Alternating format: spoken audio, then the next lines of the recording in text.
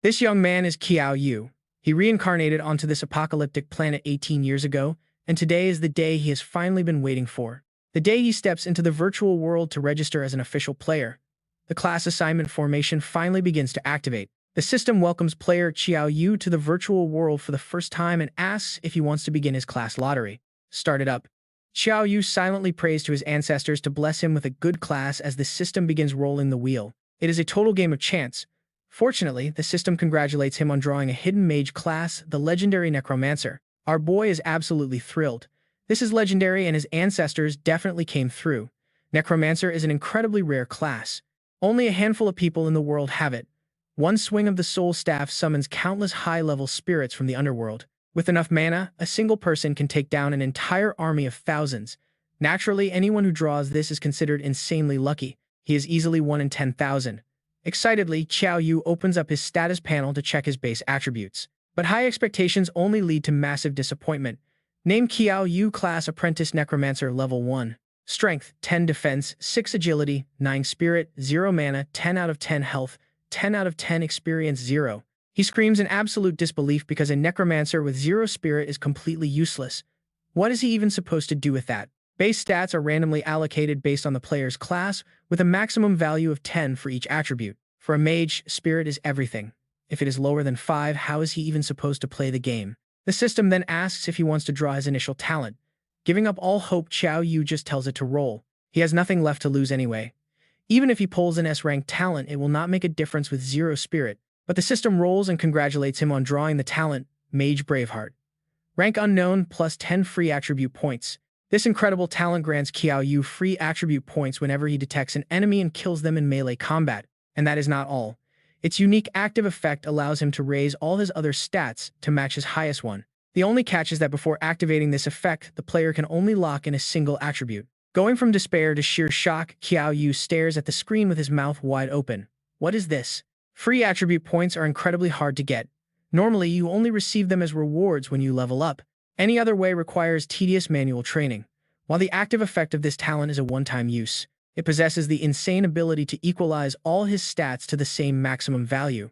Meanwhile, the passive effect grants him free attribute points for every single melee kill. If Qiao Yu uses the active effect right now, he can instantly become a flawless all-around fighter with a solid 10 points across every single stat. For a beginner, having max base stats is an unprecedented miracle.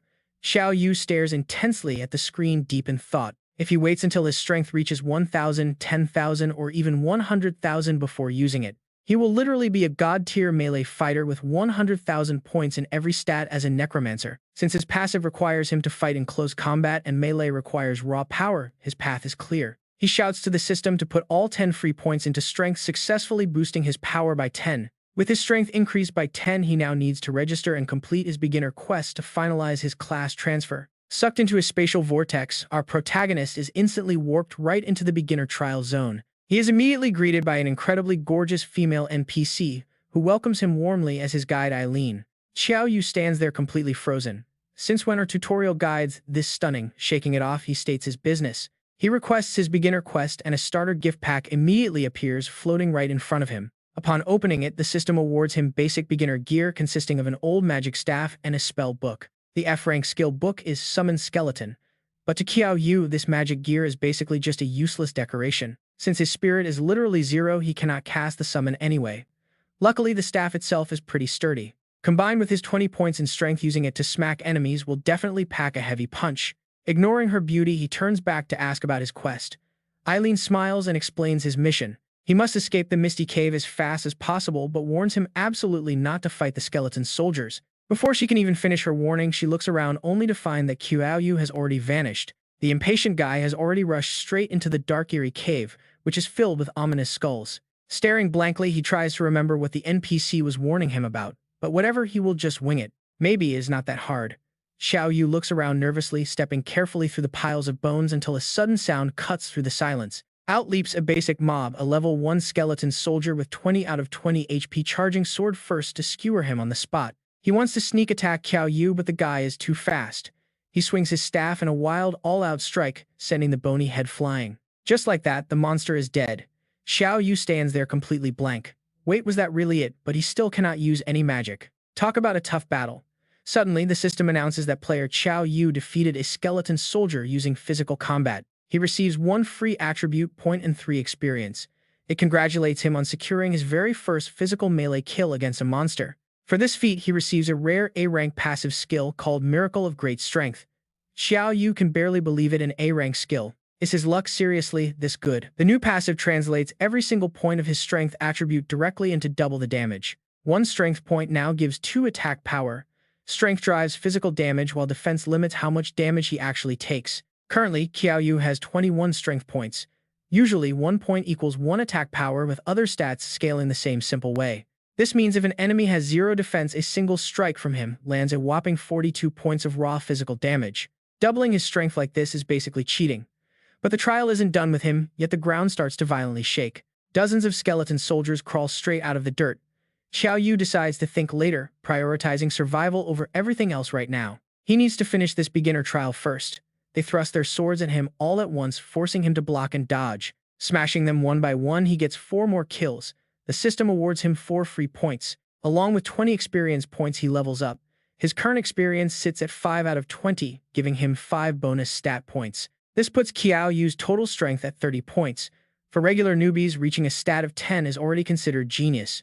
He begins to wonder if this misty cave only holds these weak skeletons for players to farm. That would be too easy. Surely there is something more challenging waiting for him. Speak of the devil, a massive figure suddenly crawls out of the ground. It is a level 3 skeleton captain with 50 HP, 15 strength, 20 defense, and an agility score of just 1. Armed with thick armor and a sword, it aims to slice Qiao Yu apart. Seeing that 15 strength makes him a little nervous. 1 stab from a beast like that would pierce his gut. But since its agility is only 1, he decides to strike first. Gripping his weapon tightly, he charges straight ahead. The skeleton captain raises its shield to block his heavy blow. It counters easily, cracking the stone floor with its sheer force. Spotting a brief opening, Qiao Yu lunges straight for the monster. The captain falls backward and Qiao Yu leaps high into the air. Die now, he yells, bringing down a final crushing blow. The monster shatters completely. The system registers that player Qiao Yu has successfully defeated a skeleton captain in close combat. He receives 3 free attribute points and 10 experience. Still, that captain was a tough opponent for him to handle. If the beginner quest is this brutal, how on earth did the other students manage? He recalls his principal mentioning something. Defeating monsters can drop soul cores, which grant a random item. Holding the small glowing orb, he wonders what he got. It turns out to be a skeleton gauntlet. This is a D-rank consumable item that guarantees a critical hit on his next strike. Feeling a bit disappointed, he sighs. Why does it have to be a single-use item? A permanent piece of gear would be way better. Just when he thinks he can catch his breath, a strange scratching noise echoes from behind him. This is far from over. More skeleton soldiers begin crawling out of the dark. Even at level 2, they only have a pitiful 20 HP. But getting stabbed to death by these things would end his journey permanently. Qiao Yu rushes forward to take them out. Striking down one skeleton after another, his experience bar steadily climbs. The system chimes again to congratulate him on leveling up. He now has 20 out of 30 experience, earning 10 free attribute points. Luckily, these skeletons only have 1 agility. Qiao Yu pulls up his character panel. His class is Necromancer, his student level is 3, and his strength is 46. He has 6 defense, 9 agility, 0 spirit, 80 mana, 30 HP, and 20 out of 30 experience. His talent is listed as Braveheart of a Mage with an unknown rank alongside his A-rank strength passive. Meanwhile, outside the portal, the other students are excitedly comparing their newly unlocked classes. One guy got a fighter class and is absolutely thrilled. He boasts about bringing pride to his family. Everyone has successfully awakened, but they wonder why the principal has not ended things. Is there someone still inside the dungeon? The crowd bursts out laughing, mocking whoever is taking so long. How could anyone take this long on such an easy quest? If they struggle now, how will they survive later? Sure, the skeleton soldiers hit hard, but they are incredibly slow and can never catch us. Anyone who manages to fail this, or die inside, would be the joke of the year. Only one quiet friend stands in the crowd, looking deeply worried. Everyone outside is stressing over Qiao Yu. Why is he not out yet? Did something go wrong? Inside, after a chaotic beatdown, Qiao Yu finally clears the field. That should be the last of those pesky skeletons, right? He waits, but the system still has not announced the quest completion. Suddenly, a terrifying sound rumbles through the cavern. Bones and skulls rise into the air, merging into one massive pile right before Qiao Yu's completely baffled eyes. A giant boss emerges, the Skeleton King itself. Luckily, it is already in a heavily wounded state. Its stats are level 10, 400 out of 500 HP, 45 strength, 60 defense, and 1 agility. Bizarre bone skills, too. How is a boss appearing in a beginner quest? Is the system trying to kill him? Suddenly, the beast roars. It launches a savage strike at Qiao Yu, but the youth leaps back just in time. Talk about a close call that was a heart-stopping split second. One direct hit is instant death. Fortunately, while this monster has crazy attack power, its agility stat is absolute garbage. That slow speed is Qiao Yu's only saving grace. But with a defense stat of 60, he wonders if his attacks can even put a scratch on it. He quickly exploits his speed advantage, weaving around the massive boss and landing a stream of rapid strikes. His attacks actually work, though they only deal 32 damage. That means he just needs to keep chipping away like this. Landing about 10 more clean combos should easily do the trick. Qiao Yu unleashes a furious barrage of hits. Turns out this big guy is all bark and no bite. Watch how fast Qiao Yu takes advantage. With only 200 HP left, it is almost over. But the boss suddenly rumbles, freezing him in fear. The beast grunts that it has guarded this misty cave for years without anyone reaching this deep. If its minions had not been wiped out first. It is absolutely furious. How could a mere rookie break its legendary defense and force it to this low point? You will not leave this cave alive, it bellows. The boss grows desperate to destroy Qiao Yu, triggering a massive surge in its power. Enraged, the boss moves much faster and slams its massive weapon down completely, shattering the solid stone floor beneath him. A head-on clash is out of the question now. He needs to restrict its movements first. Qiao Yu watches the raging boss with intense focus. He spots a loose boulder right behind the giant. Time to play smart and lure the beast over. He starts taunting the beast, screaming to bring it on, big guy. Furious, the monster swings wildly, but Qiao Yu makes a fatal slip. He takes a graze. His health drops to 4 HP. Danger zone. The boss keeps slamming its massive weapon into the ground in a blind frenzy. Qiao Yu desperately rolls away from the impact zone. The boss has low HP, but Qiao Yu is completely out of stamina to drag this out. He has to end this. Now. While the beast is still struggling to stand, he must land one final decisive strike. Leaping into the air, he activates his single-use D-rank skeleton knuckles. This handy item guarantees a 100% critical hit on his next strike. With everything on the line, Qiao Yu strikes the final blow with every ounce of his remaining strength. Rocks shatter as the system announces he has cleared the beginner dungeon. Congratulations to player Qiao Yu for surviving the Misty Cave. You are now officially registered as a player. Furthermore, congratulations on defeating the hidden boss, the Skeleton King. His rewards pop up 30 free attribute points. The system also detects he defeated a boss using raw physical attacks. That earns him 10 more attribute points and instantly boosts his power level by 3 whole tiers. His experience resets to 0 out of 50. As the final clear reward, he receives the rare Skeleton King ring. He scored a rare boss drop. The C-rank Skeleton King ring is now officially in his hands. Once equipped, his very first basic attack deals 50% extra damage with a 24-hour cooldown. Best of all, no class restrictions. This is not bad at all. Although not as explosive as the Knuckles, he can use this baby forever. Selling a C-rank item like this would easily fetch a few 100,000. He struck gold. But then a notification catches his eye. He is the first player to ever defeat it. If so, how did anyone else pass before? Whatever he needs to get out first. Checking his updated status screen, his level has jumped to 5 and his strength is now 76. His stats look amazing, his agility is 9 and his mana is now fully charged up. He has the Mage's Braveheart talent, an A-grade miracle skill, and his new C-rank ring. The second he teleports back outside, his very chubby buddy Yang Xiang immediately runs over to tackle him in a giant hug. Yang Xiang gasps, asking what took so long and if he had died inside. Qiao Yu can only blink in complete confusion. Yes, it has actually been 3 long hours since the last player cleared the trial and exited. Yang Xiang proudly boasts about unlocking the mage class, jokingly throwing out an Avada Kedavra spell to show off. It seems everyone shared the exact same dungeon except for one person. The class monitor Ma Fei has not. Ma Fei stands there with his arms crossed, showing off. Qiao Yu, so you were the last one to step out, huh? He laughs, mocking Qiao Yu's looks. So what if he is handsome? Talent in the virtual world is what matters. He asks if Qiao Yu even knows his class. Qiao Yu does not care about his nonsense, but this guy keeps pressing and causing trouble. Just at that moment, the principal steps in. The principal crosses his arms and announces that everyone has finished registering in the virtual world. Tomorrow, the whole class must team up for the novice trial. He tells them to introduce their classes and talents so they can get to know each other first. One by one, the students proudly brag about their newly acquired classes, claiming to be D-rank warriors or sneaky assassins.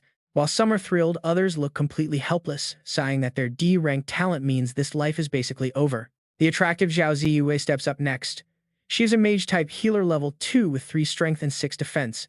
Her agility is 5 and her spirit is 6. The girl next to her also steps up, announcing she is a tank with B-rank talent. She is a level 2 paladin with 5 strength, 9 defense, 6 agility, and 3 spirit. Meanwhile, Ma Fei proudly grips his sword. He declares his class is a level 3 swordsman with 9 strength, 6 defense, 8 agility, 4 spirit, and a B-rank talent. As soon as Ma Fei finishes, the classmates erupt into chatter, looking at him with pure admiration. After all, swordsmen are incredibly powerful. With just a sword and a flask of wine, they live a life of freedom. The class president is truly a genius. The principal thinks to himself that B-rank talent already counts as a genius. This student is actually looking pretty promising. Next up is Qiao Yu.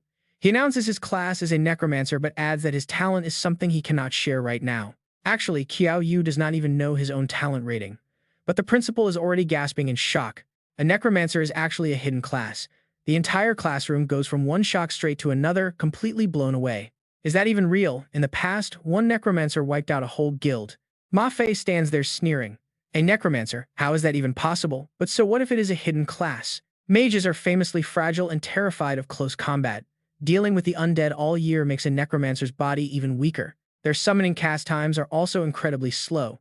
Without teammates protecting them, they are basically sitting ducks. Strong classes like assassins and swordsmen are their ultimate counters. Plus, since Qiao Yu is hiding his talent, it must be trash. He probably did not dare say a word because it is embarrassingly low. Yet unlike the loud and arrogant Ma Fei, Qiao Yu remains calm. His absolute composure surprises everyone in the room.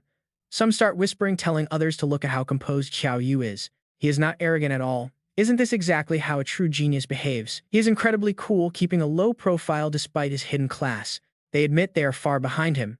This must be the massive gap between a real genius and ordinary people. Even his personality is completely rock solid.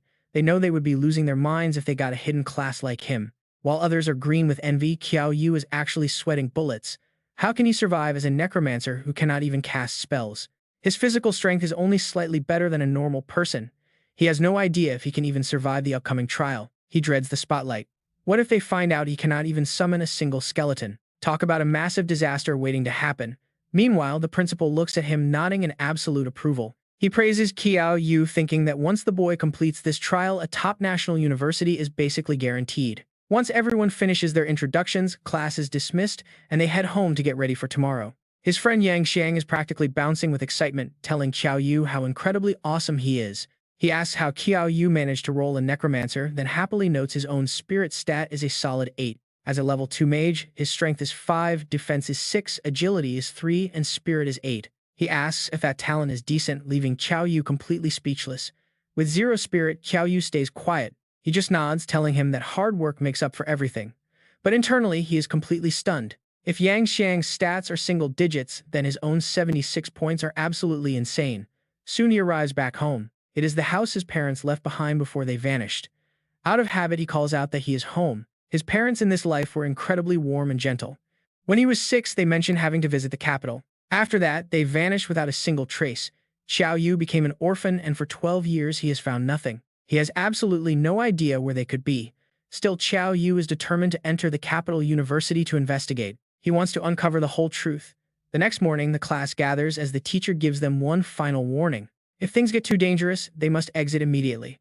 Failing the trial is always better than losing their lives inside. Don't panic, class. Rookie dungeons are rarely lethal, and they usually won't cost players their lives, though danger still lurks. But exceptions always exist. A catastrophic incident once occurred when a dangerous beginner trial wiped out an entire classroom. 40 students perished, leaving behind no bodies or traces of survival. To this day, nobody knows what kind of terrifying place it was. Only its chilling name is remembered: Nightmare Village. Hearing this dark rumor, the students break into cold sweats, their faces filled with anxiety. The principal tries to reassure them, telling them there is no need to panic as long as they exit the virtual system immediately. That way, they will stay safe. Get ready, class, because once the countdown timer hits 0, you will enter the digital world. And just like that, the rookie trial begins. The students find themselves transported to the exact same gloomy, dead, silent, and creepy dungeon. No chance. Right off the bat, Ma Fei starts loudly bragging, telling everyone to relax because he will absolutely keep them safe. He even demands to act as their leader, promising to carry them through. All of this is fueled by his deep jealousy of Qiao Yu. He silently grumbles that even if Qiao Yu is a necromancer, he will prove that only Ma Fei is fit for leadership. Meanwhile, Qiao Yu completely ignores the noise, focusing his mind on figuring out where they are and why the system is totally quiet. Right on cue, a bizarre purple old man with a devilish face wearing dark sunglasses steps forward, letting out a heavy sigh. Such a tragedy. Young lives cut short. The students instantly raise their guard in fear. They wonder if he is an NPC and ask what he means. In response, he welcomes them to Nightmare Village.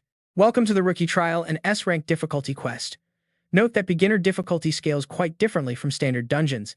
An S-Rank here matches an E-Rank normal dungeon. To pass, they must survive and somehow uncover the deepest secrets of this place. No way. Like a sudden thunderbolt, this terrifying revelation leaves everyone absolutely pale with dread shaking to their very core. Isn't this the exact dungeon that wiped out those 40 students, terrified several of them, burst into tears, and begged to go home? Despite shaking inside, Ma Fei puts on a brave face, shouting to the group, not to fear because he will lead them out. Qiao Yu silently calculates, knowing an E-rank dungeon normally requires players to be at least at the novice tier to have a chance, but they are only low-level apprentices. The system tiers range from apprentice, novice, and intermediate all the way to advanced. Levels 1 to 10 are just beginners. Suddenly, a few cowards run for the exit portal. They crash, bounce right back. There's absolutely no way to leave. The creepy old man mocks their struggles, warning that once inside Nightmare Village, escape is impossible. Despair immediately takes over the group. They scream and cry, lamenting that they are all doomed to die. One even complains that his family is too rich to die here. Yet even in this hopeless situation, Ma Fei still acts incredibly arrogant, yelling at everyone to gather up and trust him. Qiao Yu grows slightly concerned, realizing why the previous class met their demise. Their main objective is to uncover the truth. Although the purple old man speaks in confusing riddles, he does not seem hostile, meaning he might not actually be an enemy. He paces around and tells them not to sweat it, suggesting they should just settle in since they are already here. Determined to sound confident, Ma Fei proudly asks if the chief wants them to face the trial with their heads held high. Wrong. The chief glares menacingly, replying that he actually meant they should prepare to be buried here. Talk about creepy. Introducing himself as Chief Wo Gan, he shares two absolute rules. First, they can stay in any empty room they choose. However, they must absolutely never touch the mysterious black stones placed above the doors, as doing so is strictly forbidden. Second, they must return to their rooms before dark and lock the windows, ignoring whatever terrifying events happen outside. Sensing a strange secret, Qiao Yu cautiously asks the chief why they are forbidden from going outside after sunset. Wo Gan narrows his eyes, telling them they will soon find out. As darkness falls, the students rush to find shelter. They split into 4 groups of 11, with Qiao Yu and his companions deciding to take shelter on the 2nd floor. The beautiful healer Zhao Ziyue clings to him, sweet-talking Qiao Yu into promising to shield her if danger strikes. She boasts that her healing skills can easily top off his health bar, but this cozy chat is abruptly cut off by Zhuo Yu. Zhuo Yu snaps. Show some self-respect. Stop throwing yourself at him. Zhao Ziyue immediately smirks back, retorting that she will do as she pleases and mocking her opponent as flat-chested. A ridiculous verbal war erupts as they trade increasingly childish insults back and forth over their body shapes while the guys look on. But while they are busy arguing, a male classmate quietly peers out of a dusty window, completely tuning out their loud bickering. His eyes swell with tears as he spots the spectral form of his deceased grandmother standing right outside, staring directly at him. She begs him to let her inside because she is so cold and scared. Caught in a daze, Wu slowly reaches forward to unlock the window. The window flies open. Qiao Yu panics and screams out to stop him, but it is already too late. Stop, he shouts, that is not your grandmother. The moment the glass shatters, a red-eyed monster lunges straight at Wu. Lost in a daze, Wu just stands there trying to touch its face. Thinking fast, Yang Xiang binds the creature with his skill, barely holding the monster back. Get over here quick, he gasps. I cannot hold it much longer. Snapping out of his trance, Wu books it back to his friends. With its disguise shattered, the beast finally reveals its true hideous form. A level 3 nightmare. 50 out of 50 health points, 25 strength, 5 defense, 25 agility, and a charm skill. Everyone is stunned. How is a terrifying nightmare like this just a common mob? Is the monster lineup in an S-rank beginner dungeon really this messed up? Yang Xiang burns through the last of his strength, but the beast breaks free and charges right at him. The poor guy breaks into a cold sweat. Stay back, he screams, a chubby guy like me tastes terrible. Luckily, teamwork is their strong suit, and they are not about to leave him behind. Just as things look hopeless, Zhuo Yu leaps in to draw the aggro. Her health bar begins to drop rapidly from the impact. Yang Xiang, run, she yells. Zhao Ziyue, heal me. Qiao Yu, summon your undead to lock this thing down. Everyone grits their teeth in determination. Zhao Ziyue immediately casts her healing spell, and green light wraps around Zhuo Yu, steadily restoring her health bar. Zhuo Yu realizes that as long as they work together, beating this nightmare is totally doable. Now they just need Qiao Yu to summon his minions. But instead of casting a cool spell, Qiao Yu does something completely unexpected. He grabs his weapon and charges straight at the monster himself. Yang Xiang watches in utter disbelief.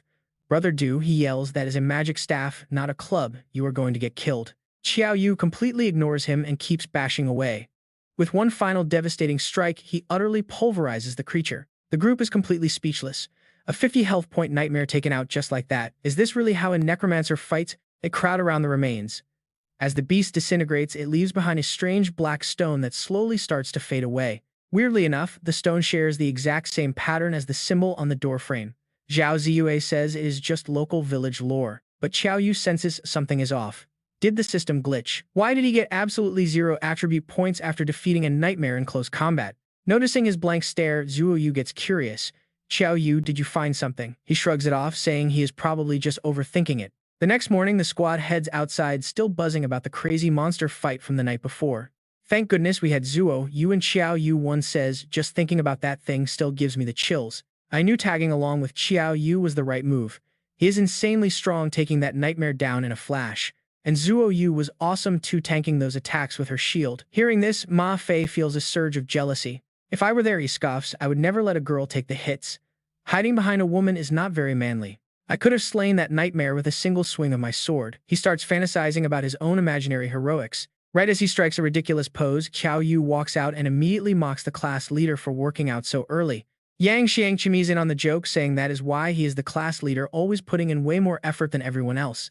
These two are total partners in crime when it comes to sarcasm, but Ma Fei completely misses the jab. Coughing awkwardly, he claims he is just doing some light practice before confidently walking over to Zhuo Yu. "Zhuo Yu," he says, "stay in my room tonight. I promise I will not let anything hurt you again." She looks at him like he is crazy. "My class is literally a heavy tank," she says. "If I do not take the damage, who will?" Flustered, Ma Fei tries to backpedal, explaining that he can solo the monsters so she will not even need to fight. Zhuo Yu shuts him down immediately. "Ma Fei, you are wrong," she says. "Our teacher taught us that teamwork is everything. You cannot just go solo all the time. You really need to learn a thing or two from Qiao Yu." Suddenly, things take a sharp turn. The village chief arrives with an angry mob shouting to arrest everyone immediately. "Drag them to the execution pyre," he bellows, "and let the fire cleanse their sins. Kill anyone who dares resist." Ma Fei steps up, asking what is going on and if there is some kind of mistake, but the chief just glares back in fury. "No mistake," the chief snaps. "Think about what you did last night." Qiao Yu scans the crowd, noticing something strange about the villagers. Their numbers and ages seem to mirror their own class perfectly. "Are you talking about the nightmare we killed last night?" Qiao Yu asks. "Silence," Wogan barks. "That was the guardian spirit of our village. You broke our rules and now we must all suffer its wrath. Your reckless actions have brought doom upon us all." The chief rants, "Your crimes are completely unforgivable." Ma Fei begins to sweat. "Chief, we did not mean to kill it," he pleads. "Is there any way to make amends?" Wogan sneers. "Of course there is," he says. "The ones who angered the spirit must stand outside when darkness falls." "Do any of you actually have the guts to do it?" Ma Fei stands there completely frozen in fear. Honestly, nobody knows just how many monsters lurk inside Yaming village. When darkness falls, the danger only multiplies. Staying outside is basically a death sentence. Yet without a second thought, Qiao Yu steps up to volunteer. He demands to wait out there for the night since he killed the guardian spirit. Ma Fei immediately loses his mind.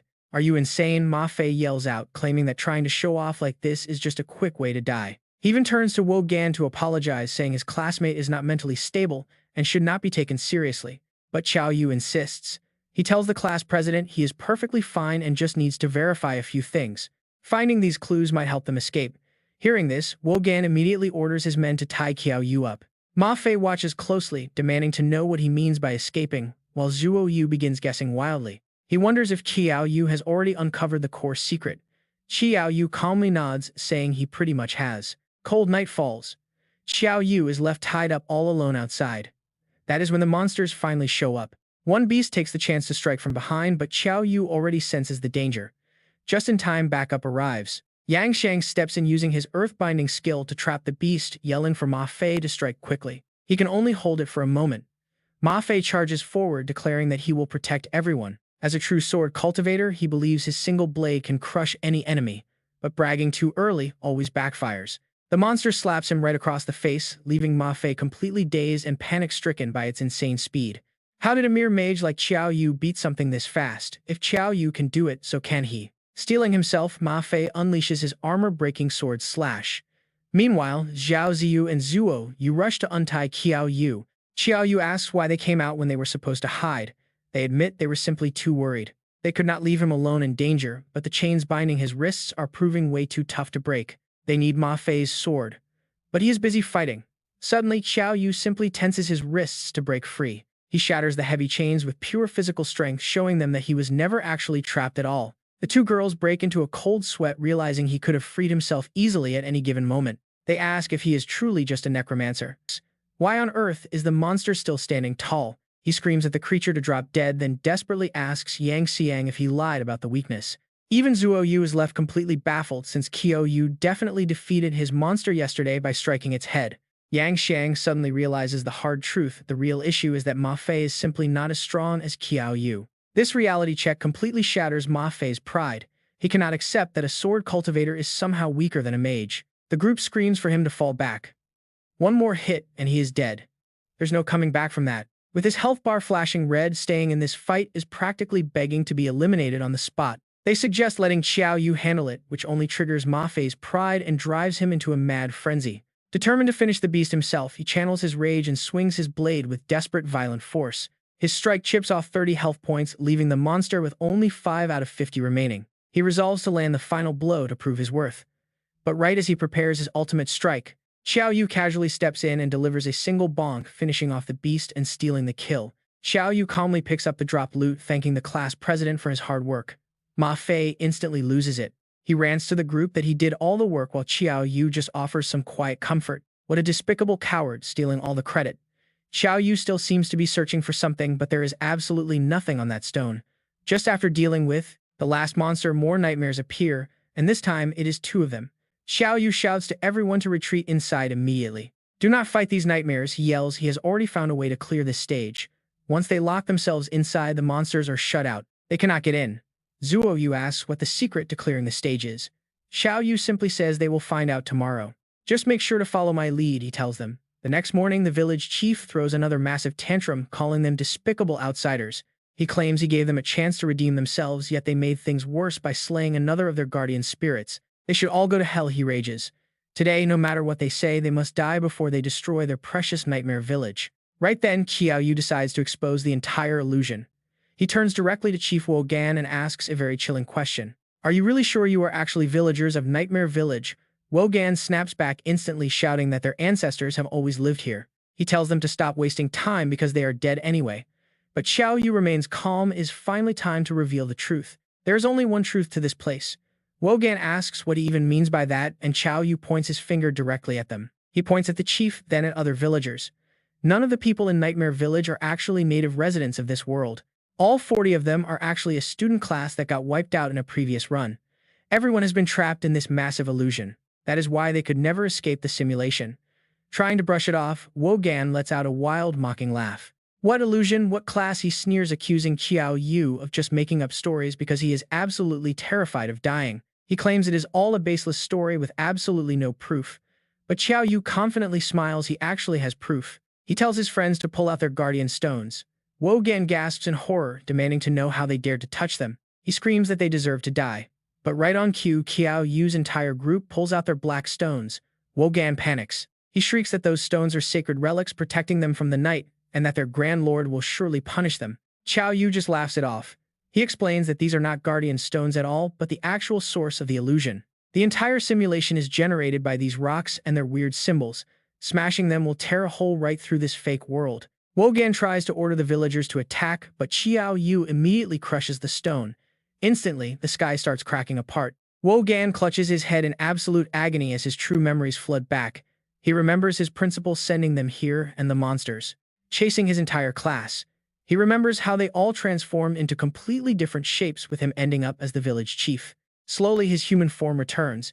He remembers who he is, the class president. Suddenly, the system notifications start flashing rapidly. A player has uncovered the core secret of Nightmare Village, successfully waking up the trapped villagers from their deep slumber. The quest is completed. Rewards will be calculated based on individual performance, and all players will be teleported out immediately. Everyone is absolutely thrilled to finally clear this nightmare. Before fading away, Wogan makes sure to express his deep gratitude. The group cheers and lifts Qiao Yu up, praising his genius. They ask him how on earth he figured all of this out. Ma Fei crosses his arms reluctantly, admitting that Qiao Yu actually showed some real cleverness this time around. But as they wait for the teleport, they realize something is very wrong. Why are they still standing in the village? A chime rings out. Congratulations to the 5 players for destroying the Black Stone, triggering the hidden quest to steal the Nightmare Heart. The quest is ranked Class E difficulty. Qiao Yu's status screen updates, displaying his Necromancer class at level 5 with over 100 strength. His defense is 6, agility is 9, mana sits at 200, and his health points are locked at 50. Meanwhile, back at Academy number 4, the principal watches the returning students. He notices Qiao Yu's group is still missing. He wonders if they somehow triggered a hidden quest. If they actually pull it off, their future is basically set. With an achievement like that, they could easily get into any university in the country, but it is incredibly risky. Triggering a hidden quest in a place like Nightmare Village is extremely dangerous, especially for a group of low-level rookies. He worries if they can even survive. Back in the village, the 5 left behind are in absolute panic. One of them panics, saying he is only level 3. Being this weak in a hidden quest feels like a total suicide mission. They do not even know what the Nightmare Heart is, let alone where to find it. Qiao Yu turns to Qiao Yu. He asks if they could have just woken up the villagers without smashing the Black Stone in the first place. Qiao Yu has absolutely no idea how to explain his mistake, so he just coughs awkwardly. But Yang Xiang gasps. He claims he finally understands. He thinks Qiao Yu must have known all along that smashing the stone would trigger this hidden quest. He praises Qiao Yu as an absolute genius who planned everything from the start. He even calls him their ultimate savior. Ma Fei can't help but respect Qiao Yu for not hoarding the hidden quest and letting them all share this massive opportunity. He is genuinely surprised Qiao Yu is sharing this. Just wait, even though Ma Fei fell behind in the novice trial, he'll catch up. Ma Fei is determined to finish before Qiao Yu does. But suddenly, a common monster spawns out of nowhere. It is a level 5 Nightmare Demon with 50 hit points, 25 strength, 5 defense, and 25 agility, screaming that everyone must die. Yang Xiang instantly panics, wondering how on earth they can fight 4 monsters at once. Qiao Yu tries to stay calm. She tells Zhao Ziwei to get ready to buff her at any moment. While blocking with her shield, Qiao Yu directs the team.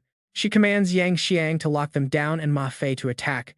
Yang Xiang immediately activates his Yellow Sandbind skill. While Ma Fei activates his armor-shattering sword aura, he is utterly shocked that his attack only deals a mere 10 damage, especially since Qiao Yu can kill them instantly.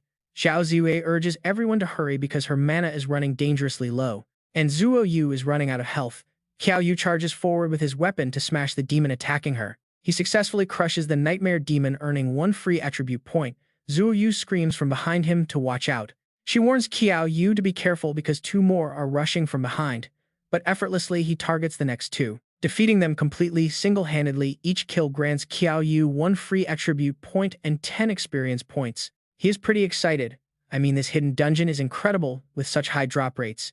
He curiously opens the loot. The item is an F-rank fairy necklace that adds a 5% damage boost, but the skill is limited to the mage class. Even though it is a solid gear, he cannot use its skill. This would be much better suited for Yang Xiang. Once the battle is over, they celebrate. Thankfully, no one is hurt and their teamwork was absolutely on point. Yang Xiang brags to Ma Fei about how strong he is. Qiao Yu remains totally unfazed, urging them to keep hunting nightmare demons. His status panel shows him at apprentice level 5 with 101 times 2 strength, 6 defense, and 9 agility. With 200 mana, 50 health, and 40 out of 50 experience, he only needs 1 more kill to reach level 6. This will also likely drop some great personal gear. Qiao Yu is loving this hidden quest when his teammate asks him a question. If he remembers correctly, the hidden quest requires them to obtain the Nightmare Heart. Qiao Yu smiles and confidently replies, "The Nightmare Heart is definitely on the Nightmare Demon. Just keep killing them and trust him." Suddenly, the ground begins to violently shake, cracking open into a massive pit that sends all 5 of them tumbling down. Qiao Yu still has no idea where they are falling. Feeling around, he wonders why the ground feels so incredibly soft.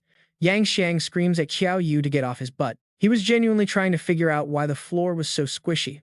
Fortunately, everyone landed safely without taking any major damage. But the stench down here is unbearable, making them realize they probably landed inside some kind of disgusting, unventilated sewer, filled with rotting waste and decomposing organic matter, explaining the horrible smell.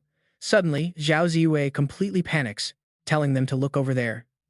That terrifying smell is actually the breath of a rare boss, the Nightmare King. It is currently fast asleep level 10, with 1,000 hit points, 65 strength, 20 defense, 60 agility, and poison skills. A system warning notes that waking the Nightmare King will trigger a relentless, frenzied pursuit. This rare boss is no joke. Even though they are both level 10, this boss is far stronger than the Skull King. Could the Nightmare Heart belong to him? Or they might have to force quit this hidden quest entirely since that 65 strength stat is just too terrifying to face. One hit from this beast would instantly turn Ma Fei into paste. He is terrified but still tries to act tough, claiming he will spare the Nightmare King if everyone insists. However, Qiao Yu calmly insists they still have a real chance. With his strength at 101 doubling to 202 plus a 50% buff from his Skull King ring, his first strike can take out 1/3 of the boss's health. Then he just needs to hit its weak spot 3 to 4 times, and they might actually pull it off. But let's be real, this plan is like playing with fire since one slip-up means instant death. No matter how much Yang Xiang trusts Qiao Yu, even he has to scratch his head at this crazy idea. Asking Qiao Yu if he has a fever since fighting a giant 10-meter-tall monster seems absolutely impossible. But Qiao Yu remains calm, explaining that although the Nightmare King has massive stats, its defense is quite low, which is its obvious weak point. By turning the enemy's weakness into their own advantage, they actually stand a chance. Qiao Yu quickly understands his plan, realizing he needs them to distract the boss. Qiao Yu confirms that as long as they draw its attention, he can kill it, but doing this is incredibly dangerous. The Nightmare King's agility is far higher than theirs and none of them can take a direct hit. Since its agility stat easily outclasses their own, meaning a single strike would obliterate anyone in the team, so the four of them, they had to hold it down together. Trusting Qiao Yu once more, they agreed to put their lives in Brother Yu's hands. They put their lives on the line for him, agreeing to cooperate since he asked. But they warned him not to overdo it if things went south. Running from a boss this strong is nothing to be ashamed of. But Qiao Yu had already mapped everything out, having calculated their moves down to the last detail. He told them to relax, and after a quick break, the five moved out. As long as they did not strike the Nightmare King, it would remain asleep. That first strike was absolutely crucial, meaning they had to pinpoint the monster's weakest spot. Qiao Yu began climbing up the beast's massive body. As he scaled the monster, he spotted a strange anomaly. He smiled. This was undoubtedly the Nightmare King's ultimate weak point. Carefully raising his weapon, the young man activated his Skull King ring. He brought his blade down with a heavy, decisive first slash. The blow shaved off 508 HP in an instant, leaving his classmates completely speechless. Since when did a mage deal physical damage like that? The system then announced that Qiao Yu had shattered the Nightmare Heart, updating the quest line. The sleeping giant was officially awake and furious. The quest successfully updated to an A-grade difficulty target, slay the Nightmare King. Instantly, the beast flew into a terrifying destructive rage. Qiao Yu stood his ground, urging the team to stick to the plan and buy him a solid window of opportunity to strike. The monster roared, cursing the despicable humans. Qiao Yu quickly yelled at Ma Fei to jump in and draw its aggro. Ma Fei charged in immediately, unleashing his defense-breaking sword Qi. Meanwhile, Ying's flashy-looking attack barely did a thing to the boss. It dealt exactly 1 damage. How on earth did Qiao Yu's staff deal 508? It made absolutely 0 sense to them. Still, even minor damage would add up eventually, so they kept up the persistent critical strikes. This only pushed the Nightmare King over the edge. The beast roared that it would gladly crush them first. Ma Fei braced himself, trying to sound tough as he taunted the monster. A real warrior never fears death, so Ma Fei screamed for Yang Xiang and Qiao Yu to back up his defense. They jumped in to help block the Nightmare King, casting a swirling sand spell along with a defensive light shield. Even with the protection, Ma Fei's health was tanking. Luckily, Zhao Ziyue stood in the back, constantly spamming her healing spells. Combined with the shields, they barely managed to hold the line, but Ma Fei was quickly reaching his absolute limit. He screamed for Qiao Yu to hurry up before he died. Receiving the signal, Qiao Yu lunged forward and landed another solid blow. That strike knocked off another 182 HP. Suddenly, a system warning flashed. The boss was about to trigger its nightmare domain. Qiao Yu froze. The skill was an unstoppable wide-range area of effect attack that was already draining everyone's health rapidly. They couldn't let the monster finish casting. The previous group must have fallen victim to this exact illusion spell. Thinking fast, Qiao Yu unleashed an interruption skill, aiming to shut down the casting before it was too late. It worked. The boss's health plummeted to just 128 out of 1,000. They were so close. He leaped high into the air, facing the beast head-on. Zhao Ziyue cried out, warning him that she was completely out of mana. But he didn't need heals anymore. The exact second his staff connected with a monster's skull, it was game over. The Nightmare King disintegrated into nothingness. The system congratulated Qiao Yu on securing the first kill, awarding 30 free attribute points. Since he defeated a magic boss using pure physical attacks, the system granted him an extra 10 free attribute points. Along with 50 bonus experience, Qiao Yu leveled up instantly. With his experience now sitting at 30 out of 50, he gained 10 more points. He had successfully completed the hidden quest. Now the system began calculating the clear ratings to distribute their final rewards. They had actually pulled it off. As the dust settled, the system began grading the performance of the other party members. First up, Zhao Ziyu received a D-grade rating, securing her a basic D-grade healing skill called Spring Wind. Zuo Yu walked away with a C-grade rating, landing a D-grade Thorn skill to reflect incoming damage. Yang Xiang got a C-grade rating and an Earth Spike spell, while Ma Fei earned a C-grade and a basic defensive sword skill. But Qiao Yu hit an incredible A-grade rating, earning 50 bonus experience and a B-grade skill book called Wither. While he couldn't use the skill just yet, he still had the boss's soul core.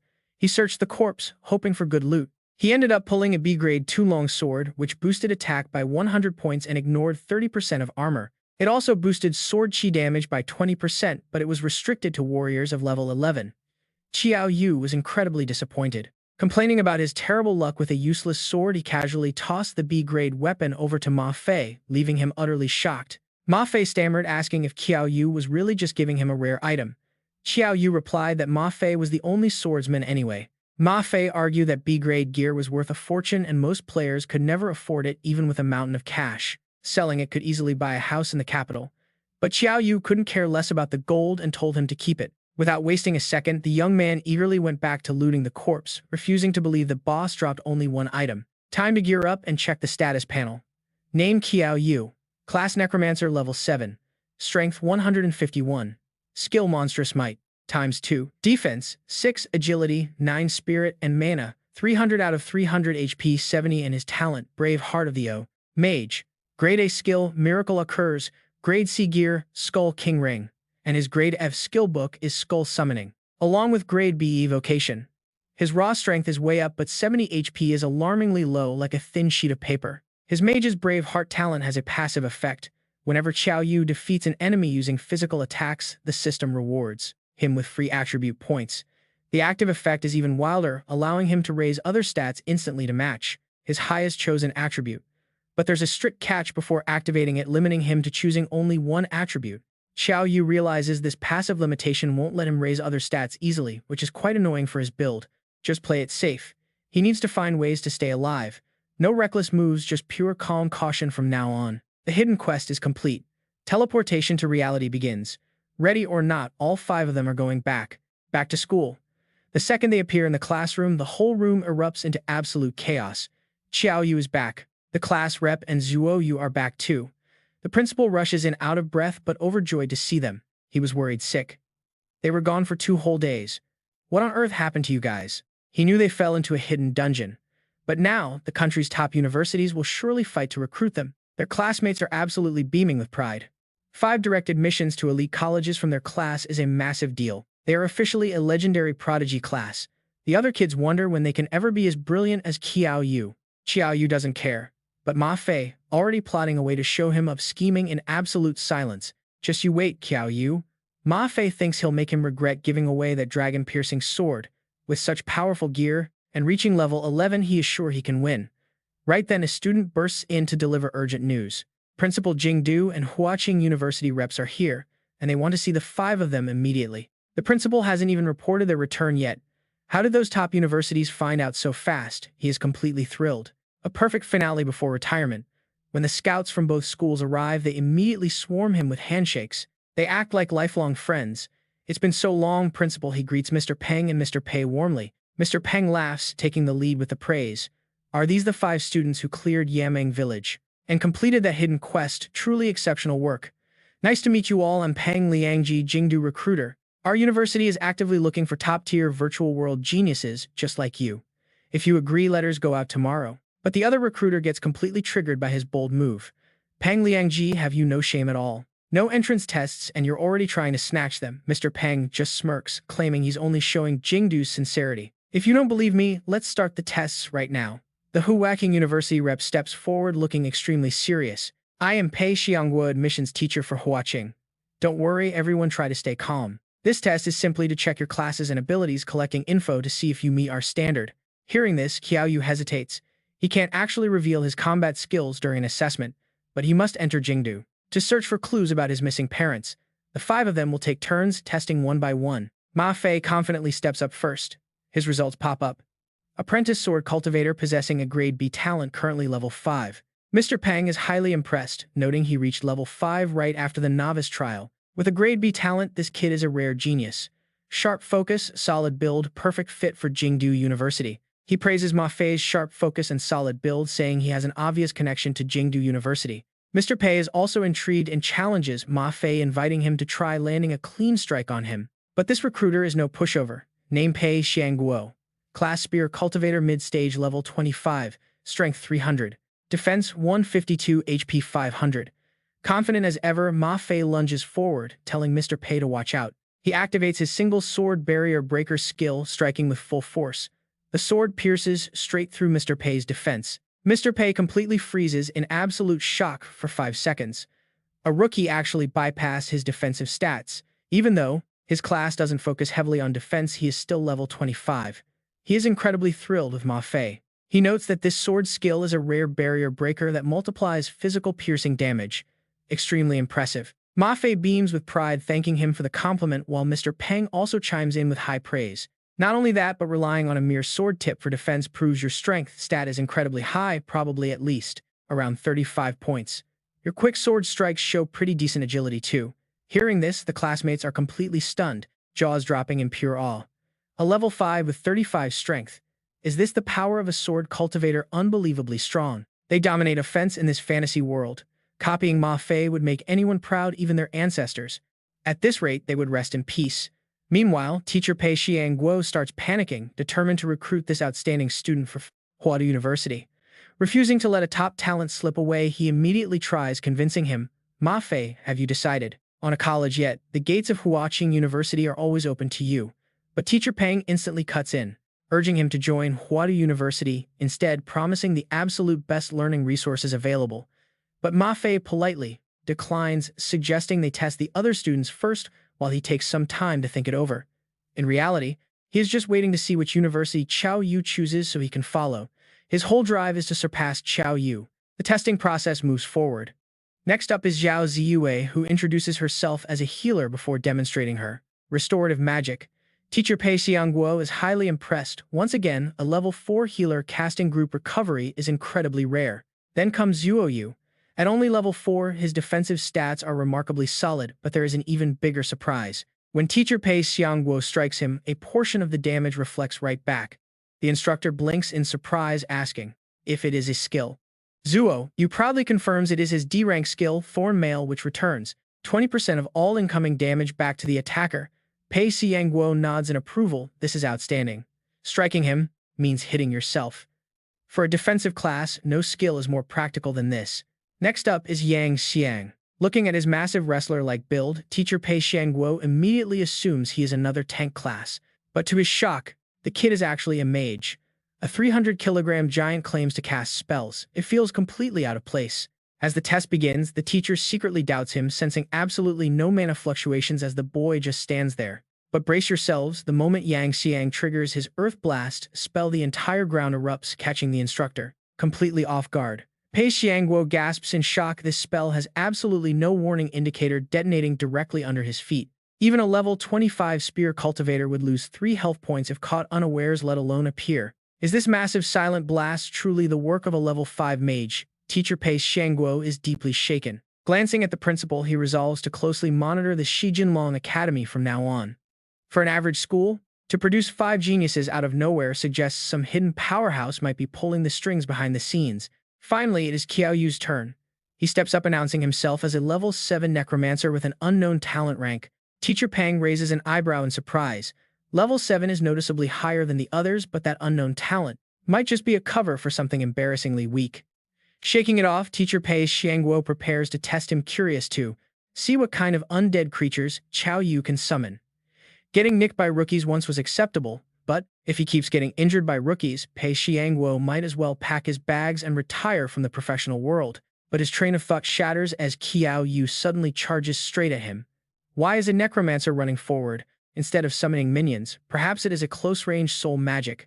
Still, this boy is playing it incredibly dumb. In a real battle, no opponent would stand still and wait for a squishy mage to close the distance like this. But before he can even finish that thought, Qiao Yu shifts his stance and pulls back his arm, clenching a fist.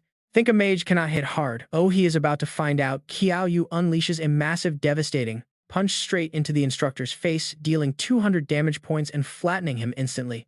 The entire classroom freezes in absolute shock. What is going on here? A level 7 mage just one-shot a level 25 expert. Picking himself up, Teacher Pang looks completely bewildered, asking his colleague how on earth a rookie's fist put him in such a miserable state. Necromancers are supposed to have the weakest physical bodies in existence. Is Qiao Yu a secret relative of yours, or are you just acting? Teacher Pei Xiangguo angrily snaps back, telling him to shut up. That punch nearly gave him a heart attack. What kind of monster is this kid? Is he really only level 7? The classmates are left reeling from one shock after another, wondering if they are collectively hallucinating. A single physical blow just sent an elite recruiter flying. They begin whispering among themselves, questioning if the Qiao Yu standing before them is actually an advanced summon, while the real necromancer is hiding somewhere safe nearby. It must be. Necromancers are known for having the absolute weakest physical bodies, yet Qiao Yu just blasted an admissions officer away with a single punch. Teacher Pang is left standing there completely terrified. This new student is seriously scary. Luckily for Peng Pei, Xiangguo volunteered to be the examiner this time. Otherwise, Pang would have been the one utterly humiliated. Qiao Yu politely asks if his test is finally over. Both of the instructors are dumbstruck and completely silent. Teacher Pei is convinced this kid is a total monster. Teacher Peng just stutters out a weak yes. He explains that Qiao Yu technically passed, but since he did not show any actual necromancy, they cannot give him an accurate evaluation. Qiao Yu speaks up honestly, saying it is fine. He has thought it through and decided he wants to join the warrior department as a physical combat major. He knows he cannot use magic anyway, so his main goal is simply getting into Jingdu University. Teacher Peng is stunned. Majoring in a field that does not match your class is completely unprecedented in school history. Because of this, he wants to call the university president to discuss it. Over the phone, President Ji asks what is wrong, wondering if Peng is not currently recruiting at the 4th Academy in Subei. Peng explains that he just discovered a necromancer with terrifyingly monstrous talent, but the kid wants to join the warrior department as a combat major. This news leaves the president completely shocked, telling Peng to hold on. He asks what Peng is talking about, so Peng cuts straight to the point.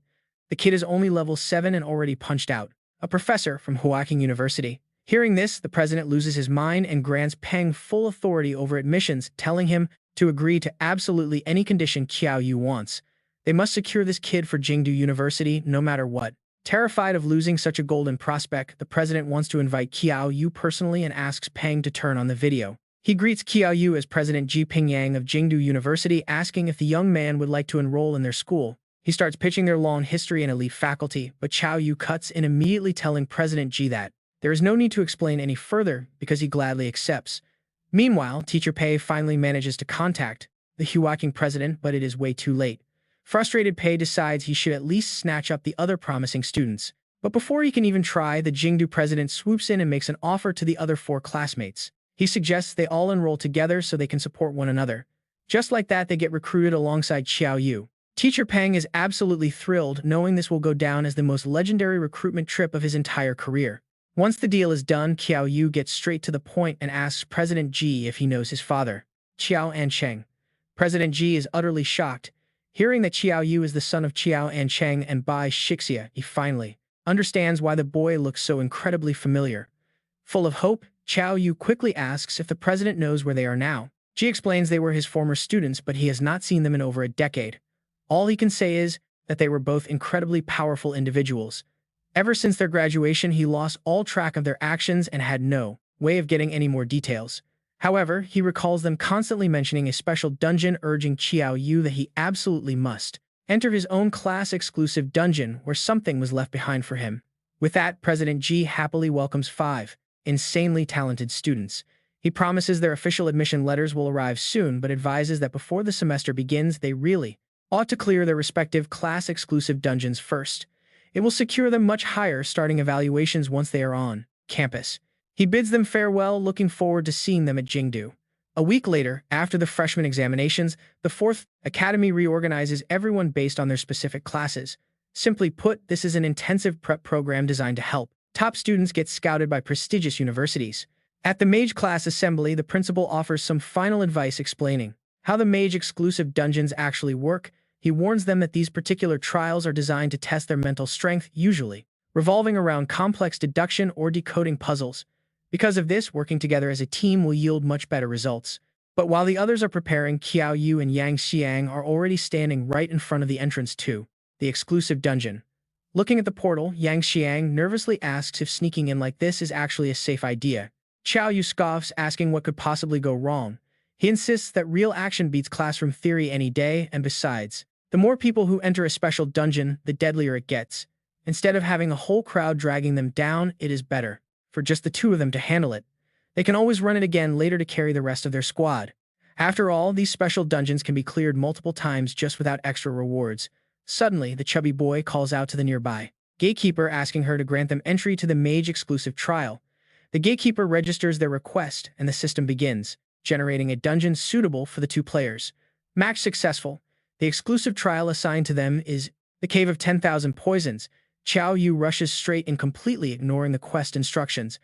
Honestly, the guy has absolutely no clue what is happening. Instruction, quest notification. What even is that? Yang Xiang sighs in disbelief. Of course, there is. How could you not know about the quest system? How did you clear the skeleton cavern without hearing the prompt? Wait, did you seriously just wipe out every single skeleton in there? Qiao Yu is just standing there with a blank face. Legend says there is a highly ancient and evil tribe hidden in southeast Qian. Its people specialize in breeding deadly venomous insects. They are cruel outcasts, skilled enough to poison victims without leaving a single trace. Those poisons suffer agonizing pain worse than death.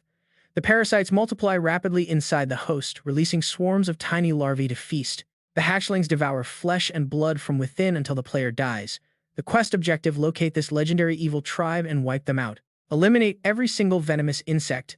The rewards will scale based on the player completion rate after finishing this dangerous mission. Note that the Cave of 10,000 Poisons requires 5 players to start. The system is automatically pairing you with 3 other teammates. Please prepare yourself. Instantly, they materialize inside the dungeon. The 3 matching players consist of 2 guys and 1 girl. Before anyone can even check each other's stats or abilities, one of the 3 newcomers already starts showing some major attitude. Are you two the extra fill-ins? Do not drag us down.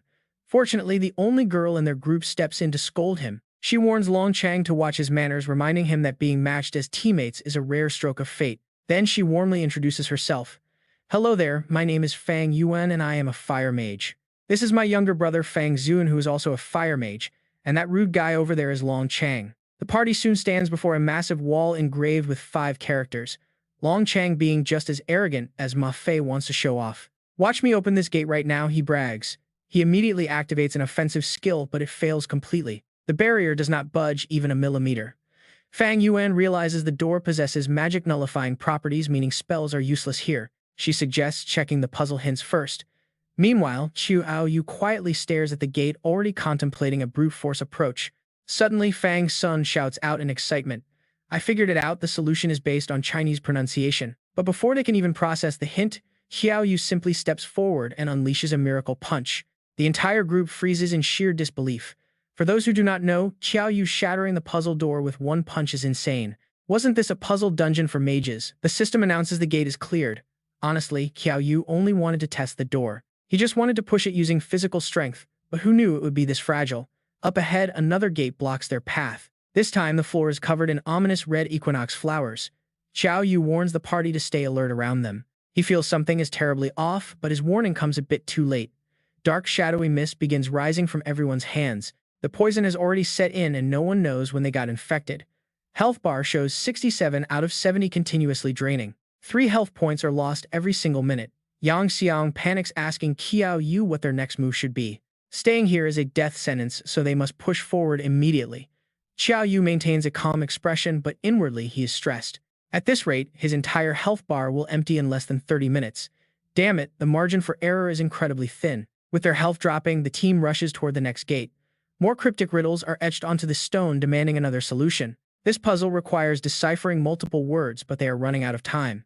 The pressure is getting way too intense. I have no clue what this means, Qiao Yu thinks as he smashes the door to pieces with another explosive strike. Long Chang is absolutely flabbergasted.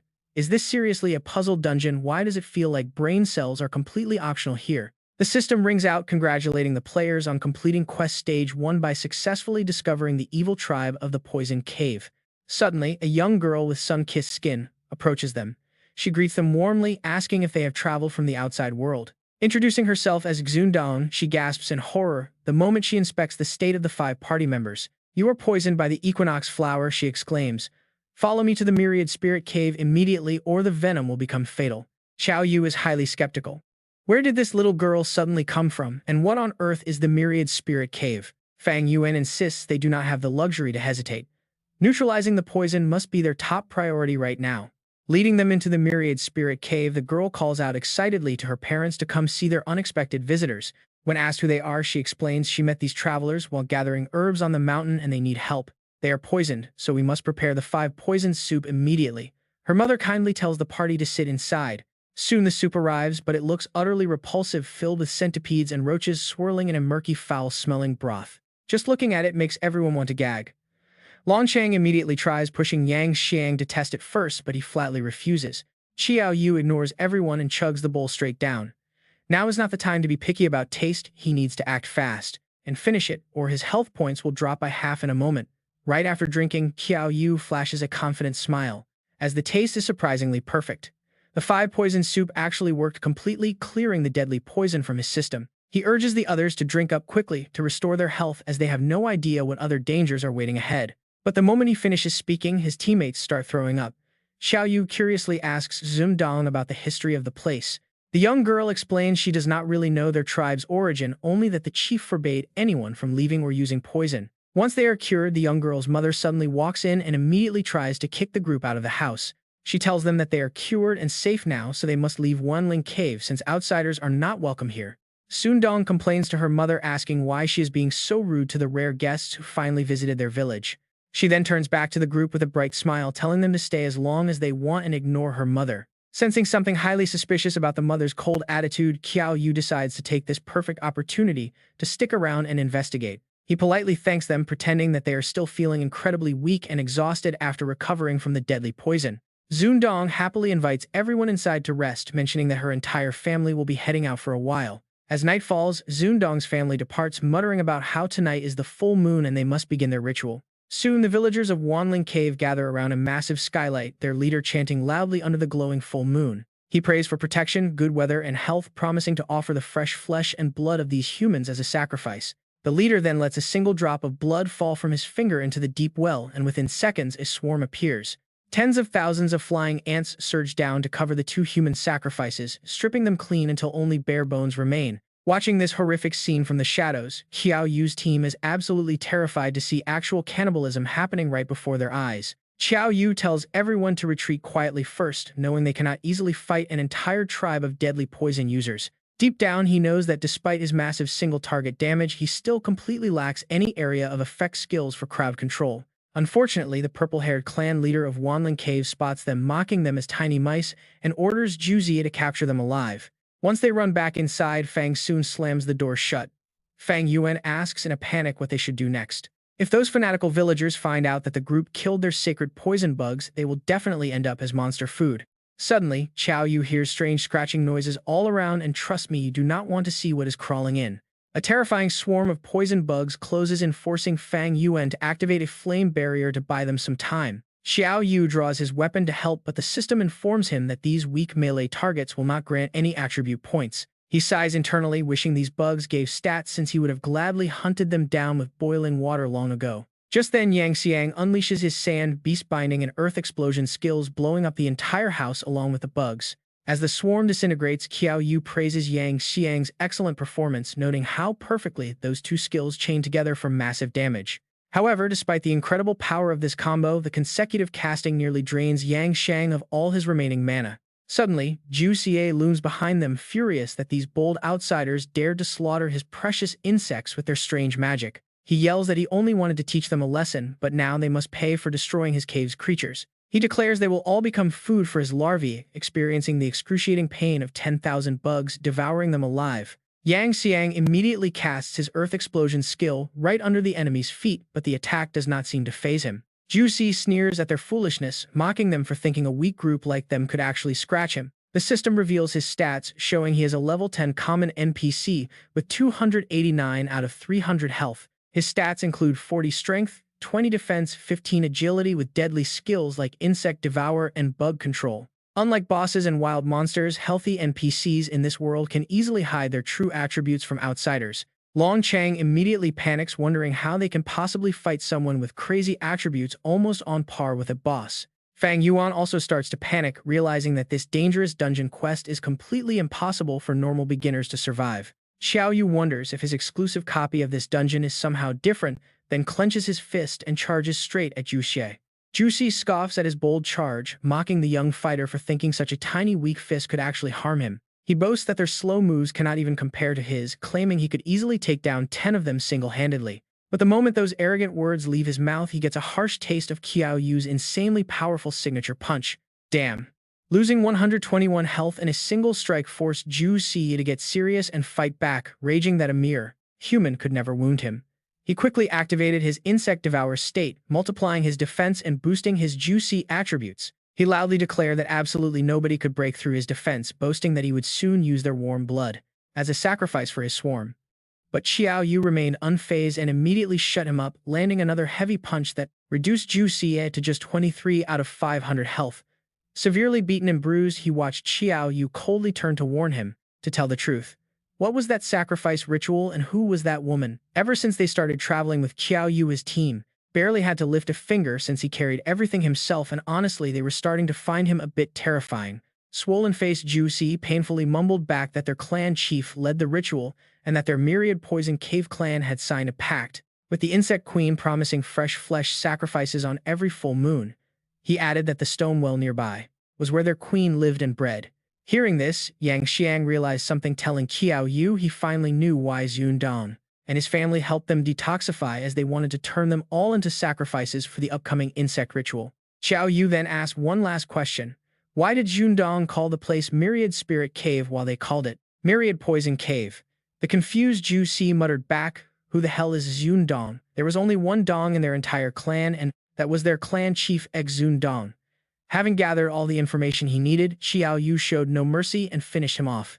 A system notification popped up confirming player Qiao Yu had successfully defeated the Zhu Xie NPC with his bare hands. His reward was 10 free attribute points and 50 experience points, triggering a successful level-up announcement. His current experience was 10 out of 80 with 5 free attribute points remaining. Suddenly, another chime rang congratulating him on his first barehanded NPC kill in this world, rewarding him with an S-grade item called Sage's Protection. This S-grade single-use item could nullify a fatal strike. Qiao Yu was highly impressed, realizing that this overpowered item could save his life. Obtaining such an incredible cheat item from a simple NPC made it easily the best loot in this entire world. Meanwhile, Fang Yuan, Fang Sun, and Long Chang grew anxious, wondering what they should do next now that they had killed a villager. The locals would eventually find out, and they worried that Qiao Yu alone would not be able to handle an entire angry clan. If a mere villager was this strong, their bug-controlling chief would be even worse. But Qiao Yu reassured them that the quest only required wiping out the insectoids, not the villagers. Since the nest was hidden right inside the old well, they had to destroy it. Acting before Chief Xundong discovered what had happened was their absolute best chance. The group quickly moved toward the well, finding the area completely deserted and perfect for their plan. But as they drew closer, they gasped in shock at the sight of 2 lifeless bodies lying right on the ground. Shockingly, they were Sundong's parents, proving the clan was ruthless enough to butcher their very own people. Qiao Yu muttered that their strange behavior finally made sense, meaning not everyone here was evil. However, they had to focus on destroying the well first. Unleashing fire, wind, and earth magic all at once, they coordinated their attacks to blow the ancient stone well apart. The explosion left a massive gaping crater in the ground. Yang Xiang believed such power surely killed everything down there, and yet the system quest failed to show a completion screen. Right then, the clan chief herself emerged with a maniacal laugh. Sun Dong mocked them, laughing that these rats were quite disobedient, and she was surprised they actually managed to kill Zhu Xie. Standing right beside her was Qiong Man, a powerful core member of the Myriad Poison Cave, glaring down at the intruders. Qiao Yu stared directly back, asking whether he should address her as the Poison Clan chief or simply as Xundong. With an arrogant smirk, she asked if he disliked her current appearance, teasing that she could easily shift back. In the blink of an eye, her form melted away instantly, morphing into the innocent face of young Sun Dong. She sighed dramatically, saying she originally wanted to spare him so they could start a family together, but he had ruined everything. Since he had slaughtered so many of her beloved insects, she had to offer him as a sacrifice to appease the angry queen. Qiao Yu demanded to know why she would murder her own clansmen, even her own parents, but she simply shrugged it off. Calling them useless trash who refused to obey, her cold-blooded reply struck Qiao Yu like a sudden bolt of lightning. Seeing Qiao Yu seething with pure rage, Sun Dong kept mocking him, telling him there was no need to get so upset. After all, she sneered, they would all be joining her dead parents very soon. Following her wicked laughter, thousands of squirming insectoids suddenly swarmed out. Realizing the extreme danger, the team members rushed forward to back him up. Fang Yuan unleashed a massive wall of fire, but Qiao Man intercepted them, sending Long Chang flying back with a single brutal slash. He warns them not to disturb the Patriarch. Qiao Man is a common level 20 NPC with 500 HP, 55 strength, 30 defense, 30 agility, and skills like insect bite and poisonous insect manipulation. Qiao Yu is completely surrounded by bugs. Damn it, these bugs are endless. Swarming means death. If only his speed and defense matched his strength at 166 points, this situation would be solved easily. Should he proactively activate the Heart of the Brave skill right now? After weighing his options, Qiao Yu decides against it, since he still has Sage's protection to revive him once he is going all in. To catch the bandits, he must take down their leader. If he kills Zundong, the poisonous insects will scatter. Qiao Yu finally breaks free from the swarming bugs. Zundong giggles with amusement, mockingly asking if her big brother has finally made up his mind to feed himself to her precious little worms. Suddenly, Qiao Yu blurs past with insane speed, carving a massive gash into her abdomen. Clutching her stomach, Zundong looks at him with pure hatred, snarling that ungrateful fools who do not appreciate kindness deserve to be eaten alive. It turns out Zundong is classified by the system as a rare NPC. She is level 10 with 1000 HP, 30 strength, 30 defense, 50 agility, and has skills like insect bite, poisonous insect manipulation, and beast form. Qiao Yu wonders why she is considered rare when her stats are weaker than even the giant crab. It makes no sense. Something is definitely wrong with this girl. Suddenly, she whines that her big brother hit her stomach so hard it left a dent, asking what she should do. Right then, Zundong's agility stat instantly spikes by 80 points and she activates her lethal assault skill, lunging straight at Qiao Yu. A brutal strike to his chest forces the young man to cough up blood. That sudden burst of speed was so fast that Qiao Yu could not even react. Looking down at him, Zundong coldly promises that once he is dead, she will peel his skin off perfectly as a souvenir, mocking that it will make a lovely display. Meanwhile, Yang Sheng is busy fighting Qiao Man. Seeing Qiao Yu in trouble, he panics and tries to rush over, but the brute blocks his path. Qiao Man growls that he is their only opponent, warning them not to get distracted.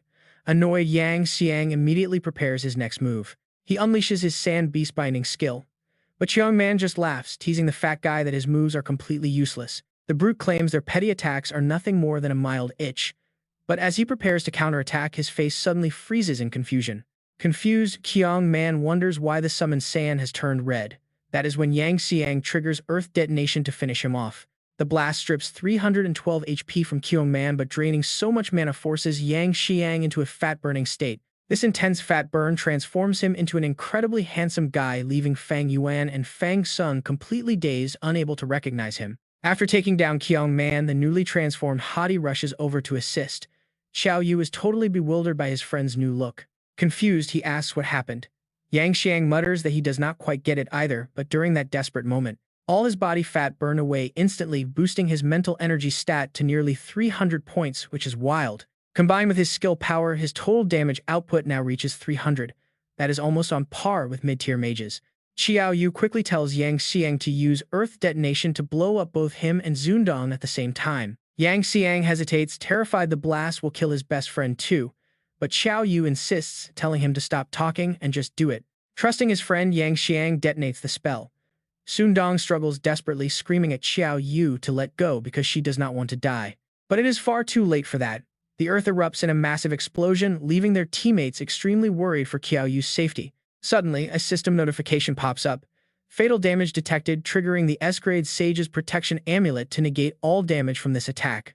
Since the player showed immense courage by risking death to survive, the system rewards Qiao Yu with an A-grade passive skill called Herculean Contract. This powerful contract is quite amazing, increasing his strength stat by 1 point for every 50 additional HP he gains. Conversely, each point of strength adds 10 points to his maximum HP. This loop does not auto-rotate or stack infinitely. Qiao Yu smiles, realizing the system must really want him to stay alive to give him such an amazing cheat skill. With his strength at 166 points, he gets an extra 1,660 HP. That brings him close to 1,800 total. Armed with this massive health pool, he no longer has to worry about getting instantly killed in battle. Relief washes over Yang Shang as he runs up. The chubby guy eagerly asks Qiao Yu why on earth a 300-point mental blast failed to blow him to pieces. Qiao Yu just smirks with his arms crossed. Smirking, Qiao Yu asks if his friend is disappointed he survived teasingly, reminding him of his revival amulet. Then Qiao Yu asks what loot Zundong dropped. Yang Xiang looks completely blank because he never received any system notification about killing her. That means she is still alive. Right on cue, Zundong charges out of the thick smoke, complaining that their attacks actually hurt quite a bit. She maniacally congratulates them, saying they finally get to witness her true beauty. Shedding her human disguise, Zundong reveals her monstrous insect form. Scaling up to level 15 with 2000 HP, 130 strength, 80 defense, 100 agility, and the deadly venomous sting skill. Her strength goes totally berserk. Turns out this is her true face and her stats are insanely high now.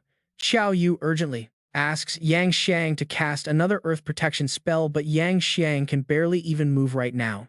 It is no use, brother Yang. My mind stat is down to 48 points. The fat burn was temporary. System warning.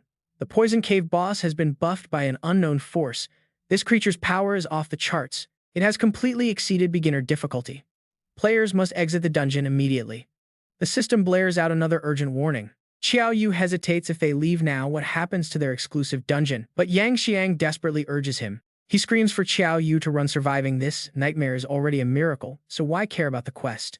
The system chimes in again. Since the 5 players cannot defeat the boss, they should leave and reset the exclusive dungeon. But Qiao Yu refuses to back down. He snaps that Principal Ji Pingyang personally ordered him to clear this dungeon. No matter what kind of fused abomination this boss has become, she is going down. Today, Zundong laughs maniacally. She sneers that there is no way a puny human can even scratch her new body. Now watch as she vows to shred him alive, and the two collide in a brutal bone-shattering clash. He loses 124 health points, but his counterstrike deals 196. Pure chaos. She finally respects him as a real threat, wondering why this level 8 kid deals such ridiculous damage. Who is the real boss here? How can a regular mage possess this kind of raw physical power? Driven by suspicion, she demands to know if he is also one of Bai Zi's creations. In her mind, that is the only explanation. Only Bai Zi could engineer a freak of nature like him. After all, she was made by them too. But Qiao Yu has absolutely no idea what she is rambling about. He barks back that he does not care about any Bai Zi because he is Qiao Yu. He lands a fatal blow. The strike drains her final 213 health points. Before dying, her mind races with a shocking realization. Could he be that legendary lord? If so, why kill her? Regardless, the system confirms Qiao Yu cleared it. For winning the duel, he receives 15 free attribute points and 75 experience points, triggering an instant level up. His experience sits at 5 out of 90, granting 5 more free stats. The Poison Cave anomaly is officially cleared. Recalculation complete. The system congratulates the 5 players for successfully clearing this mage-exclusive dungeon. Now comes the grade evaluation. Long Chang receives a terrible F grade, a complete disappointment. Fang Sheng gets an E grade, Fang Yuan receives an E grade, and Yang Xiang lands a solid A grade. As for Qiao Yu, he scores a legendary S grade. The system now distributes rewards based on these performance ratings. Qiao Yu receives 100 experience points, 10 free attributes, and an A-rank skill book called Gate of AC. He levels up yet again with his experience now at 15 out of 1,005 extra stat points. Qiao Yu has officially reached level 10. Reaching this novice milestone is crucial for basic self-preservation in this dangerous world. His loot includes a B-rank Berserk Spider armor, which boosts player health by a massive 800 points. The armor requires level 11, and Qiao Yu realizes it is a perfect match for his full-force contract skill. And look at this. Next is a mysterious Rubik's Cube. It is completely locked and bound by a powerful seal. It instantly binds to him, activating upon contact. The system grants him a brand new appraisal-type skill. He can now inspect the stats of any character within 10 levels of him. Qiao Yu stares at the cube. It bound to him automatically. Several locked abilities remain. Still, this basic inspection skill is incredibly useful. Right then, an NPC steps through the portal, congratulating the 5 players and offering them a special bonus reward. The NPC promises to boost their mind stats by 20%. Yang Xiang is absolutely ecstatic about this. He cheers that 20% is massive. Meanwhile, Qiao Yu can only force a very painful smile. Since his mental attribute is literally 0, a 20% boost still leaves him with absolutely nothing. It is completely useless to him. Fang Yuan steps forward to thank Qiao Yu for saving their lives and clearing this run. She then asks Yang Xiang and Qiao Yu which top university they plan to apply to in the future. They mention being fast-tracked to Capital University, inspiring the others to aim for the exact same school. Back at the academy cafeteria, Yang Xiang proudly shows off his rapid level progression, leaving Ma Fei completely blindsided. He gasped that Yang Xiang hit level 10, already knowing fighters usually level up much slower than mages. Seriously, warriors level up faster than mages. How did Qiao Yu do it? But what really shocks the girls is Yang Xiang's incredible transformation. Is Qiao Yu absolutely sure this handsome guy is actually Yang Xiang? It is hard to believe. Is that even possible? It is hard to believe. Honestly, his glow-up is so insane that he looks way more handsome than Ma Fei now. Yang Xiang just keeps stuffing his face. Who cares about looks? He needs to eat as much as possible to get fat again. Weight equals security. Without his mass entering, all the world won't feel safe. Just then Zuo Yu remembers they all got directly admitted. Will they even take the AO exam? On planet Kaiji, the college entrance exam is the most critical event of the year. This exam is meant to select the absolute top talents. Even most of the directly admitted students participate, all chasing one goal: to become the top scorer of the entire exam. Securing that #1 spot brings massive prestige plus a special prize, a highly coveted Tier 3 item.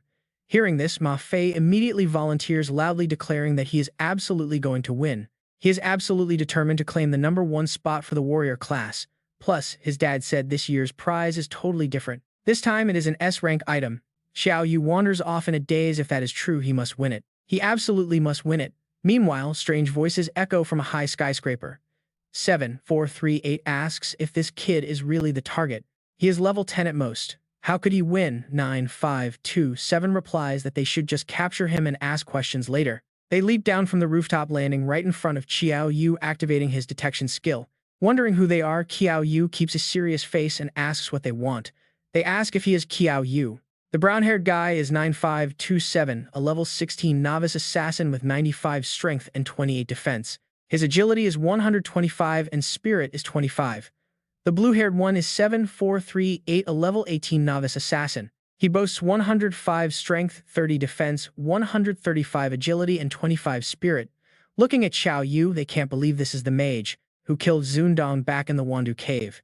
Qiao Yu quietly wonders if they tracked him down over a dungeon boss.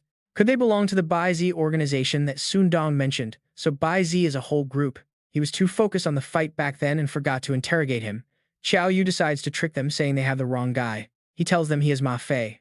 Incredibly, the gullible 9527 falls for it completely, scratching his head and apologizing to him. Apology accepted. Not quite. His partner's sheer stupidity instantly earns him a brutal slap from 7438. The blue-haired assassin snaps at his partner for believing anything, ordering him to attack. If Qiao Yu is a mage, they must capture him. Moving at lightning speed, they close the distance in a flash. But to their absolute shock, Qiao Yu doesn't even try to dodge. Assassins are a mage's worst nightmare, yet he stands perfectly still. Realizing they were tricked, they refuse to let him talk. Qiao Yu throws a swift punch, dealing 197 damage. 7438 stands there utterly frozen. One punch was enough to critically injure his partner. He couldn't even do that himself. Plus, Qiao Yu took their hits and looks totally fine. With this defense and strength, he is definitely no ordinary mage. Qiao Yu glances over and asks 7438 if he wants some more. The assassin can only force a nervous laugh, saying they are all friends here. He addresses Qiao Yu as brother Ma Fei. He apologizes profusely, claiming they had no bad intentions and got the wrong guy. He explains he is just a minor nobody in the group. Rank 7438, he begs to just let this matter go. Qiao Yu is honestly pretty surprised to hear this. A level 18 assassin is ranked past 7,000 in the Bai Zi organization. He decides to let them go to report back. Otherwise, a much bigger retaliation would surely follow soon. Qiao Yu turns to leave but cannot resist throwing in one last sarcastic jibe. He wishes them luck finding Qiao Yu and tells them to ask Ma Fei if they need help. Back home, his curiosity gets the best of him. He immediately searches the web for the name Bai Zi. In mythology, Bai Zi is a snow-white beast with 2 horns. It resembles a lion with flame patterns on its limbs. This legendary creature knows the name and weakness of every demon in existence. Because of this, it is revered as an auspicious beast that wards off evil. But what kind of organization is this real-world Bai Zi? He can't find a single shred of information about them. Qiao Yu sighs, knowing his true identity will be exposed sooner or later. He simply cannot stay here any longer. At his current power level, he is absolutely no match for a mysterious, massive organization like Bai Zi. His only option is to take the college entrance exam. Even an organization as powerful as Bai Zi wouldn't dare attack an official examinee. Doing so would provoke the entire world. Once he secures a spot at Capital University, he will finally be completely safe. The president Ji Pingyang is the #1 sword cultivator in all the world, known as the Sword God of Pingyang. If Capital University isn't safe, then nowhere else on Earth is. He is also highly curious about the ruby cube that dropped in the Wandu cave. Could it be a unique reward from his personal dungeon? He can't help but wonder if this is a relic left behind by his parents. But how did his parents know he would clear this instance and leave things inside Egg Soon Dong Bai? Z, his mom and his dad, what on earth is going on? Up on the highest rooftop, Bai Z is busy updating the intel on Qiao Yu. Agents 7438 and 9527 return to report a major error. That kid. He is insanely strong. He even wounded 9527. The cloaked figure asks, so the cause of death for Soon Dong is still a mystery. How utterly useless. Fine, let us put his death aside for now. Our next move in Sioux City is what matters most. A few days later at the 4th Academy, Qiao Yu meets with the principal in his private office. The principal asks how he can help him today and Qiao Yu replies, it is nothing major. He just wants the principal to look at this Rubik's Cube he got from his personal instance, which seems to be sealed. He asks if there is any way to unlock it, and the principal examines it closely. After a moment, he notes that without the password, only a seal-breaking key can open this sealed item. A key. Yes, a seal-breaking key. The seal on this cube is actually pretty weak, so the key should easily undo it, without damaging whatever is hidden inside.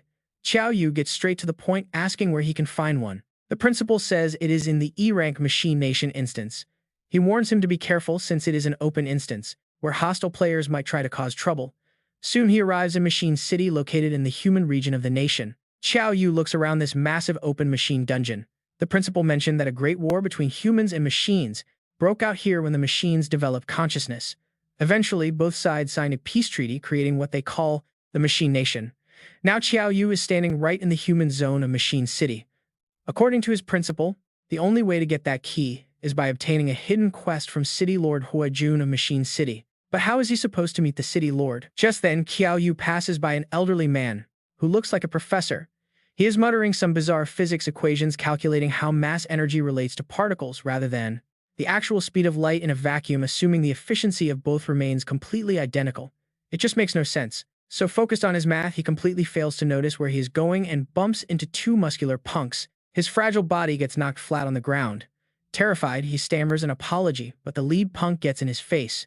He demands to know why he bumped into them on purpose, claiming he got hurt and wants immediate compensation. His friend quickly chimes in, demanding cash too. The poor old man can only keep apologizing, but they refuse to let go.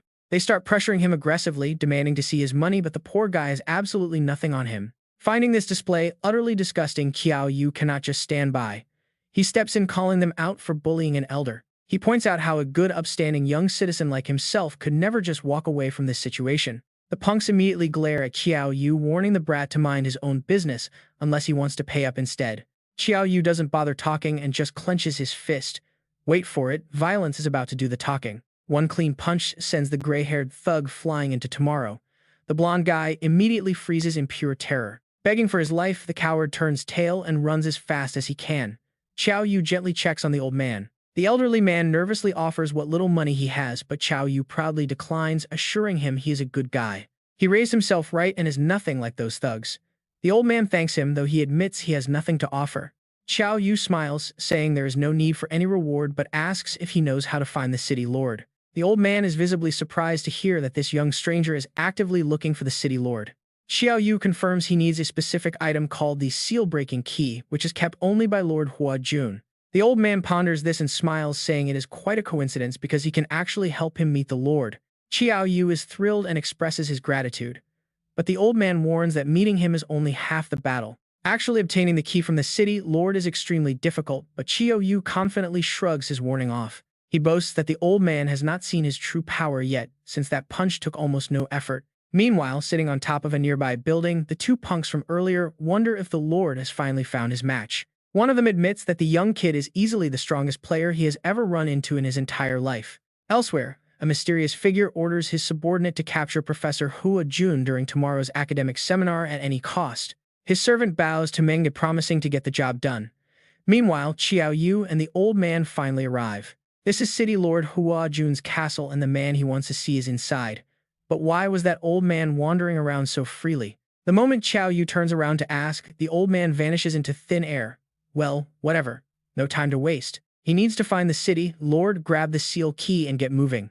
But as he pushes the door open, his jaw drops. What the hell? It is the old man and his two guards. Turns out he actually is the machine city lord. He explains those two are his strongest guards. Still, Qiao Yu is totally confused why go through all that trouble with a fake act. The lord admits he needed a human strong enough to surpass his own elite guards, someone capable of handling a dangerous mission. He points right at Qiao Yu. If the young warrior wants the seal key, he just has to do one simple favor first. Instantly, a system notification pops up, hidden quest unlocked. The Lord explains he is hosting an important scientific conference tomorrow. He plans to present his breakthrough research on cybernetics and organic life, but a hostile faction of machines wants to steal it. They will definitely attack the venue. Qiao Yu assumes he just needs to act as a bodyguard, but the request goes much deeper. The Lord wants him to take down the ruler of the machine kingdom and smash their mechanical core. Specifically defeat Meng Day and destroy the Marta Heart. Qiao Yu smiles. A few rust buckets are absolutely no problem at all. He accepts the quest. The next day, the grand hall of the research conference is packed as the presentation begins. The speaker addresses the crowd, highlighting their highly advanced civilization. While nature-nurtured humanity, technology has evolved to an incredible level. Humans decoded the laws of life, and now artificial systems have become complex enough to rival actual living organisms. He poses a deep question: how much of our existence can truly be digitized and reduced to pure numbers? That mystery is exactly why artificial intelligence was created. Yet, even if an AI passes the Turing test, it is not truly alive. Take the robots from the machine kingdom, for instance. They possess self-awareness, but they still cannot reproduce. They are stuck without a natural way to pass on their legacy. But is it actually impossible for machinery to reproduce? Meanwhile, Qiao Yu is standing in the crowd with a completely blank stare. He has absolutely no idea what any of this means. He wonders when the enemies will show up, and right on cue, the glass ceiling shatters. Talk about perfect timing. The intruder declares flesh is weak, while metal is eternal. He demands Professor Hua Jun discard his fragile humanity and join them. Chaos erupts instantly as terrified people scream and call for security. Security guards rush in, shouting for the robot to leave. But in a flash, the purple-haired intruder teleports right in front of a blonde guard and unleashes a brutal strike. Laughing maniacally, the machine mocks foolish humanity as his heavy blows land. But Qiao Yu is already getting seriously annoyed. The arrogant display rubs him the wrong way. Meanwhile, the city lord realizes the situation and steps forward to draw attention. He tells Qiao Yu that he is their actual target, so he will willingly go with them. He is putting all his faith in him. Qiao Yu nods in understanding. Meanwhile, the purple-haired menace is still gleefully tearing the venue apart, utterly thrilled with his power. He boasts about his newly upgraded ultimate mechanical body. But right at that moment, another machine descends from above. This is Mondstadt, demanding that the professor come with him quietly.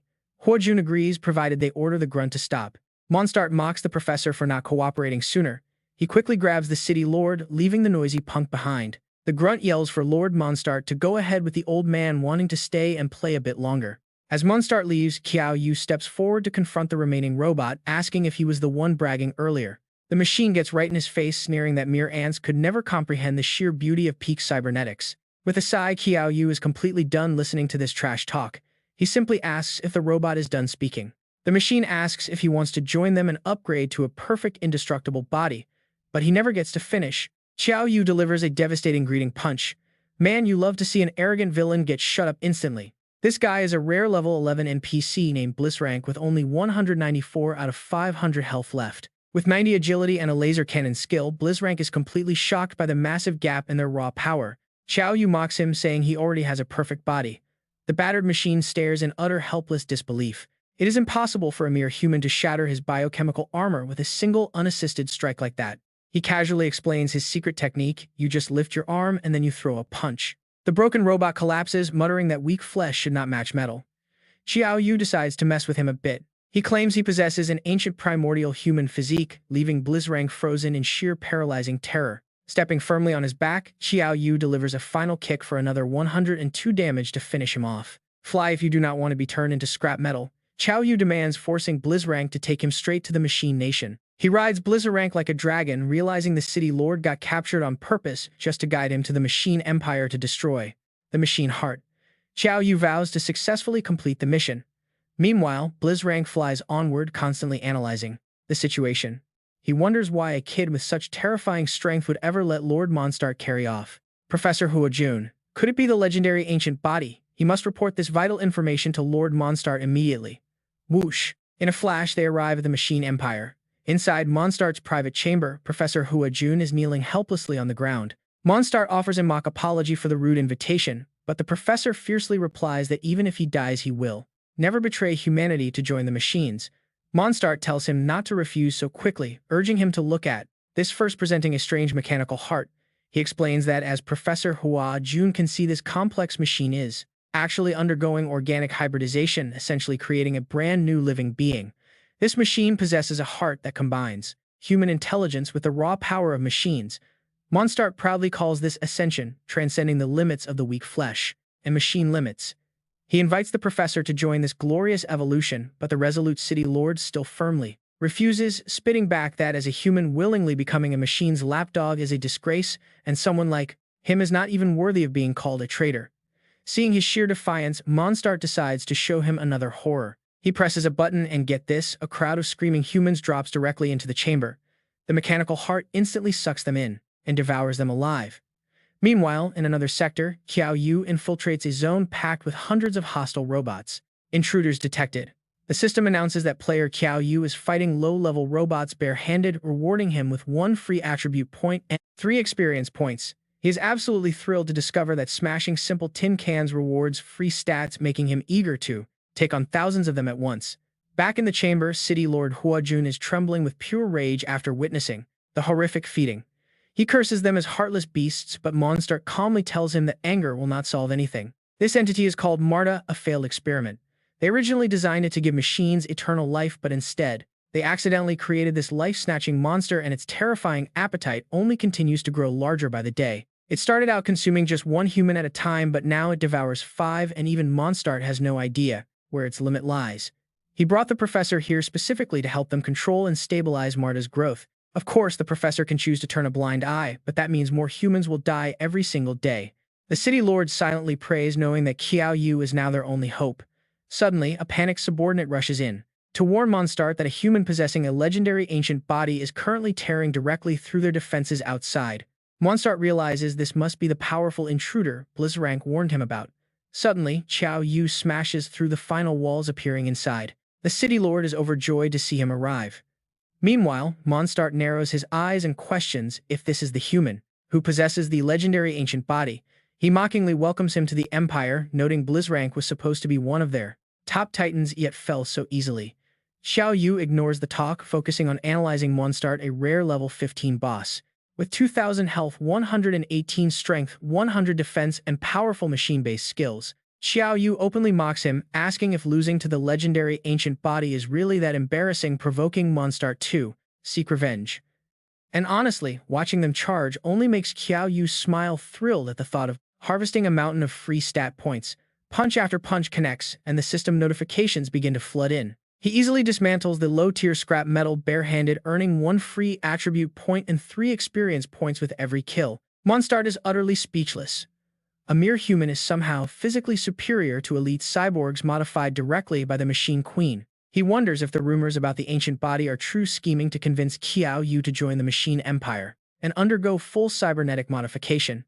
Doing so would create an unimaginable monster, the ultimate warrior to dominate the world. After wrecking the horde, Qiao Yu rushes over to ask the city lord if he is alright, who gasps that he is fine, but urges him to look over there. Qiao Yu turns and immediately spots the grotesque mechanical heart of Marta. The level 15 machine heart has 2,000 HP but 0 combat stats, though it seems to be shifting. Qiao Yu instantly senses something is deeply wrong, realizing the machines are sacrificing innocent humans to nourish this living monstrosity. Angry at the horrifying discovery, Qiao Yu promises the city lord that he will smash this mechanical heart to pieces. The professor places all his trust in the young hero, while Mondstadt stands nearby, quietly hatching another sinister plan. Determined to recruit Qiao Yu at all costs, Mondstadt wastes no time and gets straight to the point. The human race must abandon its weak flesh and join the glorious evolution. Qiao Yu just ignores his nonsense, slowly stepping toward the mechanical heart of Marta. Mondstadt stands there clueless about what Qiao Yu is up to, but the young man immediately makes his move, leaping inside to throw a massive punch. Mondstadt tries to block him but fails completely, and that single strike hits the mechanical heart for 404 damage. Mondstadt can no longer watch idly and rushes forward to stop him, yelling for the ancient sacred body of humanity to stop right now. Qiao Yu glances over, finding this guy incredibly annoying. Seriously, get lost. Right as Mondstadt is about to strike Qiao Yu, his system flashes a sudden warning of hell-tier danger, screaming for its master to flee the area immediately. Repeating, flee immediately. But before Mondstadt can even process the warning, a heavy strike lands on him, knocking off 288 health, crashing into the wall. Mondstadt glares in fear at this terrifying display of power. He absolutely must keep him in the machine empire. Standing before the heart, Qiao Yu decides to end this right now. He unleashes a barrage of punches, stripping 404 health repeatedly while cursing the evil machine to shatter to pieces. Finally, the heart explodes. The system announces that player Qiao Yu has successfully destroyed Marta, gaining 100 experience points. Since he destroyed Marta's heart with his bare hands, he also receives a special reward of 3 free attribute points. Seeing this, Mondstadt completely loses his mind, screaming about how he dared destroy Marta and how much hope it carried for their kind. Qiao Yu sighs with a cold look, muttering that he cannot even imagine how many innocent humans they had to feed to it. Staring closely at Mondstadt, he scoffs that the guy is clearly a human, yet he acts like a proud machine. He warns him that he is next on the list. Mondstadt instantly panics, begging the ancient sacred body to listen to him. He stammers that even though Qiao Yu is incredibly strong, he is absolutely nothing compared to their glorious and mighty empress. Even though he destroyed Marta, the empress will not punish him, but will instead offer a generous chance to redeem himself. All Qiao Yu needs to do is follow him to meet her and embrace the machines, and his crimes will be fully pardoned. Qiao Yu raises an eyebrow in confusion, asking if the supreme ruler of this machine empire is actually an empress. Lord Huajun shouts from afar, warning Qiao Yu not to fall for his lies, but the youth remains totally unbothered. He tells the Lord that he only trusts his own body. Mondstadt, however, secretly sneers, confident the youth will soon change his mind. Qiao Yu surprisingly agrees to go meet this machine empress, but as they begin walking, things take a very dirty turn. Mondstadt tries to sneakily release a parasitic mechanical bug onto Qiao Yu to slowly convert his human body into a machine. The sly villain is already celebrating, thinking that if this parasite successfully takes over the ancient sacred body, the rewards will be endless. But the very moment the tiny bug tries to sink its needles into Qiao Yu's neck, things go wrong. Qiao Yu casually pinches it and crushes it into dust. Glaring coldly, he mutters that he knew this guy would play dirty. When Mondstadt tries to play innocent, Qiao Yu immediately delivers a brutal punch to his stomach, wiping out 240 health. Despite the massive blow, the level 15 boss manages to stay on his feet. He really is incredibly tough to kill. He screams in frustration, asking why Qiao Yu is attacking him now. But the youth has already figured out their actual location. Since the Empress is clearly somewhere nearby, he no longer needs a guide at all. Realizing he has lost his leverage, Mondstadt panics. He desperately tries to threaten the youth, warning him not to reject his mercy and choose the painful way out. He threatens to break all his limbs and drag him to the Empress anyway, since she can easily rebuild him a new mechanical body. With a roar, Mondstadt activates his reinforced rocket punch and charges directly at Qiao Yu. Qiao Yu counters with a heavy strike of his own for 233 damage, mocking him for being so weak. Mondstadt cannot believe his ultimate attack was caught so easily. Qiao Yu just smiles, reminding him that scrap metal does not eat food. He delivers another punch, stripping another 240 health. Terrified of dying, Mondstadt begs him to stop. He is paralyzed with fear, unable to move as another crushing blow lands. Qiao Yu steps right up to his face. Another strike takes 260 health, leaving Mondstadt at 432 out of 2,000. Gritting his teeth, Mondstadt admits he completely underestimated him, but promises to show him real despair now. With a roar, he unleashes his true monstrous form. Qiao Yu just stands there watching with absolute disgust. He mutters that this new form is horribly ugly and he would rather die than undergo this kind of disgusting mechanical evolution. Mondstadt lunges forward with another heavy mechanical punch. Seeing his opponent get serious, Qiao Yu decides to match his energy. He winds up a normal punch followed by a heavy strike that strips 480 health points. That last situation was actually pretty dangerous for Qiao Yu, but the system suddenly alerts that player Qiao Yu used his bare hands to defeat the NPC Mondstadt, rewarding 15 free attribute points and 75 experience. Congratulations, player. Successfully leveled up. Current experience is 15 out of 1100, rewarding 10 free attribute points. Congratulations, player Qiao Yu, on becoming a novice mage. Qiao Yu is pretty proud of this achievement. Congratulations on completing the hidden quest, obtaining the unsealing key. The City Lord's quest is officially complete, and the key is secured. Key. Qiao Yu's next goal is to meet the Machine Queen, who might just drop some top-tier gear for him. Other epic gear. He stops in front of a heavy door, but it requires a password. Every attempt is wrong. Had he known, he wouldn't have totally smashed Mondstadt to pieces. Another wrong password alert. This is a major headache. Who can he even ask for the password now? The girl sitting inside seems to be the queen, hearing his constant mistakes. She knows for sure it is a human. Based on past encounters they usually leave after defeating Mondstadt. Why would they come looking for her? Tired of wasting time pressing keys, Qiao Yu gets annoyed and breaks the door. This is way easier. Just then, the young man is surprised to find a human-looking girl right in front of him. Hello, sister. Why are you here? She thinks this human is a total oddball, seeing her just stare blankly. The young man asks again, sister, can you speak? What is your name? She replies, Machine Queen. Hearing this, Qiao Yu jumps in shock. Wait, she claims to be the Machine Queen. Epic NPC Machine Queen, level 40 health points. At 100,000. Strength is unknown, defense unknown, agility unknown. Skills include Mechanical Puppet, Divine Ray, and Death Storm. After learning that the girl in front of him has a massive 100,000 health points, Qiao Yu is completely shocked.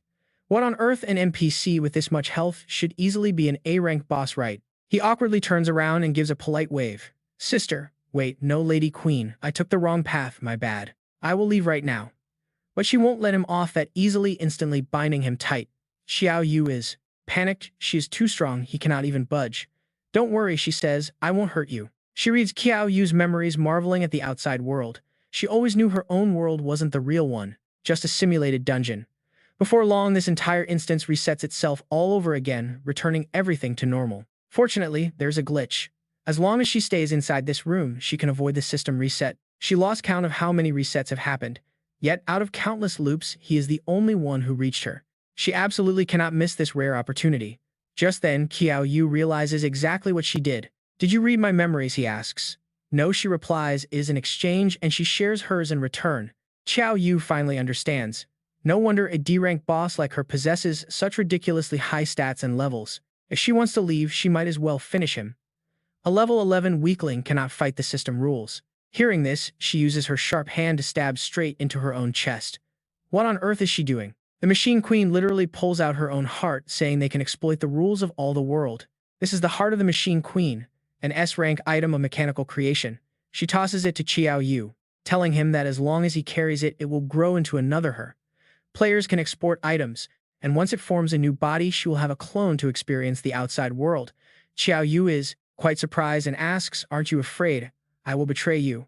Outside, you cannot do anything to me. She replies, she isn't. She found no records of him breaking promises in his memory.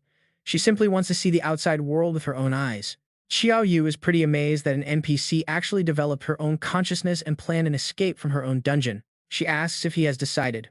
Frankly, besides agreeing to her request, does he even have any other choice? The Machine Queen looks very happy, thanking him and letting him leave.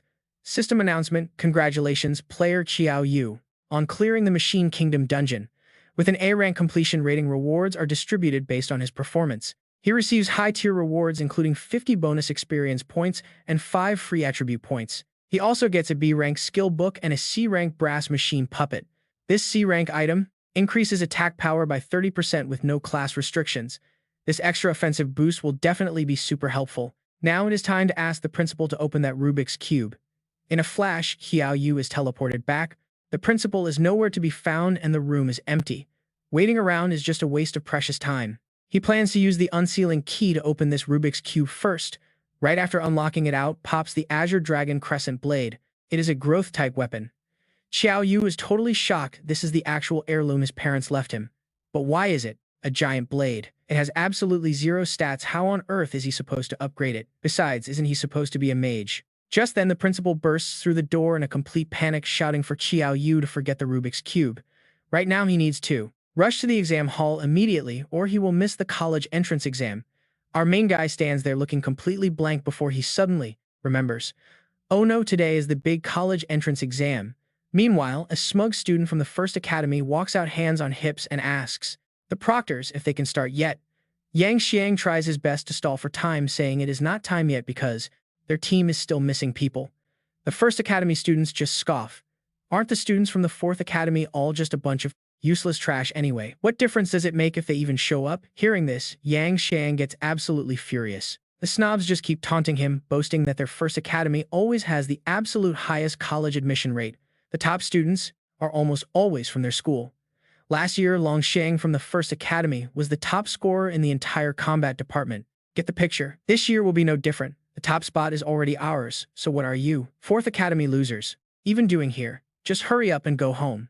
This exam is a big deal, and since your guy is still missing, he must be too terrified to show his face. Yang Xiang puts his hands on his hips and barks back with absolute fury. Whether it is the first or worst academy remains to be seen. For losers like you, brother Yu only needs one punch each. Oh really? One punch each? Come on, show us. You better pray we meet in the arena so I can show you what a real punch is. Zuo Yu is getting extremely anxious. Why is he not here yet? The exam is about to start. Qiao Yu, where are you? Ma Fei is also getting frustrated by their arrogance and snaps. Listen up, First Academy, you better hear me loud and clear. Your school's legendary streak ends with me. My only real opponent here is Qiao Yu. He says this to sound cool, but inside he is actually sweating. That annoying Qiao Yu, why is he still not here? Meanwhile, on the other side of town, Qiao Yu is sprinting with all his might toward the exam hall, but the proctor is running out of patience, calling out to the Fourth Academy teacher. The exam is starting. Is everyone here? Can they wait any longer? Qiao Yu, if you do not show up, you are going to miss the entire college exam. Right at that exact moment, our main guy slides in shouting at the top of his lungs. Yang Xiang grins from ear to ear. Brother Yu, you finally made it, and Qiao Yu immediately makes a grand entrance, announcing that their daddy is here. The First Academy students glare at Qiao Yu and start complaining. Did we seriously have to wait all this time just for this guy? Talk about a massive waste of time. Hearing their obnoxious whispering, Zuo Yu snaps back. It was not even exam time yet, so what is the rush anyway? They arrogantly shoot back that of course they are in a rush to pack these losers home and claim the top spot in the college entrance exam. Qiao Yu does not say much, simply asking where on earth these idiots came from. This absolutely infuriates the rival team. They yell back asking what he just said and telling him he better pray he does not cross paths with them in the arena. Qiao Yu just smirks, mocking their arrogance and hoping they keep that same energy in the ring. He boldly declares that the top scorer title belongs to him and they stand zero chance. Hearing this, a hot-headed green-haired guy gets completely triggered and tries to charge at Qiao Yu. But their team leader Li immediately steps in and warns him that their sole target is the top spot, so he better not cause any unnecessary trouble. Before Li even finishes, the green-haired punk is terrified. Apologizing instantly to Sister Zuo Yu, the guy backs down. Zuo Yu finds it strange they stopped. Just then, the proctor announces that time is up and the exam officially begins. The chief examiner Jin Tong gets straight to the point without wasting any time. Exam will use a points-based elimination system. Winning a match gains 2 points, while losing a match will deduct 1 single point. Consecutive wins will grant an extra bonus point, while consecutive losses will not result in any further point deductions. After 10 intense rounds, the top 10 students with the highest points will face off to determine the absolute champion. I declare this 1080th Sioux City College entrance exam officially underway. The crowd erupts into wild cheers as Qiao Yu stands over. In the Mage division, this year's exam uses a strictly one-on-one duel format where life points only drop to a minimum, meaning no one will actually die. This means Qiao Yu can unleash his full power without holding back at all. Over in the stands, a blonde guy watching the matches is last year's top combat division scorer Long Xiang. A teacher asks him who he thinks will claim the championship this year, and he smugly replies that the top spot will naturally belong to the First Academy. In the first round, the proctor announces that at ring 108, First Academy's Long Michin will face Fourth Academy's own Qiao Yu. Talk about destiny, the two loudmouths who were just trash-talking each other are now locked in a direct clash. First, they face off. Qiao Yu remains totally unfazed as he mocks his opponent for having the ridiculous name Long Median. That is quite a grand name, is it not? Qiao Yu deliberately slow-talks his way through those syllables just to provoke him. His opponent immediately snaps and goes wild. He screams in fury, how dare Qiao Yu say his name, threatening to rip his mouth open. The guy is already itching for blood. When the examiner steps in and asks if they are ready, both immediately brace themselves to clash. They are locked and loaded, ready to ram into each other. But wait, there's a minor detour. They actually have to introduce themselves first. Long Michin gets completely irritated by this. Why is this even a rule? Can they not just throw hands already? Qiao Yu stands there totally dazed, sharing the exact same question. But rules are rules, and they must follow the examiner's orders. Long Michin of the First Academy is a level 9 Lightning Mage, while Qiao Yu from the Fourth Academy is a level 11 Novice Necromancer. Hearing that, Long Michin nearly jumps out of his skin. Novice, even the examiner is taken aback, realizing the kid's massive potential. Hitting the novice tier before the exam even starts makes him a prime contender for the top spot. With introductions done, the battle begins. Long Michin tries to calm his racing heart and keep his cool. Screw it, he thinks lightning magic counters the undead anyway. So what if his opponent is a novice? There is still a chance to win. He immediately begins casting his lightning barrier. Vicious lightning surges all around Qiao Yu, but he just stands there completely unfazed, letting his opponent show off first. A swirling vortex of raw energy erupts around Long Miqian. The crowd is left staring in absolute awe at his lightning magic. They say only 1 in 10,000 people can awaken lightning magic, making it almost as rare as a hidden class. And they are not wrong. Everyone knows lightning is the most explosive element, yet this guy is choosing to play defensively. That is basically fighting with one hand tied behind his back, especially since lightning mages are notoriously terrible at defense. The crowd quickly shifts their attention to Qiao Yu.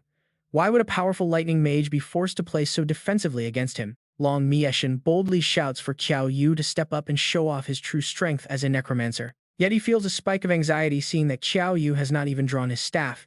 Is he just giving up? Up in the stands, another teacher turns to Elder Shui, asking if Qiao Yu is indeed the student recruited directly to Capital University. He wonders why the kid is not making a move, calling him incredibly arrogant for someone facing a lightning mage. Even with a level advantage, lightning completely counters the undead. Without summoning his minions, he is headed straight for a crushing defeat.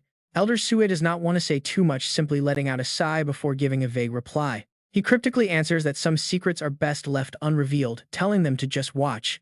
He knows Qiao Yu is an absolute monster. After all, this kid once sent a Capital University recruiter flying with a single punch. Meanwhile, Long Xiang watches with intense interest. He wants to see how this supposed necromancy fares against a top-tier lightning mage when the clash finally begins. Suddenly, Qiao Yu takes his first steps forward, sending a wave of panic straight through a confused Long Miqian. The guy still has not summoned a single undead. Instead, Qiao Yu casually takes 92 damage without even blinking. He charges straight into the crackling lightning barrier. Long Miqian panics, screaming to know what kind of monster would dare do that. Aren't necromancers supposed to be fragile glass cannons against lightning? So why on earth is this guy completely unfazed? His sheer audacity leaves the entire stadium in absolute shock. Everyone is left wondering what the hell is actually happening. Is this even a mage battle? Shouldn't there be spells flying everywhere? They start questioning if the kid is just plain stupid. But then Qiao Yu equips his weapon C-rank brass knuckles that boost his critical rate by 30% with 0 class restrictions. With a sinister grin, Qiao Yu charges forward to test his brand new toy. His opponent panics, asking what he is doing. A single punch sends the guy flying with a massive crash, leaving him with 1 health point left, eyes rolled back in agony. Qiao Yu tells him to remember that he owes him. Up in the stands, people literally rub their eyes in sheer disbelief. They wonder if they are dreaming. A necromancer just tanked lightning with his bare body and dominated with absolute ease. He dealt over 1,000 damage with a single punch. The instructor next to Elder Sui completely loses his cool. He screams that tanking lightning and using brass knuckles is one thing, but dealing that much damage with one strike is insane. He demands to know how this kid can even be called a necromancer. Elder Sui just beams with pride and laughs. He jokes that there is nothing wrong with a high-attack necromancer, explaining that Qiao Yu has trained in martial arts since childhood. To him, this is perfectly logical. Meanwhile, Long Xiang smiles with deep amusement, fascinated by this bizarre display. If his physical strength is already this terrifying, his actual magic must be off the charts. He cannot wait to see it. Shortly after this shocking defeat, a panicked lackey runs in to report to young Master Gu that Long Miqian has been crushed. He was taken down with a single punch by someone from the 4th Academy. Yeah, that guy has some skill, but first, let's stir up some trouble for him. The top spot must belong to the 1st Academy. Meanwhile, outside crowds are still, whispering in total shock. They wonder if a physical cultivator somehow snuck into an exam meant only for mages. Taking a lightning spell head-on like that, even an Iron Man would melt. Bystanders are asking if he is secretly Saitama in disguise. Qiao Yu stands there laughing like a madman, totally pumped and soaking up the crowd's wild cheers. Right then, the exam committee approaches him, asking him politely to follow them for a quick chat. Since his performance was so absurdly good, someone flagged him for cheating and now they need to run tests. Qiao Yu is completely dumbfounded, yelling that they are only testing him because he is too good at this game. They ask him how a simple mage could possibly deal that much insane damage with his bare hands. His answer is incredibly simple: he was just born with massive strength. The old examiner sighs, ordering him taken away. Ignoring his loud complaints about his natural-born genetics, they drag him off, leaving the crowd whispering in absolute shock. They wonder if the necromancer actually cheated. No regular necromancer should be able to deal over 1,000 damage with just a punch. But someone is absolutely thrilled, taunting old man Shui about his star student getting hauled off. He mocks that the boy must have used some dirty tricks, laughing as they head over to see the truth. Watching this, Ma Fei feels a spark of hope, wondering if Qiao Yu cheated back in Nightmare Village too. Meanwhile, the 1st Academy students cross their arms, arrogantly claiming they knew a mage could never hit that hard. They swear it is pure cheating, betting that his upcoming urine test will show nothing but massive amounts of performance enhancers. There is no need to even guess, just wait until the test results wipe his score clean off the board. They are convinced he is going down. Hearing this makes Yang Xiang fume, but he forces himself to hold back. He silently tells them to keep waiting, confident his brother Yu will return to claim the crown and silence them. They just laugh it off, telling him he should pray the guy can even make it back to the arena.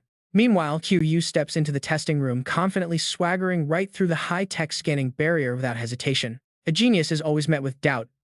But moments later, the automated machine signals a perfectly clean reading. The examiner refuses to believe the results and orders Qiao Yu to walk through the scanner one more time. He happily goes through it 100 times to satisfy them. Still, the machine displays absolutely zero anomalies.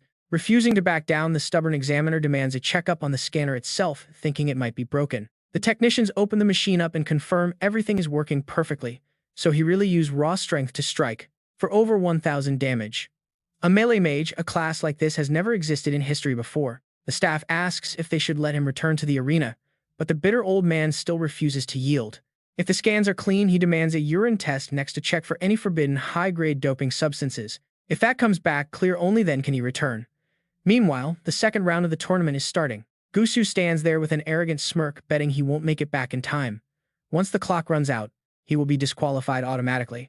The crowd waits anxiously for Qiao Yu to return, their impatience growing by the second. They whisper about the missing necromancer, wondering if his delay is proof that he actually cheated his way through. Some claim they knew it all along, no regular kid punches for over 1,000 damage. Meanwhile, Qiao Yu is led into the restroom. Rules state the examiner must watch the entire process, but Qiao Yu shuts the door. He sports a cheeky grin, telling the guard he is only locking the door so the man doesn't get traumatized. The guard boasts about his elite training, but the moment the actual process starts, someone begins frantically banging on the door. The examiner is left weeping in utter shock. Qiao Yu sighs, reminding the poor guy that he warned him not to follow. He tells him to stop crying since it is not his fault. After washing away his tears, they finalize the results. The supervisor delivers the clear results to Elder Jin. Confirmed there are absolutely no banned substances in his system. Elder Jin tells them to send him back to the tournament, but checking his file, he freezes in absolute shock. He is the son of Qiao Ansheng, the powerhouse who once outmatched 500 elite recruits at Capital University. Elder Jin laughs, realizing this kid is going to keep surprising them. Back at the arena, Yang Xiang is growing extremely anxious. If Qiao Yu does not show up soon, he will forfeit the match. Meanwhile, the First Academy jerks continue their smug taunting. He cheated, and still wants to keep competing. A mage using a single punch to drain over 1,000 points. If it were you, would you actually believe? That guy is probably expelled and will never show his face again. Ta, you just got the latest updates and was absolutely furious about the situation. He shouted that the judges only took Qiao Yu away for testing because of a report accusing the other group of being the ones who did it. One of them snapped back, telling her she could eat whatever she wanted, but she couldn't just throw wild accusations around without any solid proof. They sneered, asking what the group could even do if they did report him. An attack power that ridiculous was bound to make anyone suspicious. They claimed that even the judges themselves suspected cheating, asking if that wasn't the exact reason why the guy had been dragged off. Otherwise, why would he be taken away? Yang Xiang couldn't hold back his rage anymore, yelling at them to stop talking complete nonsense. He declared that Qiao Yu would never cheat and was already on his way back. The rivals just laughed, telling them to keep dreaming. They mocked that the results would show the guy was disqualified. Qiao Yu's friends immediately stood up to defend their buddy as Ma Fei joined in. It was obvious the rivals were terrified that Qiao Yu would snatch the top scorer title, though their petty plan was about to crash hard. Ma Fei confidently declared that even if Qiao Yu didn't make it back, the #1 spot would still belong to him anyway. Just as the judge was preparing to hand the default win to the opponents, Qiao Yu suddenly walked right back into the arena. The young mage boldly announced his arrival, prompting the referee to immediately start the match. One look at his face said it all. He was ready to absolutely demolish these guys. He went through the standard pre-match introduction, 4th Academy, Qiao Yu level 11 Necromancer. His grand return sent a massive wave of whispers through the crowded stands as people realized the crazy Necromancer was back in action. This proved he didn't cheat, that absurd 1,000-point strike was actually real. The First Academy students watched in absolute horror. Their faces turned pale, never expecting him to clear his name.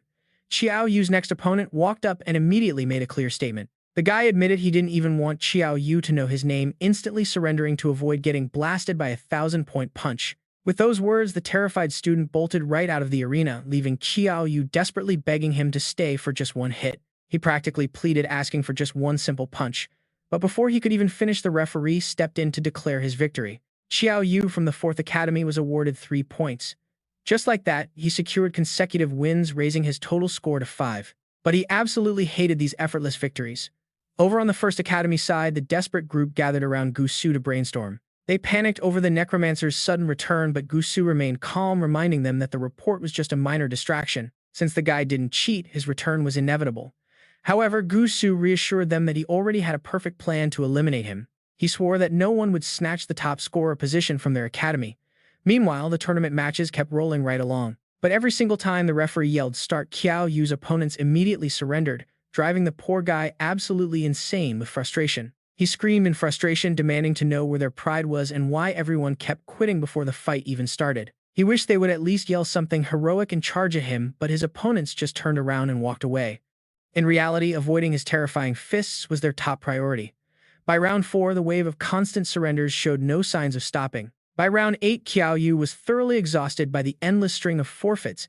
He was practically starving for a real physical fight. He just wanted to hit someone. Meanwhile, the First Academy grew anxious as Qiao Yu racked up his 8th straight victory. They feared his massive winning streak would easily carry him straight into the final single-elimination tournament bracket. Gusu decided it was time to activate his connections, pulling strings to match Shi Xiaorong from the Second Academy against Qiao Yu next. His lackeys questioned if a proud top-tier fighter like Shi Xiaorong would actually go along with their little matchmaking scheme. But Gusu knew she had no choice in this official exam. To secure a good score, she would have to fight with everything she had. The behind-the-scenes manipulation worked perfectly. In the 9th round, Second Academy's star Shi Xiaorong was officially slated to face Qiao Yu. The moment she stepped out, her stunning looks completely paralyzed the male audience members sitting up in the stands. The crowd went wild over her beauty, with some hilariously shouting they would break their own ribs to make her soup. The referee instructed both fighters to introduce themselves. This girl seemed incredibly confident and direct as she stepped forward. She announced her status as a level 11 novice ice mage. Meanwhile, her academy's instructor looked smugly confident in her victory. He taunted old Shui, asking if Qiao Yu was really the best their academy had, warning him that this match was already over. Old Shui just sighed quietly, knowing they completely underestimated Qiao Yu, who was currently introducing himself with a confident grin. He was actually quite surprised that she didn't instantly forfeit like the others, breaking his streak of boring default wins. She calmly asked why on earth she would ever surrender, which instantly sparked Qiao Yu's intense excitement for a real fight. He cheered, thrilled to finally face someone willing to fight, while the crowd in the stands began to pity her. Show mercy to the beauty, no way is this kid actually going to use those same brutal tactics against the lovely Shi Xiaorong. Does he really dare? If he hurts Shi Xiaorong, I will literally throw dog trash at his doorstep. That is way too much. How can anyone use such a terrifying weapon against a gorgeous girl? But seeing how angry the crowd is, Qiao Yu just smiles. He laughs and tells them to relax. There is no way he would use such brutal violence against a beautiful lady. Then Qiao Yu begins channeling his power instantly, leaving the examiner completely speechless. Is this even real? How could a necromancer fight like this? Shi Xiaorong grows incredibly nervous, having never faced such a bizarre opponent before. As Qiao Yu charges directly at her, Shi Xiaorong quickly conjures a massive wall of solid ice to block him. But the smiling kid smashes right through it like he is just relieving stress. Xiaorong panics. She cannot let him get close. Her freezing spells can only delay him for 2 seconds at most. And as the ice shatters, Qiao Yu leaps high into the air. Xiaorong locks her eyes on him, focusing everything she has. Finally, he is vulnerable, caught mid-air off the ground. Qiao Yu is strong, but his pride will be his downfall. His 8-win streak is officially ending right here. She unleashes her eternal ice wall, instantly trapping him in a solid block of ice. The crowd goes wild with excitement. The goddess is amazing, completely freezing her opponent without taking a single scratch. Xiaorong truly is the queen of ice. It looks like Qiao Yu is not all that tough after all. Some spectators even regret surrendering to him so easily earlier. Meanwhile, the teacher from the Second Academy starts boasting. He sneers that Xiaorong is clearly a level above old Shu's student. But old Shu remains totally calm, telling them not to celebrate too early and to just keep watching the match. Xiaorong confidently turns to the examiner, asking if she has already won since he is completely frozen. The examiner points out that victory only comes with surrender or health reaching 1. But look, his health is still draining. Since his health points are still ticking down, Xiaorong helplessly tells Qiao Yu to just give up and surrender. She warns him that holding out is useless and only prolongs his pain, as his health bar will soon hit rock bottom anyway. Qiao Yu just looks back with wide, innocent eyes. In his head, he knows his massive health pool is barely even scratched. Suddenly, cracks spiderweb across the ice.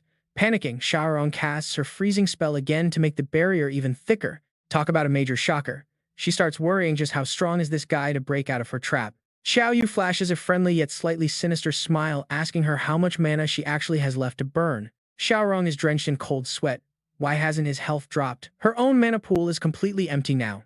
With a massive burst of raw strength, Qiao Yu shatters the eternal ice completely and points his weapon straight at her. Sure, she is pretty, but this is a real battle. Qiao Yu delivers a swift finishing strike without holding back. The blow deals 260 damage, dropping her instantly. The male crowd erupts in absolute fury over their fallen goddess. They yell at him for being a brute to a lady, but Qiao Yu just shrugs. It is a tournament after all. With Xiaorong's health down to 1, the referee declares Qiao Yu the winner, earning him 3 tournament points. Old Shui beams with pride, reminding everyone that he already warned them nobody in this competition could stop Qiao Yu. Xiaorong uses her last bit of strength to stand and apologize to her teacher, who tells her she did her best. She reassures Xiaorong that her points are still enough to qualify for the arena anyway. This loss was not her fault. The teacher mutters that Qiao Yu is an insult to real mages. Listening nearby, Qiao Yu silently judges her narrow-minded attitude. He wonders why these teachers look down on a mage who simply focuses on physical combat training. It is still magic. Meanwhile, a student from the first academy runs back to report to Gu Su that even Xiaorong lost to Qiao Yu. With Qiao Yu securing 10 consecutive victories, he is officially moving on to the main stage. The cheat plan failed completely. Gu Su is absolutely furious, calling the second academy useless trash for failing to stop a weak school like the fourth. He decides he will have to handle this himself. Over in the second academy waiting room, Xiaorong meets her instructor. Her teacher asks how she felt fighting Qiao Yu, and Xiaorong admits his physical strength makes absolutely no sense. The teacher reveals she checked the matchups and Qiao Yu was never supposed to be her opponent in the first place. Xiaorong is stunned, wondering if someone manipulated the system to sabotage her. But then she realizes something else. No, Qiao Yu was the real target of this setup. Does he even know? Should she go warning him about this? After hesitating, Xiaorong decides to go find Qiao Yu. The young fighter is genuinely surprised by her sudden warning. He asks if someone rigged the brackets just to force them to fight. She nods. The real target is definitely him. Watch out, a friend warns Qiao Yu. The enemy might target him in the arena. Talk about an underhanded trick. And yet the coward still refuses to show his face. One punch would send him straight to heaven. Now the matches begin. Qiao Yu stands near Gu Su. He ignores the backstabber completely. 10 intense rounds of combat are already done. The 10 rounds have ended and the arena rules remain simple. The tournament officially starts as the top 10 strongest combatants finally step forward. Standing on the highest platform, Qiao Yu eagerly waits for the coward hiding in the shadows to finally show up. He openly challenges them to come and stop him. His bold appearance immediately makes the arena atmosphere completely explode with hype. A necromancer is up first. Does he really want to defend the stage alone? 1 against 9. A bulky challenger steps forward. This newcomer boasts that only a true genius deserves the prestigious top scholar title, and he claims that he is clearly the one. He barely finishes talking when Qiao Yu slaps him so hard his tongue flies out, dealing 354 damage. The challenger collapses completely motionless. The announcer declares Qiao Yu of the 4th Academy victorious. The entire crowd shifts their view. They wonder if he is even a necromancer. If nobody can stop him, the title is practically his. Suddenly, the entire crowd is cheering for Qiao Yu with absolute enthusiasm. They shout for him to keep going and successfully defend. He successfully defends the ring. One spectator yells that they are officially a huge fan now. Hearing his name, Qiao Yu smirks. Surely that coward hiding in the shadows cannot take it any longer. Right on cue, Gu Su finally steps forward. He calls Qiao Yu a show-off and randomly offers 5 million. Qiao Yu has absolutely no idea what he means. Gu Su offers a bribe. Take the 5 million and forfeit. He points out that Qiao Yu is just a poor orphan. With nothing but a single house left by his parents, 5 million would let him live comfortably for half a lifetime. This blatant disrespect deeply triggers Qiao Yu's pride. This tournament is his dream. And his dream is worth much more. Is his dream really worth only 5 million? He demands a much higher price, prompting Gu Su to sneer at him. Gu Su calls him a low-class brat and asks how much he wants. Qiao Yu answers honestly. Qiao Yu demands 100 million. Though if 10 billion is offered, he won't refuse. Gu Su realizes that Qiao Yu is just mockingly playing with him. Rolling his eyes in pure rage, Gu Su tells him he chose the hard way. So Qiao Yu better not complain when things get ugly. Meanwhile, the young man has already figured out his opponent's mindset. The guy clearly detests him and definitely has some dark power backing him up. And the next opponent is indeed Gu Su, the Academy's #1 novice dark mage. He mockingly asks for guidance, immediately activating his deadly Shadow Soldier skill. A dark mage versus a necromancer makes this match highly anticipated. Since both of them are summoners, this should be exciting. The crowd wonders if Qiao Yu will summon his undead army, but Qiao Yu only sighs, having zero intention of summoning anything. He is more than enough on his own. Facing the oncoming Shadow soldiers, however, Qiao Yu feels a bit skeptical about them. Are these weaklings supposed to be the copper-skinned, iron-boned Shadow minions? Gu Su boasts that this is his welcome gift. Qiao Yu swings his weapon, blasting away the surrounding enemies with one quick strike. Is that really all he has? Those summoned minions are pretty useless despite their tough armor. He wants to see if these toys are actually indestructible. Qiao Yu raises his heavy weapon high, smashing the monster standing right in front of him. Only 3 are left, and Gu Su starts panicking. Even his Shadow minions are getting blown to pieces. With this insane physical strength, Qiao Yu looks like a humanoid beast. Meanwhile, Qiao Yu is thoroughly enjoying destroying them one by one. He easily smashes another minion, leaving just the final target standing. With the minions completely wiped out, Gu Su is next. Qiao Yu dashes forward like lightning, closing the distance instantly. Gu Su doesn't even dodge calmly, explaining that he never summoned those Shadow minions to win a direct physical fight. Gu Su activates Shadow Sacrifice, but Qiao Yu's slash cuts straight through him. The audience watches in absolute shock as the blow lands. Anywhere else that strike would have killed him instantly. Qiao Yu is terrifyingly strong, but Gu Su still manages to surprise him. His severed arm suddenly regenerates, and he admits Qiao Yu is incredibly strong. In all of Su City, nobody has forced him to use this sacrifice before. However, Qiao Yu suddenly feels a sharp pain in his own shoulder as his opponent smirks. Any damage dealt to Gu Su is somehow being redirected straight back to Qiao Yu. Without finding a workaround, this bizarre damage-sharing ability is going to be impossible to defeat. Suddenly, Gu Su pulls out a wickedly sharp dagger. Gu Su asks if Qiao Yu really thinks he is safe just by not attacking.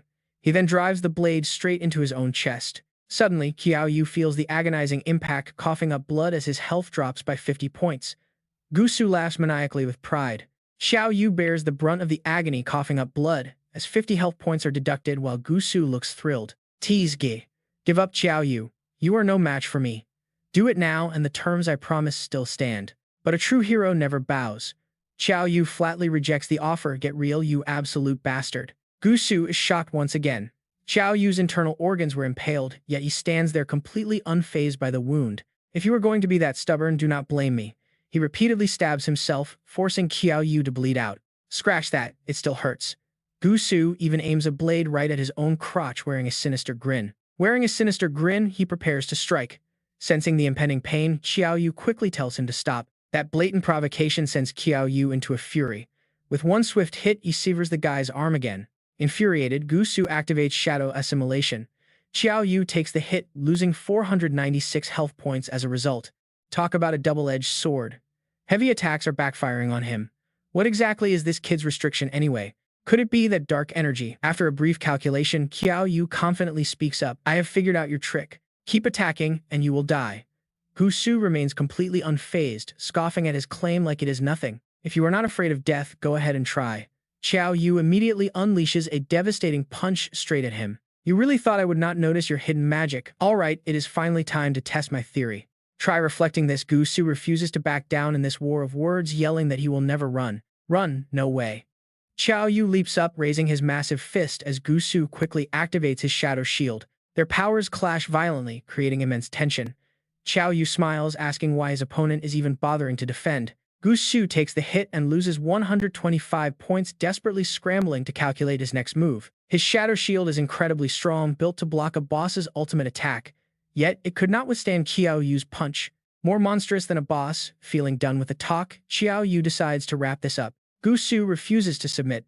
Clinging to his final moments, he activates the forbidden and highly dangerous Shadow Devour. Undergoing a bizarre transformation, he boasts that even a physical cultivator of the same rank cannot defeat him now. What do you have to fight me with? He is absolutely convinced that nobody has a chance of winning against him in this form. The top spot is mine. Seeing his opponent push so hard, Qiao Yu gladly unleashes his full power. Even though the attack is heavy, the enemy is much tougher now, after fusing 4 shadow entities to gain shadow traits. Gu Su charges wildly at Qiao Yu, throwing sportsmanship out the window as he screams about sending him to hell. The entire arena shakes violently as they collide.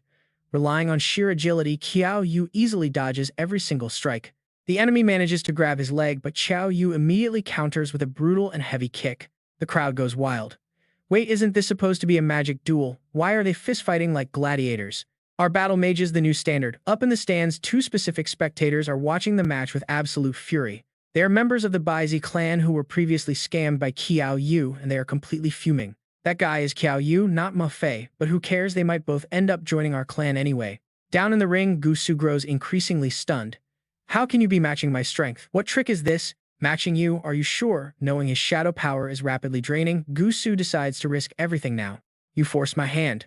Observing from above, the academy instructors realize their student is going completely out of control. They order Gusu to halt, but he is completely consumed by madness.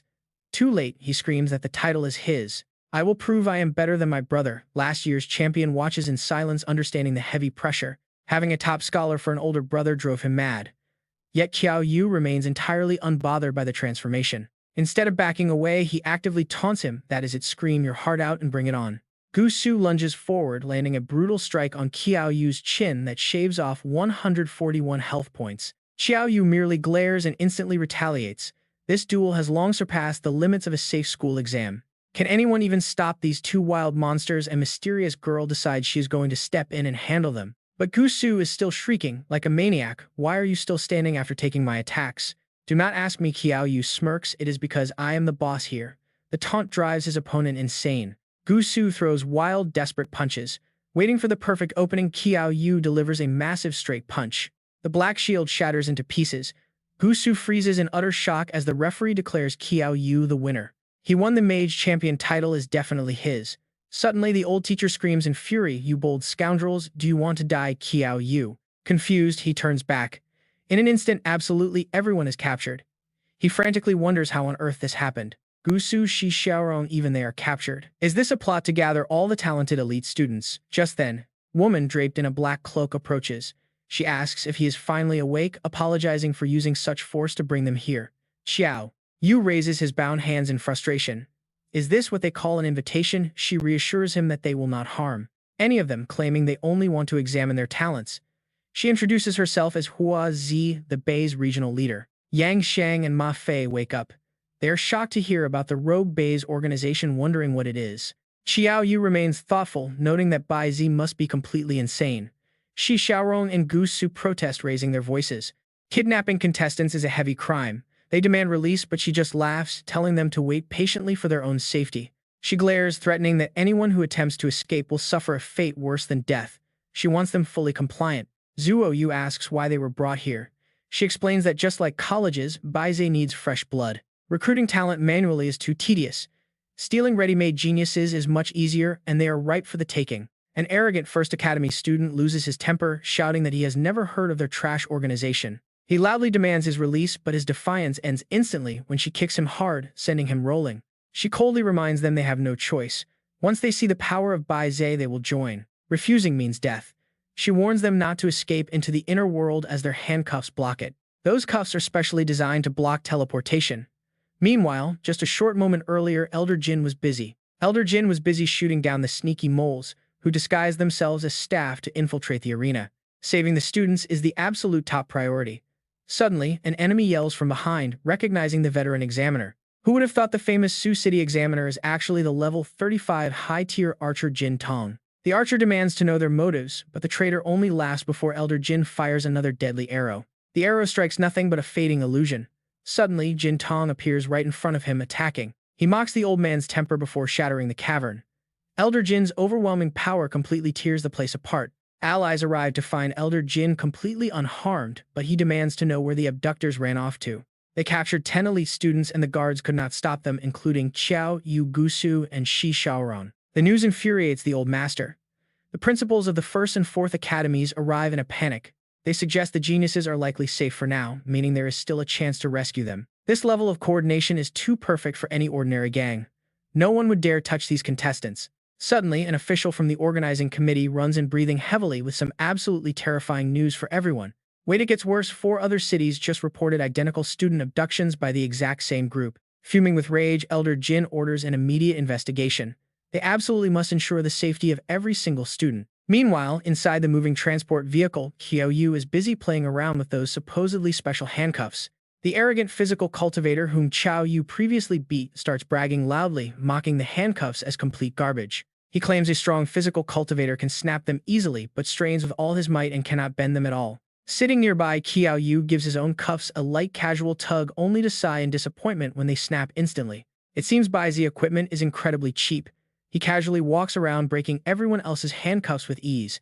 Only Gu Su refuses his help, scowling with a heavy frown and muttering that he definitely needs no favors. Ignoring his attitude, Qiao Yu smashes the heavy metal door of their cell. Huazi instantly notices the sudden commotion. She immediately orders the vehicle to stop and rushes back with her gun, only to find everyone completely free. She stands in disbelief, wondering how they broke cuffs that even a level 20 physical cultivator could not damage. Qiao Yu smiles with a sly smirk, teasing that she will lose sleep over this secret before bidding her goodbye. With that, all the students instantly escape back to the inner world, leaving the woman completely helpless and frustrated. She grinds her teeth, knowing that by the time they return, the Sioux City forces will have already surrounded the area. She fiercely swears to remember Qiao Yu's name. Meanwhile, upon entering his next dungeon, the young man receives a brand new quest. His objective is to stop Hanba from reviving on Mount Lingshu, classified under Rank E difficulty with customized evaluation rewards. Qiao Yu stands there like a zombie, looking around but finding no sign of Yang Xiang's party. He figures this must be a random teleportation dungeon. If he can somehow destroy the brass gong and the soul-capturing bell in the NPC's hands, he should be free to move again. Suddenly, one of the two men walking ahead whips around, pale with fear, and screams that the corpse has come back to life. The old master in front looks completely annoyed, snapping back to ask why he's going crazy in the middle of the night. A real reanimated corpse would grow evil hair, long nails, and sharp fangs, demanding to know if his student forgot every single lesson. The old master glares intensely at Qiao Yu for a quiet moment before turning away, leaving the hesitant student trying to explain himself. The apprentice stammers that he really saw it right as a massive broadsword suddenly appears in the corpse's hand. After all, how could a stiff corpse move its hands to hold a heavy blade? Qiao Yu quietly watches and starts to realize. These two corpse drivers must be NPCs, and following them closely is probably his fastest way to progress through this dungeon. He decides to stick close, keeping his arms outstretched like a zombie, and they soon enter a room filled with talismans. The master tells his apprentice to stay and guard the corpse while he goes inside to handle some private business. Left entirely alone, the young man stares at Qiao Yu in absolute terror, bowing repeatedly and begging him not to awaken. Suddenly, two men kick open the door while carrying a heavy coffin, and an old man smoking a pipe stares at Qiao Yu. Noting the body-binding talisman technique, the old smoker demands to know how they are related to the legendary Guzuo Yuxian. The apprentice stammers out that Guzuo Yuxian is indeed his master, asking if the old man is a professional coffin bearer. The old man chuckles coldly, noting the kid has some decent eyes, before asking where his master went off to. He begins inspecting Qiao Yu's body and is completely taken aback, finding it warm, elastic, and showing no signs of decay.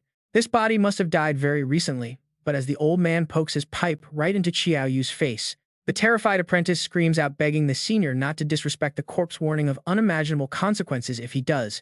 The coffin bearer scoffs aggressively, snapping that it is just a plain corpse and there is nothing to fear. He sneers at them, calling them mere corpse drivers and mocking them for treating a dead body with such high respect. If the corpse dares to move, Fang Li's heavy mourning staff is more than ready to smash it to pieces. The pale young apprentice stammers in protest, telling them this is highly disrespectful and they absolutely cannot do this.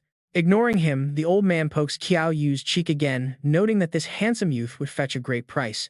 Selling him to the wealthy families will bring a massive fortune, so he orders Fang Li to grab the body. But the young apprentice bravely blocks him, shouting that they are acting like thieves and his master will never forgive them. Fang Li responds with a brutal slap across the face, but the young NPC stands his ground, determined to fight. The apprentice warns them not to take another step, but Fang Li just laughs mockingly at his empty threat. With a heavy kick to the stomach, Fang Li sends him flying, calling him a useless weakling who dared to resist. But watch closely, Qiao Yu can't stand this anymore, letting out a deep sigh that instantly shocks everyone. Qiao Yu rips off the binding talisman to complain, leaving the young apprentice utterly terrified as he points and screams.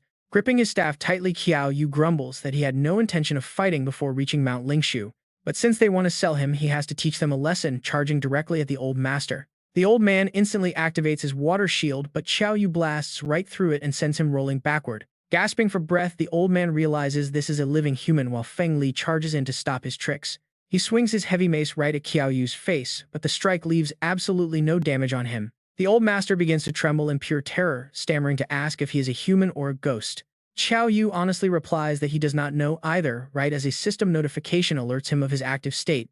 Under this corpsification state, his defense stats increase by 100, though corpse-suppressing spells can now affect him. Qiao Yu finally realizes his bizarre situation, now understanding exactly why he was controlled by the soul-capturing bell. This state has its weaknesses, but with plenty of health and no need for mana, his combat ability remains untouched. Meanwhile, the old coffin bearer quickly starts chanting an incantation, holding two glowing talismans between his fingers.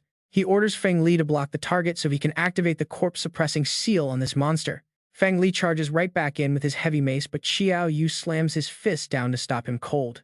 Trapping Feng Li's legs completely, the panic-stricken goon immediately begins screaming out for his master to quickly save him. The moment he turned around, the old coward bolted at full speed, leaving Feng Li behind to curse his head off. "You coward," Feng Li screamed, "I will dig up your ancestors' graves." Qiao Yu smirked, saying he will not get away. Without hesitation, Qiao Yu dashed forward, slicing Bo Tianrei completely in half and leaving Feng Li paralyzed with absolute terror. After deleting the old man, Qiao Yu turned back to Feng Li, muttering that he almost forgot about him. He lunged forward and punched his face. The system chimed. Qiao Yu defeated Bo Tianru, earning 75 experience points. For crushing Feng Li, Qiao Yu also gained 10 extra attribute points and 50 more experience points. With the trash cleared, Qiao Yu curiously walked over to examine the nearby coffin, wondering what on earth lay inside. The casket was the soul-suppressing coffin covered in bizarre carvings that granted special buffs to anyone resting inside. Qiao Yu pulled it open and gasped in shock. Was Zuo Yu actually Zuo Yu all along? The girl suddenly bolted upright, asking if this was his weird way of recognizing her. Qiao Yu laughed nervously. He asked if she was finally awake, while Zuo Yu looked utterly lost, wondering how she ended up inside. Qiao Yu folded his arms and reasoned that everyone entering this dungeon likely turned into zombies to complete the quest. Meanwhile, the young NPC stood there completely dazed, failing to comprehend the bizarre events unfolding right before his eyes. He wondered if another corpse god had appeared, and Qiao Yu locked eyes with a terrified, trembling young man. Asking what the great corpse god wanted, the boy stuttered, but Qiao Yu cut straight to the point, demanding a guide. The boy agreed, since he and his master were already heading to Mount Lingshu. Suddenly, Gu Zuo Yu Xian returned. Proudly showing off the two corpse gods he claimed to have tamed, his master only scoffed at his luck. He urged them to move because they were in a rush, and hours later they arrived at Xiaoxing village. The feng shui of the area was heavily distorted, the flow of energy was completely blocked off. To properly bury a coffin here, one had to place it deep within the earth to seal the dragon.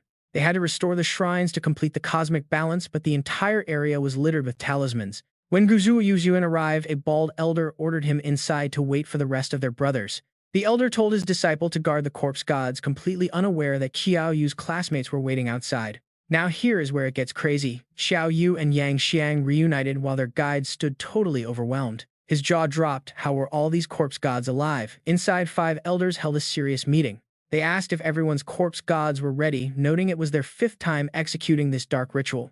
Once everyone confirmed preparation, the head elder declared they would breach the emperor's tomb under the cover of night. By nightfall, they marched the zombies into the tomb, surrounded by an eerie vibe and glowing seals. One disciple asked if they could finally leave, but the eldest brother glared back with absolute disapproval, demanding to know where they thought they were going. The madman suddenly fell to his knees and chanted. He summoned the ancient emperor, declaring that the yin corpses would be the vessels and human blood the ultimate sacrifice.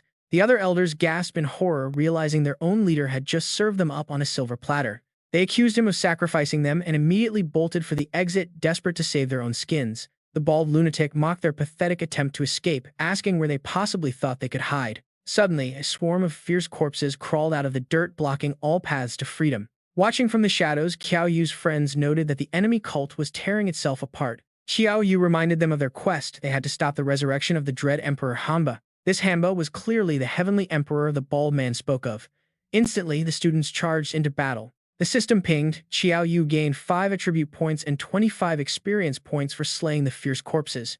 Laughter broke from the mad cultist as he gloated that the 9 yin corpse puppets had finally entered the tomb. He believed his Dark Master's revival was finally guaranteed, but his jaw dropped when he looked back. Qiao Yu's squad was completely obliterating his army of corpses. The elder gasped, how were these puppets still alive? Furious at them for ruining his plans, the old man quickly drew a magical talisman to invoke his spell. Mid-battle, Qiao Yu suddenly froze in panic as his body grew heavy and his movements slowed to a crawl. He worried his zombie transformation was wearing off, while the elder kept chanting behind him. With the 2nd stroke, I invoke the Grand Master, summoning great gods and armies. The 3rd stroke banishes evil. What corpse dares, look, what devil dares resist. What demon dares resist, upon my command let the brush fall. Instantly Qiao Yu and his friends freeze. The exhausted old man smirked. He laughed smugly, telling them that as dark corpses, they are perfect nourishment for his master and he cannot let them go. Qiao Yu's mind races in panic. If they remain paralyzed, the old man will easily awaken that terrifying Hanba. He urgently calls out to Gu Zuo Yuxian, shouting that they must stop the Hanba and asking if there is any way to break this spell. Gu Zuo Yuxian looks completely caught off guard. He gasps, asking if the terrifying Hanba is really the monster they are facing. Is the Imperial corpse inside that stone coffin actually a Hanba? Talk about terrible luck as their worst nightmare becomes reality. With Dragon Chi flooding the mortal realm, the system announces that Hanba has officially revived and the quest is updating. The quest updates, successfully setting a D-rank difficulty to defeat Hanba. He is an epic level 20 boss. He has health 4,000 out of 4,000 strength, 223 defense, 177 agility, 158 wielding deadly skills. He possesses the terrifying corpse ancestor pressure. Everyone panics as the newly revived monster immediately targets the loudest guy in the room. The terrified student screams, asking why the monster is chasing him. Spotting Qiao Yu, he decides to lead the beast right to him. He laughs, muttering that it is better you than me. Qiao Yu is absolutely furious at being dragged into this fight. But the moment Hanba charges, Qiao Yu reacts instantly with a brutal punch that sends the ancient boss flying straight back. The monster crashes hard into the church wall and spews toxic fluid. His ally screams out a warning about the corpse poison. Luckily, Shi Xiaorong activates her eternal ice wall, blocking the toxic spit just in time so Qiao Yu can safely dodge. Another teammate jumps in to help, casting a healing spell that quickly restores Qiao Yu to full health. The Hanba shatters the ice wall, but another student uses a swift shadow dash to land a clean heavy blow. The strike deals exactly 36 damage. Stunned for a second, the furious beast unleashes a massive roar to launch a counterattack. This is his corpse ancestor majesty skill, which instantly cuts all player attributes in half. Qiao Yu is beyond frustrated. Damn it, he mutters, realizing his health is cut in half. No wonder this quest is rated at D-rank difficulty. The student with the top knot is in total panic. With their stats cut in half, dealing any damage seems completely impossible. He warns they must coordinate their strategies and work together to prevent the rampaging Hanba from taking them all out. Suddenly, Qiao Yu rushes forward and lands a heavy blow, instantly shaving off 398 of the monster's health. The top-knot student is utterly flabbergasted, asking what kind of necromancer deals 10 times the damage of his own ultimate skill. Though Qiao Yu remains completely focused, the Hanba's brute strength eventually overwhelms him and pushes him back. Yang Xiang calls out in worry, asking if he is okay since nobody else can break through the beast's defense.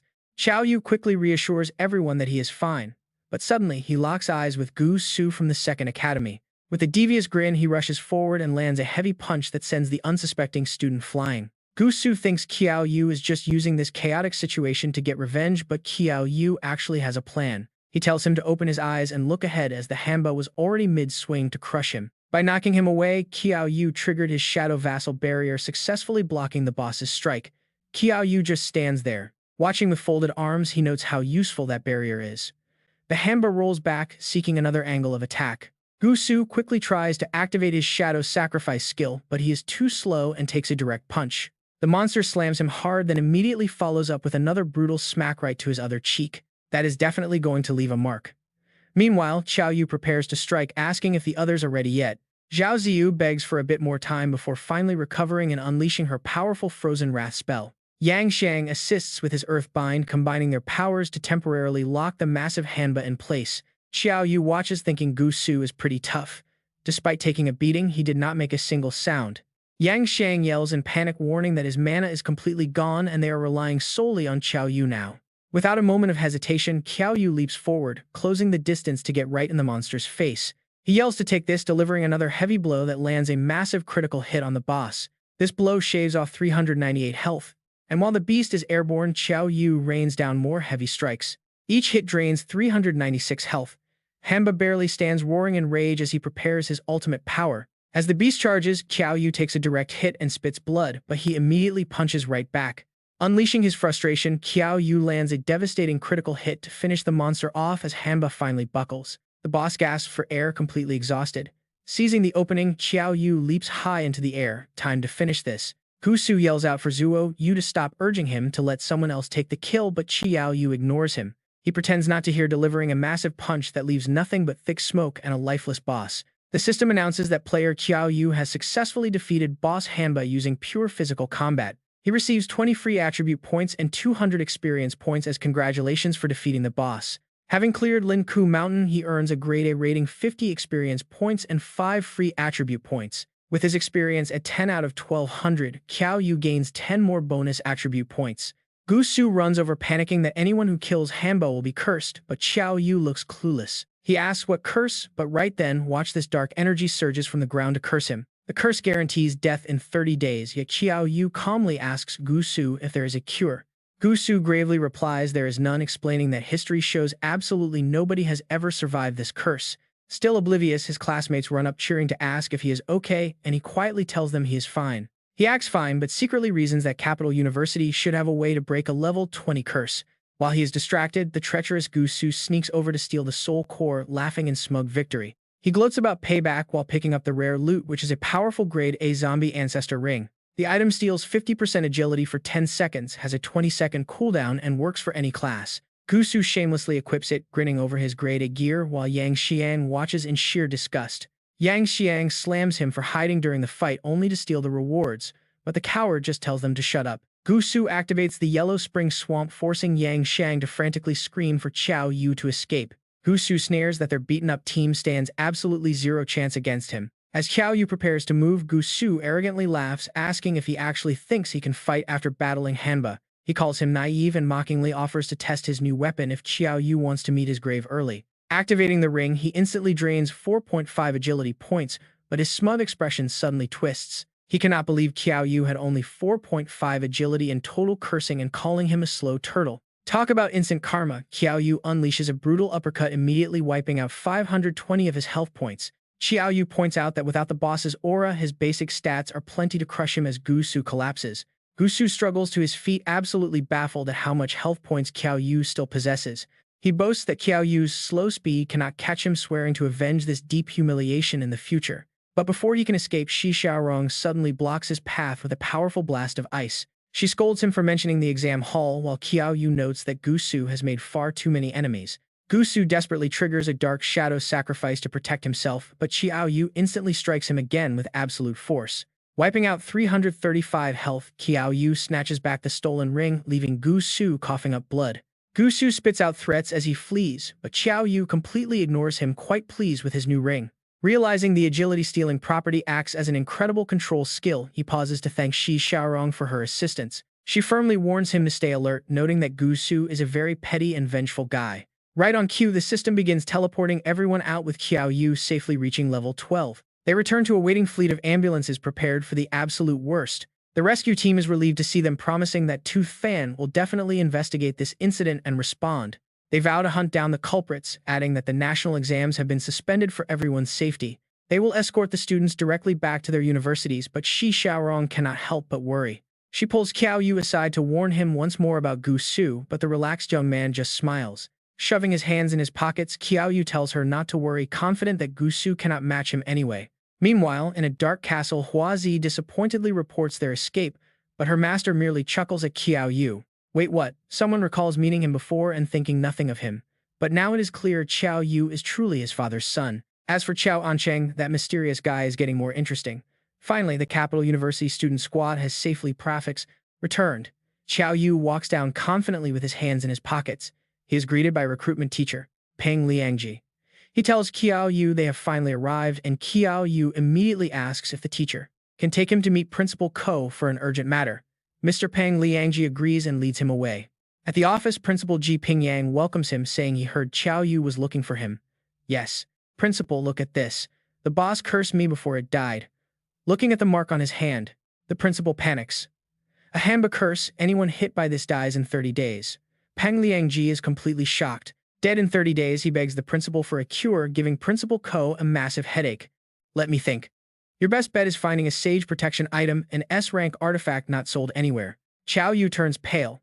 Too bad, he already used his lifesaver during the fight against Sun Dong. Even if someone had this life-saving treasure, they would never sell it.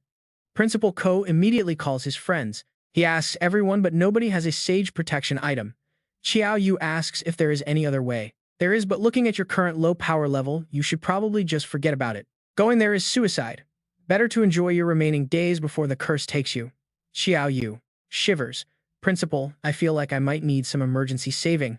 The principal flatly tells him it is impossible. Going there means instant death. Still, Qiao Yu stubbornly insists they must try. If you say so, I know where it is. It is a D-rank instance. Qiao Yu folds his arms. He has cleared tough D-rank quests before, so it is possible. Principal Ko remains highly skeptical. A D-rank quest inside an E-rank dungeon versus a true D-rank dungeon are entirely different things. Real D-rank dungeons are for mid-tier players, plus the gear you are wearing is quite high quality. Instantly, Qiao Yu hides his gear. The principal is utterly baffled by this childish protective reflex. I am the principal of Capital University. Why would I steal your gear?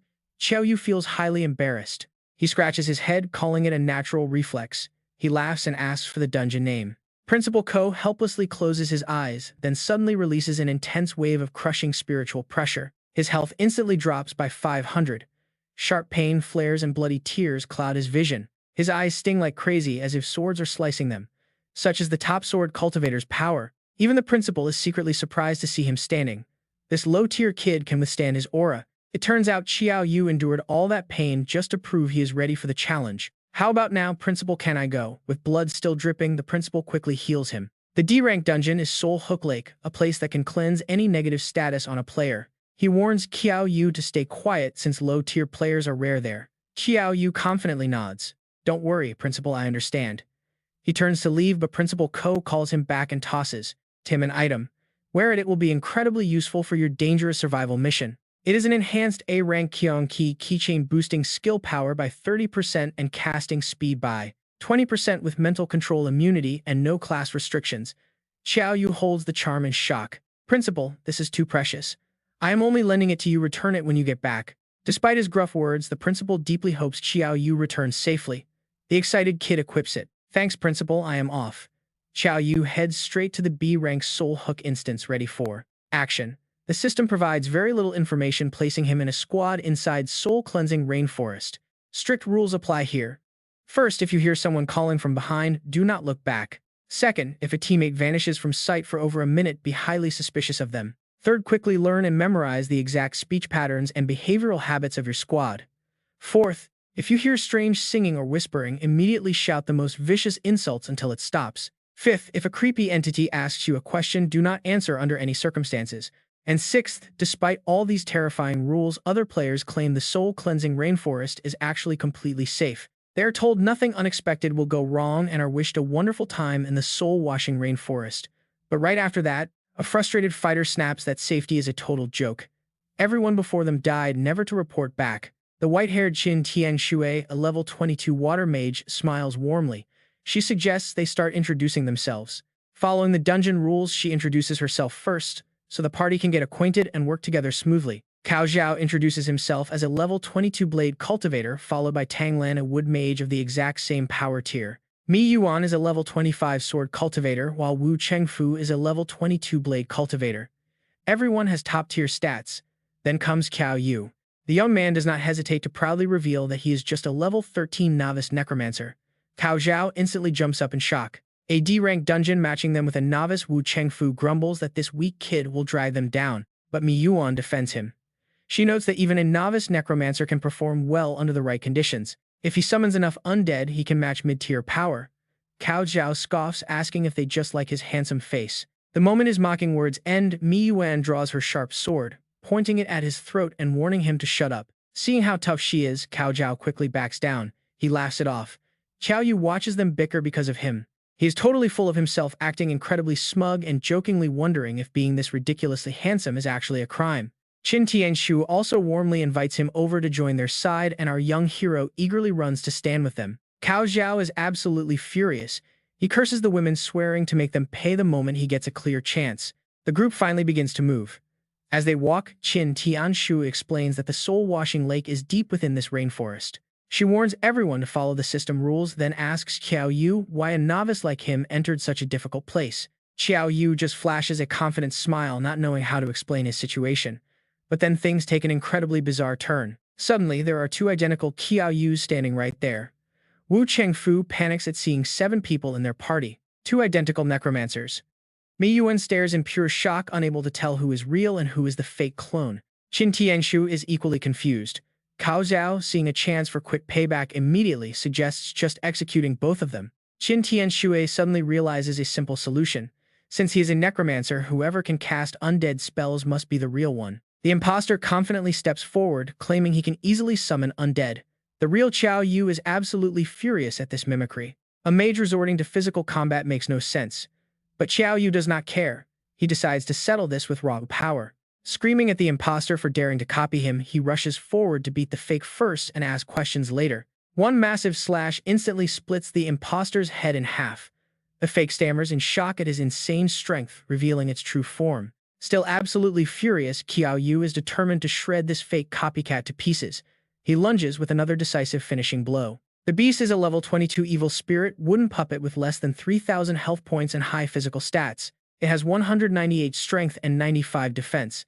This disguised wooden puppet is possessed, and defeating it might trigger something special. Just as it dies, Qiao Yu suddenly feels a mysterious energy rushing straight into his powerful green dragon crescent blade. The onlookers are completely stunned, realizing that was the imposter. But why on earth is a necromancer wielding such a massive weapon? Besides, that was a level 22 monster. How could a novice magic user overpower a beast like that using pure physical strength? Qiao Yu sighs, closing his eyes with dramatic seriousness as he confidently boasts that he was born with a highly unique physical body. He claims his bones have been special since he was 3 years old, but before he can finish bragging, something shifts in the mud. A shadowy threat suddenly emerges. Qiao Yu lunges to push Mi Yuan out of the way, but he is too late to stop the possession. She immediately unleashes a terrifying attack, draining 1980 of Qiao Yu's health points. He is completely blown away by her raw power. He realizes the terrifying damage of a mid-tier sword cultivator is no joke, thanking his lucky stars that his health pool was high enough. Otherwise, that single strike would have finished him. Mi Yuan charges again, completely out of control, as the team yells to stop her immediately. She has lost her mind and they must defeat her or die. Instantly, Qin Tianshu activates her water magic to restrain the girl. A giant water dragon traps Mi Yuan and the others prepare to finish her off. But Mi Yuan just scoffs at their weak attempt. Laughing mockingly, she unleashes her ultimate slash, sending the party members flying through the air. Qiao Yu sees his chance to strike from behind. He sneaks behind her and delivers a devastating punch directly to her face, instantly knocking her out cold on the muddy ground. The remaining teammates watch in absolute disbelief. How could a mere novice take down a mid-tier sword cultivator with just one single blow? Moments later, the evil spirit escapes Mi Yuan's body. Seizing this perfect window, Qin Tianshu urges everyone to destroy the entity immediately. Qiao Yu immediately readies his weapon, locking his sharp gaze onto the fleeing spirit. This is definitely his target. Qin Tianshu panics. Has this demonic entity taken control of her mind? Mi Yuan is their strongest fighter, but even she stands no chance. She has no strength left to resist. Fortunately, the evil spirit detaches, letting Mi Yuan slowly regain her senses. But she looks completely drained. Qin Tianshu acts fast, activating her water blessing to restore her energy. Mi Yuan is shaken. She had zero control over the foreign entity. Once recovered, they push on. Without looking back, they press forward. Qiao Yu warns them all to be careful in this dangerous forest. Mi Yuan turns to Qiao Yu, offering her deepest thanks. Without his quick intervention, she would still be possessed. But she jokingly complains that his heavy punch really stung. How does a basic necromancer pack such insane brute physical power? For a moment, they genuinely suspected he was an imposter. Qiao Yu awkwardly blushes, trying to change the subject. He coughs, muttering about natural-born strength. Meanwhile, Cao Zhao and Wu Qingfu have managed to get completely lost. The duo realizes they are completely separated. Cao Zhao grumbles, blaming those useless teammates for not checking on them. Just then, a raspy, unsettling voice calls out from behind, asking if it looks like a human or a god. This is a rare level 29 weasel monster. Cao Zhao turns around, his face instantly turning pale with fear. He immediately insults the beast, telling it that it looks like a cheap joke. The monster flies into a rabid rage. It retaliates with a lethal claw strike. Wu Qingfu panics, yelling at his partner to stop talking to the creature. But Cao Zhao is too proud, charging forward blindly. A real man like him would never cower before a beast. The weasel monster flashes a sinister grin. It easily evades his direct attack with fluid, terrifying agility. It rips a deep, bloody gash across Cao Zhao's stomach, leaving him critically wounded. Wu Qingfu tries to step in. He draws his blade, but the monster bites it clean in half, releasing an incredibly toxic and unbearable stench. The fumes are poisonous and foul. Nearby, Qiao Yu catches the faint sound of a struggle. Qin Tianshu recognizes it. She realizes it must be the missing blade users, confirming they got left behind and triggered something dangerous. Guided by logic, Qiao Yu leads the group right to them. They find Cao Zhao bleeding out, begging for help. Qiao Yu instantly recognizes the beast.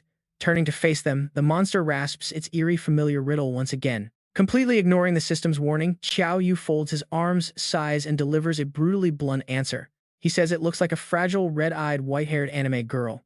The monster freezes, trying to process the insult. A fragile anime girl. Once the image registers in its head, the offended beast loses its mind and charges. Qin Tianshui screams a warning. This thing easily wiped out 2 senior cultivators, so its power is no joke. Tang Lan, their wood mage, tries to bind it with heavy vines, but the beast easily bites through them. Pouncing on Qiao Yu, it scratches his face, dealing 369 points of damage, but he barely flinches. The monster is totally stunned. Smiling, Qiao Yu asks if it forgot to eat breakfast before throwing hands. He unloads a massive punch, dealing 1,042 damage. Talk about an absolute jaw-dropping beatdown. Is he really just a novice? Cao Zhao and Wu Chengfu slowly look up, unable to believe their eyes. How can a simple necromancer hold such raw strength? Is he just riding on his good looks, or what? With a massive blast, the beast is flattened. Qiao Yu casually plants his foot on its head and sighs. This dungeon sure has some weird creatures, he grumbles. But to his teammates, the weirdest thing here is him. His power is so abnormal they start wondering if he is the one possessed by an evil entity now. Cao Zhao points out that Qiao Yu effortlessly destroyed a master necromancer without showing even a shred of hesitation. Maybe the real Qiao Yu is already dead, and this is a fake. The accusation leaves the girls speechless. Clueless about their doubts, Qiao Yu cheerfully runs over to ask if everyone is alright. Cao Zhao recoils in panic. He shouts at him to stay back. Qiao Yu stops, completely confused by their hostile sudden reaction. Cao Zhao draws his sword and demands to know if Qiao Yu is actually a monster in disguise. How else could a low-level necromancer beat a monster above level 20 with his bare hands? Qiao Yu sighs. He asks what monster would ever bother saving their lives, but Cao Zhao refuses to back down, claiming it could all be an act. Who knows if he is just playing a part? This forest is far too treacherous to take any unnecessary chances. If he cannot prove his true identity right now, he needs to pack up and leave the party immediately. Qin Tianshui defends him, insisting it is impossible since Qiao Yu was by their side the entire time. How could he possibly be a monster? Mi Yuan agrees completely, saying she also feels his identity is real. Meanwhile, Wu Chengfu is absolutely useless. He only knows how to make life difficult for others alongside Cao Zhao. But then how else do you explain his power? Qiao Yu immediately pulls out his equipment and challenges them. What kind of monster runs around carrying top-tier player gear like this? Qin Tianshui happily chimes in to agree. She says that only players can own items, so monsters definitely cannot have them. That proves Qiao Yu is definitely the real deal. Cao Zhao is still not convinced and scoffs, but his eyes suddenly widen. He realizes the gear Qiao Yu is wearing is actually an A-grade item. Cao Zhao and Wu Chengfu share a look. They smirk at each other with clear, sinister intent. Suddenly, their attitude completely flips and they act incredibly friendly. They tell Qiao Yu to let it go since it was just a misunderstanding, saying he just does not look like a standard necromancer. They claim it was only natural to doubt him, but now that his identity is clear, everyone should keep moving forward. Qiao Yu is far too sharp to buy this act. He instantly figures out what these two scoundrels are plotting. The group resumes their march, but Cao Zhao and Wu Chengfu deliberately fall behind. Did you see that just now? Cao Zhao whispers. Did you see the items on him? The other nods, yeah, and they are 2 A-grade items. How does a low-tier beginner have gear like that? Exactly what right does he have to own so much A-grade gear? Who knew this dungeon run would bring such a massive jackpot? He is just a low-tier beginner, meaning taking him down and snatching his gear will be an absolute piece of cake. Once we take him out, we will split his valuable gear 50-50. But Wu Chengfu still feels hesitant. He easily slaughtered that yellow weasel monster, so how can we possibly defeat him? Cao Zhao confidently scoffs at the concern. He claims they were only caught off guard by the monster's poison. Besides, they are mid-tier players, so why fear a novice? Why should they fail against a mere beginner? With their minds made up, they begin planning the perfect time to strike. Cao Zhao takes charge of the plan, telling his partner to just wait for his signal when the right moment comes. Suddenly, the entire party halts in their tracks. Everyone look over there. Right ahead of them is a terrifying sight. Countless lost souls of former players float before them. Mi Yuan turns pale as she recognizes who these spirits actually are. These are the tragic players who failed to clear this soul-silencing dungeon. This place is far more terrifying than they expected. Tang Lam urgently calls everyone over to a stone altar she just discovered, pointing out ancient texts carved into the slab. The ancient runes state that they can only complete this dungeon quest by offering a living sacrifice to the altar. The wandering souls near the water are actually lake slaves. Anyone sacrificed here will be trapped as a slave for all of eternity. Upon hearing about the sacrifice, the 2 sinister schemers realize this is their golden opportunity to get rid of Qiao Yu. They charge forward with absolute murder in their eyes. Qin Tianshui gasps in shock, asking them what they think they are doing. They reply that they are simply completing the quest. Instantly, they use their power to violently shove Qiao Yu forward. Caught completely off guard, Qiao Yu crashes straight to the ground and curses, "Damn it, he literally just saved their useless lives." Cao Zhao sneers that there is no room for friendship in dungeons, telling him to blame his own pathetic weakness. Qiao Yu is forcefully shoved right into the center of the glowing sacrificial array. Qiao Zhao eagerly barks out orders. He excitedly tells Wu Chengfu to hurry up and activate the altar. But that is far easier said than done. Wu Chengfu looks completely lost, admitting he has no idea how it works. Cao Zhao immediately turns to Mi Yuan for answers. He demands to know how to activate the ancient altar. Mi Yuan replies coldly while slowly reaching down for her blade. She asks why she would ever help them. Cao Zhao snaps back, threatening to deal with her right after this. He declares they must execute Qiao Yu right here to complete the offering. Qiao Yu just sighs with closed eyes. He mutters that his principal warned him about people like them, but he still hoped it was not true. Wu Chengfu mocks him, asking what a weak, low-tier necromancer could possibly do against two fully trained mid-tier players. He laughs at Qiao Yu's sheer delusion, calling him a fool for trying to fight them with physical strength alone. Qin Tiansui watches in absolute horror, unable to bear seeing Qiao Yu get hurt. She frantically asks what they should do. Mi Yuan firmly declares that since he saved her life, she will absolutely step up to protect him now. As the two traders charge forward to attack, Qiao Yu stops holding back. A massive aura of power erupts from his body. Qiao Yu instantly blocks their assault with his weapon. Wu Chengfu strains against him, telling him to surrender quietly. He demands that Qiao Yu surrender all his powerful gear right now if he wants to keep his pathetic life. Countering with a single hand, Qiao Yu sighs. He asks if they were really just after his gear this entire time. Cao Zhao lunges from behind with his signature dragon slash. But before he can land the hit, Mi Yuan steps in and completely shuts him down. Cao Zhao is furious. He demands to know what she is doing, but she insists she is just returning Qiao Yu's favor. Cao Zhao snaps back. Don't you want to clear this dungeon? He insists that sacrificing Qiao Yu is their only ticket out. Mi Yuan, completely unfazed, radiates a cold aura as she replies. If they have to sink that low, she would rather fail. Besides, she calmly points out that the monument only mentions sacrificing a living creature, not betraying their own teammates. He is pathetic. That is just cowardly. Meanwhile, across the chamber, Qiao Yu suddenly launches a vicious counterattack, completely turning the tables on his foe. He slams Wu Chengfu straight to the ground. Cao Zhao spins around in sheer panic. This cannot be happening. Wu Chengfu is terrified. Qiao Yu steps forward, radiating pure, suffocating, killing intent. Did they really think they could sacrifice him without asking? The two traders shake in fear, but they still try to act tough, sneering that he is just a low-tier mage. Cao Zhao yells for Wu Chengfu to charge, but Mi Yuan steps in front of them, shouting that she won't allow it. Mi Yuan and Qiao Yu stand side by side. Furious, Cao Zhao declares he will just have to kill them both. Suddenly, Tang Lan slips away. She reaches the monument and presses the hidden button, causing the entire floor to shift. The battle stops. A system alert blares, announcing the altar's activation. Suddenly, a wave of crippling physical pain strikes them. Their minds and bodies burn in agony, but Qiao Yu stands completely unaffected. His Qianqi pendant is shielding him from the assault. Cao Zhao, writhing on the ground in pain, glares bitterly at Tang Lan, demanding to know what she is trying to do. Tang Lan simply smiles. She softly replies that she is merely trying to do whatever it takes to clear this dungeon. The two betrayed men collapse, screaming in rage and cursing her as a traitor. In response, her cold eyes narrow. She activates her wild vine growth, wrapping thick roots around them and squeezing the breath right out of their lungs. Usually quiet, she now fires back. If they had the guts to target Qiao Yu, they have no right to complain now. Even though she is defending him, Qiao Yu wonders how she knew the exact method to activate the ancient altar. Tang Lan had been a quiet presence throughout, yet she never faced any real danger, and she even found this altar first. It is as if she knew this place existed all along. Qiao Yu's mind races as he pieces the clues together. Could this be her second time in here? Before he can ask, Tang Lan decides she is done playing nice.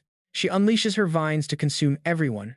Crushing green tentacles coil around Qiao Yu, attempting to pull him down. But with raw physical power, he tears the vines to shreds and breaks free. Tang Lan gasps in utter disbelief. Why is he unaffected by the altar? Qiao Yu stands tall, laughing as he turns the question back on her. He asks how she knew the ritual, guessing that she planned to sacrifice them from the very beginning. Tang Lan just chuckles, instantly strengthening her massive vines as she playfully tells him to take a wild guess. Not giving her an opening, Qiao Yu unleashes his chaotic wind blade slash, shredding through the incoming roots with absolute ease. Yet the vines keep regenerating, wrapping around his blades to lock him down. Tang Lan smirks, confident in her trap. She mocks him, asking if a low-tier weakling really thinks he can bypass the level gap and defeat a mid-tier expert. She fires a parasitic wood seed directly into his neck. Qiao Yu gasps in shock as it burrows into him. Tang Lan warns him to stop struggling and become her sacrifice. But Qiao Yu spots a perfect golden opening. He activates his ancestral corpse ring, instantly slashing Tang Lan's speed by 50%. He has to strike now. This powerful debuff only lasts for 10 seconds, meaning he has a precious 10-second window to turn the tide of battle. Activating his Qiao necklace, Qiao Yu boosts his attack power by 30%, ready to show her his true strength. Tang Lan just stands there laughing. She mocks him, wondering how a mere low tier could possibly slow her down, but her smug smile instantly vanishes as Qiao Yu's power skyrockets to terrifying heights. It is time to strike. Qiao Yu lunges forward to deliver a devastating punch, but even now Tang Lan cannot resist throwing shade. She sneers, asking if a low-tier trash like him really believes he is some kind of chosen genius. She raises her Guardian Vine armor to block him, but his massive fist punches clean through the magical shield.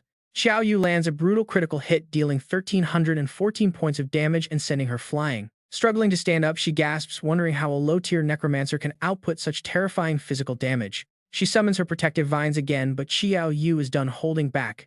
He drives another savage punch into her face. Her defensive armor shatters instantly.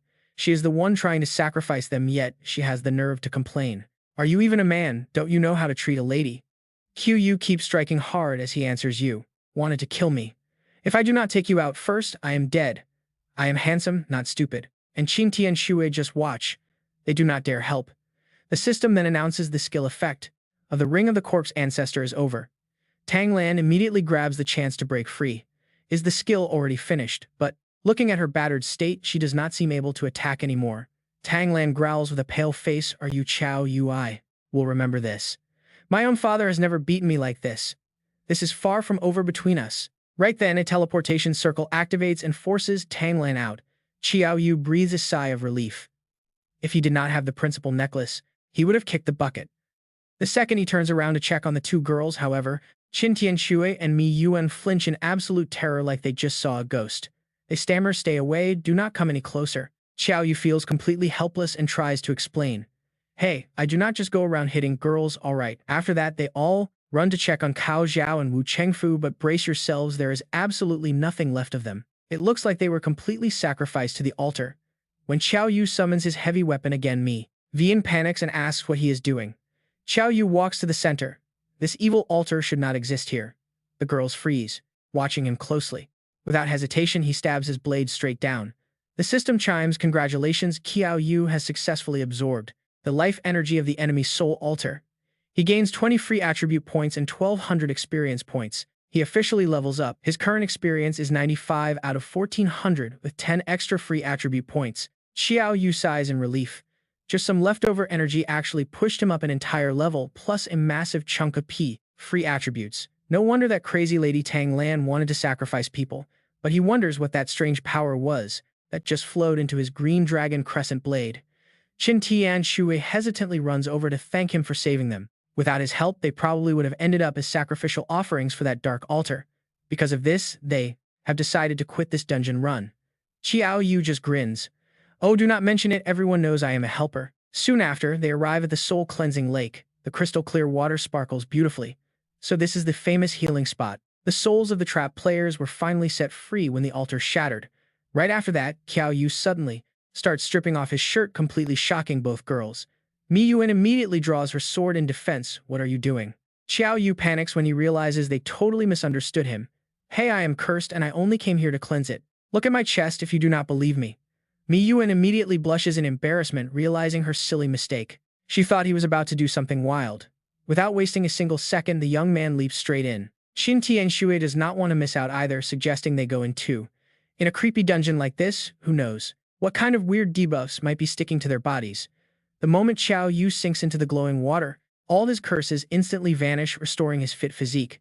It actually works. The dark marks are quickly washing away. However, the wood seed Tang Lan planted inside him refuses to budge. Well, whatever. He will just cross that bridge when he gets to it. Soon the two girls strip down and jump in for a nice relaxing soak themselves. Man, this dungeon run was absolutely insane. They are so lucky Qiao Yu was there. Mi Yuan still keeps a cautious eye on him, whispering that he is probably still a sneak. Speak of the devil, Qiao Yu suddenly pops up right next to them, causing both to scream bloody murder. "See, I told you that guy is a total creep." Qiao Yu rubs the massive bump on his head. "Hey, you guys were the ones who swam over to my side." Eventually, they get out and dry off. Qin Tian Shui shyly asks Qiao Yu and Mi Yuan to add her as a friend. Just then, the system warns them that the dungeon is not fully cleared. Leaving now means forfeiting all rewards. Do they really want to exit. Qiao Yu decides to call it a day anyway. This place is just way too sketchy for now. He can always come back and fully explore it when he is stronger. After exiting the instance, he heads straight to see the principal. The old man practically leaps out of his chair in utter shock. Well, look who is still kicking. He looks at the boy with newfound respect. This kid is definitely not as simple as he looks on the outside. Surviving a D-rank dungeon as a mere low-level necromancer is no small feat. But business is business. The principal immediately demands his item back. Glad you are safe, but is my necklace in one piece? Qiao Yu nods. Honestly, without it, he never would have made it back from the lake. In fact, Qiao Yu is secretly reluctant to return the valuable. That is exactly why the principal snatches it back. You greedy little brat, how dare you even my gear? Well, if you can beat me in a fight, I will give you this Qilin necklace. Qiao Yu scratches his head sheepishly after getting smacked right on his head. Principal, what does that +5 on your necklace actually mean? That is enhancement. Any gear above A grade can be upgraded with special enhancement stones, making it way more powerful than before. Qiao Yu is surprised but also feels quite shocked since his own method of upgrading the Green Dragon Crescent Blade is a bit different. So how is that Hamba curse of yours doing? Rest assured, teacher, it is completely gone. Well, that is good to hear. All right, if you have nothing else to do, get out of here and stop bothering me. As soon as the kid walks outside, someone is waiting. A stylish blonde guy greets him warmly as junior brother Qiao Yu, leaving our hero completely clueless. He has no idea how this guy even knows him. The stranger introduces himself as Long Xiang, also from Sioux City. He mentions taking the big exam back in Sioux City. Qiao Yu finally realizes this is senior brother Long Xiang, the guy who scored the absolute highest in the recent warrior class exam. Qiao Yu had actually seen him on TV but wonders why. He is approaching him so enthusiastically, telling him that since they are both from Sioux City, if he ever runs into trouble, he should just let him know and he will do his best to help. He even asks to be friends. Qiao Yu finds it pretty weird that this senior brother is being so incredibly friendly. But our hero is too naive and things are definitely not what they seem. The moment Long Xiang walks away, his face twists into pure murderous malice. That night, as soon as Qiao Yu hits the bed, he starts thinking deeply. Now that the curse is gone, he decides to put the wood seed aside for a while. First, he must quickly boost his overall strength. Looking at his updated stats, he has officially reached early stage level 14. His strength is 369, health is 4630, and experience is 95 out of 1400. Gear includes a C-grade skeleton king ring, C-grade gleaming brass knuckles, D-grade green dragon, crescent blade, and vermilion. Armor of B-grade plus an A-grade zombie ancestor emperor ring. On his second day of school, Advisor Zhang immediately corners him. He demands to know why a necromancer like Qiao Yu would ever choose to specialize in physical cultivation. Qiao Yu clenches his fists with absolute determination, explaining that he does not want to be a fragile meat shield mage because that is not a real mage. Without a rock-solid body and a powerful physique, he can never truly protect himself. But Advisor Zhang counters that university education is highly specialized. Even though his file says he was born with insane natural strength, he is still a necromancer and will never survive in the physical department. Yet our stubborn protagonist remains completely unfazed, standing firmly by his decision without showing even a hint of hesitation. He repeats that he wants the physical major. He acts confident, but inside he is actually sweating bullets. If the teacher ever finds out he cannot even summon a basic skeleton, he might just get kicked out immediately. Advisor Zhang simply sighs at his stubbornness and hands out their student ID cards. Yang Xiang looks at his card completely confused about what it is even for. Teacher Zhang explains that Capital University operates on a credit system. Each card starts with 10 base credits. At this top academy, absolutely everything from food to gear, skills, and special items requires credits to buy. Ma Fei asks with a pretty smug look how much cash it takes to buy a credit. He even brags about wanting to buy 100 credits right away, but his rich boy dreams are immediately shattered. The teacher snaps that credits can only be earned through school missions or by passing tough instructor evaluations. Hearing this, the wealthy kid completely freezes in shock, realizing all his family wealth is basically useless here. Out on the main field, an instructor starts shouting for everyone to gather up, calling for the physical warrior class. Meanwhile, from a safe distance, the creepy necromancy professor Shen Jianshu keeps his sharp eyes glued directly on Qiao Yu. Qiao Yu shivers, sensing something is definitely off, wondering why he feels like a disgusting gaze is fixed on him. Once the physical class fully gathers, the burly instructor introduces himself as Wan Leihao, a high-tier cultivator. He bluntly warns everyone that his class does not accept trash and he is about to unleash his heavy pressure while standing completely still. Anyone who can withstand his crushing pressure for 5 full minutes gets to stay in his class. When a student asks what happens if they fail, the instructor promises to personally escort them to get transferred out. This Wan Lihao guy certainly does not play around. Suddenly, a massive wave of suffocating pressure begins to radiate from him, and the students are instantly brought to their knees. With such terrifying pressure, surviving 5 minutes feels totally impossible. But one brave student tries to reassure the others, saying that even though the teacher is high tier, he is standing perfectly. If we team up and work together, we might actually stand a chance at winning. Wan Lihao watches with interest. At least this kid has the guts to stand up and take him on. Lin Lang hasn't been eliminated yet, a highly promising prospect indeed. The young man steps up and proudly introduces himself as Lin Lang. He gathers everyone to quickly brainstorm a game plan. Surely nobody here wants to get kicked out, but going head-to-head with the instructor is out of the question. So why not split into 2 groups to hold off Instructor Wan and focus purely on surviving for those 5 minutes? If everyone is on board, let's divide the teams now.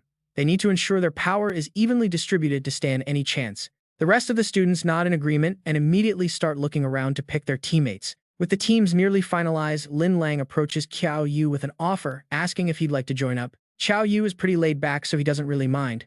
But Lin Lang is curious and asks about his level, and why he wants to be a body cultivator when his body looks so incredibly fragile and weak. Qiao Yu doesn't hesitate to clarify that he isn't a body cultivator at all, he is actually a necromancer. This completely freezes Lin Lang in his tracks. He almost wonders if his ears are playing tricks on him.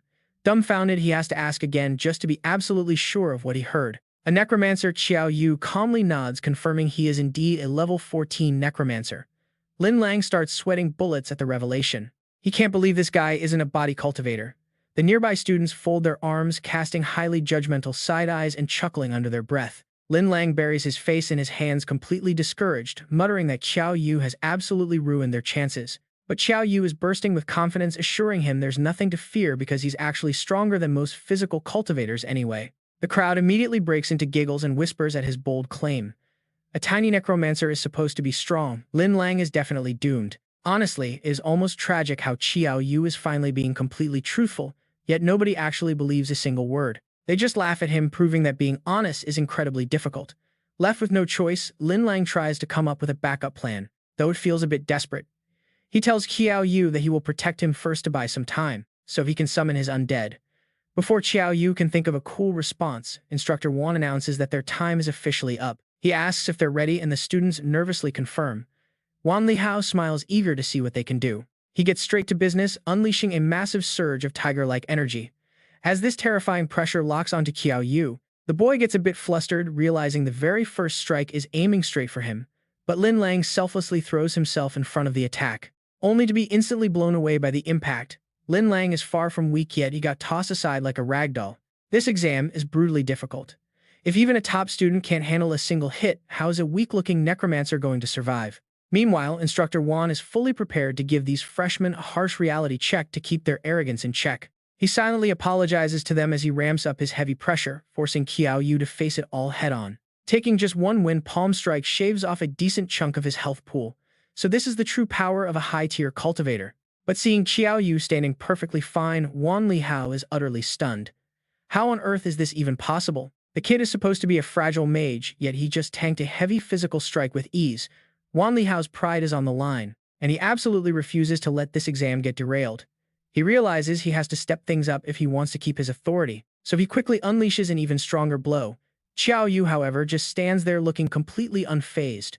With a massive burst of raw strength, he blocks the incoming strike in an instant, though his health drops slightly, leaving him at 3,175 out of 4,630 health. The crowd is left absolutely speechless by the display. How can a simple necromancer effortlessly tank 2 heavy wind palm strikes from their incredibly powerful instructor like that? Even their strongest fighter got blown away, yet this guy is standing tall. Qiao Yu, though, is starting to feel slightly dizzy from the impact. He wonders if the teacher is deliberately holding nothing back just to make an example out of him. Determined to see this through, Qiao Yu looks up with a defiant smirk, asking his instructor if that's really all he's got. Lin Lang nearly has a panic attack, warning him that provoking the instructor is a one-way ticket to a brutal beating. Wan Lihao's mouth twitches, unable to believe a rookie necromancer is actually looking down on him like this. Still, he is highly intrigued by how this kid managed to block 2 of his strikes. The instructor speaks up. Praising his guts, he challenges the kid to withstand one final devastating blow to prove his worth. He promises to personally back him up at Capital University. In a flash, he appears right before Qiao Yu's eyes. Unleashing his full power, Qiao Yu clenches his fist to meet him head-on. As their massive powers clash, Qiao Yu is sent flying back, coughing up blood. The surrounding students watch in utter horror at how intense this test has become. Blood is everywhere. Qiao Yu collapses completely motionless. The teacher finally stops and tells Lin Lang to get some help. Take 2 people and carry him to the clinic. Right then, Wan Lihao feels a massive sudden wave of regret. Why fight with the student? But just as everyone thinks Qiao Yu is out, blood drips onto the dirt. Against all odds, Qiao Yu drags himself up. Standing on shaky legs, he gasps out, "I took your punch." His health is at 240 out of 4,630. This insane grit leaves everyone speechless. Is he really a fragile necromancer? Qiao Yu just wants his approval. Teacher, did you see? Did you hear me? I survived. Right after saying it, Qiao Yu passes out, but not without his savage middle finger. Through his blurry vision, Qiao Yu hears the 2 teachers arguing loudly over who is to blame. You are an instructor, how could you lay hands on a student? But Wan Lihao fires back that the kid belongs here. He wakes up safe in a hospital bed, and you won't believe who is waiting right next to his bed. Wan Lihao tells him to rest easy. A promise is a promise. Since he survived that brutal strike, he will protect Qiao Yu from now on. But suddenly, Professor Shen Jianshu steps in. He tells Wan Lihao to get lost because Qiao Yu does not need his protection. Wan Lihao just stubbornly refuses. He insists that Qiao Yu successfully passed the test, making him an official student of the Physical Cultivation Class 2. The 2 are already fighting over him. Shen Jianshu firmly asserts that the boy is a registered necromancer, but Wan Lihao does not care about official classes with a tough beastly physique. He belongs in physical cultivation. Shen Jianshu turns straight to Qiao Yu, demanding to know why he refuses to walk the path of the powerful undead. The sudden pressure catches Qiao Yu off guard. He nervously scratches his head, explaining that physical training suits his raw strength much better. He says he was born with crazy power. Terrified of losing a star student, Shen Jianshu snaps, "Suits you my foot." He summons a glowing skeletal warrior right inside the hospital room, demanding to know if necromancy lacks style. They can wipe out entire legions with a single snap. Is that not way better than charging into a fistfight like an idiot? Wan Lihao just watches the dramatic show with a highly judging stare. Meanwhile, Shen Jianshu keeps hyping up the magic class. He promises to teach Qiao Yu everything, offering top-tier skills and dark secrets if he joins the undead branch. He promises Qiao Yu will one day raise a hand to summon massive shadow dragons. It sounds tempting, but Qiao Yu is crying inside. Only Qiao Yu knows his mental strength is flat 0. He cannot summon even a basic skeleton soldier to save his life. He has to politely turn down the amazing offer. I am really sorry, Professor Shen Jianshu, but my mind is set. I still want to remain in Class 2. Sighing in defeat, Shen Jianshu accepts the decision and hands him a card. He tells Qiao Yu to visit his office. If he ever changes his mind, then he quietly leaves the hospital room. The second the professor steps out, Qiao Yu is filled with regret. Necromancy actually looks that incredibly cool. Wan Lihao grins proudly, telling Qiao Yu his wounds are almost fully healed. He expects him at Class 2 tomorrow morning. He promises to take them somewhere awesome. The very next day, the entire class is led straight into a C-rank dungeon. The dungeon is a massive dark forest. Their task for today is simply sitting cross-legged under the trees until the sun goes down. Some students scoff, thinking sitting around is way too easy. To demonstrate the true danger, the teacher casually tosses a stone.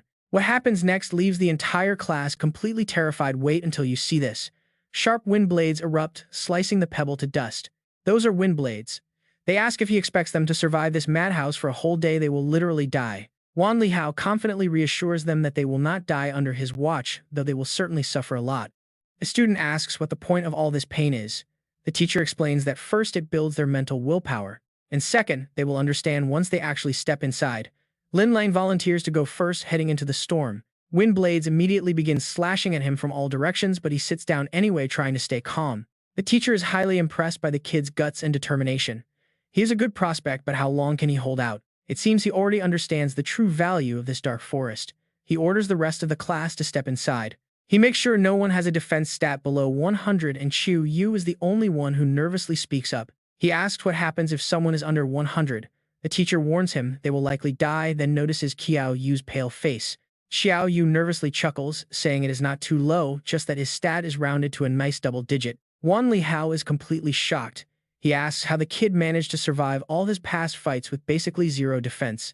What kind of monster is this guy? How did he survive 3 full punches from me? Qiao Yu just shrugs, saying his health points are simply a bit higher than normal. How much is a bit? Well, around 4,630. Teacher Wan does not even process the massive number at first, but once his brain finally loads it, he jumps back in complete shock. Wait, how much? A low-level novice with over 4,600 points of health. Is this guy actually a necromancer? Or is he some boss disguised as a human? Without wasting any time, Qiao Yu steps right into the wind blade zone. His health constantly drops, but not by much. He instantly figures out the mechanism. So this area can actually boost his defense. As his health ticks down, his defense stat rises. Looking around, everyone else's faces are as tense as guitar strings. Qiao Yu figures they must be trying to boost their own defenses too. Well, then it is time to take a gamble. Sitting there for a while, he remains completely unharmed. Teacher Wan is stunned. How is his defense so low, yet he is totally fine? All the students are highly focused when a spider suddenly drops down from above. To protect the students from the attack, Teacher Wan leaps forward, shouting at the vile beast to get lost. It is a level 33 dark spider with 5,000 health, 396 strength, 288 defense, and 345 agility, which lives in the dark forest and loves drinking human blood.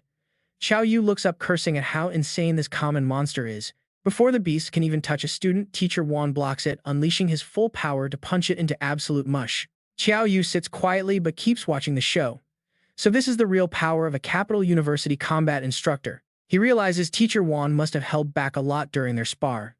After turning the beast to dust, Wan Lihao quickly turns around to reassure the kids, telling them to focus on training. Though he warns them that quitting early is not an option under his watch, Qiao Yu nods, feeling incredibly safe under the protection of such an absolute powerhouse. This is truly the luxury of a top-tier academy.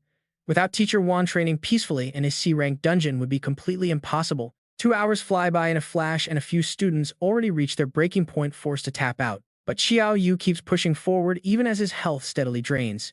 He realizes his raw defense is simply too low. At this rate, staying alive here much longer is out of the question. Suddenly, the wood mark on his neck flares up. It acts like an instant healing potion. This is the wood seed Tang Lan left inside him, which is now absorbing boundless energy from the entire forest. Qiao Yu breathes a sigh of relief, thanking his lucky stars for that clever girl. Without her seed, he would have missed this golden opportunity.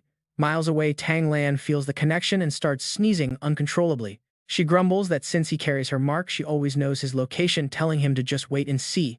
By now, only a tiny handful of students remain inside, while the rest watch from the sidelines in complete awe. They cannot believe these guys have endured the wind blades for an entire day, especially that crazy rookie Qiao Yu. Everyone thought a fragile necromancer like him would drop instantly, but he is somehow outlasting almost the entire class. Even Teacher Wan is highly impressed by their grit. He never expected Qiao Yu to survive this deep into training. The instructor wonders how on earth he is pulling this off, though he knows the end is finally drawing near. Lin Lang has incredible talent, but he is barely keeping pace with Qiao Yu. Suddenly, another student calls it quits. Now only Qiao Yu and Lin Lang are left standing. Lin Lang glances over at his rival, completely baffled by why he is losing to a mere necromancer. The onlookers hold their breath, wondering if Qiao Yu can actually win. Betting starts on who will drop first. Most guess Qiao Yu, since he is not even a real physical cultivator. Lin Lang is a known elite, but as they watch, they notice Qiao Yu does not look bothered at all. In fact, the guy looks completely relaxed, sitting there like he is at a spa. Lin Lang, on the other hand, pushes himself for a few more agonizing minutes before finally hitting his absolute limit. He looks away in shame. Teacher Wan signs for him to step out since he is done. The moment the star student finally stands up, the watching class erupts in absolute shock. They cannot believe their top genius is the one who folded first. Now Teacher Wan focuses all his attention on Qiao Yu, eager to see just how far the boy can go. Night falls, casting a heavy shadow over the forest, yet Qiao Yu remains perfectly still, meditating like a statue. Unbelievable, he is still going strong. Teacher Wan gets more excited by the second, mentally praising his incredible grit. But with the sun fully set, the training must end. The teacher calls out, ordering Qiao Yu to step out. Once night takes over the dark forest, even an elite instructor cannot guarantee their safety in these dangerous woods. Not at all. Qiao Yu stands up with absolute confidence, feeling totally pumped. This dark forest is seriously something else. After a full day of grinding, his defense has reached 23, a whopping 17-point increase. What really blows everyone else away is that if nightfall had not stopped him, Qiao Yu could have gone on much longer. There is no telling where his limit actually lies. The instructor finally dismisses the class, telling everyone to go get some good rest and prepare to continue tomorrow. A few days later, Qiao Yu has made some incredible progress. Thanks to that wood seed, his defense has skyrocketed over the past couple of days. Tomorrow, he plans to keep training, but suddenly Yang Xiang and the crew run up to him, calling out for Qiao Yu. They eagerly suggest starting their own guild, hyping up all the crazy benefits like unlocking guild-exclusive dungeons and entering guild wars. Plus, members cannot attack one another without triggering a massive global bounty that puts them on the wanted list everywhere. Qiao Yu thinks it is a pretty solid idea and has no objections, but he needs to head to his body cultivation class first. The group wants to lock it in, so they head off to apply first, while Qiao Yu promises to join them later. Then Ma Fei crosses his arms with his usual smug attitude. He is fine with starting a guild, but only on one condition: he has to be the leader. Yang Xiang rolls his eyes and immediately fires back, telling Ma Fei to spare them because having a leader like him would be incredibly embarrassing. Meanwhile, rumors about Qiao Yu have spread to other departments, with another instructor asking Wan Lihao if it is true that his class has produced a genius body cultivator. Wan Lihao boasts with immense pride, agreeing that the kid is indeed a genius, but reminding them that the guy is actually a necromancer. Meanwhile, Qiao Yu is still grinding hard inside a C-rank dungeon, pushing his defense points all the way up to 500. This means he has finally reached his absolute limit. Suddenly, the system summons a gorgeous girl. Is she the mechanical empress? But wait, how did she even manifest in this place? She explains that he carries something capable of absorbing energy which can help her build a brand new body. Qiao Yu never expected the wood seed to have such an incredible effect, let alone awaken the legendary mechanical empress. Qiao Yu does not beat around the bush and asks her straight up what she plans to do next, reminding her that she wanted to explore the outside world. Now is the time to fulfill that promise. Suddenly, a massive wave of energy erupts, absorbing directly into Qiao Yu's body. It seems like the mechanical empress is fusing her soul with him. As Qiao Yu writhes in pain, she tells him from within to relax, promising it will only hurt at first before easing up. From now on, she will be able to feel everything that he hears, thinks, and sees. Qiao Yu instantly feels incredibly uneasy about this whole setup because having someone else in his head, watching his every move, is totally annoying. If she can read his thoughts, does that mean he will have zero privacy from now on? No way can he let that happen. Losing all his secrets is out of the question, so Qiao Yu cannot help but immediately picture the mechanical empress taking a bath, causing him to blush with a smug grin. Witnessing his thoughts, she panics and screams, demanding to know what kind of trash he is imagining and promising to stop reading his mind. Finally, that invasive feeling. Seriously, you have to love how quickly Qiao Yu handles these awkward situations. With his defensive stats officially maxed out now, he decides to head over to Zuo Yu and the others to see how their guild registration is going. But they seem to be caught in a brutal struggle. They demand to know how they offended these bullies.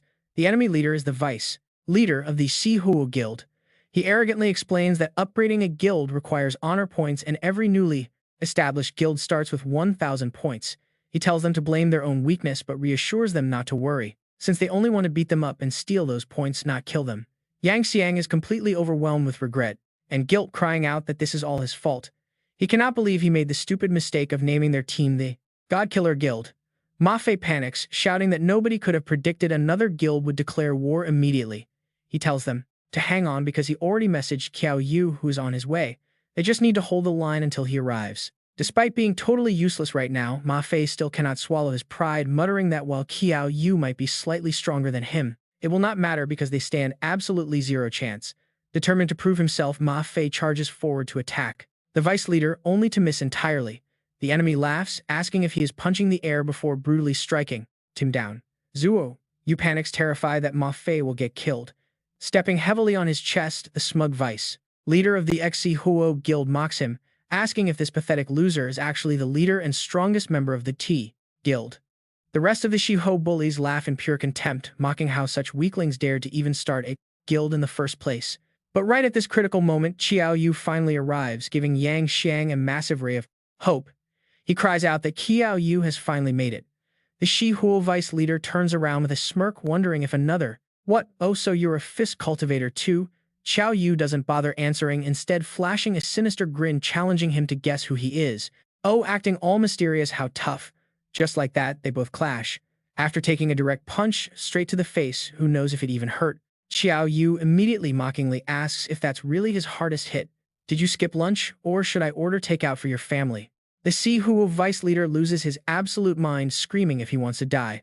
But despite his loud yelling, he is actually panicking inside. He just threw an 80% power punch, yet he couldn't even scratch his defense. How is this even possible? Right after that, he unleashes his 7-kill fist, launching a barrage of rapid strikes. Zuo Yu panics, constantly screaming out to warn Qiao Yu. He yells for him to get out of the way. Meanwhile, the smug Shihuo lackeys laugh, claiming the kid is definitely history now. No same-level physical cultivator can block their vice leader's special strike, but things are not what they seem, as only the vice leader realizes. His ultimate move didn't even budge the guy an inch. He starts sweating, wondering just how monstrous this kid's defense actually is. Watching from afar, Yang Xiang can easily tell that in just a few short weeks, Qiao Yu's power has skyrocketed. You can actually hear a pin drop as the smug Shi Huo guild members freeze in total shock. How is this even possible? Didn't even scratch the kid at all. While the vice leader struggles below, the Zihu guild president calmly spectates from above. After letting the frustrated vice leader punch him as much as he wanted, Qiao Yu decided it was finally time to get to work. He calmly asks if he is done because now it's his turn. Before he even swings, the panicked Zihuo members start screaming. They beg their vice leader to hit him, reasoning that someone with high defense must have weak attack power so he cannot fall. Trying to regain his composure, the vice leader clenches his fists and charges, shouting that he almost fell for the bluff. He claims he does not believe Qiao Yu's offense is as terrifying as his defense, daring him to show what he has got. Qiao Yu is more than happy to oblige. He delivers a brutal critical punch, shaving off 2200 HP and sending him flying. The vice leader crashes, smoke rising from his body. Qiao Yu walks over, sighing that kids these days really lack respect for experts. Seeing their vice leader in such a miserable state, the remaining members of the guild are absolutely furious. They yell out, calling him a brat and threatening to end him, urging everyone to charge together and take him down. But right then, the Shi Huo president finally steps in, ordering his men to stop because they are no match for him. As the president approaches, Qiao Yu senses a powerful aura, realizing this guy must be at least a mid-stage expert. Standing face to face with Qiao Yu, the man introduces himself and asks if he is the leader of the God Slayer Guild. He introduces himself as Lu Tuo. Hearing this, Ma Fei instantly gets agitated, loudly protesting that he is actually the real leader. Naturally, nobody pays attention to Ma Fei's loud boasting. Lu Tuo ignores him and proposes a deal to Qiao Yu. He suggests a one-on-one duel to settle it all, with the loser's entire team surrendering and handing over their honor points. Zhuo Yu immediately protests in anger, asking who he thinks he is, demanding a mid-stage warrior duel a beginner. He snaps that his skin is thicker than Yang Xiang's stomach. But ignoring the noise, the two leaders continue negotiating. Qiao Yu confidently accepts the deal without hesitation. But the moment he agrees, Lu Tuo suddenly lunges forward. He slashes a dagger right across Qiao Yu's face, catching him completely off guard and leaving him with a blinded eye. Qiao Yu realizes the weapon is poisoned as his vision blurs. Outside, Zhuo Yu and Yang Xiang scream in outrage. They curse him as a cheap, shameless coward for using poison and a sneak attack in a supposedly fair duel. Lu Tuo simply licks his lips with a sinister grin. To him, victory is the only thing that matters in battle. He sneers that any dirty trick is fair game, and once defeated, the kid is nothing but a loser. While Qiao Yu struggles to fight back with his vision completely compromised, Lu Tuo takes full advantage of the situation. He unleashes his Gale Fist, launching a barrage of attacks. Qiao Yu can only defend blindly as his friends panic. Lu Tuo goes in for the kill, thrusting his poison blade right at Qiao Yu's face while he struggles to see. Believing the fight is won, he is suddenly shocked when Qiao Yu counters, flicking him away with a massive blast. The Shi Huo members watch in sheer confusion as their leader gets blown back, lifting his charred face in disbelief. He wonders what on earth just hit him, seeing his health bar suddenly cut in half in an instant. It turns out Qiao Yu had help from the Machine Queen inside his system, who warns him to stay extremely alert. Knowing he has lost a bitter, Lu Tuo admits defeat and turns to leave, acknowledging Qiao Yu's victory today. But Qiao Yu is not about to let him just walk away after trying to pull a cheap stunt like that. Activating his ancestral corpse ring, he refuses to let him go after hurting his friends with a cheap poisoned weapon. Did he think he could just walk away like that? Life is not that easy. As Qiao Yu rushes in, Lu Tuo starts panicking. He screams out, asking if the kid wants to force his hand. But the next second, Lu Tuo gets punched right in the face. The Shi Huo guild members panic. Seeing their leader get trashed, they realize staying means losing everything. Meanwhile, Lu Tuo forces himself back up. Stumbling, he growls that the kid forced his hand. With bloodshot eyes and tongue out, Lu Tuo looks like a literal demon. The villain has his own plan. That strange creature from earlier seems to be gone, so it is time to unleash his trump card. He wants to make Qiao Yu pay. Opening his mouth, Lu Tuo fires a projectile straight at him, hitting Qiao Yu once again. The poison hits his hand. Realizing the cheap trick, Qiao Yu gets furious. No more holding back. He decides to end this. He is about to teach him a real lesson, landing a heavy blow right on his ugly face. Still, Lu Tuo struggles to rise again. He cannot accept being humiliated by a mere beginner when he is a mid-tier player. Desperate, Lu Tuo acts again. He activates his Gale Fist skill, combining it with a heavy barrage of poison. Facing this dense wave, Qiao Yu is cornered. He has to spin and dodge frantically, but the attacks keep coming from all sides. To make matters worse, Lu Tuo prepares another move. He unleashes his Wisdom Bind skill and laughs triumphantly. He mocks the kid, claiming his own evil power is far superior. Any warrior hit by his wisdom bind will instantly lose the ability to move completely, turning into helpless prey. He gloats about almost losing to a beginner, asking the kid how it feels to be trapped like a rat. He taunts him to keep acting tough now that he is completely paralyzed. Where did all that pride go? With that, he starts repeatedly slapping Qiao Yu across the face. The Shihuo guild members immediately cheer in celebration. They laugh at his pathetic state, mocking Qiao Yu for being foolish enough to think a beginner could ever defeat a mid-tier player. They call him incredibly naive. Meanwhile, Zuo Yu and Yang Xiang watch in absolute shock, their faces turning pale. They wonder if their friend is actually going to lose. Standing proud, Lu Tuo admits that the kid is strong for a beginner, but he claims Qiao Yu is still far too green. But suddenly, Qiao Yu's expression completely shifts, his eyes fill with rage. He asks Lu Tuo if he ever considered the possibility that he was never a warrior in the first place. Lu Tuo freezes, thinking it must be a trick. With stats like that, how could Qiao Yu be anything but a warrior? Deciding not to waste any more words, Lu Tuo goes absolutely wild, unleashing a crazed, desperate attack like a madman. Without thinking, he charges forward. The Shiyu members cross their arms and boast, thinking another genius is about to fall. They brag that anyone facing their leader ends up dead, mocking anyone who dares to oppose the Shihuo guild. On the other side, Yang Xiang and Zuo, you can only pray desperately, calling out to Qiao Yu to wake up. But Qiao Yu is not that easy to beat. Standing his ground, he uses just one hand to launch a counterattack. He gives Lu Tuo a cold warning. He already told him he was not a warrior, yet he refused to believe it. And now he finally has him. Qiao Yu delivers a brutal kick to the gut, followed by a heavy punch to the face. Lu Tuo is left battered and bloodied. He cannot comprehend how Qiao Yu can still move after being hit by his wisdom bind. Qiao Yu calmly repeats his warning. He already made it clear that he was never a warrior to begin with. He explains that his physical body is just slightly stronger than average and that he is actually a necromancer. A devastating blow deals 1,233 critical damage. Barely holding on to life, Lu Tuo lets out one last scream, before collapsing completely. Looking around, Qiao Yu decides it is time to clean up the rest of the trash. The entire Shihuo guild immediately drops to their knees. The system then announces that the God Slayer guild has won. The guild points are transferred, cementing a spectacular victory. Qiao Yu's companions are absolutely thrilled by the outcome. They ask if everyone is alright. His friends assure Brother Du that they only suffered minor cuts and bruises. As they recover, Qiao Yu realizes his defense stats have hit a bottleneck. Normal training in the Dark Forest will not work. He decides it is time to raid a high-tier dungeon to find himself a proper defensive shield. Deep inside his inner mindscape, he speaks with the Mechanical Queen about his upcoming plans. As a powerful boss, he asks if she knows of any specific dungeons that are likely to drop shields. After a moment of thought, she confirms such a place exists but strongly warns him to stay away. She warns him that with his current power, even a common monster inside would easily tear him apart. Qiao Yu refuses to back out, demanding the details so he can prove her wrong.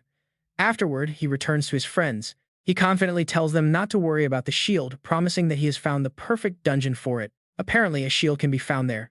Zuo Yu wants to tag along, but Qiao Yu still wants to hear the Machine Queen's input first.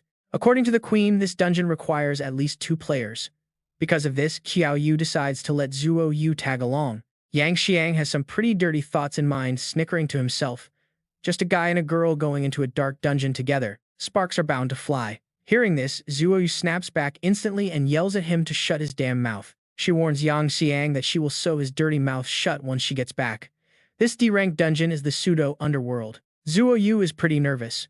She asks if Qiao Yu is absolutely sure about entering a D-rank dungeon, but he tells her not to worry. Qiao Yu actually has some solid experience even clearing a B-rank dungeon before. Still, he knows they can never let their guard down. He almost died in that last run. Meanwhile, Zuo Yu has a different worry, fearing that she might just end up holding Qiao Yu back. Since Zuo Yu lacks a shield, she basically has 0 combat power. But Qiao Yu just smiles and pats her head, making her blush instantly. Blushing, she agrees and they finally step inside. The underworld is a world created by Hades where all souls must go after they die. This pseudo-underworld is just a simulation of the real thing. Suddenly, amid a misty rain, Qiao Yu somehow loses consciousness and falls asleep. After Zuo Yu frantically calls out his name for a while, Qiao Yu finally wakes up and asks if they have arrived in the underworld. Legends say this place belongs strictly to the dead. Zuo Yu looks incredibly tense as she wonders if they are now considered dead too. It feels somewhat similar to the Lin Shu Mountain dungeon. Qiao Yu thinks it might actually be a pretty interesting setup. If that is the case, it means they are currently in a very special state. A confused Zuo Yu asks if that is true. Do they actually enter the underworld as living souls? Qiao Yu suddenly finds himself staring right at the necklace on Zuo Yu's neck. This makes her jump back, thinking he is looking somewhere else, and she snaps at him.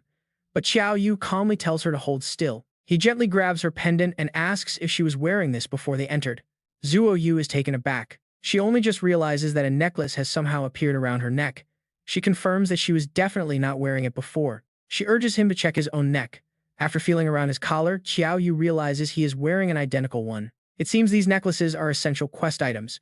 Right on cue, the system announces the first phase of their underworld quest. They must pass through the Hell Gate to reach the Agon River while keeping a sacred cross safe from being lost. Once Phase 1 is completed, Phase 2 will unlock.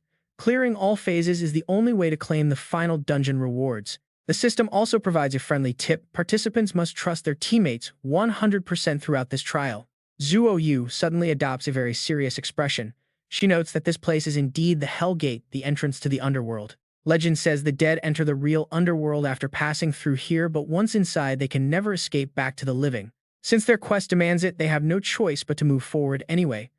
Qiao Yu nods calmly, ready for whatever lies ahead. Zuo Yu feels pretty lost, unsure of which way they should even go. Honestly, even Qiao Yu has no idea which path is correct. But he spots a strange, invisible figure ahead and decides to follow it. Soon they are led to a place swarming with lost souls. This is definitely the legendary Hell Gate itself. And it is not just human souls, here the spirits of monsters wander around too. Suddenly, a massive beast growls. It is a three-headed hellhound, and Qiao Yu quickly pulls up its stats to see what they are up against. Cerberus is level 29, possessing massive health and high defense. This vicious beast absolutely loves eating the souls of the dead.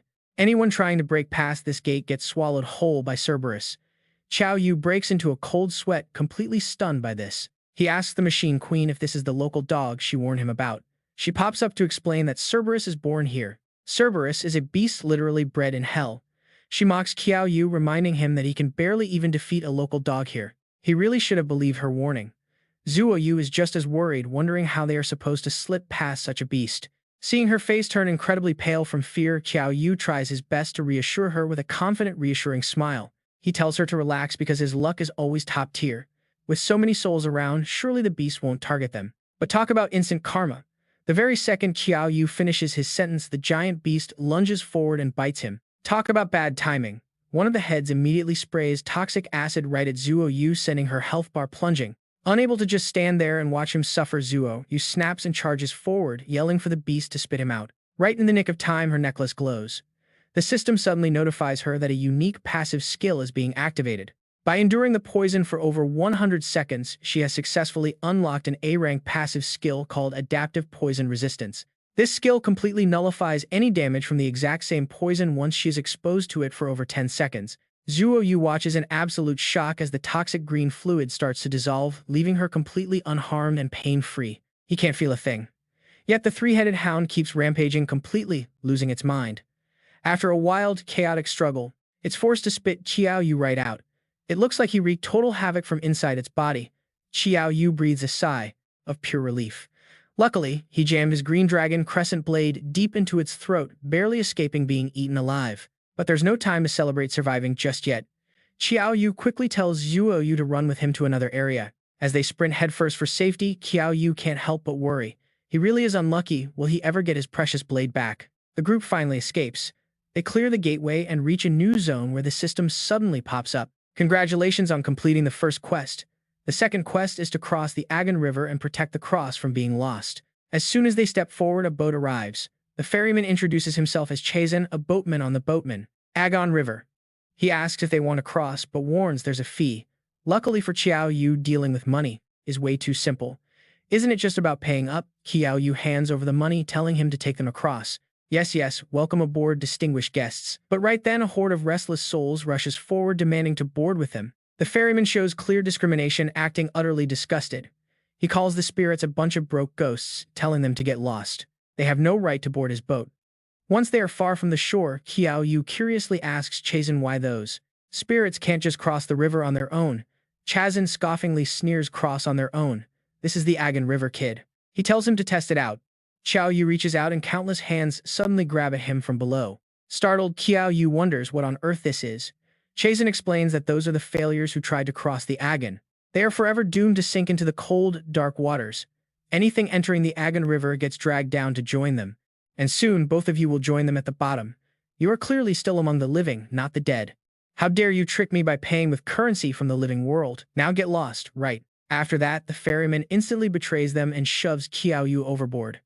Talk about a freezing, dark, and foul reception. That is Qiao Yu's very first experience with the Aegon River. Countless greedy hands immediately reach up and grab hold of him. Qiao Yu manages to stay on the boat, leaning over to grab Qiao Yu's hand, but the wicked ferryman Chazin raises his oar and shoves Qiao Yu right in, mocking her to go down as well. To stop things from getting worse, Qiao Yu activates his ancestor ring, leaps back onto the boat, and delivers a powerful punch straight to the ferryman's chest. Qiao Yu is quite surprised, having no idea he was so weak. Even with his chest pierced, Chazin shows no fear and actually threatens them. He warns that they are doomed. The living sneaking across the river and harming the boatmen will face ultimate judgment. Qiao Yu couldn't care less about his pathetic rambling, kicking him straight into the river, where he is instantly torn apart by the starving spirits. Looking down, Qiao Yu is completely stunned, asking Qiao Yu if killing the ferryman will cause them trouble. Qiao Yu assures her it's fine, even though this is the underworld, it's just a dungeon after all, and they just need to clear it. Eventually, the boat reaches the other side, where they unexpectedly encounter a few people, including an old man who looks exactly like Chazin. Startled, Qiao Yu takes a defensive stance, pointing out Chazin is still alive. The man stands with folded arms, explaining that this Chazin isn't that Chazin, though it seems they already took out the other boatman. Even though he has no idea who this guy is, Qiao Yu helpfully explains the situation, saying they had no choice since the ferryman insisted on throwing them into the water. Surprisingly, for Qiao Yu, this guy actually has the guts to enter a D-rank dungeon, meaning he must be a mid-tier player. For some unknown reason, the guy lets out a smug laugh, calling them naive fools who fell right into Chazin's trap. If they eliminated the ferryman, the first layer of the underworld ahead of them won't be peaceful at all. Quite naively, Qiao Yu inquires about what awaits them in the first layer and what that boatman's deal was. The guy laughs, saying they aren't friends or family, so why on earth should he share anything? But then his gaze quickly shifts over to the adorable Qiao Yu, and he immediately approaches her to flirt. He claims she looks familiar, promising to share details about the first layer of the underworld if she wants. He explains that this first layer is also known as the Judgment Hall, where everyone's sins are judged upon entering. Since they eliminated a Chazin, they will undoubtedly be judged as wicked individuals and banished to hell to suffer. But he tells her to worry not, as long as they follow him, he will keep them completely safe. He boasts about clearing this dungeon several times already. Playing along to use him, Qiao Yu acts friendly and asks him what he means by having visited this dungeon so many times. Wait, what is this? A dungeon cleared multiple times usually doesn't give any rewards. To impress his female companion, he starts introducing himself. With complete seriousness, he claims his name is Wang Dafu, a veteran guide hunter. Hearing this, Qiao Yu wonders to himself if this guide hunter guy is actually running a shady gray area business that makes easy money by carrying wealthy players straight through dangerous dungeons. If that is true, then that purple-haired girl must be his client. Spilling info without even being asked, Wang Dafu continues and introduces her as his client for this run before asking Qiao Yu's companion if she wants to join their group. This purple-haired girl immediately snaps, demanding to know why Wang Dafu is being so polite to complete strangers instead of focusing on her. After all, she's the paying customer. But instead of coddling his client, he immediately snaps back with a harsh attitude. He tells her off, stating he is only paid to guide her through the dungeon, not to keep her happy. If she is unhappy, he can easily offer a full refund and let her clear the deadly place all by herself. The furious girl yells at him to just get moving. He agrees, telling the girls to keep up close. Qiao Yu decides to follow them with Qiao Yu to assess the situation first. This massive area represents the first layer of the netherworld. He asks if they are scared, explaining that they are now standing inside the Judgment Hall, warning them to stay quiet. But as they step through the massive doors, a menacing figure sits waiting on a high throne before Qiao Yu can speak. They are immediately met with a booming shout commanding silence as the judge of this first trial chamber prepares to pass judgment. Confident in his knowledge, Wang Dafu leads the party forward, smugly looking back to offer some arrogant advice to the others. He tells them to watch closely and learn. Stepping directly in front of the judge, he adopts a very polite posture. He bows deeply to Judge Yunyu, declaring that he is a completely innocent man who has never committed a single sin. Suddenly, the heavy ledger in the judge's hand glows with an eerie purple light, its pages rapidly flipping on their own. The sudden blinding flash startles Wang Dafu, forcing him to stand completely straight as the magical glow washes over him. He is secretly squeezing a mysterious stone in his hand so tightly that the object begins to crack under the pressure. As visible hairline fractures spread across the stone, Judge Yun, he looks down at his glowing book with a puzzled expression. He mutters in confusion, confirming there are indeed no sins recorded for Wang Dafu, officially declaring him innocent of all charges. Calling for the next person, the judge lets him go. A relieved Wang Dafu turns around and secretly passes the stone to Hezi. Whispering to her to take the stone and repeat exactly what he did to clear her name, he watches as Hezi steps up. She mimics his actions and is quickly granted passage. Laughing proudly, Wang Dafu smugly turns toward Qiao Yu and Zuo Yu. He tells them that his cheat item only has a single charge left, meaning he cannot help both of them escape. However, he offers a deal. If the Ice Dragon Beauty agrees to join him, he will gladly use the final charge on her. She glares at him with cold eyes, flatly rejecting his offer. Meanwhile, Judge Yunyu calls out for the next soul. Stepping forward with absolute confidence, Qiao Yu places a hand over his chest with a remarkably serious expression on his face. He dramatically announces that while he had no choice in the past, he now wants to be a good person. Watching from afar with crossed arms, Wang Dafu sneers at his words sarcastically, promising to burn plenty of hell money for him next year. Behind his mock sympathy, he silently gloats, knowing that Qiao Yu's past crimes will guarantee a one-way ticket straight to hell. But suddenly, a blinding multicolored light violently erupts from the judge's heavy record book, catching everyone in the room completely off guard. Judge Yunyu gasps in sheer shock at the name of Qiao Yu. His expression turns incredibly dark as he roars out. He accuses him of being an unbelievably ruthless monster completely beyond any forgiveness. Instantly, the glowing ledger begins to project, a vivid magical hologram displaying a crystal-clear projection of Qiao Yu violently battling a monstrous creature in his past. The judge booms, listing his first major sin as disrespecting the bones of the deceased. The holographic projection then shifts to show Qiao Yu leading an intense battle. Enraged by the footage, the judge slams his heavy book shut. He stands up, shouting that his second crime was destroying the peaceful lives of innocent beings. The magical screen shifts again, showing even more battles as the judge calmly yet coldly lists off a long string of bizarre, unforgivable offenses. These include cruelly slaughtering small animals and desecrating corpses. From the back, Wang Dafu stares in pure disbelief at how calm the young man remains during this intense trial, wondering what kind of monster he actually is. Suddenly, the judge erupts in fury, screaming that Qiao Yu's fifth and most severe sin was ruthlessly slaying the legendary three-headed watchdog of Hell Cerberus, and even murdering Sharon the underworld ferryman.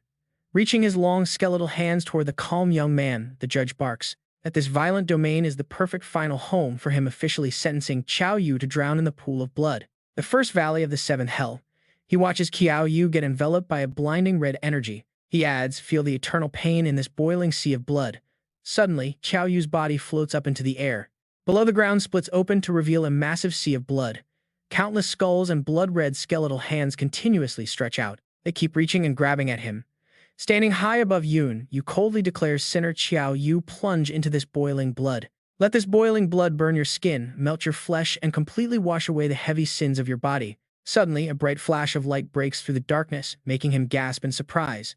Right then, the system also activates. The ring of the corpse ancestor Yun Yu stares in disbelief, his deep black eyes wide with shock as Qiao Yu shoots up like lightning. He flies straight out of the bloody pool toward him.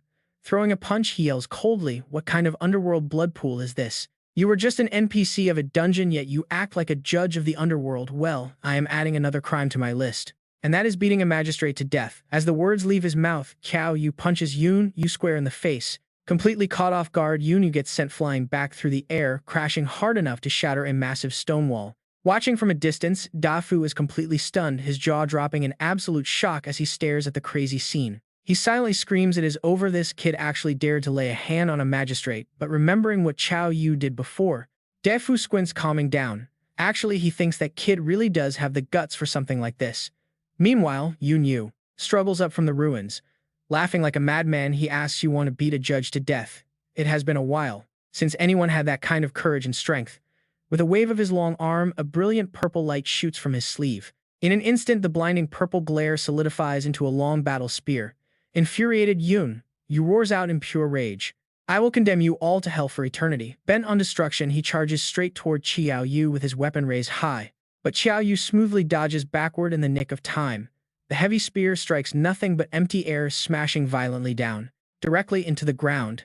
The stone floor shatters into deep cracks, sending rocky debris flying in all directions. Watching Qiao Yu land safely, Yun Yu sneers, "So you stole my speed, did you?" Qiao Yu looks up calmly, and does not even bother to deny it. He simply smiles, "Your agility stat really comes in handy." Without another word, Yun Yu stomps hard to launch himself forward, leaving another massive crater in the ground. Grip tightening on his spear, he flies high into the air, keeping his eyes locked on Qiao Yu for even a single second. Then, like a missile, he dives straight down. A blinding flash of purple light sparks, followed by a deafening explosion that kicks up a massive cloud of dust everywhere. But amidst the chaotic dust and debris, a dark shadow manages to escape just in time. That shadow is indeed Qiao Yu. He slides a long distance across the cracked stone floor before barely halting. Watching from afar, Dafu's heart sinks with worry. He cannot help but gasp that kid is hurt. Confused, Hezi asks how. Did he not manage to dodge the strike? Meanwhile, Qiao Yu clutches his chest in confusion. He can hardly believe that a mere shockwave could deal this much heavy damage. With his defense stat currently sitting at 500, getting hurt like this is insane. If this had been his old self with only 6 points of defense, he would have been done for. Suddenly, the voice of the mechanical queen rings out inside his mind, warning him. Be careful, she warns. The weapon in that man's hand actually has an armor-piercing effect. Qiao Yu glances at her and asks, "Can you help me?" She refuses flat out. As the boss of the mechanical kingdom, she cannot take action in other dungeons. Otherwise, she will get completely wiped out by the system. But she stops and looks at him with an alternative plan. I can teach you a powerful skill, instead, she suggests. Suddenly, the system interface pops up right in front of Qiao Yu. The screen shows that his mental stat is currently at 0. Hearing her proposal, Qiao Yu immediately declines without hesitation. I do not need any skills, he declines. Not offended at all, she calmly replies, do not worry, you still possess my heart. Back in reality, Yu raises his heavy spear high into the air as dark smoke swirls ominously. He turns to Qiao Yu and issues a cold, ruthless command, prepare to pay for all of your sins. Before Qiao Yu can even react, he adds, I will personally send you to hell. Qiao Yu watches him in absolute silence. As the spear pulls, a massive surge of dark purple energy. Blinding arcs of light crackle violently across the entire room. Within seconds, the overwhelming energy completely surrounds Qiao Yu. He finds himself trapped right in the center of this storm. His expression tightens as he feels the crushing power. Seeing this terrible situation, Hezi turns to Dafu, completely panicked. Whining, Dafu, why are you not going down there to help him? If that kid dies, we are definitely next. Dafu simply strokes his long beard, remaining perfectly calm despite the chaotic crisis unfolding right in front of them. He turns to reply, telling him he is in no hurry and to take his time. But then a foot stomps down hard, shattering the ground instantly. The earth cracks. Qiao Yu launches himself forward, aiming straight for the staff in Yu's hand. Zuo Yu watches in pure panic. She calls out his name in fear. Meanwhile, Wang Dafu crosses his arms, wondering if the kid actually has another secret trump card left to play. Yu freezes, caught completely off guard by this reckless charge. For a split second, he is unable to react. Exploiting that opening, Qiao Yu closes the distance. Panicked Yu tries to spin away to dodge the incoming strike. Below, Wang Dafu and Hua Zi stand paralyzed by the sheer speed of the clash. Still, the shock only lasts for a moment. Wang Dafu quickly snaps out of it, muttering that he might have to intervene himself. But then his eyes go wide with absolute terror. He stammers, completely speechless. But wait, back to Qiao Yu. The kid is doing something totally insane. Ignoring his own survival, he grabs the sharp weapon and drives it straight into his own chest. Then he rips it right back out. He hurls it straight at Yu, sending the Arbiter crashing down to the ground like a broken kite. White smoke billows outward. Qiao Yu lands softly as the smoke clears and the entire room suddenly falls into an eerie, heavy silence. Yu lies, motionless, pinned to the floor by his own weapon. Wang Dafu can barely believe his eyes. How did this brat get so strong in a single second, he gasps. Just then, the Machine Queen hovers by. She smiles proudly, asking him if the skill is to his liking. Clutching his bleeding stomach, Qiao Yu looks at her. He glares at her coldly, sure, it is great, but it literally costs a life. He bows his head. A smirk tugs at his lips. Right on cue, the system screen flashes a warning about the Queen's wrath state. When injured, the user enters a berserk rage. Every 1% of health loss boosts attack, defense, and speed. Each loss raises stats by 0.5%. A friendly system reminder warns of mysterious side effects for staying enraged. Ignoring his bleeding chest, Qiao Yu stands straight and clenches his fist, his eyes burning with absolute excitement. This feels incredible, he mutters, finding the skill perfect for him. Across the room, Yu slowly regains consciousness. Hearing those words, the fallen Arbiter tightly grips the weapon still embedded deep in his own chest. He chuckles, repeating how interesting this has become, while a new system notification flashes on screen. Epic NPC unlock Judge Yu. His skill is the ultimate force. The system warns he possesses a cold heart. This underworld Arbiter is completely ruthless. With a clean tear, he rips the weapon out of his flesh. He stands to face Qiao Yu, mockingly asking how a mere criminal could actually lay a hand on him. Raising his arm toward Qiao Yu, he unleashes his ultimate strike, a devastating wave of raw energy. Qiao Yu does not flinch. He raises his mechanical tiger fist and charges head-on to clash with the strike. Two immense forces collide with neither yielding an inch as the shockwave of their clash tears the floor to shreds. Just as they are about to make heavy impact, Yu suddenly decides to pivot his entire strategy. He calls out his ultimate force, thrusting his heavy staff forward, but Qiao Yu raises his fist to block it. Watching from the sidelines, Zuo Yu blames herself for his struggles, wishing her defensive shield could protect him. She was supposed to take the vanguard, absorbing these deadly attacks so he would not have to bleed. The heavy staff collides directly with the iron ring on Qiao Yu's hand, creating a deafening metallic screech. Yu presses down harder, his cold voice declaring that as a judge, Qiao Yu is sentenced to death. Qiao Yu grits his teeth in sheer agony, barely managing to hold his ground against the crushing weight. Suddenly, a brilliant flash of purple energy shoots forward, piercing right through the dark, oppressive aura. Horrified by the sudden blast, Zuo Yu sprints forward, her face pale as she desperately calls out to him. She calls out his name. On the battlefield below, thick pillars of white smoke billow into the air. Qiao Yu's hand falls limp.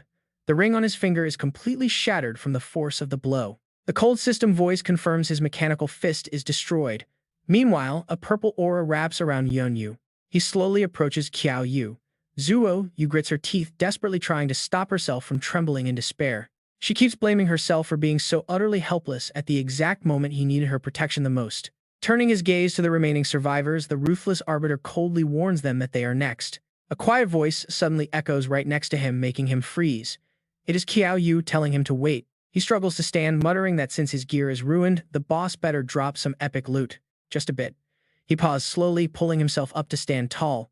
"You and I aren't done yet," he said. A system notification flashed beside him, Berserk state activated. "Yu sneered, his voice dripping with absolute contempt. "You reckless fool. Do you actually think standing back up changes anything?" Right as the words left his mouth, he lunged forward without warning, thrusting his heavy spear straight toward him. Yet Qiao Yu just stood completely still, unfazed. It looked like the weapon would pierce him straight through, but with lightning speed he tilted his head to dodge. Not only did he dodge the lethal strike, but he also firmly grabbed the spear. At that moment he seemed entirely different. A terrifying aura erupted around him. With a simple flick of his hand he sent Yu stumbling heavily backward. Yu was utterly shocked by this display of strength, but before he could even register what was happening, a massive explosion erupted in front of him. A purple pillar of light shot skyward as Qiao Yu charged straight ahead. With a dead serious look on his face, he pulled all his strength into his palm, preparing to strike. In a flash, he zipped past Yu like lightning. The next second, the arrogant boss was sliced clean in half. Watching from below, Dafu was thoroughly impressed. "This kid is ruthless. Lucky I did not try anything with him." Staring at his heavily damaged body, Yu's arrogant pride instantly shattered into sheer panic. "How on earth is this possible?" he shrieked, dying at the hands of a mere criminal. His body dissolved, leaving behind a glowing blue gem. System message: Epic boss defeated, 26 free attribute points acquired. With the fight finished, Qiao Yu leapt down. The cold ground cracked and shattered under his feet. The air suddenly fell dead silent, save for the sound of rapid, heavy footsteps approaching him. Dafu came jogging over with a loud laugh. "Brother Qiao Yu, you are absolutely insane," he cheered. "Man, you are seriously hurt. Heal up quick." But instead of stopping, he kept moving right past him. Suddenly, a streak of glowing purple light zipped past Dafu's arm. He gasped in shock and whipped around. Qiao Yu was already back on his feet, warning him with a freezing glare, "Take one more step toward that soul core." To break the awkward tension, Dafu laughed it off and quickly tried to explain his real intentions. He said he only wanted to help because Qiao Yu was hurt. "Fine, touch it yourself then." But Qiao Yu's gaze was completely fixed on the tattoo on Dafu's arm. He froze in shock. His expression darkened. "Baizi," he thought, "why on earth does this guy have a Baizi tattoo?" His gaze grew incredibly intense. Who exactly was this man, and what was his connection to the beast? Was this sudden meeting just a coincidence, or was it completely planned? Suspicion began to creep into his mind. Bringing Zuo Yu to this Wei Ming world dungeon was a spontaneous decision. If Wang Defu was one of their men, then their intelligence-gathering network was absolutely terrifying. To have tracked his moves so quickly was insane. Meanwhile, Zuo Yu came running over in a complete panic, asking Qiao Yu if he was all right. Kneeling on the ground, he calmly replied that he was fine, just wondering what this soul core would drop. Without wasting another second, Qiao Yu reached out and touched the glowing core of the dead Inquisitor. Instantly, the core shattered, leaving behind a unique stone.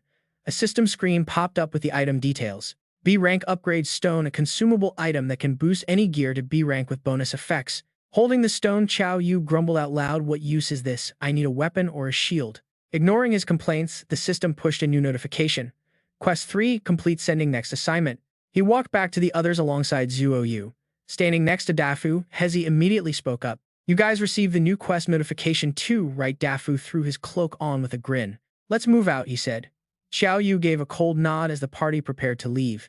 The system immediately updated with Quest 4 pass through the hell ahead to the Underworld Temple. You must also protect the cross from being lost. Before long, they finally arrived at the destination. The sky here was stained a bizarre blood-red color. Confidently leading the charge, Dafu looked up. Ahead lies the gluttony hell, he announced. Suddenly, his expression turned dead serious as he looked back. Those who overindulged in life end up here. We should be fine, but watch out for the hellhound. Keep your eyes peeled for the three-headed dog. Hearing that, Qiao Yu grew highly skeptical. A voice asks, the three-headed hellhound, doesn't it guard the gates of hell? Why is it appearing here in the gluttony? Heldafu laughs out loud and replies, little sister, you don't know. The gates are just where that beast goes to work, while gluttony hell is its actual home. Cerberus has zero interest in the living, so, as long as we don't wake it up, there won't be any danger at all. Suddenly, Qiao Yu notices something. He flinches instantly, turning his head to look in one direction. Right above their heads, 3 pairs of blood-red eyes have appeared out of nowhere, staring down intently at them. Dafu quickly snaps back to reality, screaming at the rest of them, run, Cerberus is awake. Everyone hears this and immediately runs in absolute panic, but before they can even get very far, a massive, 3-headed hound drops from the sky. Seeing that, they don't hesitate for a second and sprint at full speed. Even so, it is already too late, as the ferocious 3-headed beast is insanely fast, closing the distance right behind their backs. Running, Dafu yells in total confusion, what is going on? I've been here many times and that beast has never actively attacked the living before. Qiao Yu turns his head back, replying casually, I also didn't expect it to hold such a grudge just because I killed one of its heads. Hearing this, Dafu instantly spins, back yelling in pure shock, killed a head of Cerberus. Are you completely out of your mind, brother? Suddenly, Qiao Yu stops standing all alone to face the 3-headed hound. Before preparing to fight, he doesn't forget to tell Qiao Yu, you go on ahead. Running, she hears him and looks back to shout, what about you? Qiao Yu smiles. With excitement, I still have some loot on that beast and I'm taking it back. Qiao Yu immediately nods and yells, okay, I'll wait for you up ahead. Then she doesn't waste another second and flees. Very quickly, the 3-headed hound has caught up to him. Seeing Qiao Yu standing there completely motionless, it lets out a deafening roar and lunges straight at him. He calmly throws a heavy, decisive punch straight at the massive 3-headed hound, but completely unexpected, he is blasted backward by a powerful counterforce. Ignoring the blood slowly dripping from his mouth, Qiao Yu's eyes flash with a cold light as he mutters with a hint of madness, all right, now, it's time to settle our old debt from before. A vibrant purple aura of raw energy erupts from his body. Completely unaware of the danger ahead, the 3-headed hound still charges forward with savage fury. As it snaps its jaws open, ready to swallow him whole, he suddenly swings his arm and lands a brutal face-twisting blow. Not stopping there, Qiao Yu kicks off the ground and launches himself straight at the giant beast. Moving like a streak of lightning, he rains down blows on Cerberus's heads, leaving it no time to react. Each hit rings out as the monster's health bar drops, but the 3-headed hound is no pushover. Realizing he's not someone easy to deal with, it immediately prepares to unleash its ultimate move, gathering a glowing ball of green energy inside its jaws. Qiao Yu tilts his head, sizing up the beast with a cold, unimpressed stare so you can actually take a beating. At the same time, Cerberus vomits a massive pool of toxic green slime right where Qiao Yu is standing. As the green sludge burns into his body, damage numbers rapidly start popping up on his status screen. Keeping his head down, he growls out with pure grit, I don't believe this.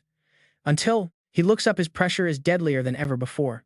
With absolute resolve, Qiao Yu coldly mutters, as if I can't even handle a mutt like you.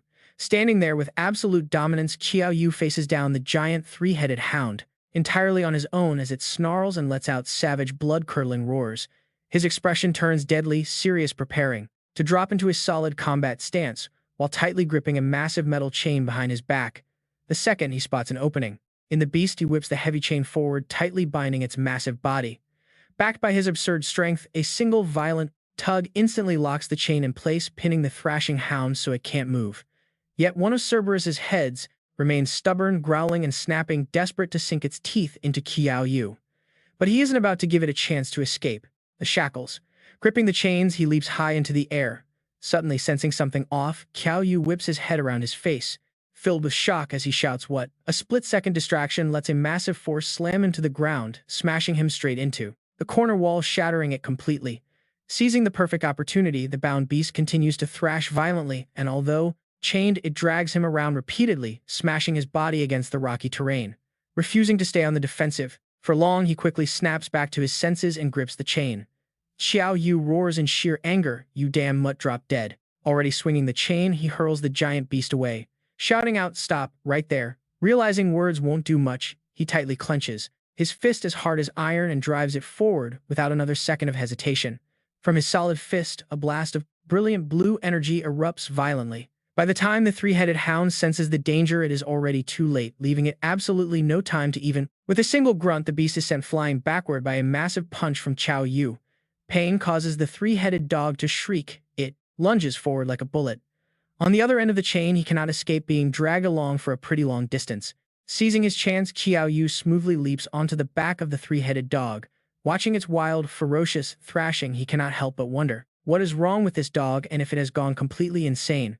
Meanwhile, Da Fu and his group keep running until they finally stop at an empty clearing. Looking back at the empty space behind him, he finally breathes a sigh of relief and tells everyone they are safe. But Da Fu cannot help himself. Seeing Qiao Yu all alone, his old bad habits kick in and he walks right up to mock her. "Don't be scared, little sister," he says. "That guy is definitely dog food by now, but my broad shoulders are always open if you need comfort." Hearing his disgusting tease, Qiao Yu snaps in pure anger and tells him to shut his mouth. Right then, a massive dark shadow looms ahead. The giant figure is charging frantically straight toward their group. The moment Qiao Yu spots the approaching threat, she calls out in absolute surprise. She reflexively calls out Qiao Yu's name. As the figure draws closer, they see the three-headed dog wrapped in chains but still violently out of control. Nothing can seem to hold back its raw brutality. Terror-struck Da Fu and his men scramble to run, but the beast suddenly makes a massive leap. The three-headed monster leaps clean over their heads. With his mouth wide open in utter shock, Da Fu can only watch Qiao Yu riding the beast. He screams in total disbelief, asking what kind of crazy stunt this is, and honestly, who would not lose their mind? She desperately calls out to ask if he is all right. Gripping the chains tight, Qiao Yu struggles to look back, yelling that he is fine. Watching Qiao Yu and the giant beast fade into the distance, Da Fu panics, yelling that they are doomed because the beast is heading down. That monster is dragging him straight to the seventh hell. Meanwhile, Cerberus gains terrifying speed, leaping effortlessly across the jagged, steep, rocky cliffs. With a sudden earth-shaking roar, the beast slams headfirst into a massive boulder, shattering it into tiny flying fragments within a single second. The beast finally grinds to a halt right in front of a massive gateway. Qiao Yu quickly gets to his feet, looking around warily. He wonders what this strange place is when a square pit suddenly opens on the ground, glowing with an intense, ominous red light from below. Cerberus seems completely familiar with this pit. It steps closer to the edge, and in an instant, its entire body is bathed in crimson. Sensing immediate danger, Qiao Yu tries to leap off its back, but the beast has no intention of letting its passenger escape so easily. Cerberus thrashes its heavy heads, snarling so violently that Qiao Yu can barely keep his balance on its broad, shaking back. The moment the beast leaps into the air, the heavy chains wrapped around its body snap loose, throwing Qiao Yu violently to the ground. Without pausing, the monster opens its maw and fires a devastating red beam directly at him, blasting him straight down into the dirt below. The impact creates a massive crater, cracking the dry earth for yards around. Struggling to open his eyes, the first word out of him is a curse. "Seriously, are you using hacks now?" he grumbles. The three-headed dog gives him no breathing room, letting out a roar and lunging down again. Qiao Yu suddenly sits up, panic washing over his face as he frantically yells out for his sword. Seizing this perfect vulnerable opening, the beast moves as fast as lightning, lowering its massive head to swallow him whole. It then tilts its neck back with some struggle, to gulp him down into its belly. But before the monster can even savor its meal, bright blinding red light suddenly erupts from within. Intense beams pierce through its flesh, forcing the agonizing beast to shriek and throw its heads back. Just seconds later, Qiao Yu bursts out. He carves a massive exit straight through its chest, with his sword landing safely. Just like that, the formidable Cerberus is brutally brought down. Standing with his back to the massive corpse, his voice is cold and detached as he warns that trying to eat him twice is suicide. Clearly, this stubborn mutt had a death wish. But the second Qiao Yu lowers his guard, the massive wound on its body begins to heal. The flesh stitches itself right back together. Completely unaware of the imminent danger lurking right behind his back, Qiao Yu is left feeling puzzled. He wonders why the system hasn't announced the kill. It is just like last time when he clearly destroyed one of its heads. Yet the beast revived anyway. Does this monster possess an immortal body? Right on cue, the three-headed dog rises to answer his exact question. The fully healed beast roars in fury and lunges straight for him. Qiao Yu narrows his eyes as he realizes the harsh truth. He quickly realizes that to actually kill this thing, he will likely have to chop off all 3 of its heads. Stealing his resolve, a dark, oppressive aura erupts from his body. His expression turns icy, cold, looking like a terrifying demon of vengeance. "You stupid mutt," he growls. Without a moment of hesitation, Qiao Yu launches himself forward like an arrow heading straight for the beast. He targets the chest of the 3-headed monster directly as a loud cry echoes. "Prepare your neck," he yells, drawing his blade. Completely unaware of the lethal danger ahead, Cerberus charges blindly. Within the blink of an eye, the beast is caught in a flurry. Its massive frame is instantly covered in deep bleeding gashes. Leaping high, Qiao Yu delivers a clean, decisive slash that severs one head. Meanwhile, Da Fu and his companions struggle to even stand against the powerful shockwaves kicked up by the intense, destructive clash. "Holy crap," Da Fu screams out in utter terror. In his mind, he never imagined that this guy could actually be such a monster. He's taking an interest in the kid again. Honestly, this guy always surprises everyone. Back to the battle. One of Cerberus's heads gets sliced right off. Right at this point, Qiao Yu becomes more serious than ever. He calculates. While the head is still regenerating, he must strike. Red blood gushes from the severed neck. The dark crimson stream completely soaks the ground. Infuriated, the remaining 2 heads screech loudly at Qiao Yu. Before the sound even leaves their throats, he cuts another head off. Qiao Yu flips gracefully midair. Gliding right past the final head, he leaves a cold, quiet warning. There's only one left. The last head snarled. It lunges forward, desperate to eat him. Qiao Yu kicks off the empty air. He dives straight into the monster's open mouth. A split second later, a massive explosion shakes the area. Smoke clears. The system screen flashes right away, notifying him that he has successfully slain the mythical boss. Defeating the 3-headed Cerberus awards 29 attribute points. He also gains 145 experience. Level up. He gets 10 extra points. Qiao Yu grips his glowing sword tightly. A strange green energy flows into the blade from his surroundings. Finally, the system registers a weapon upgrade. "Look at that," Qiao Yu stares in absolute shock as a wall of brand new information pops up. The B-grade Golden Dragon Crescent Blade. Its special skill triggers an extra strike if an attack is blocked. This extra hit increases damage by 5% and stacks infinitely. Plus, it has a unique enchantment. Opposite gender damage is boosted by 20%. Qiao Yu wonders silently if this weapon can truly self-upgrade. Just then, Da Fu and the others run over. Zuo Yu looks incredibly worried, shouting out to Qiao Yu. He smiles. He says it was just a dog. Hearing this, Da Fu stands there in complete disbelief. He really killed Cerberus. After a brief chat, Qiao Yu reaches out toward a glowing red gem nearby. His fingers touch the glowing item and the screen reveals it is a B-grade soul-snatching elixir. This single-use consumable boosts all attributes by 100 points for 1 minute but reduces mental stats afterward. Qiao Yu holds the gem and smiles. In his head, he is absolutely thrilled with this find. A 100-point boost to all stats is incredible. Plus, the side effect is basically meaningless to him. Seeing his sudden joy, Da Fu asks what he found. He wonders why Qiao Yu is smiling so happily. Qiao Yu quickly hides the gem. He casually claims it is just a useless piece of trash. That is his excuse, but his mind is racing. If Da Fu really belongs to the Baize faction, this unique elixir could deliver a major surprise. Suddenly, Zuo Yu pulls him aside with a serious expression. She whispers that they need to talk. Once they are far from the other 2, she speaks up. On the way over here, she asked Da Fu about the cross. He has never seen this kind before. Qiao Yu is completely stunned. He asks if these crosses only appeared because the 2 of them entered. He wonders what this could possibly mean. Suddenly, the 2 crosses around their necks lift into the air. Floating completely on their own, they trigger the system. It congratulates them on finishing the 4th mission. Now the final quest is about to begin. Without warning, a bright pillar of light shoots straight down. It connects them to the sky. The screen displays the final objective: place the crosses into the slots. They must insert them inside the Divine King Temple, kill Hades, and escape before the underworld collapses. If not, they will both be buried alive. The sudden light immediately catches Da Fu and Hezi's attention. Da Fu yells out, asking what they are doing. Qiao Yu frowns and asks about Da Fu's previous run here. What was his final mission back then? Da Fu shouts that they only had to enter the temple. Entering the underworld, King's Temple cleared the dungeon. Hearing this, Qiao Yu's face turns deadly serious. He realizes they triggered some hidden path, mutating the map completely. Suddenly, Hezi snaps at everyone. He demands they move quickly to end this troublesome dungeon. He cannot stand being here any longer. Da Fu agrees. Since he has been here several times, he volunteers to guide them to the temple. They set off. Under the rising moon, the group finally arrives in front of the massive temple gates. Standing right at the entrance, Da Fu grunts loudly. He throws his weight against the doors, trying to push, but they do not budge at all. Confused, he shouts that last time a light push opened them easily. They got it open. Suddenly, Qiao Yu notices something on the wall and curiously calls Qiao Yu over to take a look at this spot. He instinctively follows her pointing finger, staring in confusion at the two cross-shaped holes embedded in the stone wall.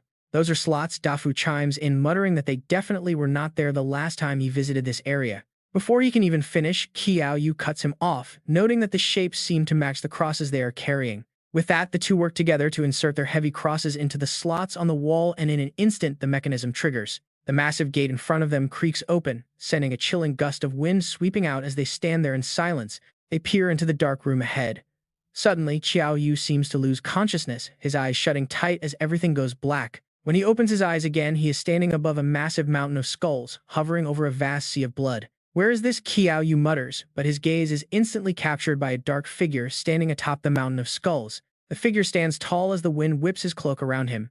Qiao Yu whispers, asking who he is, but the man remains silent. The stranger merely tilts his head, giving Qiao Yu a chilling look and a cold sneer that turns the boy completely pale with terror. With a sharp gasp, Qiao Yu snaps back to reality as the group approaches a coffin holding the silent seed of the underworld king. Qiao Yu bites his lip, realizing that the man in his vision must be the very same person lying inside that coffin. Could those flashes have been memories from right before his death? Noticing his pale face, Ta Yu asks if he is doing all right. Qiao Yu assures her he is fine, quickly asking if she saw any strange visions just now, but Ta Yu simply shakes her head. So only he could see it.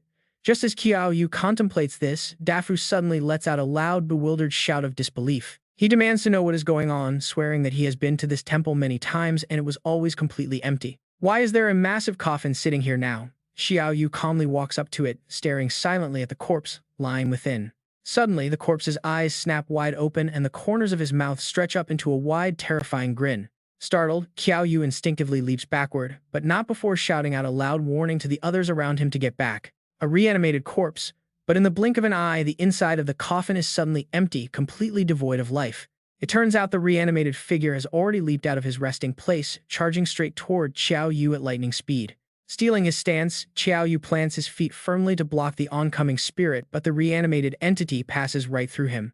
Like a phantom, the ghostly figure glides right through his chest. Immediately, a system notification rings in his ears, offering congratulations. He has obtained the seed of the underworld king. The spirit vanishes as the system explains it is a single-use item. Currently, the item has no special effects whatsoever. Qiao Yu is stunned, wondering why a single-use item cannot even be used yet. Suddenly, Ta Yu's voice breaks through his thoughts, calling his name repeatedly until he finally snaps out of his deep daze. Confused, he asks what just happened, and Ta Yu explains that he froze up completely the moment he touched the crystal coffin. No matter how much she yelled, he would not respond. Qiao Yu finally understands that the bizarre vision was likely intentionally triggered. That terrifying entity wanted him to see those memories. But now the phantom is gone, leaving behind only the system's analysis. It describes a B-grade stone coffin that paralyzes whoever lies inside but perfectly preserves their body from any form of decay. Wang Dafu suspects this belongs to the Underworld King, citing legends that the pseudo-underworld dungeon is a gateway to the real thing. He warns them that the real underworld is a terrifying, lethal place where absolute death awaits any foolish enough to enter. Qiao Yu naturally wonders why anyone would risk entering such a dangerous world, but the old man has a simple explanation. They do it to claim the Underworld King's legacy, since nobody would willingly step into that terrifying realm without a reward. Qiao Yu wonders if this highly coveted legacy has any connection to the seed of the Underworld King he just received. Wang Dafu points down, shouting to look at the two keyholes hidden underneath the coffin. Qiao Yu and Ta Yu stay silent. Instead, they grab their neck-worn crosses and simultaneously place them into the slots, fitting perfectly into the stone base of the coffin. Instantly, a massive earthquake rattles the entire chamber. Standing further back, Huazi panics and asks what on earth is happening. The system announces their successful completion of the final quest, warning them that the dungeon is collapsing and they must escape. Having secured an A rank, Qiao Yu receives 200 experience points, 20 free attribute points, and a C-grade staff of wisdom. Ta Yu yells that she got a shield. Qiao Yu quickly warns her that they have to leave, telling her that the entire cavern is about to cave in and they need to run. But Wang Dafu is furious. He demands to know what they did, shouting angrily that this dungeon was his main source of easy income in the game. By destroying it, they have cut off his livelihood, and he furiously demands that they stay right where they are. Qiao Yu looks at Wang Dafu in shock, asking if he has completely lost his mind and telling him to settle scores after they escape. Otherwise, if this dungeon collapses, everyone gets buried alive. But the stubborn man just scoffs, asking if it even matters anymore. Since they cut off his livelihood, escaping means absolutely nothing to him now. Watching this, Huazi cannot help but speak up. She tells Wang Dafu that if he wants to die, he should leave her out of it, but he instantly spins and kicks her. He calls her a worthless woman who would not stop whining, and she takes the full brutal force of his devastating kick. The blow sends her flying back. Qiao Yu keeps his cool, asking if there is a deeper reason for blocking their path. Wang Dafu casually chuckles, asking if the kid really thinks there could be any other motive for targeting him like this.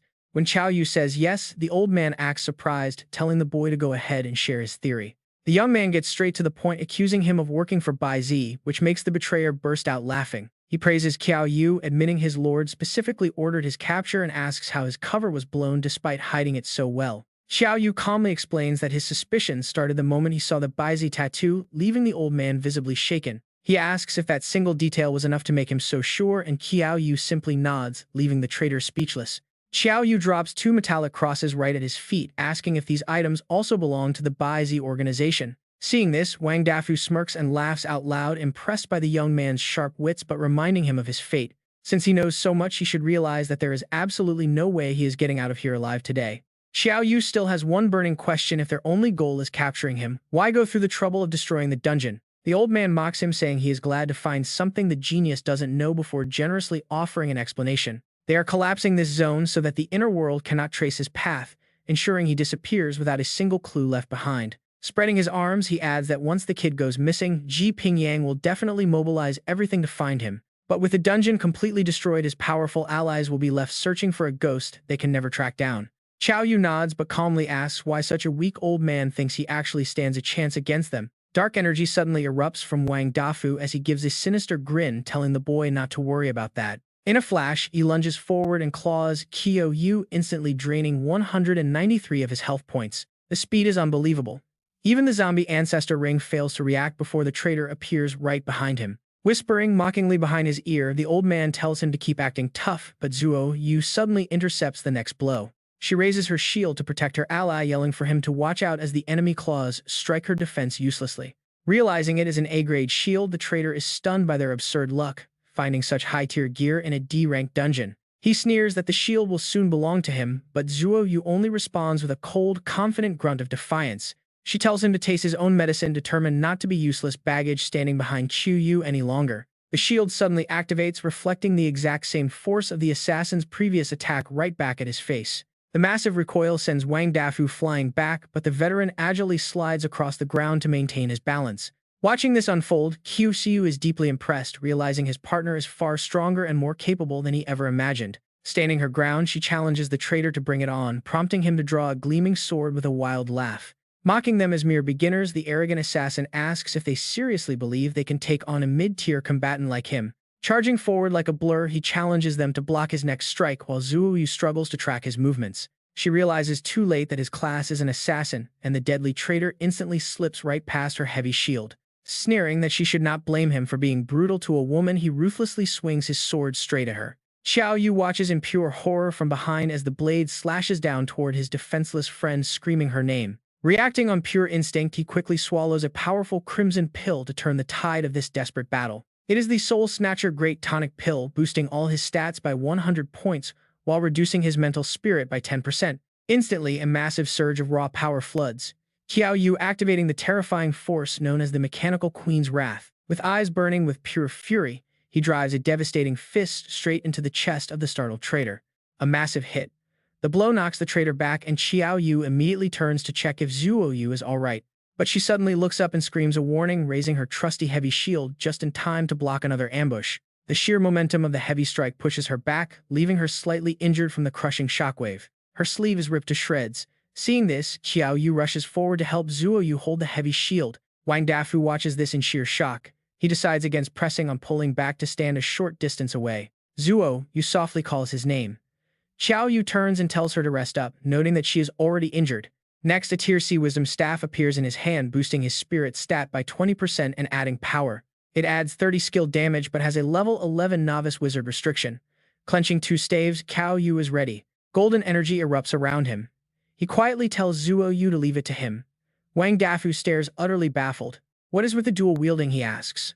Aren't you supposed to be a squishy necromancer? Qiao Yu ignores him completely. He pushes off the ground, leaving massive cracks behind. He charges like a bullet, aiming a devastating blow. A surprise attack, he shouts. The assassin smirks. A weak necromancer trying to ambush a master assassin is pure comedy. So what if I am a necromancer? Qiao Yu counters calmly. He immediately shifts his weapon into a powerful form. Dragon Roar Continuous Slash is active. He swings with absolute force, but the assassin manages to block the strike. Wang Dafu blocks, but panic sets in. What is going on? The boy's speed and strength are suddenly off the charts. Necromancers are supposed to be trash tier. How can a novice channel this much raw, destructive physical power? Qiao Yu activates his zombie ancestor ring. With his buff skills and potion active, he knows what he must do. As long as he stacks the momentum of his Dragon Roar Continuous Slash, he can completely crush this guy. A bright red light flares. What is this? Wang Dafu screams in panic. Qiao Yu leaps right through the glow. My speed is dropping, the assassin thinks. I cannot dodge this. He can only brace himself for the impact. He raises his sword, desperately trying to withstand Qiao Yu's heavy staff blow, but the pressure is too immense. His defense is crumbling. Seizing the opening, Qiao Yu prepares to end this, shouting out his signature combo name. Dragon Roar Continuous Slash. He slams down hard, forcing the assassin back as the ground beneath them cracks. The earth completely shatters. Qiao Yu moves through rapid striking stances, launching a relentless barrage of heavy attacks. The assassin can only dodge and weave, powerless to fight back. Then Qiao Yu readies his ultimate finishing strike. One final Dragon Roar Continuous Slash crashes down. The assassin's sword cannot take the strain and shatters completely. Wait, the assassin screams. He cannot believe a mid-tier professional is being utterly humiliated by a mere beginner. Desperate to buy time, he asks Qiao Yu if he wants to know the secrets of the BaiZ organization. Don't you want to find your parents? He pleads. Kill me and you will never learn the truth. Qiao Yu's golden aura takes the shape of a massive dragon surging forward. The assassin's panic reaches its limit. Think about this, the assassin begs.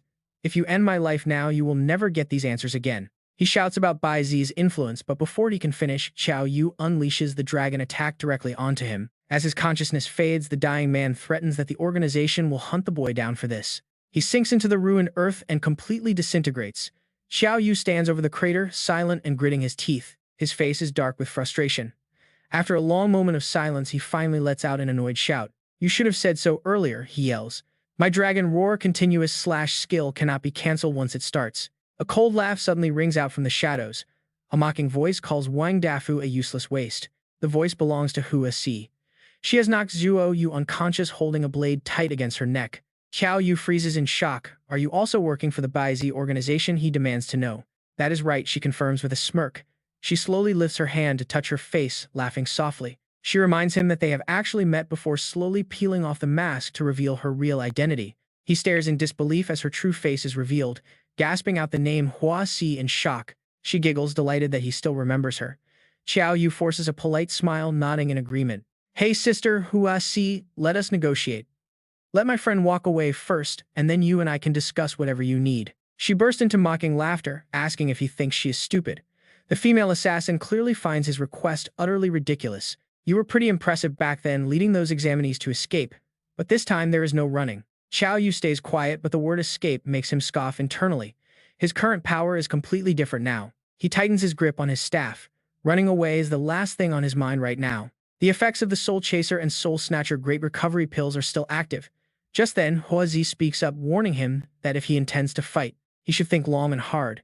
The system suddenly displays her profile, Hua Zi class assassin. With a high realm level 35, Qiao Yu is completely stunned. A high-tier assassin willingly showing him her stats. How is he supposed to fight this? Even with 10 more recovery pills, he would not stand a single chance. Hua Zi gently twirls the dagger in her hand and asks if he is trembling yet. She presses the blade tight against Qiao Yu's neck, saying, if he behaves and quietly comes with her, she might consider letting their past grudges go. But suddenly, from above the ceiling, violent tremors break out as the walls begin to crack. The entire area is quickly showered in falling debris, kicking up thick clouds of dust.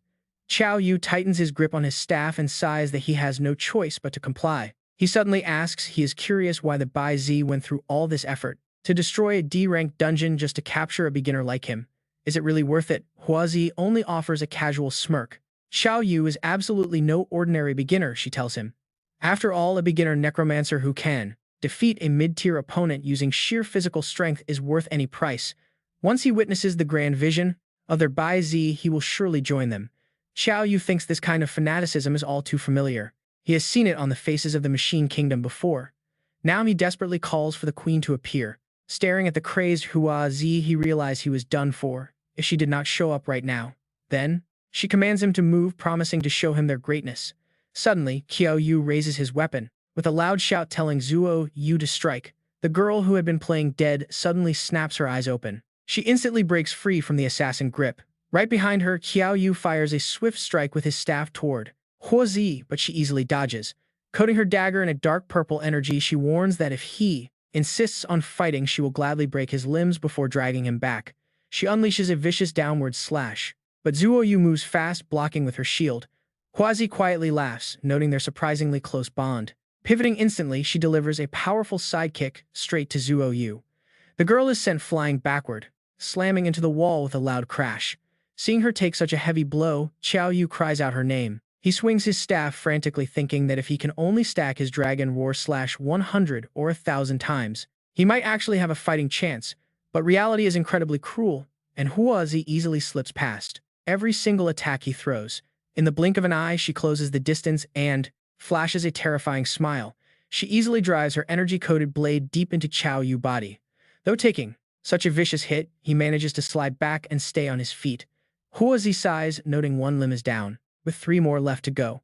Holding his shoulder, Qiao Yu jokingly begs her to stick to only 4 limbs, leaving the 5th one alone. Huazi simply chuckles, telling him she will have to think about it. But in a split second, she charges forward like lightning, slashing his arm. Qiao Yu is horrified. His defenses are completely useless against her, and she strikes too fast for him to even react. Before he can recover, Huazi has already repositioned herself right behind him, unleashing a brutal and relentless flurry of rapid strikes directly into his back. Unable to withstand the overwhelming damage, Qiao Yu collapses heavily onto the dusty ground. Huazi calmly points her dagger down, asking why he has to struggle so much when cooperating from the start would have been much easier. Without another word, she drives a powerful kick straight into his stomach, sending him flying across the room. Qiao Yu is thrown out of control, crashing directly onto the top of a stone coffin nearby. Instantly, strange energy currents flare up. Qiao Yu tries to stand but finds himself completely bound to the surface, wondering what kind of seal this coffin holds. This is extremely bad. Feeling his consciousness fade, he can only think about how incredibly sleepy he is. Huazi glares down with a sinister smile, telling him to sleep well, as they will soon be exactly where they belong. But a sudden shout from the distance cuts her off, demanding she put Qiao Yu down. Huazi turns around in complete shock, stammering at the sight of Qiao Yu. Staring at the girl glowing shield, she panics. Could the fire burning on that shield truly be the underworld flame? This should be absolutely impossible. One of Qiao Yu's eyes now blazes with a bright blue fire as she growls, demanding she let him go. Lying helpless on the stone coffin, Qiao Yu overhears this and cannot help but smile. Qiao Yu is truly something else. Thick dust completely blankets the battlefield, swirling with the eerie blue energy flaring from Qiao Yu's shield. The waves of energy surge everywhere, forcing Huazi to dodge. Caught by the flames, she screams in sudden agony. It is actual underworld fire. Huazi shrieks in disbelief towards Qiao Yu. That shield cannot be a simple A-rank item. Otherwise, it would have melted instantly. Meanwhile, Qiao Yu remains trapped inside a separate dark dimension. He calls out in deep confusion. Qiao Yu, are you okay? What on earth is actually happening out there? Qiao Yu is sick with worry. How can a low-tier fighter like her survive a brutal clash with Huazi? It makes absolutely no sense to him. Outside, Huazi is losing her mind in a fit of pure, unbridled rage. She screams, calling Qiao Yu an absolute lunatic. The terrifying underworld flames reflect vividly in her eyes as she panics. With another loud shriek, a massive cloud of dust erupts again, completely blinding the battlefield. Inside his dark void, Qiao Yu cannot hold back his growing anxiety. He yells out, asking where Qiao Yu is, desperately begging to know if she is okay. Staring into the pitch-black space, he pleads with her not to scare him like this. Suddenly, the scene shifts. Qiao Yu finally approaches his stone coffin, quietly whispering that she is right there. Qiao Yu lets out a sigh of relief. He asks about Huazi, wondering if she managed to escape. Qiao Yu hesitates for a second before confirming that she fled. Hearing this, Qiao Yu urges her to leave quickly, since this dungeon is about to collapse. But then she does something strange. Qiao Yu gently places her hand on Qiao Yu's head, silencing him. She quietly apologizes, saying she cannot go with him. Confused, Qiao Yu asks why. Instead of giving a clear answer, she just keeps repeating her tearful apologies over and over. Her repeated pleas of being sorry make Qiao Yu panic even more. He demands to know what is wrong with her. He begs her, "Please do not cry. Just help me get out of this heavy stone coffin first." Outside, Qiao Yu leans down and gently kisses his forehead, her tears streaming down her face. It is honestly heartbreaking. She confesses that she has been quietly watching over him for a long time. There is so much she wants to say, but time is up. The dungeon is collapsing, and her only goal now is to get him out safely. Frustrated by her silence, Qiao Yu screams. He desperately demands to know what happened to her. Suddenly, powerful lightning bolts begin to crash down from the ceiling above. The massive strikes rip through the structures, completely obliterating the surrounding buildings and shaking the entire ground. Amidst the chaos, Qiao Yu carries Qiao Yu in his stone coffin, heading straight toward the exit portal to get him out.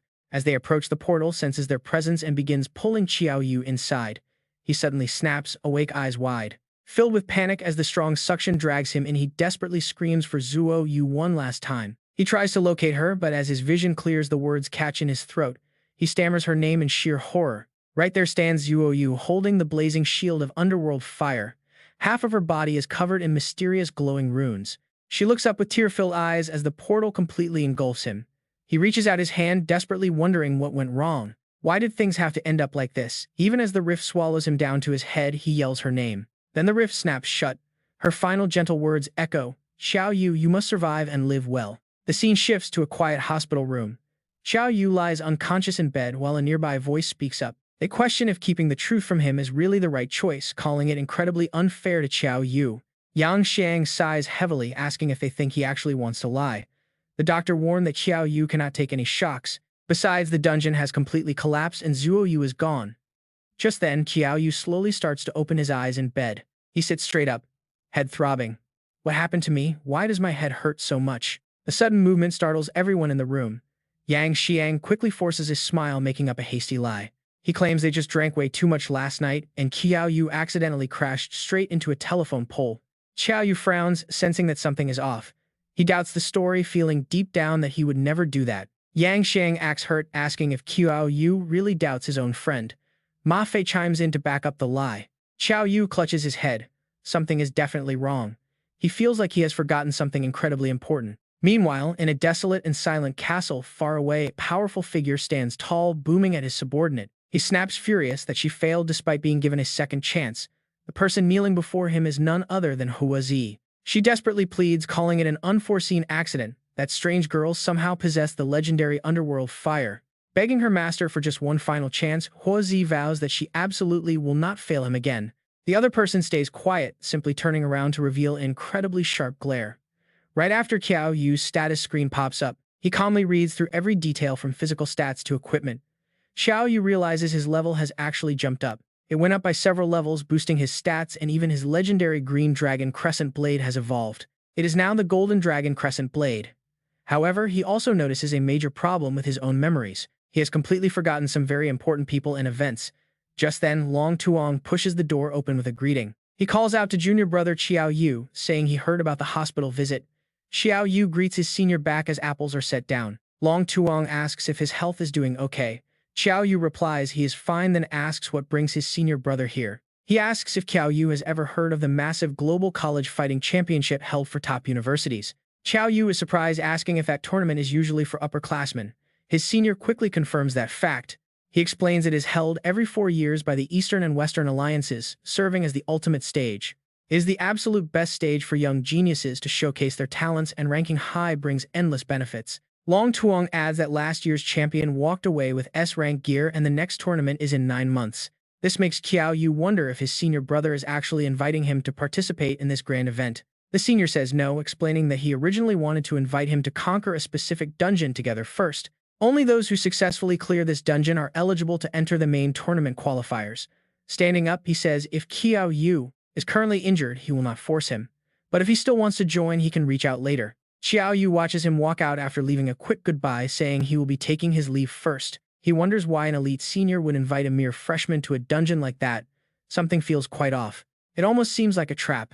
Suddenly, 2 battered guys burst through the hospital door, desperately calling out for Brother Du. Qiao Yu stares at their heavily bruised faces, completely confused as to why there are suddenly 2 Yang Xiang dicks. One explains that the other guy is actually Ma Fei. Qiao Yu is shocked, wondering what on earth made Ma Fei look this bad. Yang Xiang Ditch finally admits the truth, revealing that Qiao Yu did not actually crash into a telephone pole. He explains that Qiao Yu entered a hidden dungeon instead, though nobody knows what he actually went through inside there. They simply found him collapsed on the side of the road. Hearing this, Qiao Yu immediately sits straight up. He demands to know the name of the dungeon. Yang Xiang Ditch replies, "It is Ngai Min Jioi." Qiao Yu wonders. Ngai Min Jioi. He searches his mind but finds absolutely no memory of it. Yang Xiang Ditch quickly continues. He and Ma Fei tried to investigate the incident only to find a guild called the Hunter Guild doing the exact same thing. They call themselves dungeon hunters and make a living by guiding players through. But apparently one of their own, named Wuong Wang Dafu, also disappeared inside this Ngai Min Jioi dungeon, which is why they are currently looking. Yang Xiang Ditch mentions the guild's arrogant leader tried to force their school representative to investigate the dungeon. Ma Fei proudly shot down the demand, saying he has never had to explain his actions to anyone. He notes Ma Fei's words really provoked them. Consequently, dozens of guild members ambushed the two right then and there. They beat them up badly, with Ma Fei taking the worst of it. Hearing this, Qiao Yu quickly unbuttons his shirt. He declares they are going to pay that guild a visit. He cannot let them get away with hurting his close friends. Yang Xiang Ditch quickly tries to stop him, warning him that it is a bad idea because that guild is massive. He estimates they have over 100 members, and since they are a top-tier guild, they must have high-level players. They stand no chance, but Qiao Yu calmly points out that not every single member of their guild can be an elite. They cannot beat the top-tier players, but they can easily take down the low and mid-tier guys. Ma Fei quickly agrees, declaring he has never let anyone walk all over him like this in his entire life. With that, Qiao Yu leads the charge. The scene shifts directly to the headquarters of the Hunter Guild. A crowd of guards stands outside. Inside, several members are busy brown-nosing their leader, young Master Hoang. They mock the two students they beat up, claiming those weaklings did not know their place before young Master Hoang. They are absolute nobodies compared to him.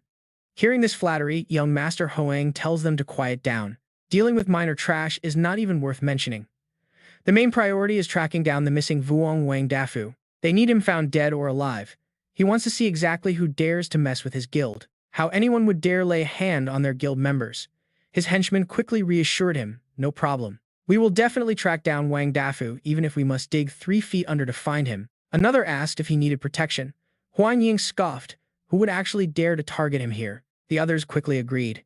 He was absolutely right, and they were just overthinking things. Exactly.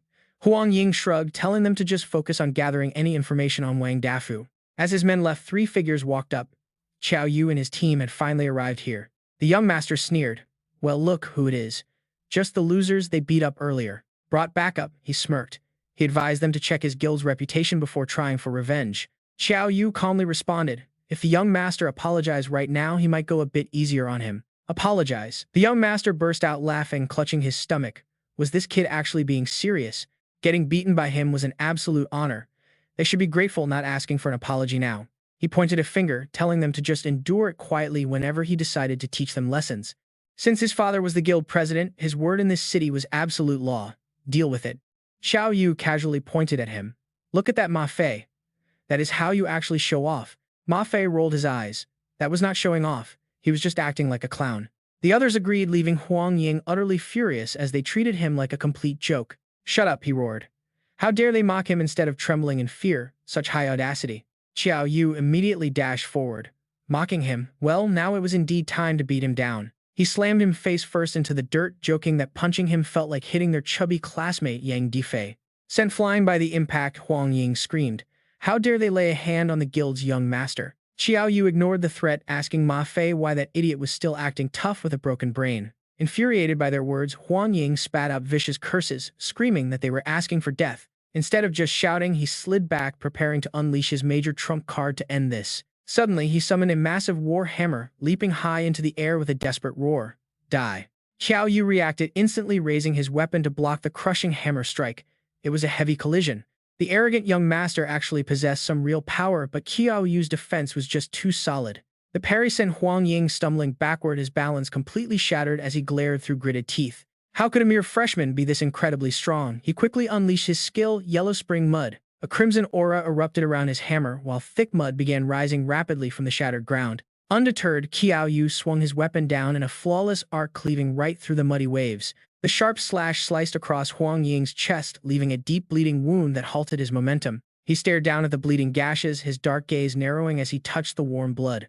Holding up his stained palm, he stared in a daze, unable to tell where the blood came from. A twisted laugh escaped his lips as he recalled his first dungeon where a player had wounded him. His face contorted with pure rage as he clenched his bloody fist, slowly covering his face in utter madness. Looking up, he laughed madly, explaining how he had tracked that player down after leaving the dungeon. He carved off the man's flesh, grilled it, and forced him to eat it until he went completely insane. Since then, nobody had dared to make him bleed, but these kids actually managed to pull it off. Brushing his hair back, a terrifying look filled his eyes as he promised to personally torture them. Qiao Yu calmly interrupted, suggesting that before making empty threats, he should try finding a way to escape. The young master lost all reason, swinging his massive hammer and screaming that they stood no chance. He unleashed his ultimate skill, Bloodstorm Strike, to pulverize them. But Qiao Yu never backs down. Leaping high, the young mage swung his weapon down to clash head-on with a devastating strike.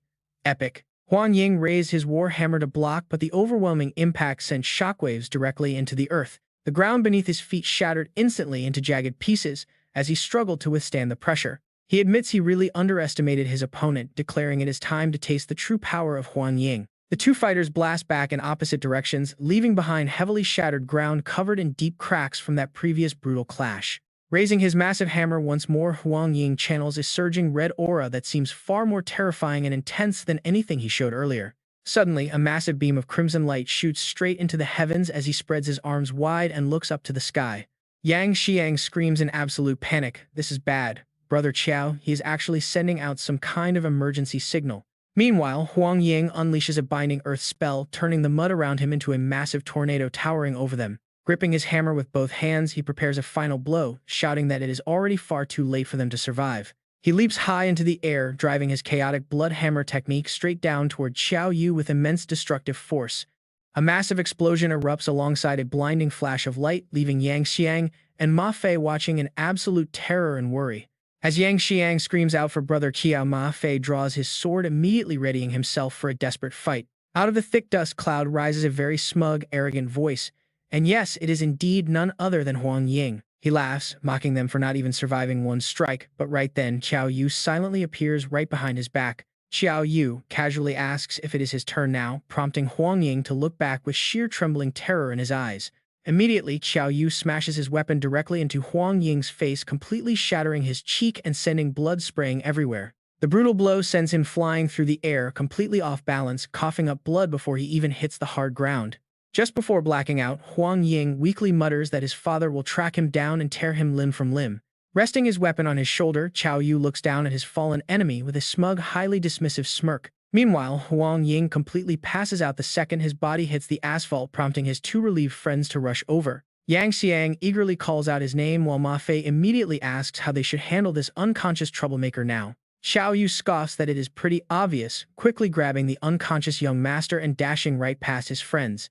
He yells that they need to run immediately because that massive signal blast is going to attract local hunters very soon. The other two can only trail behind. Wait up, they call out in shock to their incredibly fast leader. A short while later, a powerful investigator stops right in front of a fresh pool of blood on the damaged road. Swirling with deep blue energy, he realizes with absolute horror that this fresh blood belongs to none other than the young master. Without wasting a single second, he launches into the air like a rocket, leaving only a streak of light behind. Over at the Hunter Association headquarters, an imposing stern man stands silently by his desk in a massive, elegant office. Suddenly, a panicked guard bursts inside, shouting that the young master has been kidnapped and is completely missing. Hearing this shocking news, the powerful chairman turns around instantly, his calm demeanor completely shattered by sudden panic. He demands to know who could possibly have the sheer audacity to lay a single finger on his beloved son. Before his subordinate can even offer to investigate, the furious chairman already rockets out of the room like a missile. Vowing to tear the culprit into tiny pieces, the formidable guild president Huang Tuqiang is officially on the warpath. Elsewhere, Qiao Yu is running down the street while casually carrying the unconscious body of Huang Ying over his shoulder. Suddenly, waking up, Huang Ying gets quite a shock when he finds himself staring directly at his former captors. Yang Xiang quickly warns his leader. Brother Du, this noisy hostage is finally awake and moving around. Despite his pathetic situation, Huang Ying arrogantly warns them that they should let him go immediately before it is too late. He warns them to prepare for the endless brutal revenge of the Hunter Guild if they do not free him. Annoyed by his endless talking, Qiao Yu immediately drops him onto the hard pavement, sending him crashing onto his back. Qiao Yu coldly reminds him that he is just a prisoner who needs to shut up and behave himself. Groaning in pain, Huang Ying weakly mutters that they are dead meat once his powerful father hears about this. Ma Fei gives him a very smug, mischievous look, asking where all that big talk went now. Yang Xiang smirks right along with him, pointing out that the tables have completely turned in their favor. Curled up and clutching his chest, Huang Ying pathetically begs them not to hit his face as Ma Fei steps closer. Ma Fei grins, saying he has been eagerly waiting for this exact moment to finally teach him a real lesson. Raising his fist, Yang Xiang jokes about giving him a rather gross warning splash right in his smug face. But before they can act, a massive beam of blue energy suddenly cuts right between them, catching everyone completely off guard. It flies right through the gap between them, crashing into the railing just above Huang Ying. Standing further back, Qiao Yu quickly turns around on high alert. He is on high guard, demanding to know who is there. He then realizes it is a light mage, none other than Butler Charlie. In his hand, the butler holds a long blue polearm, its tip splitting into 4 sharp blades. Charlie grips the weapon with his right hand. His left arm is held behind his back, standing straight amidst the smoke. He says they sure made themselves hard to find. Qiao Yu stands tall, facing him directly, while Yang Xiang and Ma Fei brace themselves in a high-alert stance right behind him. Huang Ying struggles to lift his head, screaming out at the top of his lungs, demanding Charlie to kill them all immediately. Remaining completely unbothered, Charlie calmly assures his young master that he has absolutely no intention of letting these thugs off easy. As he speaks, a dangerous power slowly channels through his weapon arm. He then offers a piece of advice that sounds more like a threat. He warns the trio to surrender quietly, saying it might save them from a lot of brutal physical pain. Brandishing his weapon, Yang Xiang charges forward with a massive leap, yelling, "Surrender my butt," before unleashing his earth explosion magic. Instantly, a massive blast erupts, sending wild flames roaring into the air and shaking the entire ground. Yet Charlie remains completely unfazed. He effortlessly crosses his weapon over his chest, his expression deadpan even as raging smoke and fire completely envelop his body. Yang Xiang gapes in pure shock, unable to believe his eyes, while Ma Fei stares on with equal disbelief. Qiao Yu frowns, realizing this old butler might not be a top-tier powerhouse, but he's incredibly close to it. Shifting his weapon to his right, Charlie calmly tells them that since they chose to resist, they cannot blame him for what comes next. At that, Qiao Yu, Yang Xiang, and Ma Fei launch a coordinated charge. Yang Xiang raises his staff high. He aims an Earth Dragon bullet directly at Charlie as a raging vortex of sand begins swirling rapidly around his body. Charlie calmly raises his own staff toward the sky, and a brilliant, blinding sphere of light suddenly forms at the tip. He calls upon his holy light, asking if it sees their foes, while Qiao Yu and Ma Fei continue their relentless sprint. The butler lowers his head with absolute composure, looking as though he is quietly waiting to unleash something massive. The radiant glow on his weapon intensifies. Just as Qiao Yu and Ma Fei get within a few steps of him, the energy peaks. The dazzling flare explodes outward with overwhelming force. The sheer pressure of the light immediately stalls both of their movements. Ma Fei gasps that he cannot move. Unbeknownst to everyone, Charlie's staff has already morphed into a golden holy sword. He holds the blade right in front of him, pointing it downward before unleashing a terrifying blinding slash. The entire area is instantly flooded with devastating beams of raw energy, forcing Qiao Yu and his team to scramble for safety. Qiao Yu barely evades the barrage but loses his footing, sliding far back across the pavement. Ma Fei is not so lucky. He gets blasted straight into a nearby building, shattering a massive concrete wall. Qiao Yu grinds his teeth at the butler's insane strength. He managed to suppress all 3 of them with a single move. Charlie speaks up, sounding mildly impressed that a mere novice could survive his attack. No wonder they were able to defeat the young master of his hunter guild. But then his praise quickly turns to cold disdain. He sneers, telling them it is all over now because in his eyes they are nothing more than pathetic ants. Yang Xiang snorts, retorting that the old man is about to find out exactly how not weak they really are. He laughs and turns to Ma Fei, who is still buried under the heap of broken concrete from his crash. He teases that Ma Fei is way too weak compared to Qiao Yu, since Qiao Yu only took a few steps back while Ma Fei got sent flying. With his hands on his hips, Yang Xiang continues to mock him, saying Ma Fei will never catch up to Qiao Yu in this lifetime. He claims Ma Fei is not even fit to carry Qiao Yu's shoes, and honestly, who could blame him? But then the rubble shifts. He scoffs, asking how 2 humans can have such a massive gap, joking if Ma Fei skipped out on human evolution entirely. He sighs, saying some are born in Rome, while Ma Fei was born to be a workhorse, so he should just become Qiao Yu's underdog. That way, the boss can at least keep him safe. Suddenly, a massive surge of energy erupts from deep within the ruins. Heavy chunks of concrete are blasted away as Ma Fei stands tall, his eyes glowing a blood-red color filled with pure rage. A crimson aura erupts from his body, and he stands back up as if he never even felt the butler's devastating blow. Charlie watches in absolute shock, wondering where this terrifying sword intent is coming from. Suddenly, Ma Fei's system screen pops up. His pride is damaged by 100%, triggering a 10,000% damage boost. He glares coldly at Yang Xiang. Calling his teammate a complete bastard, Ma Fei vows to slaughter this show-off old man right now. He raises his right hand. Summoning his blade, the sword on the ground flies straight into his grip. Clenching his fist, Ma Fei radiates absolute bloodlust, shocking Charlie. Genuinely frightened, the butler wonders what is going on as he reflexively raises his weapon to defend himself. Xiao Li raised his golden staff to defend. But then he noticed something. His pupils instantly shrank in pure panic. Right before his eyes, Ma Fei had somehow closed the distance. He was now just 2 or 3 steps away, ready to unleash his space-cleaving sword strike. Xiao Li's sword turned back into a staff which he quickly raised to block. "Protect me, holy light," he pleaded. Meanwhile, Yang Shang activated his fat-burning skill, making his body look visibly thinner. He asked if they really wanted to try that trick again. Then, with a massive shout, his earth-shattering art ripped the ground apart. Massive chunks of earth shattered and launched into the air, flying everywhere from the sheer force. With every single slash, Ma Fei struck the glowing golden barrier acting as a shield around Xiao Li. Behind the safety of his shield, Xiao Li was starting to sweat. He desperately begged the holy light to protect him, but Ma Fei's blade was relentless. The sharp tip finally pierced right through the shield, sending massive cracks spiderwebbing across the glowing surface. The sword pushed even deeper, completely shattering Xiao Li's ultimate defense into pieces.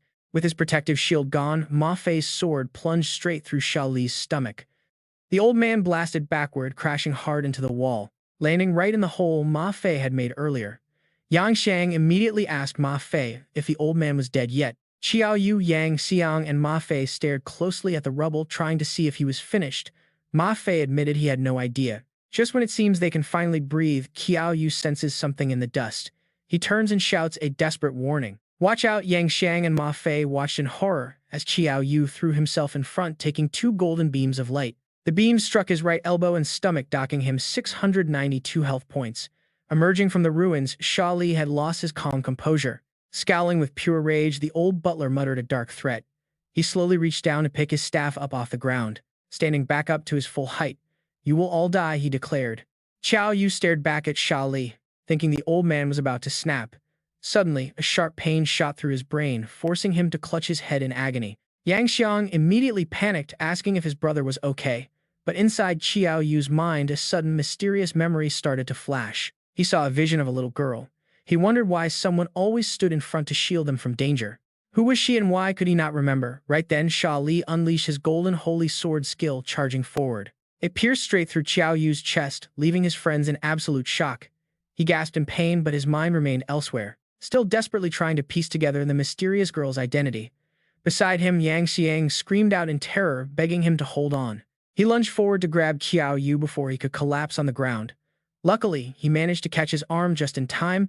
Yang Xiang quickly hoisted Qiao Yu onto his back, yelling to Ma Fei that the situation was too dangerous to stay. That butler was just too monstrous. Ma Fei, covered in fresh bruises, spat back that if he were the same age, he would have killed that old dog. But when he turned around, he realized Yang Xiang had already bolted with Qiao Yu on his back, leaving him completely behind. He cursed loudly, shouting for them to wait up. As he ran, Ma Fei casually grabbed the bound arms of their captive, dragging Huang Ying along before he could even register what was happening. At Ma Fei's insane speed, Huang Ying was basically flying through the air. He screamed, demanding to know where they were taking him, begging Xiao Li to save him. Xiao Li was already in hot pursuit, telling his young master not to worry because those ruffians wouldn't escape.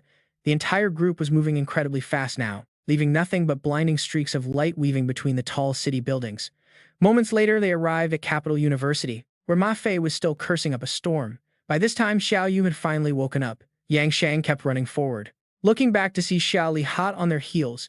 He could not believe this crazy old man was actually chasing them onto campus. Nearby students gasped in complete shock at the wild sight. They quickly recognized the helpless captive as young Master Huang Ying, the famous heir of the Hunters Guild. They couldn't believe someone actually dared to kidnap him right onto school grounds. Behind them, Xiao Li bellowed, demanding to know where they thought they could run. The sheer fury on his face was terrifying. Just then, a security guard stepped in to block Xiao Li, demanding to know who he was and telling him to stop. But Xiao Li ignored him, easily swatting the guard aside and yelling at him to get out of the way. Glancing back, Yang Shang panicked at the sight, calling the old man completely insane. Qiao Yu silently watched from his back. But because Yang Xiang was too busy looking behind, he crashed straight into a man's broad chest, falling backward onto the hard ground. Fortunately, Qiao Yu reacted instantly, jumping off and landing perfectly on his feet. Standing before them was Teacher Wan Lihao, sporting his signature red hair. He crossed his arms, asking what on earth Qiao Yu was doing there. While Yang Xiang groaned, rubbing his bruised forehead, Qiao Yu hurriedly pointed behind, warning his teacher to look out. Wan Lihao turned around only to see Xia Li charging straight toward them at high speed. Frowning, the red-haired teacher scoffed. It seems some blind fools actually had the nerve to hunt down Capital University students on his watch. Grabbing the strap of his cloak, he scowls. Chasing someone right onto school grounds, Wan Lihao tears off his cloak. He dashes forward, a blazing orange aura erupting like fire all over his body. He roars out at the intruder. He asks who has the guts to do this. Charlie quickly casts a holy shield, forming a glowing hexagonal barrier around himself. Wan Lihao gears up his massive muscular arm and throws a devastating punch straight at the glowing barrier. The impact triggers a massive explosion, blasting Charlie backward at least 10 meters until he violently crashes into a wall. Battered and bleeding, Charlie lies crushed in the rubble. He can barely believe the terrifying power of Kindu University. Wan Lihao walks over, staring down coldly. "Speak up," he demands. "Who are you, and why are you causing trouble here?" He tightens his heavy fist, glaring with pure menace. "Talk now, or I will send you straight to the afterlife." Just as he raises his hand, a sudden noise echoes from behind, stopping him cold. A group of shadows appears. It is Huang Tuqiang and his men. His expression is dark and grim as he steps forward to face the carnage. A dense purple aura surges around Huang Tuqiang. He narrows his eyes, delivering a deadly, threatening glare to release him. Wan Lihao looks back with a mocking smirk. "What if I refuse?" he sneers, completely unfazed by the threat. Huang Tuqiang repeats his command, his voice dangerously low. "Let him go, or you will be buried alongside him today." Wan Lihao raises his fist as glowing energy wraps around his arm. "Oh, is that how it is?" With zero hesitation, Wan Lihao smashes his fist directly into Charlie, burying him even deeper under the shattered rubble. Huang Tuqiang screams out Charlie's name, his face twisting in genuine panic as his forehead wrinkles with dread. Standing tall, Wan Lihao squares his shoulders, ready for a fight.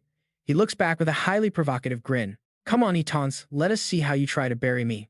Huang Tuqiang roars to kill him. The loyal lackeys instantly charge right at Wan Lihao, but the old warrior stands perfectly still, not even flinching. He clenches his fists, radiating absolute confidence as he slowly utters his devastating technique named Tai Zhen. As he finishes the word, he thrusts his fist forward, unleashing a shockwave that blows the attackers right back. The lackeys go flying through the air. Suddenly, one of them realizes the truth and warns the others. He is the battle berserker Wan Lihao, a legend long thought dead after vanishing years ago. Who knew he was here? They never expected him to be teaching at Kindu. Another lackey asks if this battle berserker is really that famous. "Famous does not even cover it," the man replies, remembering the bloody animalistic way Wan Lihao used to fight. He was born for war. Back when he was only mid-stage peak, he took on a legendary high-stage swordsman alone. He actually killed him, defying all power tiers. A complete monster. Hearing this, even Huang Tuqiang is shocked. He asks if the legendary battle berserker is truly still alive. Wan Lihao smiles back, utterly relaxed. "Not only am I alive, I actually have to thank you. Teaching is pretty boring and I rarely get to unleash. Thanks for giving me a real fight." Angered, Huang Tuqiang suddenly pulls out a massive, terrifying war hammer. It looks exactly like Huang Ying's weapon, but on a much grander scale. He declares his absolute dominance. Huang Tuqiang swings the giant hammer in a wide arc, barely missing Wan Lihao by a fraction of an inch. The shockwave tears a massive trench through the courtyard, cracking the nearby concrete walls. But Wan Lihao just stands. He looks up from the rubble at his imposing opponent. One of the lackeys whispers that he seems weak. Just wait, because things are about to get crazy as the true battle maniac shows his real colors. Wan Lihao squeezes his fists tight. His veins bulge and his muscles expand as massive power builds up inside him. His eyes turn a deadly crimson.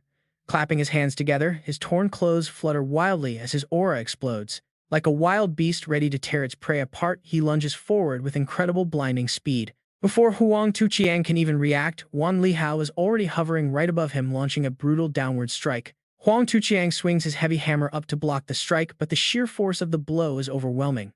He is blasted backward, crashing hard against the concrete wall while desperately gripping his crackling, lightning-infused hammer. Dragging the sparking weapon, he slowly steps forward as thick, dark smoke starts rising from his surging power. Watching from the sidelines, Ma Fei and Qiao Yu are completely stunned.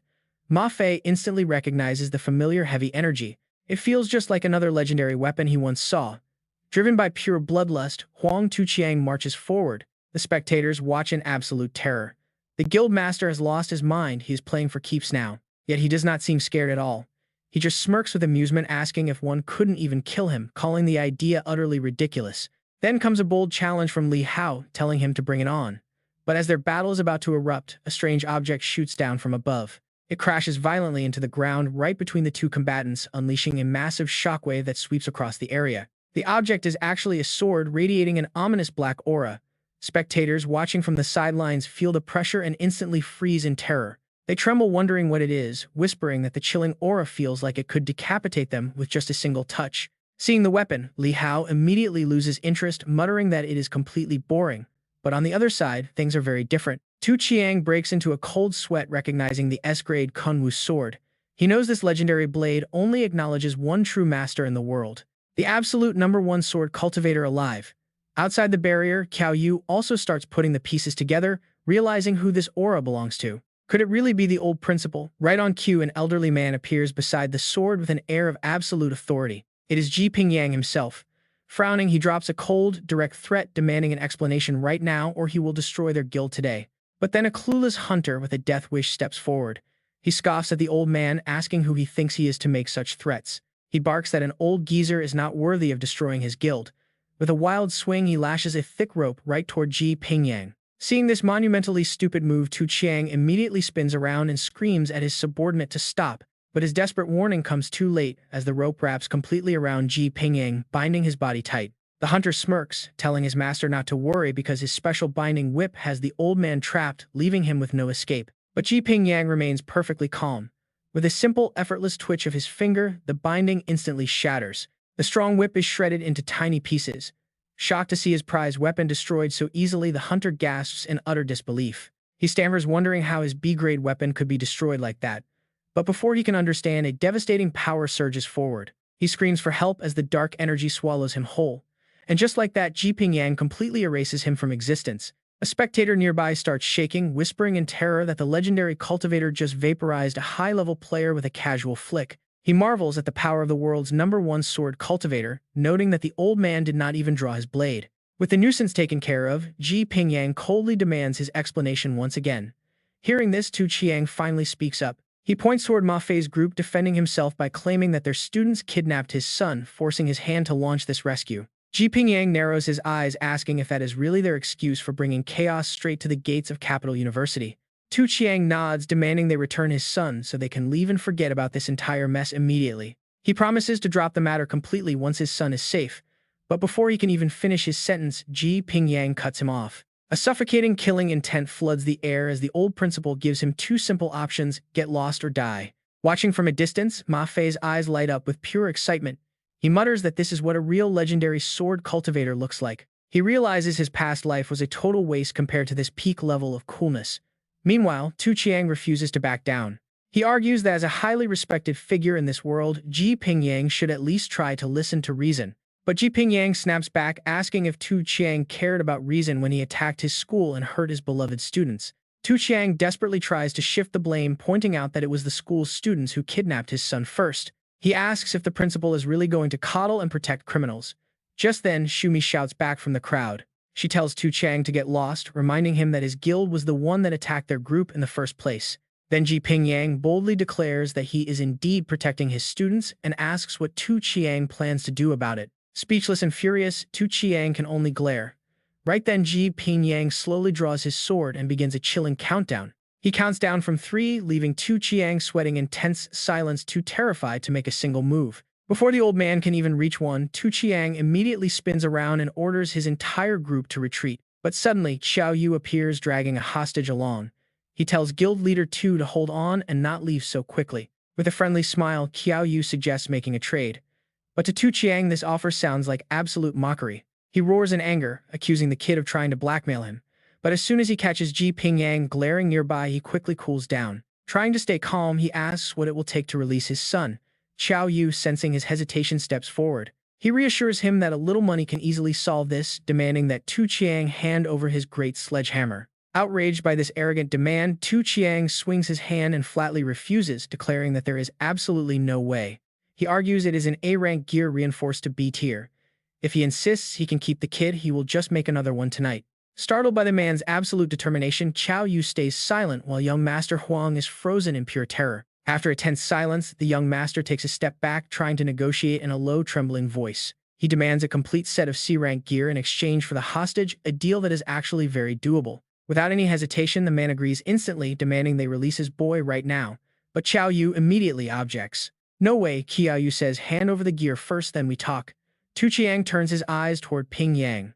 Standing in the distance, the old man ponders for a moment before tossing a set of gear right at Qiao Yu's feet. With the trade complete, Qiao Yu happily lets his hostage go, telling young Master Huang that he is free to run. Everything seems to end peacefully, but right then a cold voice interrupts, telling them they have completely lost their minds. Ping Yang steps forward with a grim look, lecturing them for provoking a massive guild when their own power is so weak. He warns that these hunters dominate the dungeons, making ambush highly likely.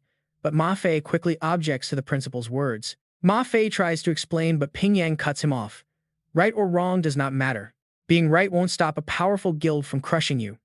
In this harsh world, only raw power dictates the absolute truth. Qiao Yu, who has been quiet, finally asks if the principal truly thinks they made a mistake. The answer he gets is unexpected. Wrong, the old man snarls, their only real mistake, leaving loose ends and letting themselves get chased all the way home. He grunts that if he did this in his youth, Huang Tuqiang would be dead without ever knowing who pulled the trigger. With a heavy sigh, the principal turns away, muttering that these kids are still light years behind his younger self. He leaves them stunned. The three youngsters can only stare in absolute awe simultaneously, flashing giant thumbs up to their incredibly savage principal. Later that night, the squad heads back to their dorm, eagerly laying out their newly acquired loot right on the table. Shang Di can barely contain his excitement, gushing about how insanely rich those guild guys must be. Qiao Yu just shrugs it off. He tells them to cut the chatter and grab 2 pieces of gear each. Instantly, the detailed stats panel pops up. Reviewing the stats of the Silver Lion helmet, he realizes it is actually pretty useless despite its decent headshot protection. The cooldown is just way too long. Meanwhile, Ma Fei and the others finish picking out their own top-tier pieces.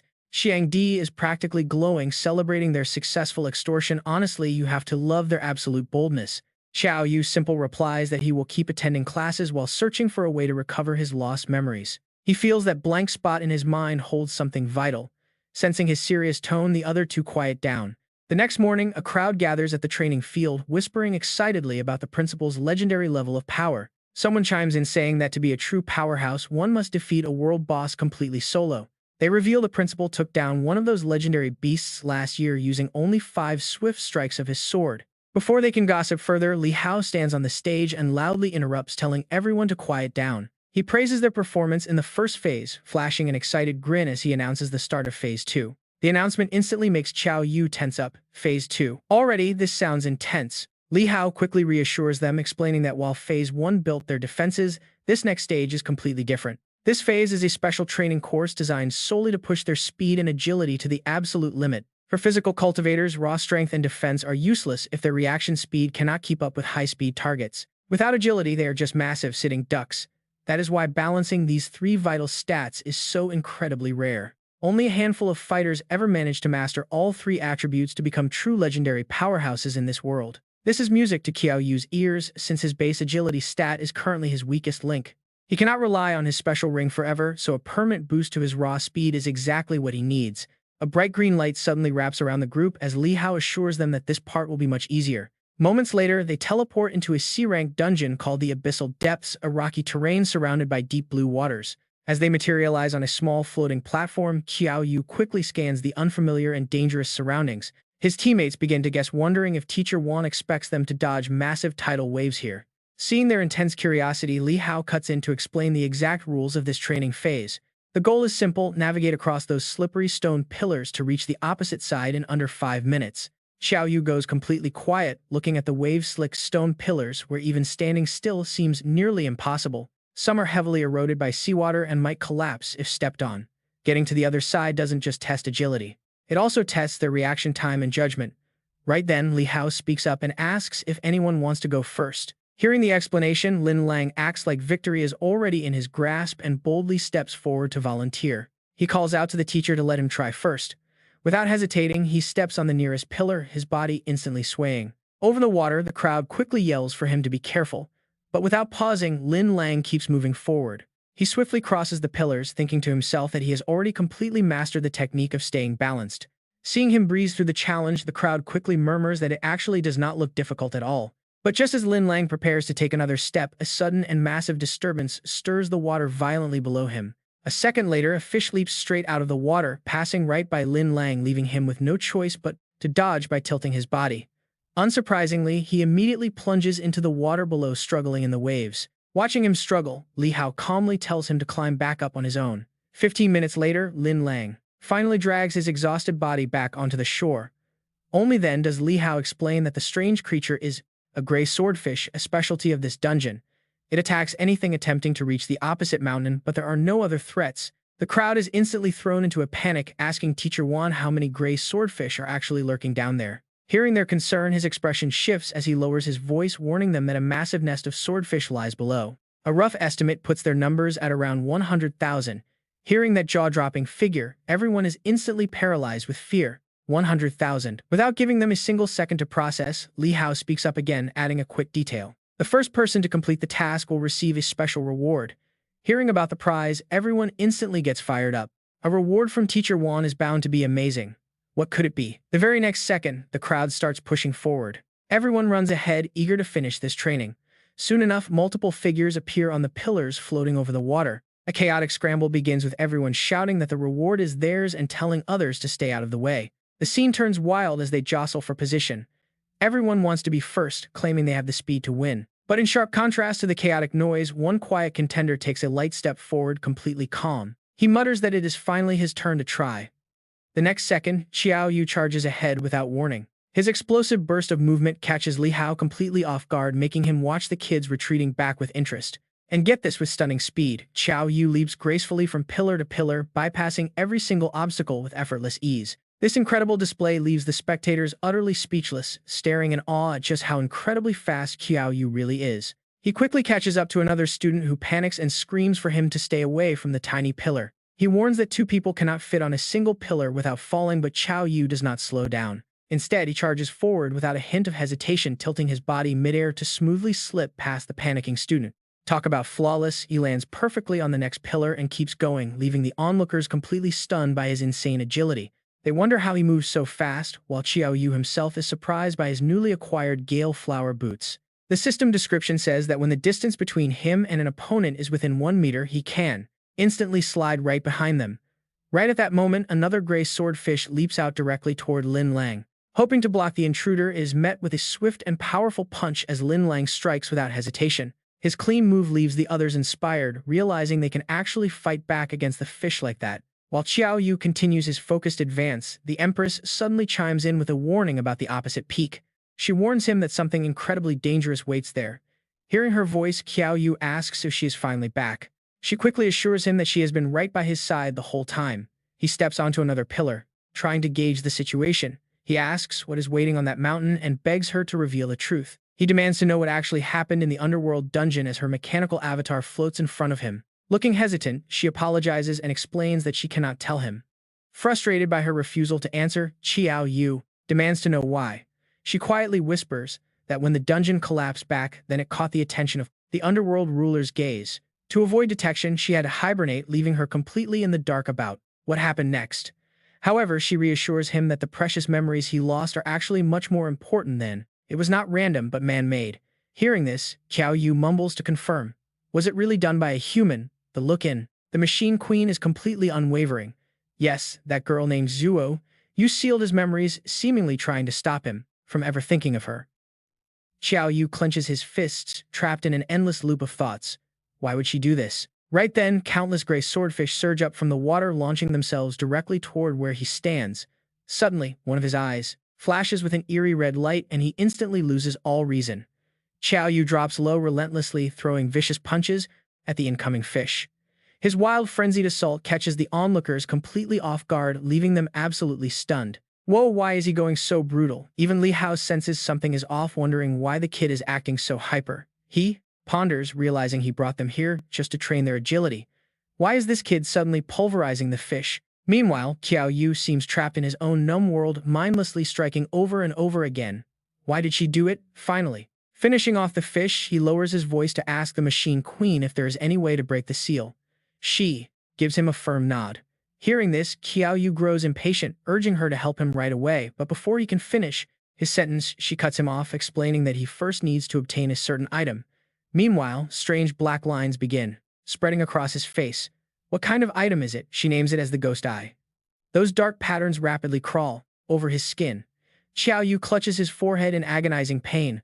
What is the ghost eye, and where must he go to find it? The queen tries to calm him down, telling him to ignore it for now because his body is failing.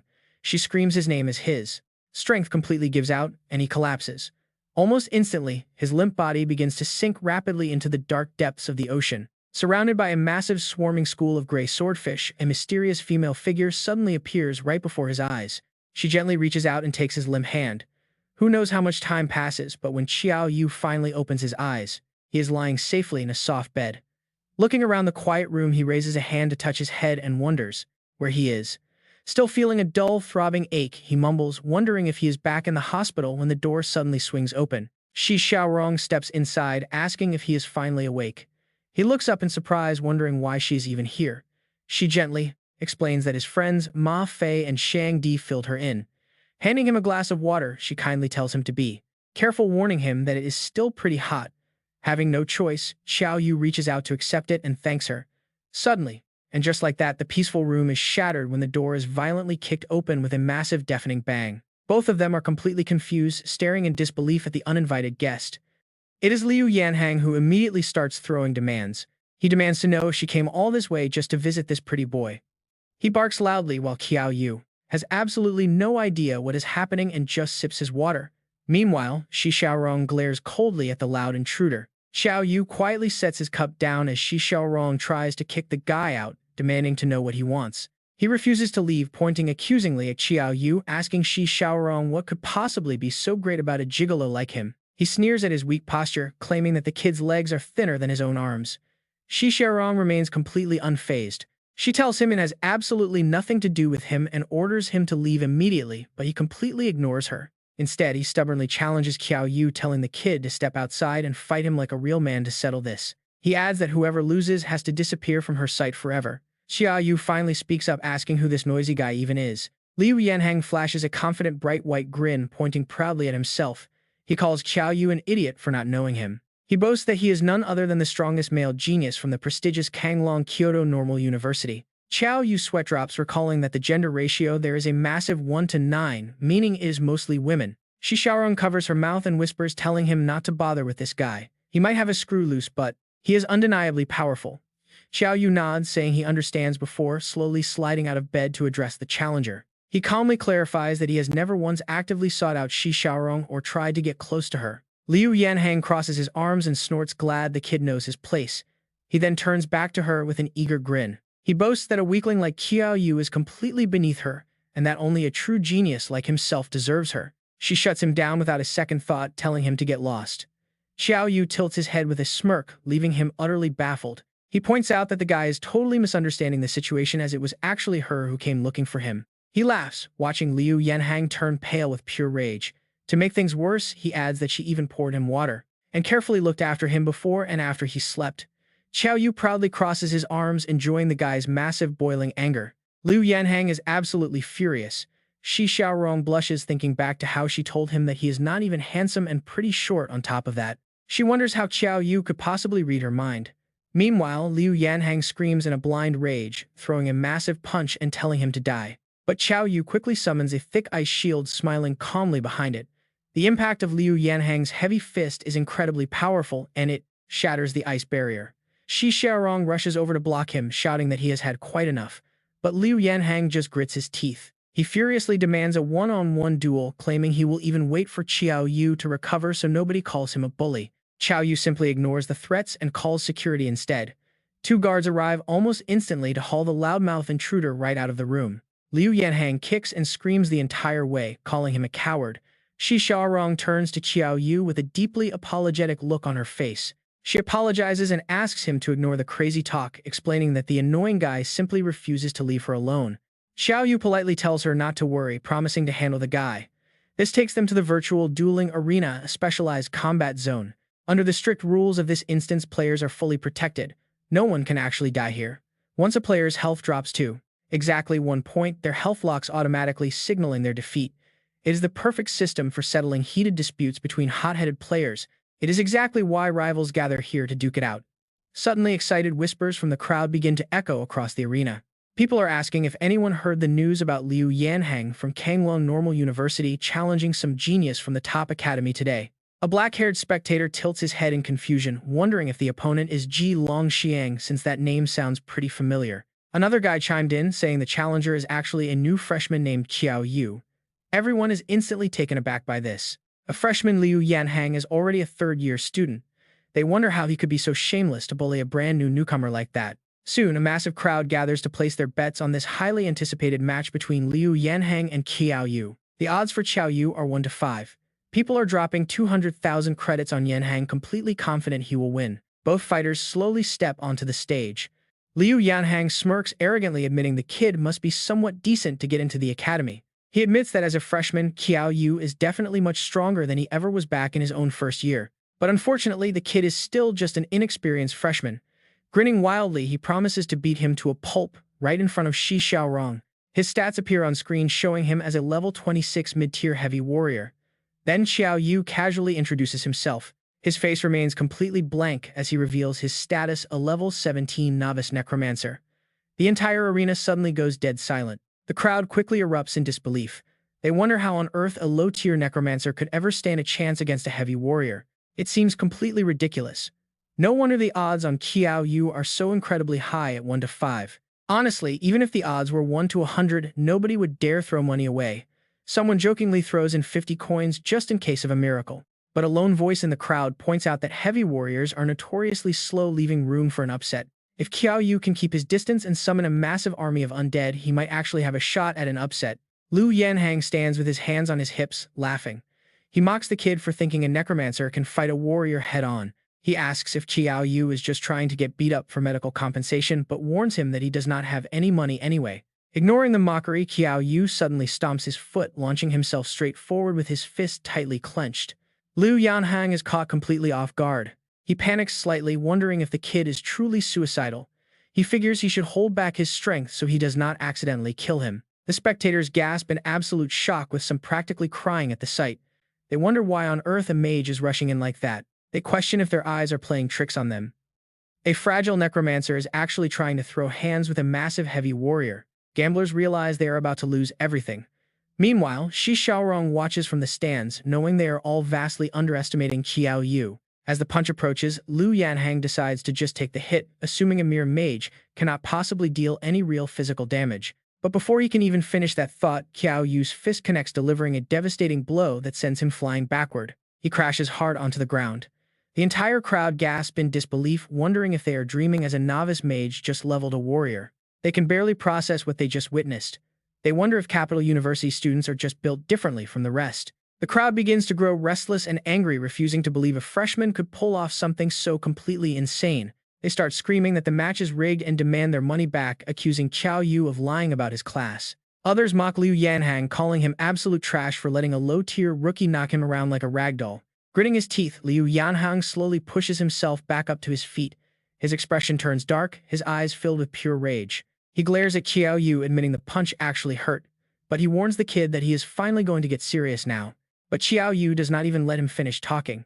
He lunges straight back in to deliver another crushing blow. Liu Yanhang blocks the punch and yells out, "Do not underestimate me." Qiao Yu pours strength into his next fist, but Liu uses his other hand to block the strike. The two struggle for power before Liu Yanhang unleashes his ultimate move, leaving Qiao Yu no time to dodge. He takes the direct hit. The crowd goes wild. How is that possible? That is his signature skill. Qiao Yu gets blown away. Qiao Yu looks grim and dazed, wondering what the hell this is. Liu Yanhang bends down with a sneer. He already told him not to underestimate him. Suddenly, his eyes widen.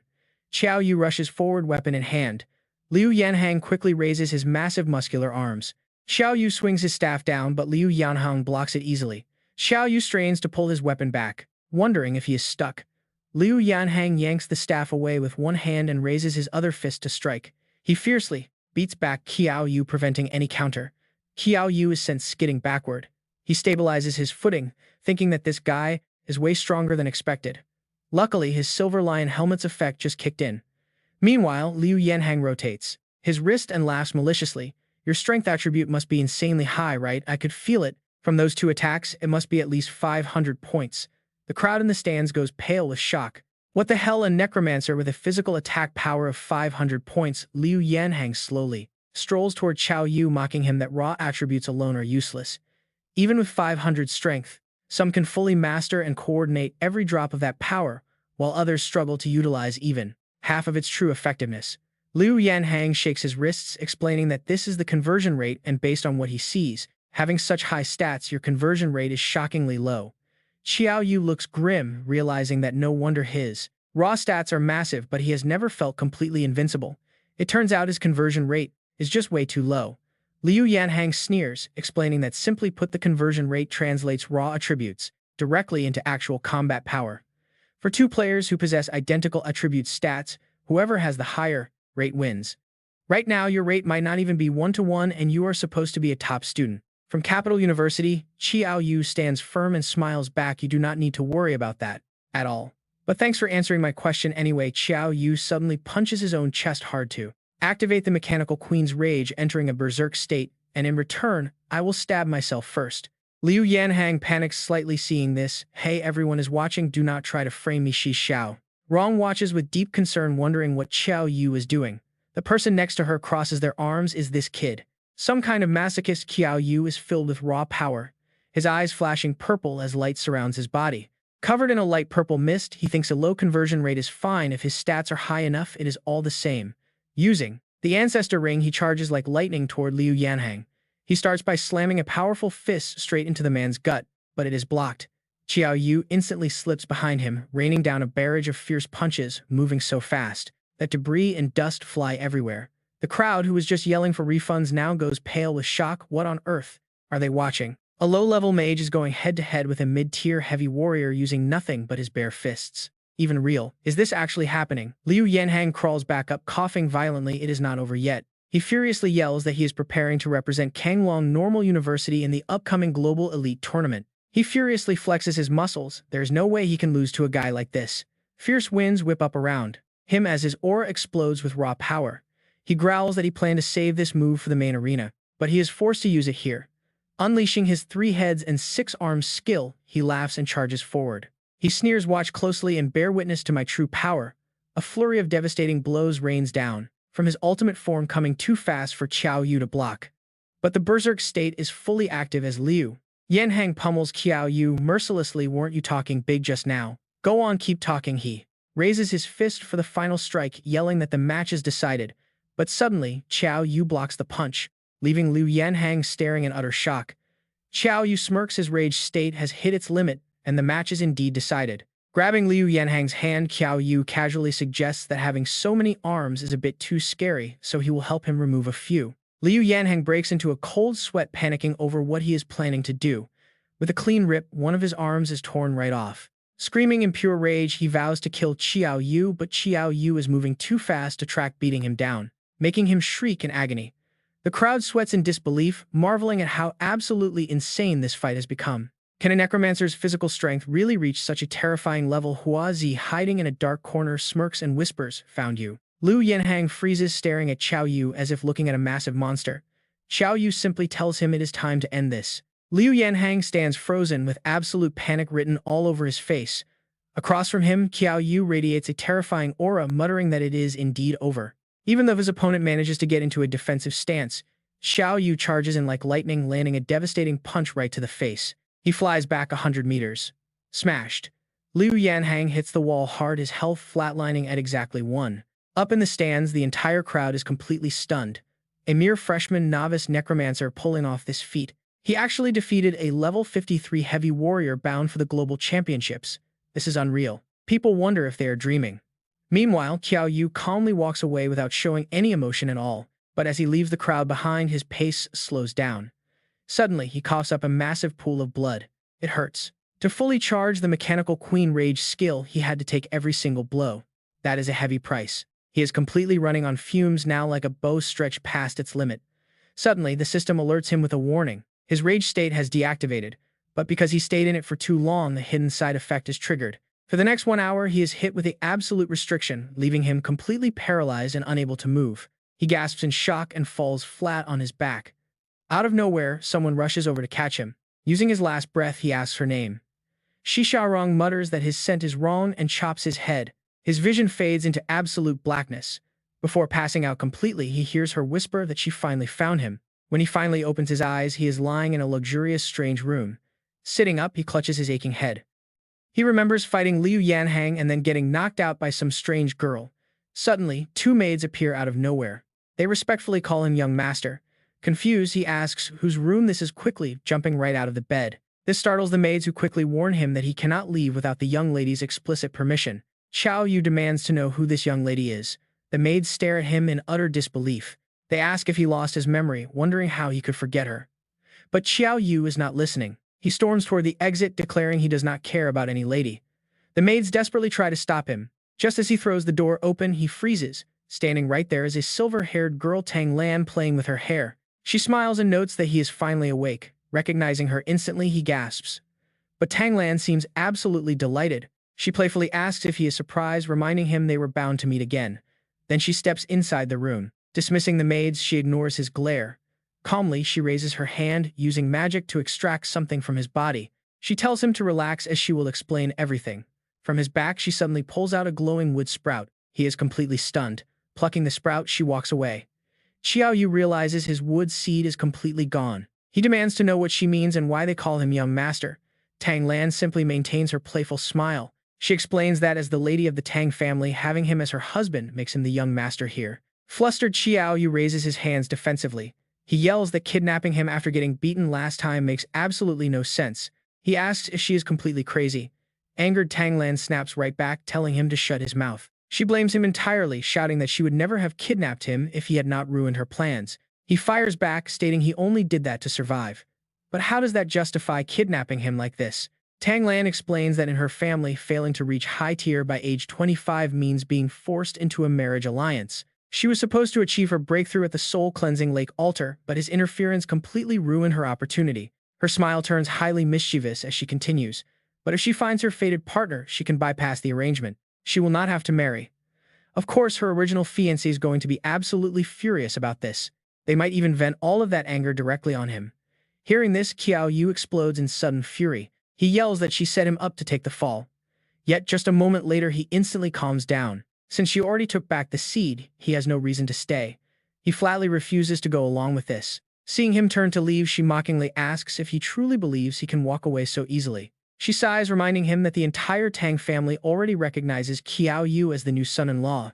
She even told her father that she is already pregnant with his child. Her face feigns sadness, but her eyes scream victory. Tang Lan warns him that if he behaves like this, her arranged marriage partner and the entire Tang family will target him. Hearing that threat, Qiao Yu slams the door. Helplessly muttering that she is ruthless, he agrees to stay. Tang Lan approaches. She immediately clings to his arm with an innocent face. Is being her husband really that terrible for him, she asks. Plenty of others would kill for the chance. Qiao Yu pushes her off, irritated by her manipulative little act. He demands she let him go as a stranger once. He helps her call off this unwanted arranged marriage for good. She instantly beams with joy. He must first pass her family trial and handle her annoying political fiancé. Once that is settled, they will both be totally free. She eagerly reaches out her hand to shake on the deal. Qiao Yu hesitates. A bad feeling kicks in. He just walks straight into her trap. Getting him to solve this was her plan. With the forced agreement locked in, Qiao Yu is officially stuck, helping her deal with the arranged marriage. Tang Lan heads for the door. Clean up and dress sharp, she says. The family banquet starts at 7 p.m. tonight. She promises to pick him up. But suddenly, Qiao Yu slams his hand on the door, blocking her way out. Tang Lan spins around in absolute panic and anger. She stutters, asking what on earth he thinks he is doing. Shirtless, with a sharp smirk in his green eyes, Qiao Yu chuckles, asking if she honestly thinks she can control him. He casually reminds Tang Lan that he is her husband now. Utterly panicked, she gives him a massive shove. Wrapping her arms protectively around her slender body, she warns him not to act rashly inside the Tang family manor. Their eyes lock in a tense standoff. Her burning fury clashes with his dangerous, playful energy, making the room feel heavy. The tension peaks. A fight seems ready to explode, but Qiao Yu suddenly pushes her away with force. Fuming with rage, she screams at the top of her lungs that he is completely insane. Qiao Yu just scratches his head, exhausted. He sighs heavily, dreading the trouble he just got dragged into. Outside, the sunset paints the sky in warm hues. Evening settles. Tang Lan stands outside his bedroom door, impatiently calling out to ask if he is ready yet. His voice echoes back that he is finished. A moment later, he steps out, looking incredibly handsome with his black hair. Those striking green eyes match a clean white shirt and black tie topped with a sharp, well-tailored black suit. He looks stunningly elegant, leaving Tang Lan momentarily flustered. But her stubborn pride refuses to let her show it. She clears her throat, muttering that he looks decent enough. Outside, warm sunlight glows over the massive modern mansion. Combining modern luxury with historical charm, the grand doors swing open as Tang Lan holds his arm and they step inside. Servants line up to welcome them respectfully. She quickly whispers for him to stay quiet and just follow her lead. Qiao Yu gives her a playful look and tells her to rest absolutely easy. He has got everything covered. They walk in as servants serve exquisite dishes. A middle-aged couple is already standing there waiting for their arrival. A warm voice welcomes them, calling Tang Lan over. This elegant woman is actually Tang Lan's mother, Kang Yun. Tang Lan keeps a tight grip on his arm and introduces her mother. Qiao Yu immediately steps forward politely. He greets her warmly, saying hello to his lovely auntie. Then he smoothly unleashes some incredible sweet talk. He says she looks so young he almost mistook her for Tang Lan's sister. Kang Yun is wearing a long dress. Hearing this, she blushes and hides her smile, claiming she is far too old for compliments. Tang Lan gets deeply annoyed. She fumes that he dared to use her intimate nickname. Suddenly, a cold grunt comes from the stern middle-aged man. He scoffs that this kid is just a smooth-talking slacker with zero manners. Qiao Yu simply smiles and turns toward him. He greets the man warmly, asking if he is Tang Lan's grandfather and saying it is an absolute honor to meet him. Tang Lan panics, quickly correcting him that this is her father, Tang Dingshen. Qiao Yu maintains his cheerful, polite smile anyway. He apologizes, claiming his eyesight is terrible because he genuinely thought her father looked like her grandfather. Her father fumes. His face wrinkles in silent fury.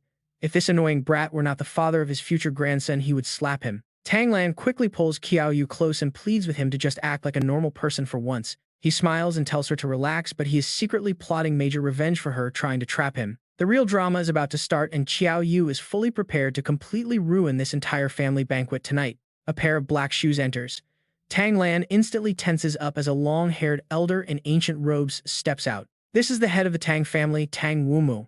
Servants bow and Kang Yun and Tang Lan respectfully greet him. The moment Qiao Yu locks eyes with the old man, his first instinct warns him that this elder is extremely dangerous. That was her expression when the old man appeared.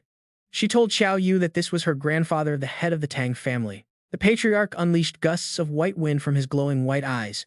While everyone else closed their eyes, Qiao Yu kept his wide open. Staring right back earned him the patriarch's respect. He was definitely a promising young hero. This kid actually showed some of the old Tang Jiata style. Tang Lam quickly stepped forward to explain things. Apologizing to her grandfather, she explained that Qiao Yu had never attended a family banquet before and might seem a bit rude. She offered to apologize on his behalf, but the old man laughed it off, telling them to sit down without any formalities. During dinner, he stuffed massive chunks of meat into his mouth using 4 chopsticks to skewer giant pieces of food. Despite the embarrassment and anger radiating from Tang Lam and her parents, he happily wondered how long they could hold their temper. Staring at the massive stack of empty plates and Qiao Yu's bloated stomach, Tang Vo Yu finally decided to speak up. Asking if everyone was full, he dismissed them, stating he wanted to have a private chat with young Qiao Yu. Tang Lam looked incredibly worried, and Tang Din's son also voiced his concern, warning his father about the young man. Ignoring his granddaughter's desperate pleas, the old man remained firm, asking if he needed to repeat himself a second time. As everyone filed out, Tang Lam shot a worried glance backward, and Qiao Yu gave her an okay sign to reassure her. Tang Din's son spoke up, telling Qiao Yu not to worry because he had absolutely no ill intentions toward him. He claimed that despite his age, his mind was sharp, guessing Qiao Yu was the outsider brought back by Tang Lam. She had been spoiled by the Tang family since childhood, making her slightly stubborn, which was completely normal, but she had a good heart. Qiao Yu recalled all the chaos she caused, highly doubting her supposedly good heart. Sure, those other guys were no saints either. Cutting off Qiao Yu's train of thought, the old patriarch continued speaking. He explained that he kept Qiao Yu here to ask for help as their family was severely lacking talented youth. Currently, Tang Lam was their only decent representative, but the capital's annual Grand Family Tournament was fast approaching. The event decided the new 4 great families and only youths under 25 could enter, so he wanted Qiao Yu's help. Upon hearing this, Qiao Yu immediately showed complete indifference and flatly refused, wanting absolutely nothing to do with it. Qiao Yu argued that it was their family business, so why should he interfere? But Tang Vo Yu quickly reasoned otherwise. Since he was practically family, now he had every right to compete, and they certainly would not make him help for free. He promised an exception, allowing Qiao Yu into their sacred holy land, a place holding the family's secrets to ultimate growth. This offer forced Qiao Yu to reconsider, knowing their ancestral holy land surely contained priceless legendary treasures. After the rules were explained in detail, Nat 2 stepped up and officially declared the Grand Family Tournament open. They were immediately launching the Sun Kuai dungeon, prompting all the participants below to begin teleporting inside. With only Nat 2 left on stage, Sly called out loudly from below, urging him to bring out his legendary weapon. Complying with the request, Nat 2 raised his hand to summon a brilliant glowing mirror that illuminated the entire stage. The vast screen briefly displayed Sly's image and a faint beam of light from the mirror before fading away completely. The scene shifted to an eerie dark realm illuminated only by moonlight, a place widely known as Ghost Mountain. Despite the danger, some fools stubbornly tried to climb the misty slopes, leaving behind nothing but their dying echoes. Keeping a serious frown, Qiao Yu quietly noted how terrifying the ghost mist looked, though his luck seemed decent. On the massive broadcast screen outside, footage of that unfortunate climber falling into the abyss replayed, breaking hearts. A devastated father cried out for his talented son, Dang Ni, but a bystander merely sneered at his grief. He coldly remarked that anyone ascending before the mist cleared would die, telling the old man to face reality. Meanwhile, some spectators gasped in surprise, pointing out that the Tang family had already gathered 4 members together. Tang Vo-U silently prayed for heaven to bless them, but his hopeful thoughts were violently cut short. He suddenly leaped up, coughing and cursing loudly. Back on Ghost Mountain, Tang Ao Tian and Tang Heu appeared. Standing right in front of Qiao Yu, Tang Ao Tian arrogantly demanded to know if this was indeed Qiao Yu. Spreading his arms wide, he proudly introduced himself, warning Qiao Yu that tricks would not work on him. He ordered Qiao Yu to follow his lead inside this dangerous dungeon, but Qiao Yu remained completely unfazed. Turning back with an annoyed expression, Qiao Yu simply asked why, triggering an even more arrogant response. He explained that securing the demon eye and solidifying their family standing was their absolute top priority. Tian boasts that as the only intermediate tier fighter in the Tang family, he possesses the highest power and damage output, so he must lead. No questions asked.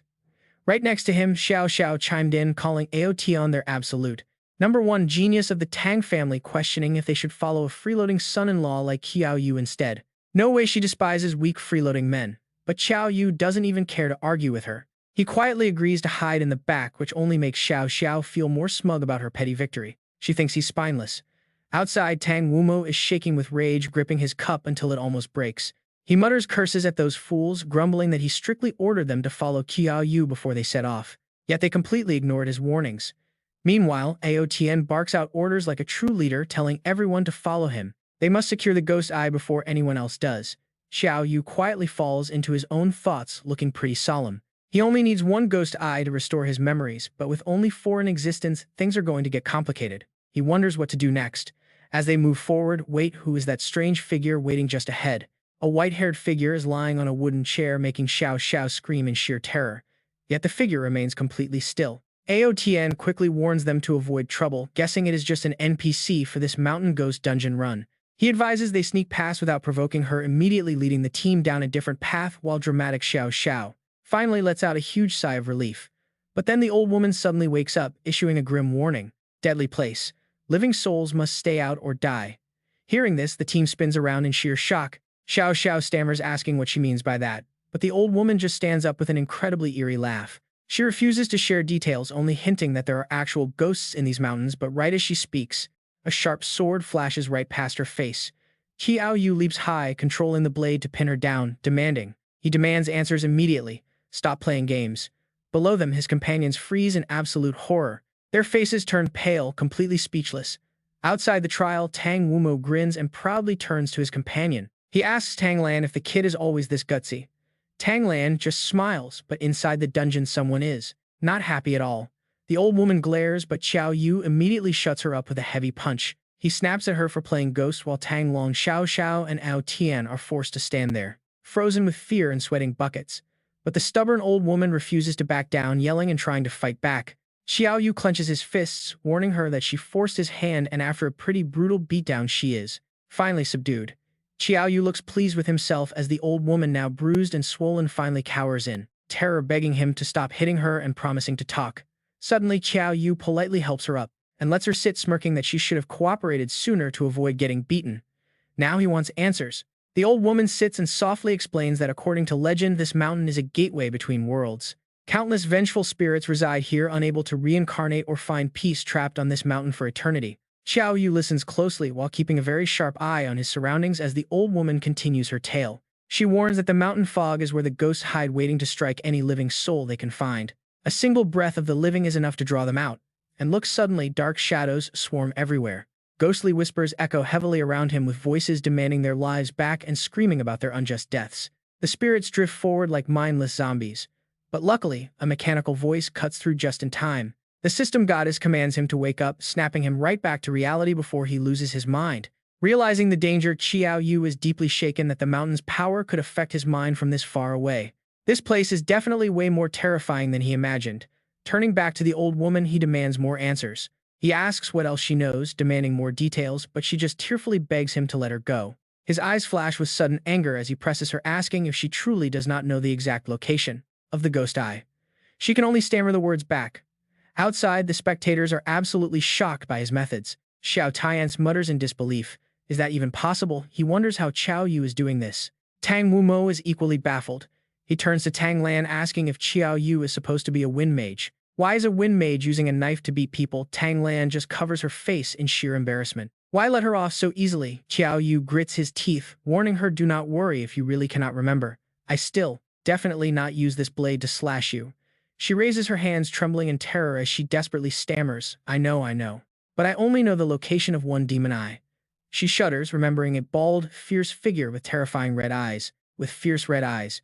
She continues, that demon eye is on the ghost monk, and you only need to kill him to get it. Qiao Yu raises an eyebrow in surprise to confirm the ghost monk. She nods quickly, yes, the ghost monk. She explains that he was once a highly respected monk who vowed to save every single wandering soul on this demon mountain. He bathed, burned incense, donned his golden robes, and bravely scaled the mountain with his crystal staff in hand. Suddenly, a brilliant holy light burst across the cursed mountain, manifesting as a colossal golden Buddha statue. It looked like a divine descent. Yet before long, that majestic golden Buddha was swallowed whole by the thick demon mist. When people finally saw that holy monk again, he had already turned into a corrupted demon monk. Speaking of which, she points ahead, rambling on, there is an abandoned temple on the mountain where the ghost monk resides. To defeat him, you must charge your blade with killing intent. A strong bloodlust can easily suppress his dark energy. Hearing this, Qiao Yu turns around. All right, I will trust you this once. Let me head up to that abandoned temple first. But taking advantage of his distraction, the old hag's eyes flash with malice toward the brat. In a flash, she lunges with her sharp claws, aiming a lethal green strike straight at his neck. But Qiao Yu immediately spins around, slicing his weapon clean through her while smirking, I knew you would try something. Before the old hag can even react, she screams in shock as the heavy strike sends her flying far away. Suddenly, the system chimes, player Qiao Yu has eliminated a standard NPC, increasing his weapon's bloodlust by 1 point. Current bloodlust is 1 out of 100. Once fully maxed out, the Golden Dragon Crescent Blade will unlock a special passive effect, Demon Slayer. Hearing the system announcement, Qiao Yu lets out a satisfied smirk. Demon Slayer, so that is how he farms bloodlust. After finishing the job, he finally sheathes his giant blade. He turns toward the other 3 companions. Their previous arrogance instantly vanishes, replaced by sheer trembling terror. Xiao stammers in fear, asking Aoshin if their teammate has been possessed by some sort of malevolent spirit. Aoshin is secretly terrified as well, yet he tries to act tough. Qiao Yu, I am warning you, do not do anything crazy. Qiao Yu flashes a menacing grin. What are you talking about? Aren't we teammates? Why would I ever do something as awful as turning you guys into bloodlust points? They flinch hard, thoroughly spooked by his dark humor. Clearing his throat, the team leader Aoshin nervously tries to steady his voice. If you still count us as teammates, then. He points to each ally. This is Tang Xiao and this is Tang Long. If we are good, let us continue up the demon mountain. With that settled, the 4 of them head deeper into the dark, eerie woods. Eerie, unidentified noises echo around them. Sensing Xiao's growing anxiety, Aoshin whispers to her, just ignore those sounds. Pretend you hear nothing and keep moving. Meanwhile, the spectators watching the broadcast are having a heated debate. One viewer remarks that while Tang Aoshin is definitely arrogant, he actually keeps a cool head under pressure. Another spectator agrees absolutely. There are countless low-level ghouls lurking at the foot of this mountain. Dealing with petty demons is much harder than facing the boss. Provoking them by accident will bring endless trouble. But suddenly, everyone's attention is glued back to the massive projection screen as a spectator gasps. Look, what on earth is that kid Qiao Yu doing now? On the screen, Qiao Yu is actually teasing the shadows. Come out, little darlings, do not hide, I still need plenty of bloodlust points.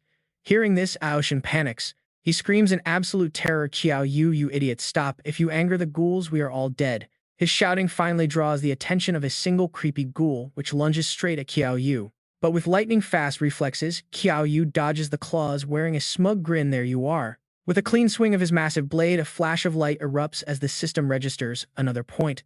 But before he can celebrate, a massive, terrifying horde of angry ghouls begins pouring out from the shadows. His teammates pale in horror as Aoshin shrieks, Qiao Yu, look at what you have done. Yet Qiao Yu remains completely unfazed, his eyes suddenly gleaming with a brilliant and hungry excitement. This is perfect. This horde will easily max out my bloodlust points. He grins as the monsters swarm him. He charges straight into the swarm, slicing down every beast that dares to fly his way. It is absolute chaotic carnage. Finally, he wipes out every last one of them. Qiao Yu whispers to himself that his murderous aura must be fully charged now. The system confirms that murderous aura is at 100 out of 100. He swings his blade, triggering another prompt. Enchantment Phase 1 is active, boosting soul damage by 50%. Anyone holding this weapon also gains a massive stat boost. That is 30 extra strength points. The demons are so terrified they actually turn and run. Talk about a complete power trip. Tang Long and Ao Qian stand there with their jaws on the floor. What is happening? Why are ghosts running from him? Everyone watching the live stream is just as shocked as those two. Only Tang Wumu grins, deeply pleased with this boy. He realizes the kid is way stronger than he ever imagined. Even Qiao Yu was caught off guard by the system update. He did not expect the aura to have upgrade phases, but he does not slow down. He keeps chasing the fleeing monsters. He yells out for them not to run. But suddenly a mysterious hand reaches out and begins performing a spell. All of the demons are forced back as a powerful Taoist spell is cast, engulfing the creatures in roaring flames. Watching his precious kills burn, Qiao Yu screams in frustration. Who is the jerk stealing all of his potential points? A man clad in traditional Taoist robes stands before him. Zhang Erhe is the first to speak, offering a polite greeting. He asks if they are all right. Outside, the crowd goes wild immediately, recognizing him as the famous Zhang family priest. Chad explains that he is a crucial non-player character on Ghost Mountain. Getting his help is a total game changer. The mountain difficulty would drop by at least one whole level. Talk about some seriously insane luck for these guys. What heaven-defying luck is this? Tang Wumu frowns, wondering if the Tang family will secure their spot after all. Will they keep their place among the four great families? Ao Tian steps forward, thanking the priest for saving them. The priest tells him there is no need for formalities, just call him Zhang Erhe. Ghost Mountain is incredibly dangerous. He advises them to leave immediately, but Ao Tian steps forward to explain that they have a very good reason. It is not that they want to stay, but they must climb Ghost Mountain no matter what the cost is. The priest nods in understanding. He pauses for a moment before suggesting that they all climb the mountain together. He warns them to be careful though. With so many people, he cannot possibly protect every single one of them. When things get rough, they must rely on themselves. Ao Tian is absolutely thrilled and thanks the priest profusely. Tang Long smiles, feeling secure now. With the priest around, they do not have to worry about Qiao Yu dragging them down. They can finally relax. The trail up Ghost Mountain is incredibly dark and eerie, with crows circling the gloomy sky. Following closely behind Zhang Erhe, the group suddenly comes to a halt. It looks like they hit a dead end. Xiao shivers, asking Ao Tian if they really have to do this. He turns to pat her head comfortingly. He tells her to relax because he is right there with her. She looks up, begging him to keep her safe. Watching them flirt, Qiao Yu rolls his eyes in annoyance. He just hopes they do not start crying for help later. With a quick sigh, he steps forward and delivers a clean, powerful slash directly in front of the group. The blade comes to a halt, leaving a cleared path. Standing behind, Zhang Erhe observes the strike with deep interest. He is shocked by the dense, murderous energy. Stepping forward, the priest asks Qiao Yu what he is doing. Without even looking back, Qiao Yu coldly replies that he is just slaughtering pigs.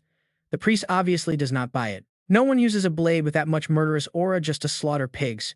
Who exactly is this mysterious kid? After a few more clean cuts, Qiao Yu successfully opens up a hidden trail.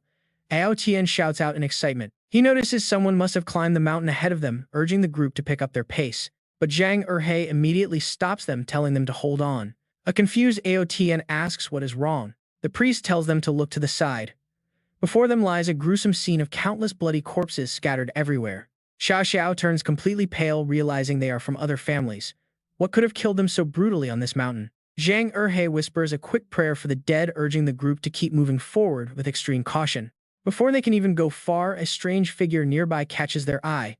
Xiao is the first to scream. Ao Tian also panics, frantically asking the priest if that thing is a human or a ghost. But Qiao Yu is absolutely thrilled. He steps forward with a grin, telling everyone to get out of his way. Whether it is human or ghost, one slash will sort it out. Sensing his presence, the creature slowly turns around. Facing it head-on, he cracks an excited smile. Qiao Yu quickly slashes down at the demon's head. Meanwhile, Zhang Erhe watches from behind. This young man's power is completely abnormal.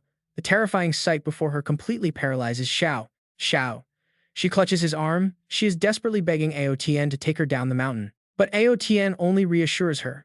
We must find the ghost eye first. Immediately after, that eerie, mournful cries echo through the desolate wasteland. A voice laments about a husband enjoying himself somewhere. Only the moon knows her heartbreak. Hearing this, Aotian panics. He shouts that someone is performing. The haunting singing continues. It is a sad tale of abandonment. Now regret is far too late. Suddenly, Xiao Xiao looks down. Rising water surrounds her. She screams in pure terror for Ao Tian. Terrified, she asks what is happening. Ao Tian quickly rushes over to ask if she is okay. He promises to protect her. But she stares right behind him, pointing with a trembling hand and stammering. Right behind him, a female ghost materializes. She glares with absolute murderous intent, ready to kill. He turns. Nothing. Trying to stay strong, he asks if she is just imagining things in this place. She begs Priest Zhang for help. Can he not see the terrifying female ghost over there? Confused, Erhe repeats her words. He quickly presses his hands together to chant a powerful protective spell. Expel evil, protect the soul. He covers his eyes and roars for his heavenly eye to open. His vision sweeps the water. The spell activates. The horrifying ghost finally reveals her true form, but she strikes first. A deadly blast hits the priest directly, blinding him in his eyes. Blood streams down. He is completely stunned, struck down before he could even see her face. How powerful is this spirit? Qiao Yu rushes up, demanding to know where the ghost is hiding. Ignoring the pain, Erhe pulls out another talisman. He mutters a powerful incantation to defend his life. He calls on the gods to strike her down. He roars his ultimate 7 kills command. The talisman erupts with holy energy. A devastating direct blast hits the screaming specter immediately. She shrieks in pain. They think they won. But she suddenly lunges straight through the smoke at Uri. He gasps in absolute shock. How is she still flying after taking a direct hit from his spell? Before he can react, claws plunge deep into his stomach, but he still tries to cast another. He summons heavenly thunder. A devastating bolt crackles through the air, blasting directly toward her now. Aotian cheers. What power! He can actually summon actual heavenly lightning to destroy the ghost. But Qiao Yu knows better. Watch closely, he warns that she is still very much alive. The chilling song echoes again. Endless heartbreak. Her tragic voice floats over the dark water. Run, run quickly. Eri screams that her resentment is unlike anything he has seen on Earth. He urges them to flee. They all scramble in panic, but escaping her is completely impossible. Aotian panics. Why does this rising water keep following their every step like a shadow? He screams to Priest Zhang. There is no escape. Running from this is completely useless now. Cursing, he turns around. No more running from a single ghost. He readies his weapon to fight her. Slamming his spear forward with absolute fury, the ghost easily dodges his clumsy strike. He scoffs. Think you can outrun my blade? Let us see if you are scarier than my weapon. With waters swirling below, he prepares his ultimate move. He swings his spear with pure rage. Heaven-splitting spear. But she vanishes. He looks around in confusion, wondering where she went. Suddenly, Erhe screams a warning. But she has already appeared right behind him in an instant. Cold claws grip his shoulder. He freezes in place, completely paralyzed by her icy, terrifying touch. With a casual swipe, she throws him aside. Watching this, Erhe realizes he must act now. He prepares his forbidden technique, but Qiao Yu calmly steps in front of him to face her. Sensing a massive wave of killing intent from the kid, Erhe desperately tells him to run away now. Ordinary magic is useless against her. She is too strong. Do not waste your strength anymore. But Qiao Yu only looks back with a cold smile, replying that times have changed. Priest Zhang. Let me show you what absolute strength looks like, crushing all magic. Saying that, he leaps across the water, launching himself upward. The spear in his hand fiercely drives toward the female ghost, striking her with perfect precision. Zhang Erhe peeks open his eyes and cries out. With a cry, Qiao Yu sweeps his spear sideways again, but hits only empty air. Did she vanish once more, he wonders. Standing behind him, Xiao Xiao flinches at something unseen. But suddenly Qiao Yu senses a strange presence. As he turns, now watch, he locks eyes with a ghastly white face staring right back, yet Qiao Yu shows absolutely zero fear. Hey lady, your face is incredibly pale, he teases. Absolutely furious, the female ghost lunges at him, but then suddenly, a massive lion face appears. The system announces the Silver Wind Lion helmet is equipped and Qiao Yu instantly pivots back to attack. Terrified, the female ghost scrambles to escape as the system alerts ring out announcing the devastating Dragon War combo slash. Another massive slash rains down and Qiao Yu's final strike dissolves the female ghost into a wisp of black smoke. He chuckles mockingly, don't run yet, let me get one more hit, and outside the screen the observers erupt in complete chaos. Seriously, did he really just chase a ghost down? What kind of absolute monster is this guy, they wonder. Another spectator chimes in. And yet for some reason I really just want to punch him in the face. Right now, Qiao Yu is busy hunting down that black smoke, tracking the fleeing spirit as it darts away. It plunges straight into the nearby water, but Qiao Yu swings his blade, yelling, "Where do you think you're going?" He immediately hurls his weapon straight toward the dark mist. The spear tip grazes past her face and stabs deep into the ground, splashing water everywhere. As the water drains away, only the bare spear remains. The system notifies him that he has earned 100 killing intent points. Qiao Yu walks over, placing his hand on the spear shaft. Seeing the coast is clear, the others finally gather around him. Zhang Erhe speaks up first, thanking the young man for the crucial help, but Qiao Yu politely brushes the compliment off. It was only possible because Taoist Master Zhang weakened it first, he says. Even the arrogant Aotn humbles himself now. He steps forward, thanking Qiao Yu sincerely. Qiao Yu just dismisses it with a smile, saying they are all family anyway. Meanwhile, outside the screen, Xiao Tian's approaches Elder Tang, loudly demanding to know why his supposedly weak son-in-law is this powerful. He wants an explanation. Tang Wumo glares at him with utter annoyance, chuckling at the sheer absurdity of the question. An explanation, he sneers, since when does this old man owe you anything? With that, he fires a warning strike. The blast grazes right past Xiao Tian's face. Furious but too terrified to step closer, he can only shout from a distance. He demands to know if the old man has truly reached that legendary cultivation tier. Tang Wumo merely snorts in response. Furious, Xiao Tian stomps off. His subordinate quietly asks if they should put their plans against the Tang family on hold. Xiao Tian frowns, dismissing the idea. There is no need, he says that old fossil may have advanced, but he is dying. He is running on borrowed time and will not survive past this year. Meanwhile, back inside the trial dungeon, things heat up. Xiao Xiao tries to cozy up, calling him brother Qiao Yu. She quickly clings tightly to his arm with a needy look. She whines, asking why he is ignoring her when she is so scared of the mountain ghosts. Can he please protect her? Watching this outside, Tanglan scowls in disgust. Fortunately, Qiao Yu immediately flings her hand off and gives her a cold warning.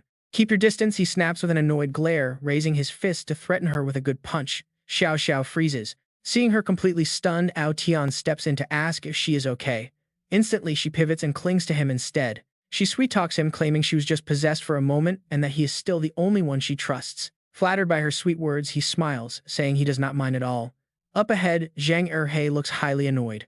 He tells them to shut up, warning that the dark energy ahead is incredibly thick and there are sounds of combat. Turning around with a cautious look, he wonders if they are dealing with friends or foes, but mid-sentence, he suddenly stops. He notices a massive gap in their group. Hey, why are we short one person, he asks. Where did Qiao Yu go? Before the words even leave his mouth, a shadow is already blitzing ahead. Qiao Yu is sprinting forward with pure excitement. He leaps down, shouting that helping others is the greatest joy. Don't worry, friends, your hero has finally arrived to save you. He plays the noble hero, claiming to be an expert exorcist. But in reality, he has a much sneakier motive. Free killing intent points are waiting for him. Xiao Yu lands like lightning on the ground, making a grand dramatic entrance. He appears right in front of the group. Before them is a hazy, formless demon cornering Xiao Zun of the Xiao family. A cool-looking wolf stands by his side. The confronting demon has no facial features, its face completely smooth and blank. Catching up, Zhang Erhe screams in terror. It is a skin-painter demon known for flaying people to wear their faces. He warns that this thing's power is on a whole other level compared to the last female ghost. Shielded behind Qiao Yu, Xiao Zun slowly pulls himself together. Desperate for survival, he introduces himself as Xiao Zun of the prominent Xiao family, pleading with Qiao Yu to lend a hand and help them take down this absolute monster. Memories of the Xiao family flash in Qiao Yu's mind. He turns back his gaze, turning razor-sharp as he prepares to give his answer. Xiao Yu flatly refuses. If they are from the Xiao family, he is not helping. He turns on his heel with a cold farewell, leaving them stranded.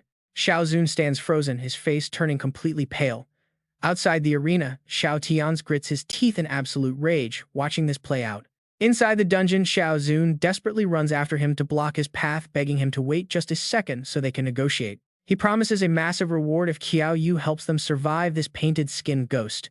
Hearing that there is money involved, Qiao Yu stops. This suddenly sparks Qiao Yu's interest, and he asks if there is really such a sweet deal on the table from the generous Xiao Zun. The price is 5 million, a pocket change amount that shouldn't even register to a powerful family like theirs. Xiao Zun agrees instantly without even hesitating. This immediate agreement actually makes Qiao Yu highly suspicious. It feels like a trap. Still, he pushes the doubt aside, turning back to face the painted skin ghost directly while starting to chant his magic. He channels his energy, commanding the spirits of the left and right mansions to unleash an absolute slaughter upon the demonic entity. While Erhe watches with a skeptical frown, Qiao Yu lets out a final shout to activate the spell and lunges forward. He thrusts his spear forward with insane force, delivering a brutal horizontal slash that cuts right through the painted skin monster. The beast barely blocks it with its arms. Seizing the opening, Qiao Yu drives his weapon down to pin the monster in place. Xiao Zun watches in pure shock. 5 of them couldn't even scratch this thing, but Qiao Yu is completely suppressing it alone. He remembers Qiao Yu being a necromancer. How is he suddenly throwing down in close combat like an absolute powerhouse? Could he be possessed by some other high-tier demon? Before he can think further, Qiao Yu turns around and snaps at them to snap out of it. He barks out, "What are they just standing around for? Get over here and strike." Xiao Zun snaps out of his daze immediately. He assumes a battle stance and commands his team to charge. On his signal, the 5 of them launch forward like lightning. They rain down slashes on the pinned demon, sending black blood spraying everywhere. Talk about perfect team coordination. Surrounding the beast, they hope to deal the final blow. Xiao Zun waits with sword in hand, watching a wound split open on its face. A glowing red eye suddenly emerges from the cut on its face. Xiao Zun shivers as if 1,000 unseen eyes are staring at him. But his fear quickly turns into pure excitement as he yells out, "This creepy feeling is unmistakable. It is the legendary demon eye." He laughs hysterically at their insane luck, celebrating that heaven is truly smiling upon the Xiao family. Overhearing this, Qiao Yu quickly does the math. A demon eye. This might actually be the perfect opportunity he needs. He already has one and the ghost monk has another, so capturing this one would complete his set. He has to secure it. He definitely cannot let them have it. Meanwhile, Xiao Zun is totally oblivious, shouting for his squad to tear off the demon's skin. He wants to confirm the prize. The squad keeps hacking away at the beast, shredding its outer skin to reveal the truth. As they cut deeper, the monster's face tears open, completely exposing the raw energy underneath. Xiao Zun gets even more hyped up. Bringing this back would guarantee him the top spot in his clan. He screams for Qiao Yu to help him finish it. He promises to pay him 10 times the initial amount if they successfully bring down this painted skin demon. Qiao Yu flashes a friendly fake smile, agreeing immediately to let Xiao Zun take the lead while he covers him from behind. Taking the bait, Xiao Zun blindly orders his summoned beast to go into a frenzy and lead the charge. The massive beast leaps forward, opening its jaws wide to devour the demon's head in one clean bite. But the painted skin's giant red eye suddenly flares open to its absolute limit, releasing a devastating pulse of energy. The beast is instantly blasted backward, leaving Xiao Zun crying out in panic. Xiao Yu watches closely as the demon begins to transform. It turns into a terrifying mass of black mist, with glowing crimson eyes, radiating a suffocating aura that threatens to swallow them whole. Xiao Zun panics, realizing they are about to be dragged into a void. Outside the dungeon gate, the spectators are in total chaos. Up on the cliff, Zhang Erhe yells down in absolute terror as the viewing monitors outside start to glitch out. Everyone watching the live stream realizes things have gone horribly wrong as the party is sucked into a pocket dimension. The scrying mirrors can't penetrate the dark space of the demon eye, leaving the viewers completely blind to the danger. With demonic energy running rampant inside, the Xiao family squad is likely facing a brutal wipeout in there. But entering this hellscape is the only way to tame the artifact. Cut back inside, the entire world has turned blood red. Qiao Yu looks around the crimson void in wonder, questioning where they ended up when suddenly a massive shadow looms. Out of the woods steps a girl dressed in pure white. She calls out to Qiao Yu, calling him young master, which immediately puzzles him. Her stunningly beautiful face carries a mix of gentleness and anxiety as she speaks. This place is indeed incredibly dark and creepy. I am completely lost here and so terrified. I wonder if you, young master, could please escort a weak girl like me to safety. Xiao Yu decides to play along with her little act. Sure, no problem, he answers, but how exactly are you going to repay me? His mind remains completely on guard. He watches her closely, wondering what kind of game this girl is trying to play here. I have nothing to offer you, she murmurs, letting her dress slip down to reveal some skin as her eyes lock onto his. In a flash, she wraps her arms tightly around Qiao Yu, whispering that she can only offer her own body in return. But Qiao Yu just stands there with a pitch-black face before instantly delivering a brutal punch that completely deforms her snout. That single devastating strike, she is sent flying. Xiao Yu mockingly apologizes, claiming he just could not help himself, as she painfully reaches out to touch her wound. She whines in pain, asking why the young master is suddenly so cold to her. Could it be that he does not like a helpless girl? Fine, then she can change, and she immediately begins to transform her entire body. Starting with her arms, she reshapes her physical body into someone incredibly gorgeous and highly seductive. Once complete, she slyly looks at Qiao Yu. Do you like this, young master? But Qiao Yu does not care, immediately preparing his next move. He summons his glowing golden spear. Realizing her act has failed, the monster stops. A soft scoff. Oh, so you couldn't even catch him. Then she unleashes her true power, sending her hair flying wildly as one of her hands turns a deep crimson. She sneers, since you don't like cute girls or mature women, let's see what exactly you are hiding inside your heart. Qiao Yu seriously responds to her, stating that she had better stop right there. He warns her not to do it.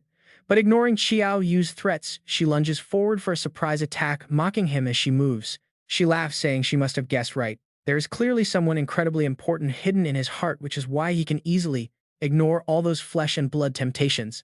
Then they clash. Her weapon pierces Qiao Yu's chest, but at the exact same moment, Qiao Yu swings his spear and slices her clean in half.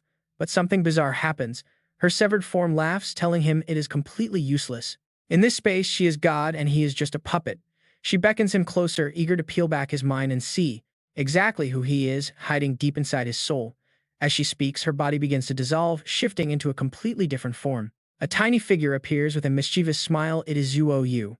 The imposter mocks him, saying she never expected Qiao Yu to like girls like this. A shocked Qiao Yu stammers out Qiao Yu's name while the entity begins casually playing with the young girl's body. She giggles, asking what this girl is to him and if she is really that special. That sick teasing behavior instantly pushes Qiao Yu over the edge. His face goes completely dark as he growls that she is dead, unleashing a devastating strike. He strikes again, slicing straight through her body, but it has no effect. She leisurely tells him to give up, claiming he cannot do a single thing. She smugly adds that she can't even be hurt, mockingly asking if he could really bear to harm a pretty face like hers. Hearing this, Qiao Yu only sneers, asking if she failed to notice that his heart is actually holding onto someone else already. Well, to be absolutely precise, his soul holds a dark secret, a terrifying existence far more monstrous than she could ever imagine. The moment he finishes speaking, a giant golden leg erupts from his body, catching her completely off guard as the legendary mechanical queen materializes right out of Qiao Yu. Her glowing red eyes lock onto the monster, sending her tumbling to the ground in sheer terror. The demon stammers in fear, calling her a monster before turning tail to run for her life, screaming at the top of her lungs. She screams out about a demon, but from afar the mechanical queen is already deploying her deadly razor-sharp steel wires. The sharp threads shoot forward, completely surrounding the terrified enchantress before binding her body so tightly she cannot even move. With the target fully secured, the formidable mechanical queen turns to Qiao Yu, telling him it is finally time to strike and finish this. Qiao Yu is ready, spear in hand, and without a single second of hesitation, he steps forward to unleash his strike. He delivers a devastating slash directly into the demon, instantly gaining an extra 200 points of pure, raw, murderous intent. To top it off, he receives a rare item, the demon eye. Holding it, he asks the queen if this can break his memory seal. She instantly confirms it. Right then, massive spiderweb-like cracks begin to fracture the sky high above their heads. Qiao Yu urges the queen to act quickly before this entire decaying illusionary realm collapses right on top of their heads. She quickly assures him she has got this fully covered, immediately grabbing the demon eye to prepare her next move. Seeing her dramatic actions, Qiao Yu feels a sudden wave of worry, warning her that doing this might be incredibly painful for her. But she keeps a deadpan, serious expression, holding the ominous eye straight out as she calmly responds to his concerns. This won't hurt at all. With those words, the mechanical queen shoves the demon eye into Qiao Yu's socket and steps back. She watches him coldly. Knowing she feels no pain, she completely ignores Qiao Yu as he clutches his eye and screams in agony. His right eye turns blood red. Strange pulsing veins spiderweb across his face while he writhes from the absolute torture of the fusion. A sudden flood of lost memories begins rushing back into his mind, showing him fragments of everything he went through in his past. Floating casually above him, the mechanical queen remarks that his memory seal seems to be even stronger than her own. A single demon eye cannot fully break it. Qiao Yu can only clutch his throbbing head, groaning in agonizing frustration. What should we do? He groans. She quickly reassures him, telling him not to worry since there is more than one eye. Find the remaining 3 demon eyes and the seal will break. Plus, she adds, this is actually a blessing in disguise. His vision is now vastly enhanced. The thick ghost fog will barely affect him at all from this point onward. If he can successfully harness all 4 demon eyes, he will likely unlock an extremely powerful ocular skill related to them. Gradually, Qiao Yu's face and eye return to normal. He confidently declares that he will definitely claim those last 3 eyes. The sky cracks further.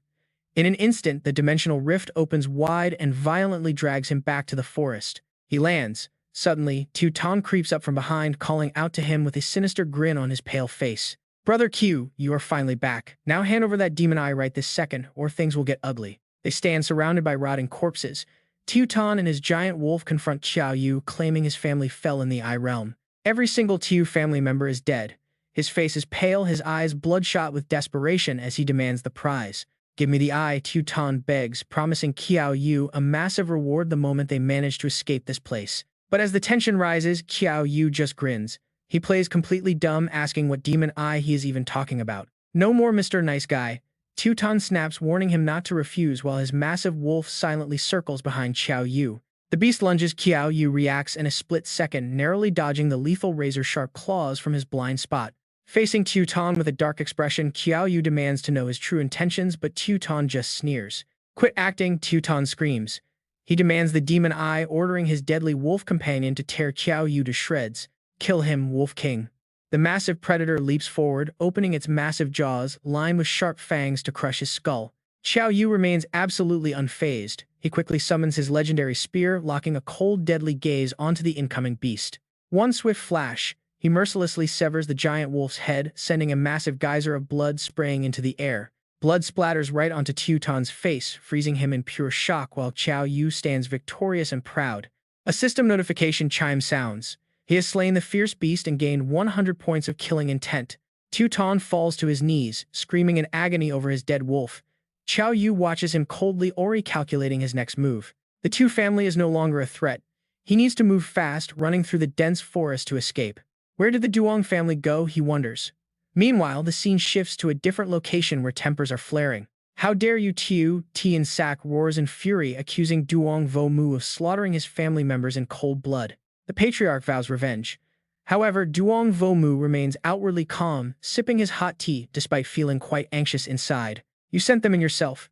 Once they enter Ghost Valley, life and death are up to fate, Duong Vo Mu argues. "Do you really want to break the ancient rules set by our four great families?" The question forces him into silent anger. Under the watchful glares of the Ko and Tan family representatives, Tiu Thien Sach can only let out a frustrated snort. Meanwhile, Duong Vo Mu wonders about Qiao Yu's true plans, feeling like the boy is slowly slipping out of his control. Back in the forest, Qiao Yu suddenly materializes. He lands gracefully onto a thick tree branch, looking around the area. "Where are you guys?" he shouts, calling out for Taoist Truong and Duong Yao Thien, but only silence responds. Then a weak voice echoes, "Save me, Gao Thien, please save me." Hearing this desperate cry, Qiao Yu immediately rushes forward. That sounds like Duong Hiu Hiu. He leaps down into a quiet clearing only to spot someone collapse on the grass. It is a horribly mangled, bloody body.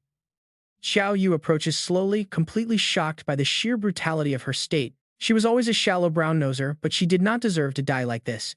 This is truly unexpected. He looks down with absolute resolve, promising to hunt down every single monster hiding within this thick ghost fog. Suddenly, a bright pillar of light pierces the forest canopy, accompanied by a booming spell to ward off evil spirits. Qiao Yu instantly recognizes the voice. It is Taoist Truong. Without wasting a second, he leaps forward toward the light. Right where Zhang Erhe and the others are standing, Qiao Yu speaks up. Taoist Zhang immediately recognizes him. "Little brother, it is so good to see you are okay," he says before turning to Tang Aoshin with worry. "Where is Tang Xiao?" The sudden question makes Aoshin freeze up before Qiao Yu presses harder. "I am asking you, where is she? Was she not always with you?" Sweat drips down Aoshin's face at the question.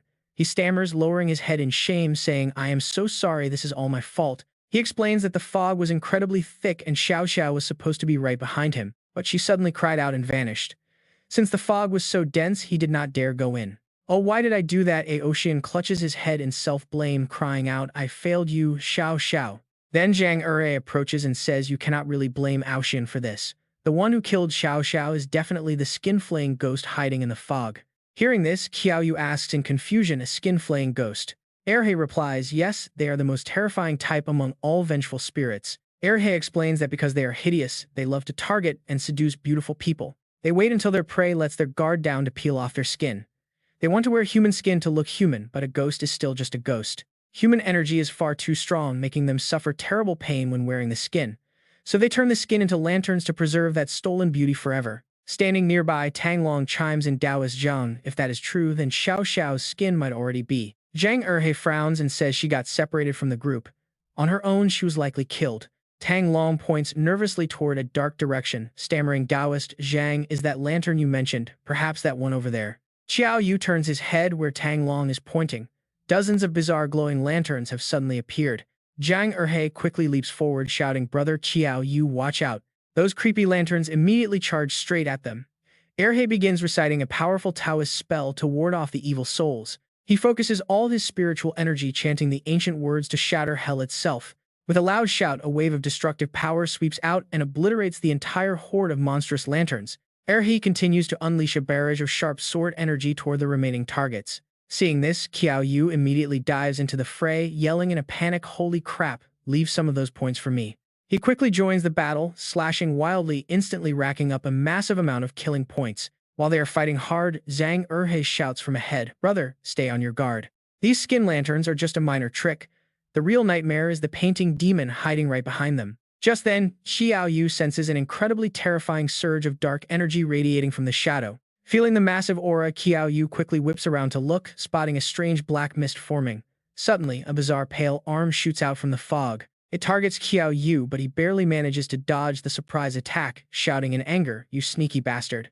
The attack misses him, completely veering off course and slamming hard into a thick tree trunk behind him. From the swirling shadows, a humanoid creature leaps out, landing right in front of Qiao Yu. Though it looks human, its skin is shriveled and hideous. It grins and greets him. "Hello there. Your skin is quite beautiful, and I really like it. Could you please give it to me?" It inches closer to Qiao Yu, whispering, "Your skin is much better than theirs.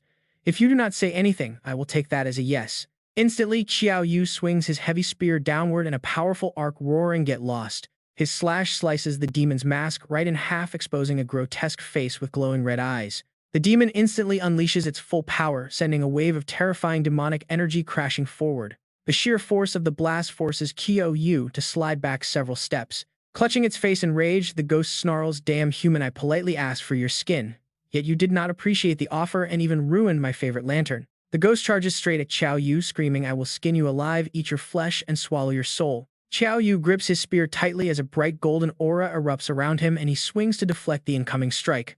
He realizes just how incredibly tough the monster's hide is as the demon's claw grips his spear tightly. Only direct killing intent will work against this thing, Qiao Yu thinks to himself. Suddenly, the ghost launches another strike, its arm stretching out to grab him. Staring down the incoming attack, Qiao Yu knows he cannot win without tapping into his fury state. He immediately activates his rage mode. Just as the demon's hand is about to reach Qiao Yu, a voice rings out, "Mystic Ice Barrier." Suddenly, a massive pillar of ice shoots up from the ground, completely blocking the demon's attack. Qiao Yu looks on, totally stunned by what just happened. From afar, a group rushes in, yelling that they are here to help their friend.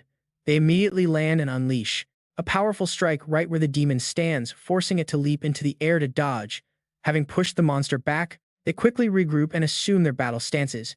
The young man who just arrived is none other than the Qin family's little sword, God Qin Hao. Watching the whole thing unfold from a distance, Qiao Yu can't help but marvel at how incredibly strong this guy's attacks are. The demon charges forward to attack once more, but this time, its target is Qin Hao himself. Sensing the demon rushing in at breakneck speed, the girl in the back instantly activates her Mystic Ice Barrier skill. Her technique immediately forms a massive dome of ice, completely shutting down the demon's assault once again. Without losing a beat, they charge into battle. Watching them fight the demon, Qiao Yu notes how perfectly coordinated they are. Their arrival was also incredibly well timed. Could they have run into this skin-peeling ghost before? Qiao Yu narrows his eyes, thinking. It hits him that skin-peeling ghost must have a demon eye on it. Otherwise, why would rivals like them jump in to help him? Right then, Tang Erhe appears from a distance, calling out to Qiao Yu. He asks where Aotian went, saying that since the skin-peeling ghost is busy with other opponents, they should probably head out. Hearing this, Qiao Yu turns around and tells Taoist Zhang to go on ahead, promising to follow right behind. Tang Erhe hesitates for a brief moment, before agreeing, saying he will wait for him further ahead. Qiao Yu keeps his eyes glued to the ongoing battle, thinking. They are seriously impressive, and it is no wonder the skin-peeling ghost managed to slip away from them before. Meanwhile, Qin Hao unleashes a flurry of strikes on the demon's body, cleanly slicing off its head. Qin Hao yells out for everyone to strike together and prevent it from opening the demon eye's pocket dimension. Hearing this, his allies charge forward in unison. A massive explosion rocks the battlefield. A young man with a ponytail and a serious look in his eyes instantly unleashes a devastating strike right onto the demon, forcing a glowing demon eye to fly out. He reaches out to grab it, shouting that he has got it, but the demon eye suddenly vanishes into thin air right before his eyes, leaving him completely shocked and empty-handed. Having snatched the demon eye, Qiao Yu quickly makes a run for it. Qin Hao notices this from behind and yells at everyone to stop standing around and chase him down. Instantly, the whole squad charges ahead to pursue Qiao Yu. While escaping, he glances back over his shoulder with a sly smirk on his face, thinking that the second demon eye is now his, leaving only two left. The Ghost Mountain dungeon was supposed to be a fair game between them. But since they tried to scheme against him first, they shouldn't blame him for playing dirty. Behind him, Qin Hao hurls his sword straight ahead, shouting at the top of his lungs for the ponytail guy to grab hold of it. The young man instantly catches the weapon and gets dragged forward by its immense momentum. The flying sword rapidly closes the gap, almost reaching Qiao Yu, who mutters in surprise at the trick. Having caught up, the ponytail guy lands right in front of him. He assumes a fighting stance and warns Qiao Yu to stop running since he cannot escape. As long as he can stall him, Qin Hao will catch up in no time. Hearing this, Qiao Yu simply remains silent. Right at that moment, two figures approach. Two masked men walk up, their eyes glowing with a dark red light. One of them is holding a massive mace. Meanwhile, Qin Hao finds himself surrounded by another group of strange masked individuals. He demands to know who they are and which family they belong to, asking how they dare violate the rules of the Ghost Mountain dungeon. Qin Hao starts to panic, realizing these people are all mid-tier. If they decide to strike, they are all dead meat. Meanwhile, outside the dungeon, watching the events unfold on a big screen, Qin Kangqian notes that someone has clearly set up an ambush for their juniors inside the Ghost Mountain dungeon. The person next to him agrees, stating that such an action is practically declaring war on all the elite families in the capital. Back at Qin Hao's location, he demands to know what the mysterious group is actually planning. One of the masked men steps forward, replying that it is nothing special. He has simply heard of the Qin family's little sword god for a long time and wants to have a quick duel with him. Puzzled, Qin Hao asks if he means a one-on-one duel, which the man confirms. Sensing the flow of the situation, Qin Hao immediately draws his sword and declares that they should get on with it. Meanwhile, Qiao Yu and the ponytail guy find themselves face-to-face with two other masked figures. The ponytail guy takes the lead, demanding to know who they're, asking if they even know he is with the Qin family, and if they really dare lay a hand on him. "Aren't you afraid of the Qin family coming after you?" One of them snaps back, shouting that he's there to take his life. Right away, the guy with the ponytail lunges forward, looking to end the fight with one blow while screaming like a madman. He immediately pulls back his arm, prepping a devastating strike. His fist flies straight forward without a single shred of hesitation or mercy. He fires off a barrage of punches at the black-robed figure, confidently mocking him to see how many times he can actually dodge. Yet his opponent easily slips past every single strike. Another punch comes flying in, aimed right at the mysterious man's face. This time, he doesn't bother dodging. He stops it cold, calls the guy total trash, and suddenly drops his center of gravity. He fires a heavy counter right into the ponytail guy's face, leaving him wide-eyed in shock.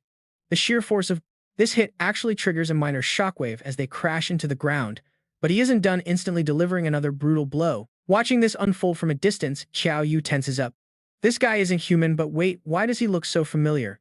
By the time the dust settles, the ponytail guy is lying flat on the ground, completely knocked out cold. Another masked figure nearby steps in to stop him, telling him to focus on their actual mission. Then he points his mace directly at Qiao Yu, threateningly asking if he's going to come quietly or if they'll have to beat him half to death first. But as he speaks, the accomplice behind him quietly shifts into a fighting stance. Out of nowhere, he drives his fist straight through the mace user's stomach from behind. The victim stares back in utter disbelief. Gasping in agony, he croaks out Lin Lang's name. But Lin Lang just stands there, completely calm and detached. He offers a simple apology before tossing the lifeless body aside. Watching from a distance, Qiao Yu calls out, asking if he's really Lin Lang, and how he ended up like this. But before Qiao Yu can finish, Lin Lang cuts in, saying they used to be classmates. Because of that, you won't make things difficult. He warns him that inside this Devil Mountain dungeon, there are many more black-cloaked figures. They're all hunting for him.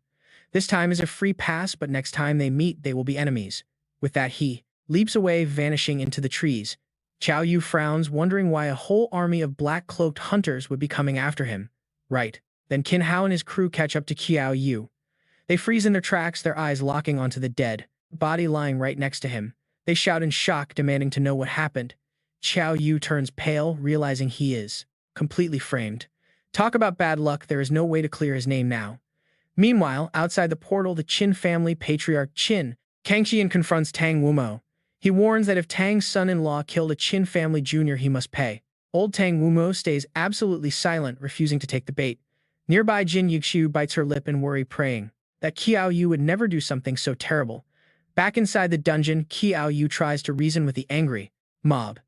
He asks Qin Hao and his crew if they would actually believe him if he said he did not kill this guy. Qin Hao responds by drawing his sword with a cold glare, asking Qiao Yu to guess.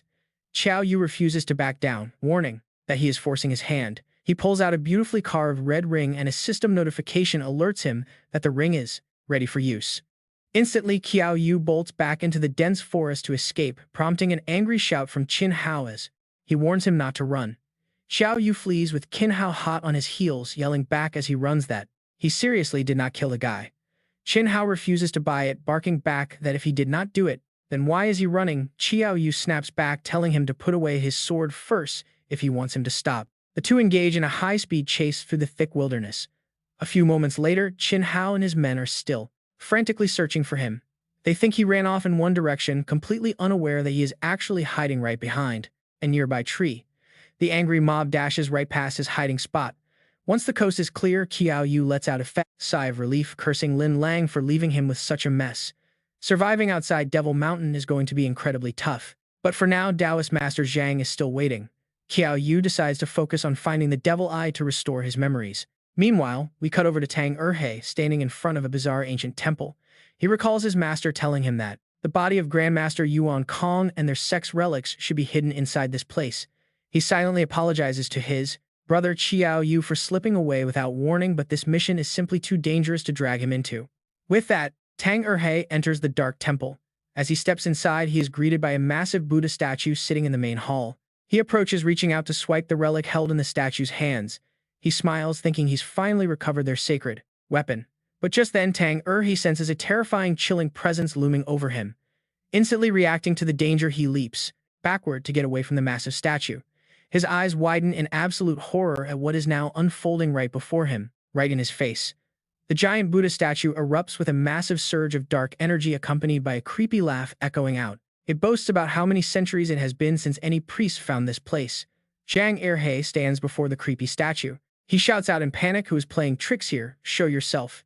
Suddenly, the clinking of a Buddhist staff rings out. A calm, steady voice tells him not to rush. Yuan Kong slowly steps out, dressed in simple monk robes, holding his majestic staff. He carries himself with an air of pure righteousness, speaking about how both Buddhism and Taoism ultimately exist to bring blessings. Seeing the old monk step out from behind the statue, Taoist Master Zhang is completely taken aback, shocked to his core. He asks if the monk is indeed Grandmaster Yuan Kong and how he is still alive. Yuan Kong just plays the part. He spouts profound-sounding Buddhist scriptures, chanting that if Ghost Mountain is not empty, he vows not to become a Buddha. The monk glares down at Erhe with a heavy gaze, asking him what business brings him up the mountain today. Erhe quickly bows and explains that he came under his master's orders to retrieve their sex-lost starry compass. Hearing this, the old monk's expression instantly darkens, clearly displeased. He cold-heartedly asks if Erhe isn't actually here to submit and join his Buddhist sect instead. The bizarre question leaves Erhe totally bewildered.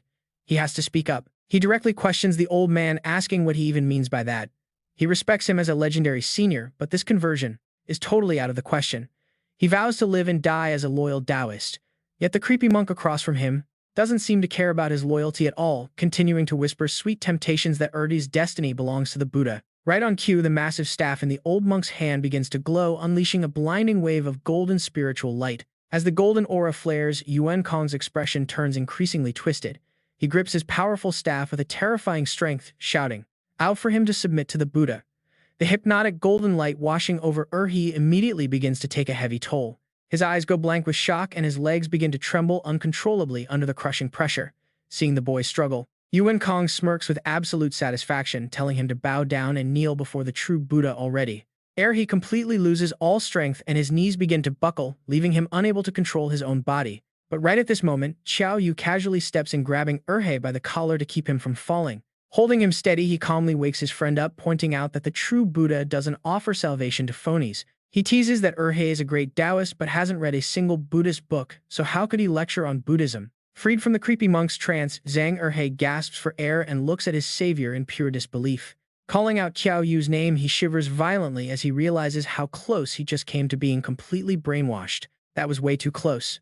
Meanwhile, seeing another uninvited guest crash his party, Yuan Kong's face turns extremely ugly. He forces a fake saintly smile anyway, asking if Qiao Yu has also come to seek refuge in his Buddha. Qiao Yu doesn't show him any respect whatsoever, laughing and telling the monk he's far too vulgar for holy life. Ignoring the boy's sarcasm, Yuan Kong begins to channel his power as a brilliant blinding light floods the temple. He chants that the Buddha is infinitely merciful, desiring to guide every single tormented soul toward eternal peace. Suddenly, a beautiful white lotus blooms right beneath his feet as the brilliant spiritual light around him intensifies. The old man boasts with supreme confidence that absolutely no one can resist the divine calling of his Buddha. But instead of being amazed, Qiao Yu literally just stands there, picking his nose, looking completely unimpressed. The monk is left totally speechless as the kid casually flicks a booger and smugly praises the beautiful light show. He mockingly tells him to keep going. Seeing Qiao Yu's mental resistance stats remaining at absolute zero, Yuan Kong is completely baffled. He wonders what on earth is going on, since anyone with even a shred of spiritual talent should have been converted instantly. He, who is standing nearby watching the entire baffling scene play out, finally realizes what is actually happening. He grips his sword tightly and yells out that this isn't Buddhist magic at all. It is a sinister forbidden technique used to manipulate and control minds. He demands to know the imposter's real identity. The fake monk remains calm, replying that Eri has got it all wrong because the true Buddha has no fixed form. Their physical appearance is merely a temporary vessel. But in an instant, a massive burst of dark demonic energy erupts from his body, surging straight toward He.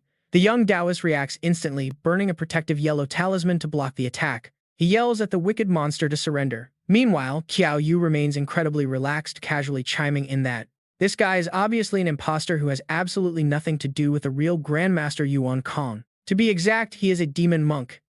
Qiao Yu turns to Yuan Kong and speaks. Is that right, demon monk? Hearing that, Yuan Kong flies into a rage, his dark aura flaring. The shadow energy thickens. A bizarre green light flashes in his eyes. He snarls that humans or ghosts alike will have their souls shattered as freezing energy blasts outward. Qiao Yu feels the suffocating pressure. This dark energy is far more terrifying than the skin-peeling ghost. Slowly, Yuan Kong reveals his true demonic form. His skin tone and monk robes completely distort. A bizarre mark burns onto his forehead. Standing in the thick gloom, Taoist Zhang He shouts a warning. Qiao Yu, be careful. In life, Master Yuan Kong possessed limitless power. Now his lingering obsession is deadly. This vengeful specter is 10 times worse than any normal ghost. Even in this demonic state, he acts self-righteous. Talk about total hypocrisy. He claims humanity suffers while gods look away. Suddenly, he screams in mad fury, then let me deliver all living souls myself. If gods block, kill them. If Buddha blocks, slaughter him. He will fight the universe without regret. Dark energy blasts from his body, surging toward Qiao Yu and Zhang He. He roars that he is the only true god. The sudden furious impact catches them completely off guard. They are blown backward instantly. Shockwaves rip through the temple, bursting outside as his rage shakes the entire mountain. Cold mist spreads rapidly. Nearby, the men in black feel the terrifying power and scream in sheer confusion. What is that? Back inside, Qiao Yu and Zhang He quickly regain their footing. Qiao Yu catches his breath. He mutters that the monster is insanely strong. Zhang He glares forward, his face turning dead serious. Warning Qiao Yu to stay sharp, He admits he cannot protect him now and pulls out a talisman. He channels his energy, chanting a sacred spell to summon the spiritual guardians to his side. With a ferocious swing, he unleashes his sword directly at the demon monk, triggering the 7 kills command. The massive blast of sword energy collides with Yuan Kong, setting off a violent explosion. Thick dust fills the air. As it clears, they see blood dripping from the monk's eyes and mouth. Zhang He grins, thrilled that his attack actually hit. But the demon monk barely seems bothered. Despite the blood, he is completely unfazed. He growls, mocking the mere mortal who dared strike a god. He commands Eri to kneel. Instantly, an overwhelming weight crashes down on the Taoist. Eri sinks into a sea of blood, his legs buckling against his will. Across from him, Yuan Kong stands cold. Pressing his hands together, the monk declares that those who strike Buddha are damned to the blood sea. He offers them one way out: surrender and submit to his twisted faith. Never going to happen. Furious, he channels his lightning magic again, cursing the fake god with everything he has got. Arcane sparks dance around him. A blinding surge of electricity wraps around He. Qiao Yu watches, suddenly realizing something is very wrong. He screams for He to wait, since they are standing in conductive liquid, but the attack already fires. Violent bolts tear through the air, but because they are both standing in a literal pool of blood, Qiao Yu gets caught in the massive electric shock. The agonizing pain leaves him completely paralyzed. Talk about absolute chaos as the electricity finally fades and the blood sea evaporates. His face goes completely dark as the system screen flashes, notifying him that rage mode has been activated. Meanwhile, Zhang He keeps chanting his deadly spells, readying his final strike. Heavy thunder energy concentrates around his sword as his spells reach their peak. He charges forward with absolute determination, channeling the ultimate divine light. Leaping toward the demon monk, he thrusts his lightning-clad blade forward with a fierce shout, but a massive shield manifests in front of the monk, easily blocking the entire strike. The sword shatters into countless pieces. Zhang He stares in sheer horror as his weapon crumbles.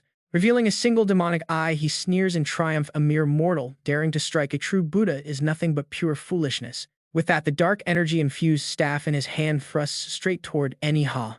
The demon monk's brutal blow sends him flying backward. Niha crashes violently into the stone wall behind him, writhing in pain. Though the man seems to have already lost consciousness, Vian Kong has no intention of stopping raising his staff to press the attack, but right then, a sudden force surges right past him. The pressure startles the monk, making him realize this kid's killing intent is on a whole different level. Gripping his massive blade, Qiao Yu unleashes a powerful slash that forces the demon monk to retreat. Even with a quick dodge, the monk still loses 100 health points.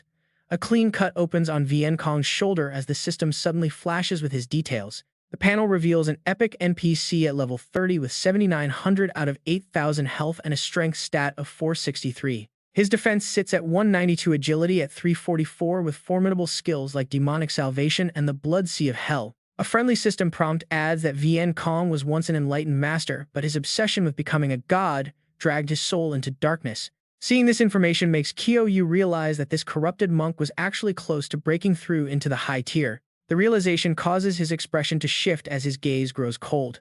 This opponent is essentially at the absolute peak of mid-tier. Without the power of his golden dragon blade, or if the ghost lantern absorbs too much energy, this fight will be entirely unwinnable.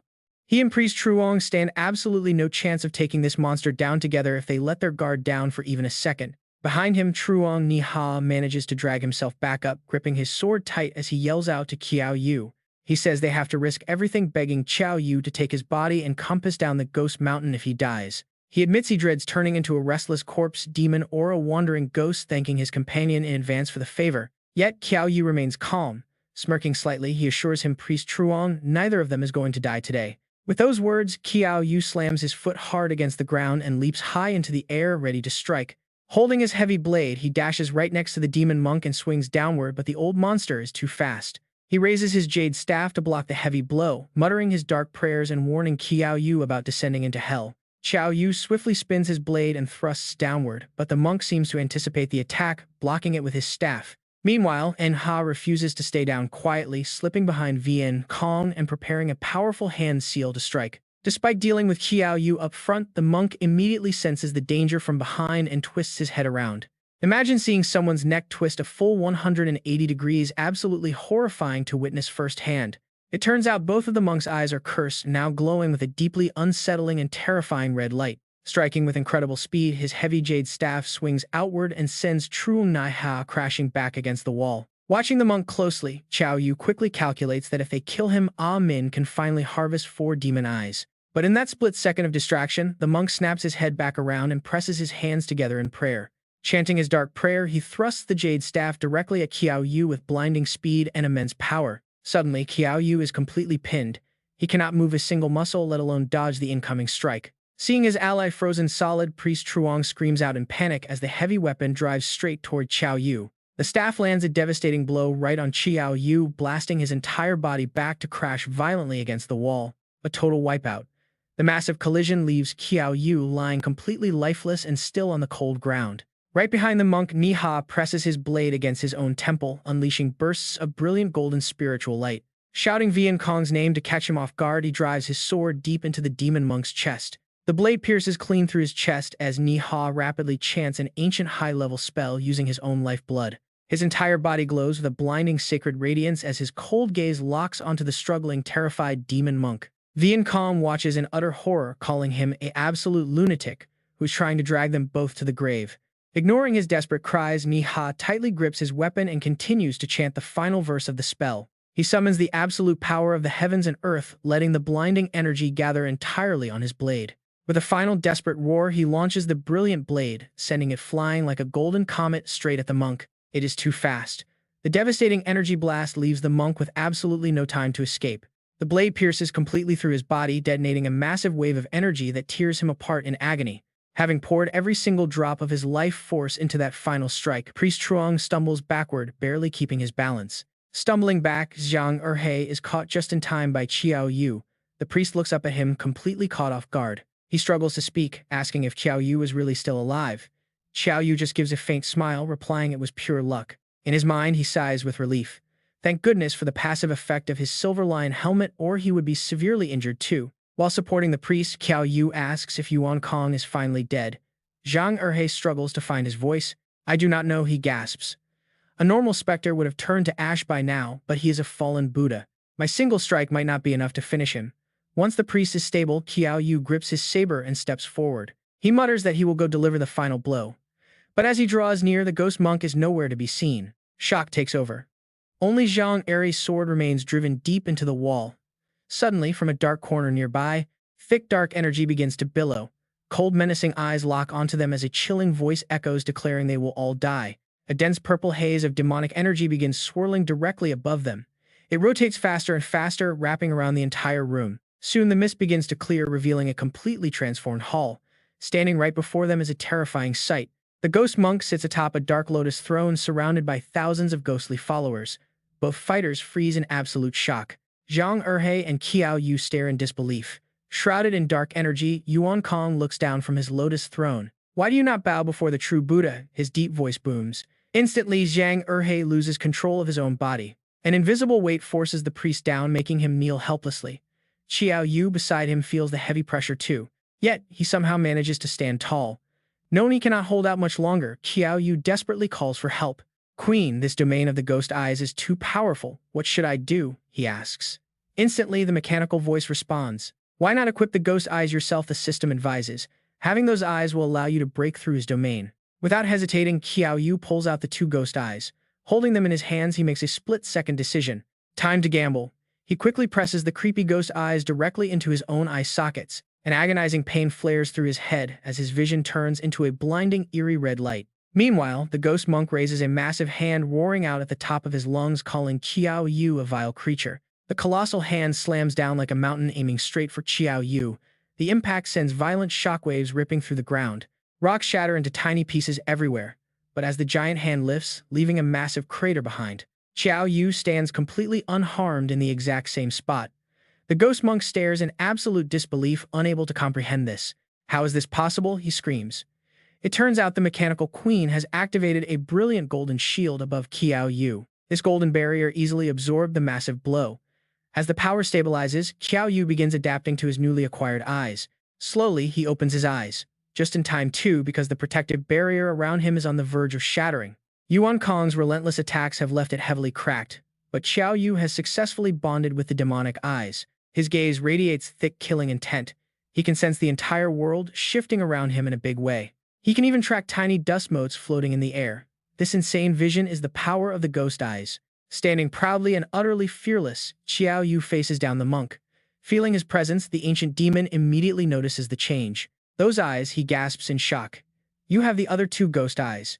Qiao Yu merely smirks at his reaction. "Want them?" he asks arrogantly. This sends Yuan Kong into a frenzy of pure excitement as he charges forward like mad. Gripping his staff, he roars that he will take them himself. Though the demon moves with blinding speed, Qiao Yu's newly acquired vision makes everything look like slow motion. His enhanced sight is on an entirely new level. He can easily predict the enemy's next move. The massive staff comes crashing down with devastating, wholly subduing power. Even as the deadly attack looms inches from his face, Qiao Yu remains perfectly calm, not flinching for a second.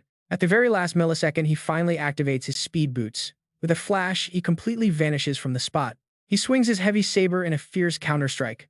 The monk reacts quickly, barely dodging the incoming blade. "Running is completely useless," Qiao Yu says coldly. Right on cue, the system alerts him that his special skill is active. With effortless grace, he swings again. The demon blocks it with his staff as the system alerts trigger once more. The active skill stacks another hit.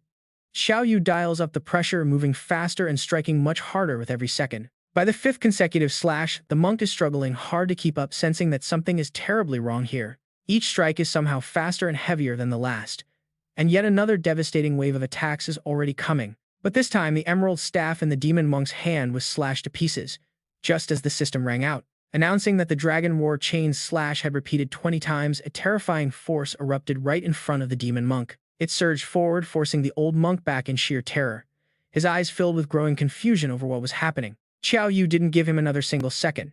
He swung a cold, razor-sharp blade forward, slicing the monk into pieces. Even as his body crumbled and faded into dust, the demon monk still couldn't believe what was happening. This was impossible. How could Qiao Yu do this? As the monk vanished completely, a glowing orb appeared in midair. Meanwhile, the system screen flashed with a new notification.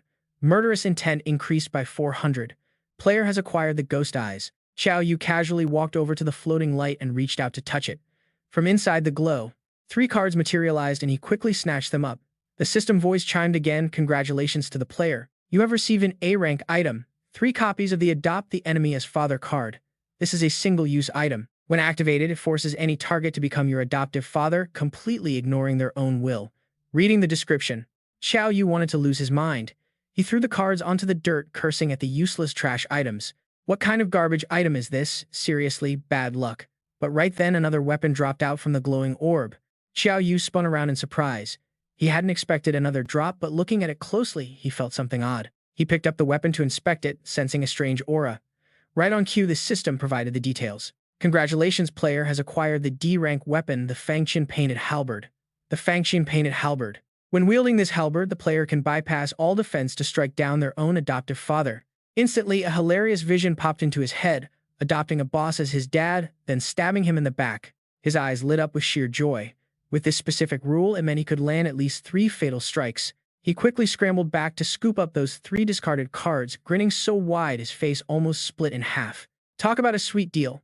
Pulling out the 2 ghost eyes, he muttered that it was finally time to reclaim his sealed memories. Without hesitation, he shoved the creepy demon eyes directly into his own sockets. The second they clicked into place, a bright crimson aura exploded from Qiao Yu's entire body. A deeply familiar silhouette flashed through his mind, making him gasp aloud. A girl stood in the distance with her back turned, but he recognized her instantly, Qiao Yu. Qiao Yu's expression darkened, turning colder than ice. Right on cue, the system rang out once more. "Congratulations, the player has unlocked a hidden S-rank skill, the Demon Eye of the Soldier Path. By consuming health points, the player can see through and replicate any skill or melee attack within their field of vision. The amount of health consumed depends entirely on the strength and complexity of the copied skill." Broken fragments of his past locked into place piece by piece. Finally, the image of the person closest to him appeared, Qiao Yu. As the memory sharpened, the aura around him surged with violent, hateful rage. Watching this terrifying display, the injured Zhang Erhe of Baze called out from the side, visibly concerned. "Hey Qiao Yu, brother, what is wrong with you?" Hearing the voice behind him, Qiao Yu suppressed his rising aura. His face was pale as he turned around, saying that he was fine and the demon monk had been dealt with. Mentally connecting the dots, he realized those black-clothed assassins most likely originated from Baze itself. Lin Lang was merely a test subject for their experiments on the outside world. Just then, footsteps echoed from the forest. Several men in black stepped out, locking eyes on Qiao Yu. One of them immediately barked an order. "Alert the other 3 squads to get over here right now." Standing tall in the temple, Qiao Yu watched them approach. One of the men sneered, telling Qiao Yu to come with them quietly and not force their hand. Qiao Yu merely scoffed, telling them to go ahead and try. In his mind, he calmly assessed their power levels. They were all mid-tier opponents. Angered by his arrogance, the assassins drew their weapons and lunged forward. Deciding to teach this brat a lesson, they charged. But Qiao Yu was not about to just stand there. A spear materialized in his hand, and he leaped forward at lightning speed to meet their assault head-on. But as he closed the distance, a massive fireball suddenly blasted toward his face, catching him completely off guard. Moving too fast to dodge, Qiao Yu leaped backward to evade, but the explosive impact still shook him. Seizing the moment, an assassin lunged through the flames with a drawn sword, forcing Qiao Yu to react. Reacting instantly, Qiao Yu raises his spear to block the incoming attack, and the enemy's sword collides with the weapon. The clash sends sparks flying everywhere with a bone-chilling screech. Without wasting a second, he quickly unleashes a brutal counterstrike. This knocks the black-robed attacker back, draining 505 health points, but his teammate immediately steps in to heal him. Even so, the attacker is left completely baffled. How is this possible? How could he lose to a kid? Giving them no time to recover, Qiao Yu leaps through the air, charging straight toward his enemies. A shield-bearer steps up to block him. Qiao Yu smashes his spear down with full force, but the heavy defense holds incredibly strong without taking any damage. He quietly marvels at how tough that shell is, but right then a blazing fireball rushes in from his side. Reacting instantly, Qiao Yu grips his spear tightly and swings it with a sharp motion, easily swatting the fireball away. But another black-robed assassin appears right behind his back. Taking advantage of the distraction, the attacker leaps into the air. The assassin prepares to strike from above. Danger is close. Sensing it, Qiao Yu gathers his strength to react. He pivots on his heel, sliding backward along the ground to safely dodge the deadly blow, as his expression turns serious. Their individual strength is on par with his, but their teamwork is incredibly coordinated, leaving Qiao Yu with very few options. He must eliminate one person first to disrupt their formation, otherwise there is absolutely no breaking through their solid defense line. With that in mind, Qiao Yu pulls out a card while quickly swapping his weapon to the Fangqian halberd. He mutters to himself, Since it has come to this, they cannot blame him for using his absolute trump card. Raising the adopted father card, he shouts out, "If my lord does not discard me, I am willing to bow." The shield bearer stands completely dazed, failing to understand what is happening as the card in Qiao Yu's hand dissolves. And believe it or not, the card works instantly. The defender suddenly looks at him with warm affection and confusion. Seeing the trick worked, Qiao Yu charges forward with his Fang Tian halberd, shouting that a true warrior living under the heavens can never submit to others forever. "You and I are on opposite sides now." Hearing this, the shield bearer panics. The startled enemy quickly raises his shield to block, but the defense is completely useless this time against the strike. The heavy weapon shatters the shield. It impales his body. A system alert chimes health points 0. His killing intent is up by 150 points. The remaining attackers pale in sheer terror, voices trembling. How could he kill a mid-level defensive cultivator in a single strike? Before they can even process this, Qiao Yu leaps forward, rushing directly toward their healing mage to completely cut off any chance of recovery for the enemies.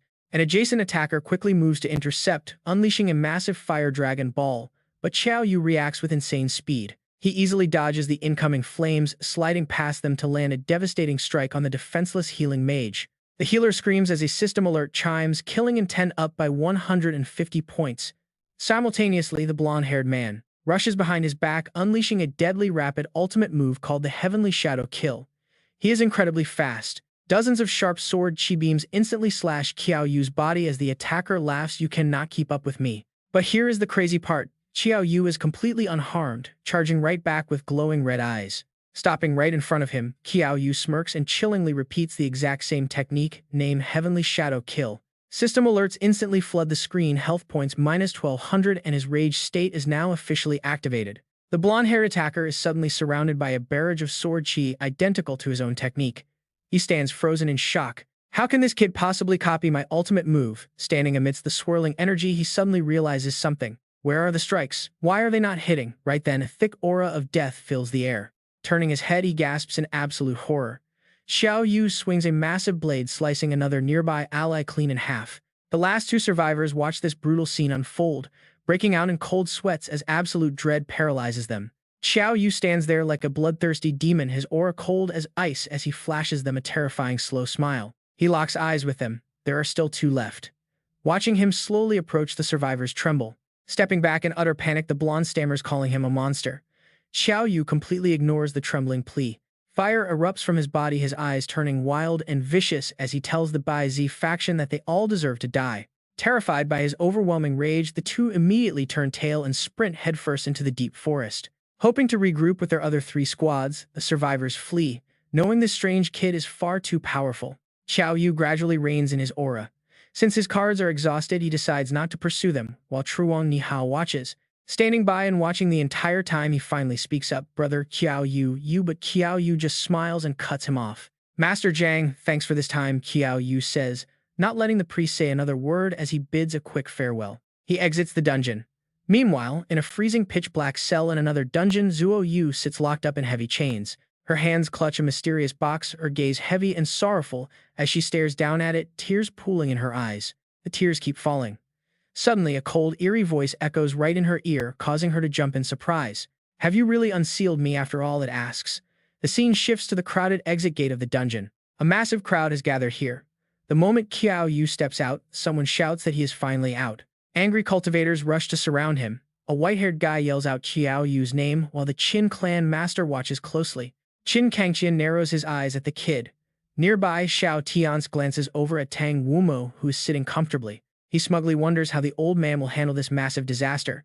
Meanwhile, the white-haired man confronts Qiao Yu. He furiously demands answers, asking how Qiao Yu can stay silent after slaughtering members of the prestigious Qing family. Xiao Yu does not even blink, calmly replying that he is not the one who killed them. Xiao Tian laughs mockingly, asking if they are supposed to just believe him because he says so. He asks if they look blind, pointing out that the Qin family member chased Qiao Yu and ended up dead. Qiao Yu's expression darkens as he explains that two men dressed in black showed up in the dungeon. One of them was Lin Lang, a former student from Capital University who joined the secret organization Bai Zi. Xiao Yu clarifies that Bai Zi killed the Qin family, but Xiao Tian reacts as if he heard a joke. He scoffs that since there were no witnesses, Qiao Yu can make up whatever ridiculous story he wants. A subordinate mocks him as well, joking that if that group is Bai Zi, then he must be Qin. Qin Tianxue steps forward and calls out his name. Xiao Yu looks at her with a hint of doubt. He asks if she does not believe him either, but her face collapses into sorrow as tears well up. She asks how she can trust him after he slaughtered her family. Hearing this, Qiao Yu goes dead silent. He whispers if that is really what she thinks, but she cuts him off with a quick apology. A sharp blade materializes in her hand as she swings it forward, spraying fresh blood all over the place. Qiao Yu shivers in absolute agony, gritting his teeth to bear the pain as Qin Tiang Sui looks on. Having plunged her sword straight into his chest, she is utterly shocked by his complete lack of retaliation. She stumbles back in fear, her voice shaking as she asks why he did not even try to dodge. Clutching his bleeding wound, Qiao Yu gasps out that this strike repays her help back at Dai Hun Lake. From now on, they are complete strangers. All past debts between Qiao Yu and the Qin family are severed. As the ties break, he instantly remembers Zuo Yu, knowing she would have believed him no matter what. If Zuo Yu were here, she would believe him no matter what. Qin Tiang Shui stares at his back. As he coldly walks away, she feels deep guilt, wondering if she made a terrible mistake. He only takes a few steps before a voice commands him to halt, and fighters quickly surround him once again. But Qiao Yu remains calm, asking what they want as Qin Kangtian steps up with his hands clasped. The master asks who allowed him to leave, turning to ask Qin Hao if Qiao Yu did it. Qin Hao admits he did not see Qiao Yu kill anyone, but the victims were dead when they arrived. Recalling the events, he adds that they encountered those black-clad men, but it was just a duel. It was not a fight to the death, and he doubts those attackers actually murdered their family members. Hearing this, the Qin family patriarch turns dark coldly, addressing Qiao Yu to make sure he heard that. Even if Qiao Yu didn't do it, he remains their prime suspect and cannot simply walk away. Yet Qiao Yu remains perfectly relaxed, coolly, asking the old man what his final decision is. Furious at his attitude, Qin Kangtian barks that he must die and hand over the 4 ghost eyes. Hearing this blatant threat, Qiao Yu's face darkens even further before he bursts out laughing in complete mockery. He sneers at the Qin family, unleashing a terrifying surge of pressure. His voice drips with pure malice as he warns them one last time that he did not kill anyone and their death is none of his business. She firmly reiterates that she did not kill the member of the Qin family and his death has absolutely nothing to do with her. Qiao Yu warns that if they force his hand, he is dragging them straight to hell with him. This threat sends the crowd into an absolute frenzy. Everyone is stunned. Has this kid lost his mind? Who dares to mock the head of the Qin family as a total old geezer, let alone threaten him? It is a completely one-sided match. Meanwhile, Patriarch Qin Kangtian watches with a cold frown, suddenly struck by an unsettling, ominous feeling. He looks at Qiao Yu, seeing him as a terrifying demon who could crush him with a single move. If a fight breaks out, could this kid actually kill him? But pure rage quickly drowns out his fear. Pushing his doubts aside, he roars his command. There is no way the great Qin family will ever be held hostage by a mere brat. He orders his men to capture him immediately, dead or alive. With a unified shout, his guards obey the ruthless command and charge straight at Qiao Yu.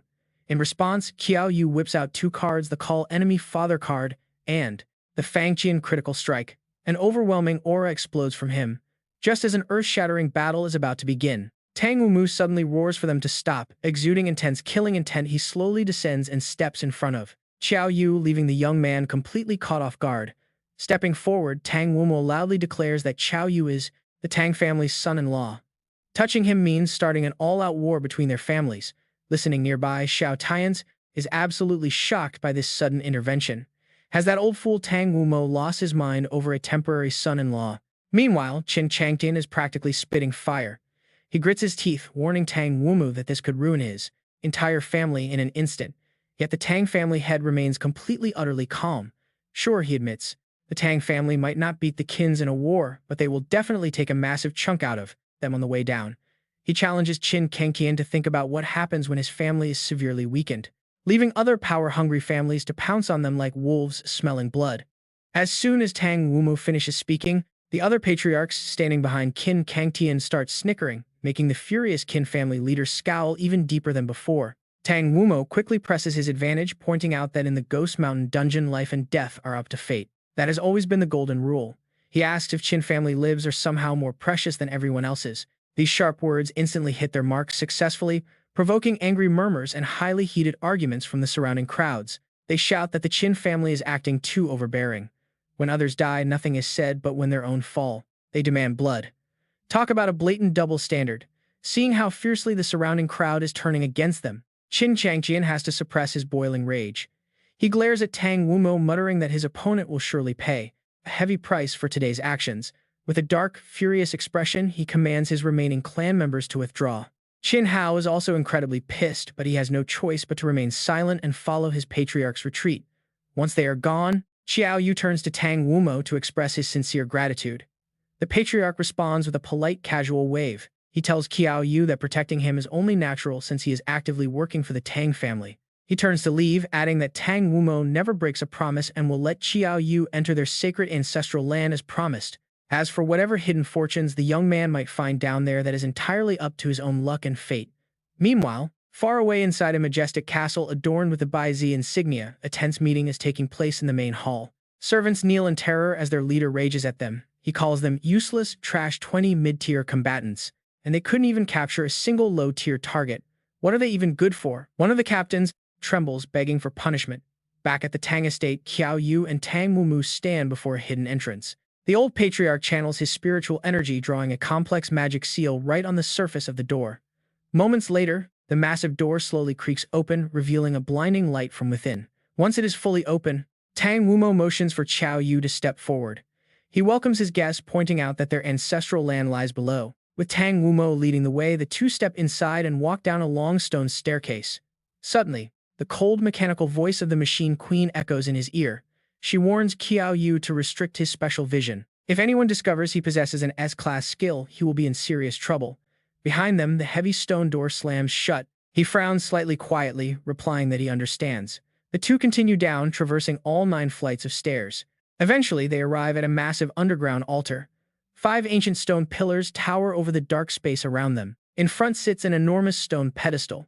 Looking around, Qiao Yu is struck with a sudden wave of confusion. The altar looks exactly like the one at Soul Enemy Lake. Tang Wumu senses something off, turning around to ask if there is a problem. Qiao Yu quickly waves his hands and laughs it off, saying he is fine, just feeling a little warm down here. But right then, the old man finally shows his true colors. He flashes a wicked grin and stares straight at the young man. "Don't worry," the old man mutters coldly, "because in just a few moments you won't be feeling hot anymore." Those words immediately send a shiver down his spine.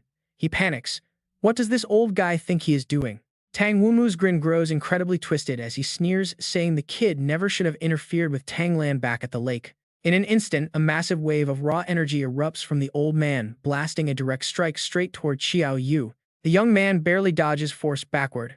Since his plans were ruined, the old villain decides to use Qiao Yu as the replacement. Regaining his balance, Qiao Yu quickly whips out his weird call enemy father card in one hand while grabbing his weapon with the other. He prepares to shout the activation phrase, but before the words can leave his mouth, a sudden numbness paralyzes his entire body.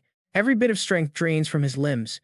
Qiao Yu collapses onto the cold ground, completely blacking out. An endless, suffocating void of absolute darkness quickly swallows his mind as he slips deeper into a state of unconsciousness.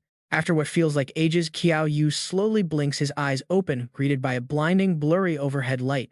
A shadow looms over him, and an unfamiliar voice asks if he is finally awake while he struggles against his tight restraints. He is strapped to a strange machine, his mouth gagged, leaving him able to make only muffled, useless noises as a researcher watches. Tang Mumu steps forward with a cold smile, telling the researcher to quit playing around and get straight to business.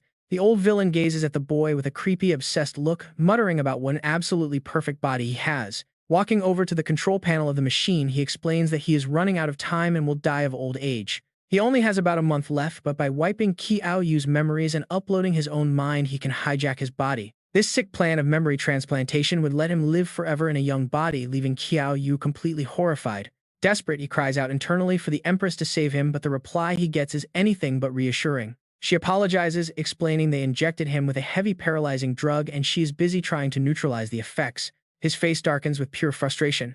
Meanwhile, the crazy old master lies down on his machine, still rambling on and on. He complains that his granddaughter Tang Lan was actually the perfect host with zero rejection risk, but Qiao Yu just had to interfere. The old man smirks, noting that while Qiao Yu holds many mysteries, every single one of them will soon belong to him. With a wicked smile, the patriarch closes his eyes and orders the technician to start the mind transfer process immediately. The researcher seals both pods and links them together with thick cables, powering up the high-tech soul transfer system. As the machine hums to life, agonizing waves of pain rip through his body, forcing muffled screams from his throat. But somehow, and our main character always finds a way, he manages to break free from the machine. He stands tall with an incredibly dark expression, unleashing a wave of pure killing intent that suffocates the entire room. Summoning his weapon, he stands ready to tear the old man apart.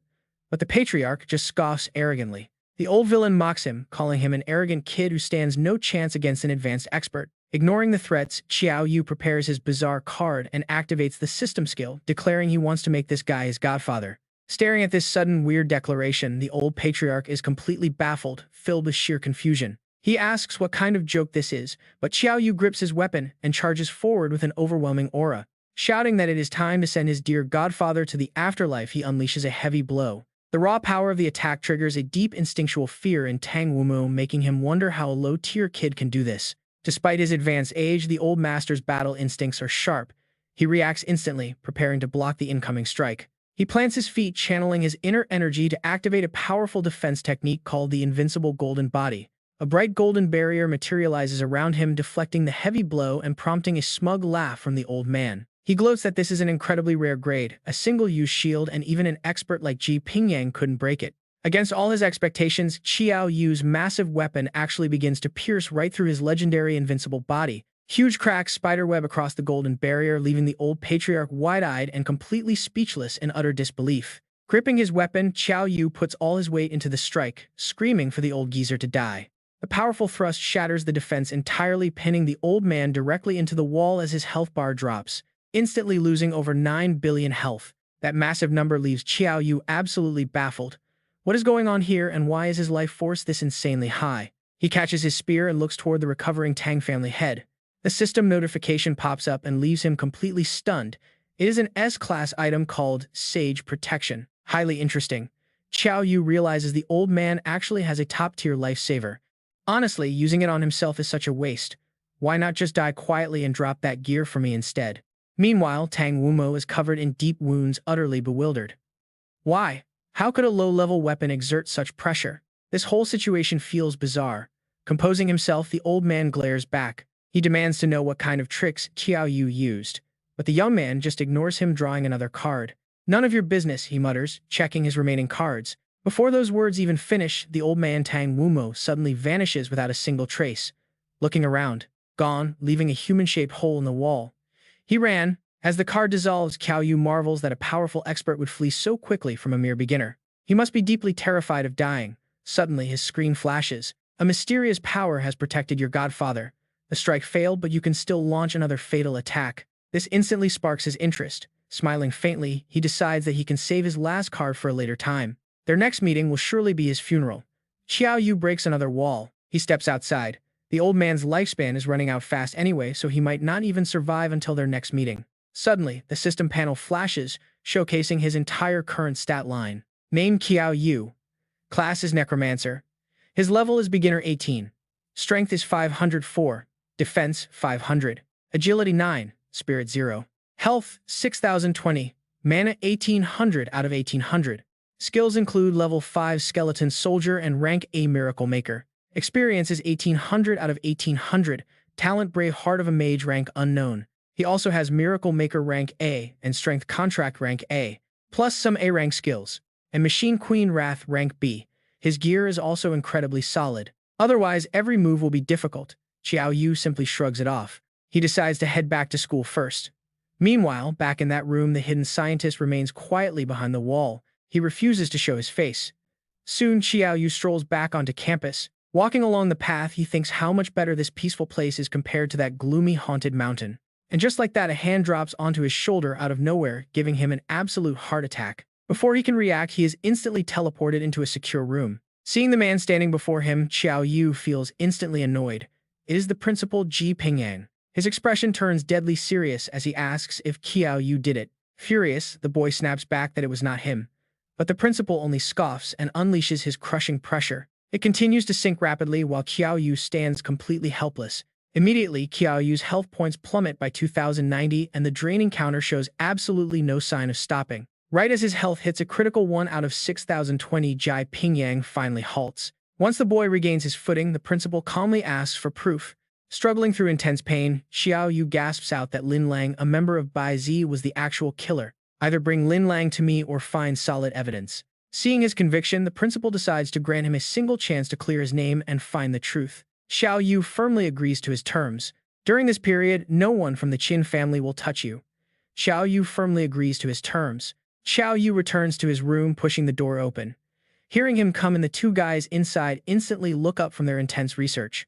Yang Xiang calls out with pure excitement. He shouts, "Brother Yu." He looks absolutely thrilled to share the news. He tells Qiao Yu that Ma Fei finally used his money ability and they actually found a solid clue about Zuo Yu. Startled, Qiao Yu asks what they managed to find. Xiangdi simply points toward a strange glowing orb sitting on the desk nearby.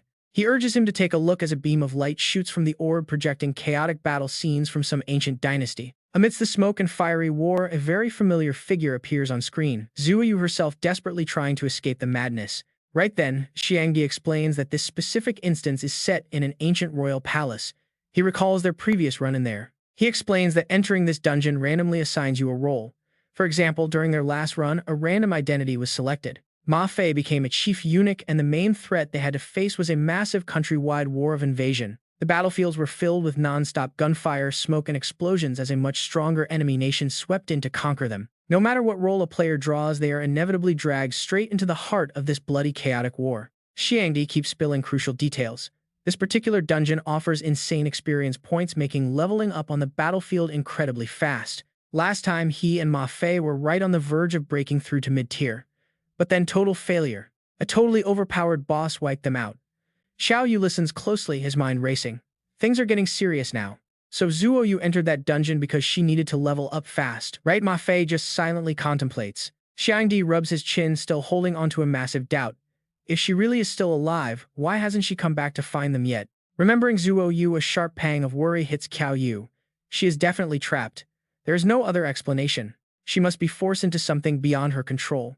He stares intently at the chaotic war scenes projected before him. He looks at his companions and says they need to head to this dungeon first to search for actual clues.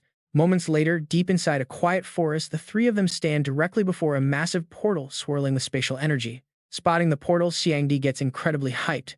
Found it. He yells out that this is definitely the right dungeon. They need to move fast before the Hunters Guild spots them, so all three quickly leap through the gateway. As soon as they vanish into the dungeon, a mysterious figure quietly emerges from the shadows right outside the entrance. Meanwhile, inside the instance, Qiao Yu wakes up completely paralyzed on a bed, trapped inside his new unfamiliar body. Right beside him, two Imperial servants are panicking. This is bad. It has already been half a month now. Ever since the Crown Prince fell into the Empress's bath and got pulled out, he simply hasn't woken up. The other servant immediately snaps at him to shut up. Be quiet, do you want to lose your head? The Emperor already ordered a new heir, so calling this comatose royal the Crown Prince is basically absolute suicide. Trembling, the first servant quickly corrects himself. Qiao Yu slowly opens his eyes and realizes he is inside an imperial palace. Right on cue, the system flashes a new quest. Reclaim the throne. He must fight to get his title back. He must also defend his country from invasion. The difficulty is D rank with rewards based on final performance. The system reminds him that his current identity is the fourth prince of the Qi Yan kingdom, so watch his steps. Gathering his thoughts, he sits up abruptly in bed, still wondering what Zuo Yu's ultimate goal in this dungeon is. But he quickly pushes those thoughts aside to focus on his current situation and get used to his new body. According to the quest description, he is the fourth prince who got totally wasted at a massive royal banquet. Right after becoming the crown prince, he was caught completely naked in the Empress's bathing pool. Talk about a setup. Naturally, the furious emperor stripped his title immediately and decided to select a new heir among the remaining three princes. Rubbing his chin, Qiao Yu pieces together the chain of events and realizes he was likely framed by his rivals. He flashes a pretty wicked smile. A brutal, brilliant idea starts forming inside his head. This is going to be fun. If he simply beats the other three princes to death, then the crown prince title naturally goes right back to him. Feeling incredibly smug, Qiao Yu praises his own genius. Classic Qiao Yu.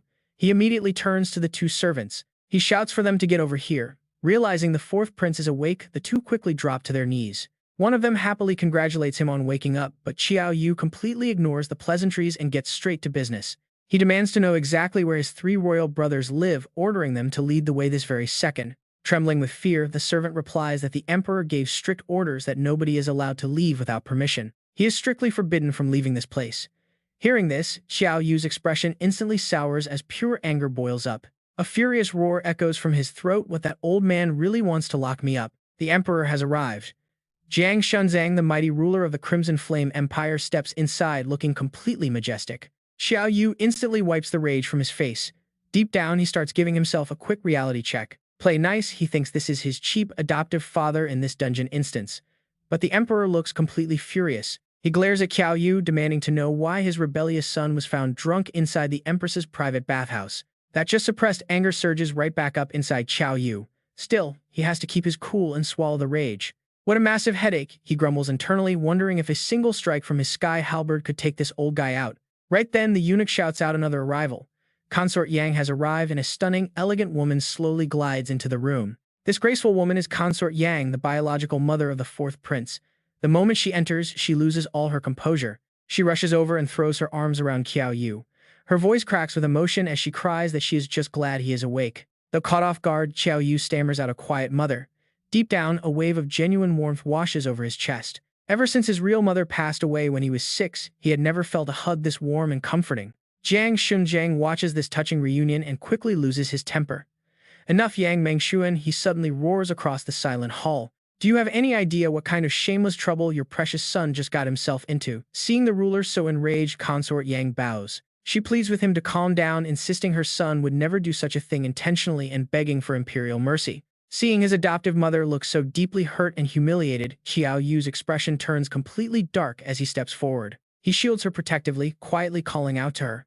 Looking down at her with a remarkably gentle gaze, he reassures her. Taking full responsibility, Qiao Yu tells her that she should never have to beg on his behalf. But the moment he turns back to face the emperor, his eyes instantly harden with sharp, absolute determination. He declares that while he has no idea how he ended up in the empress's bath after drinking, he needs a chance to investigate. Asking for just 3 days to find the truth, his sudden boldness actually calms the emperor down. Still, he issues a stern warning. Fine, he will grant him 3 days.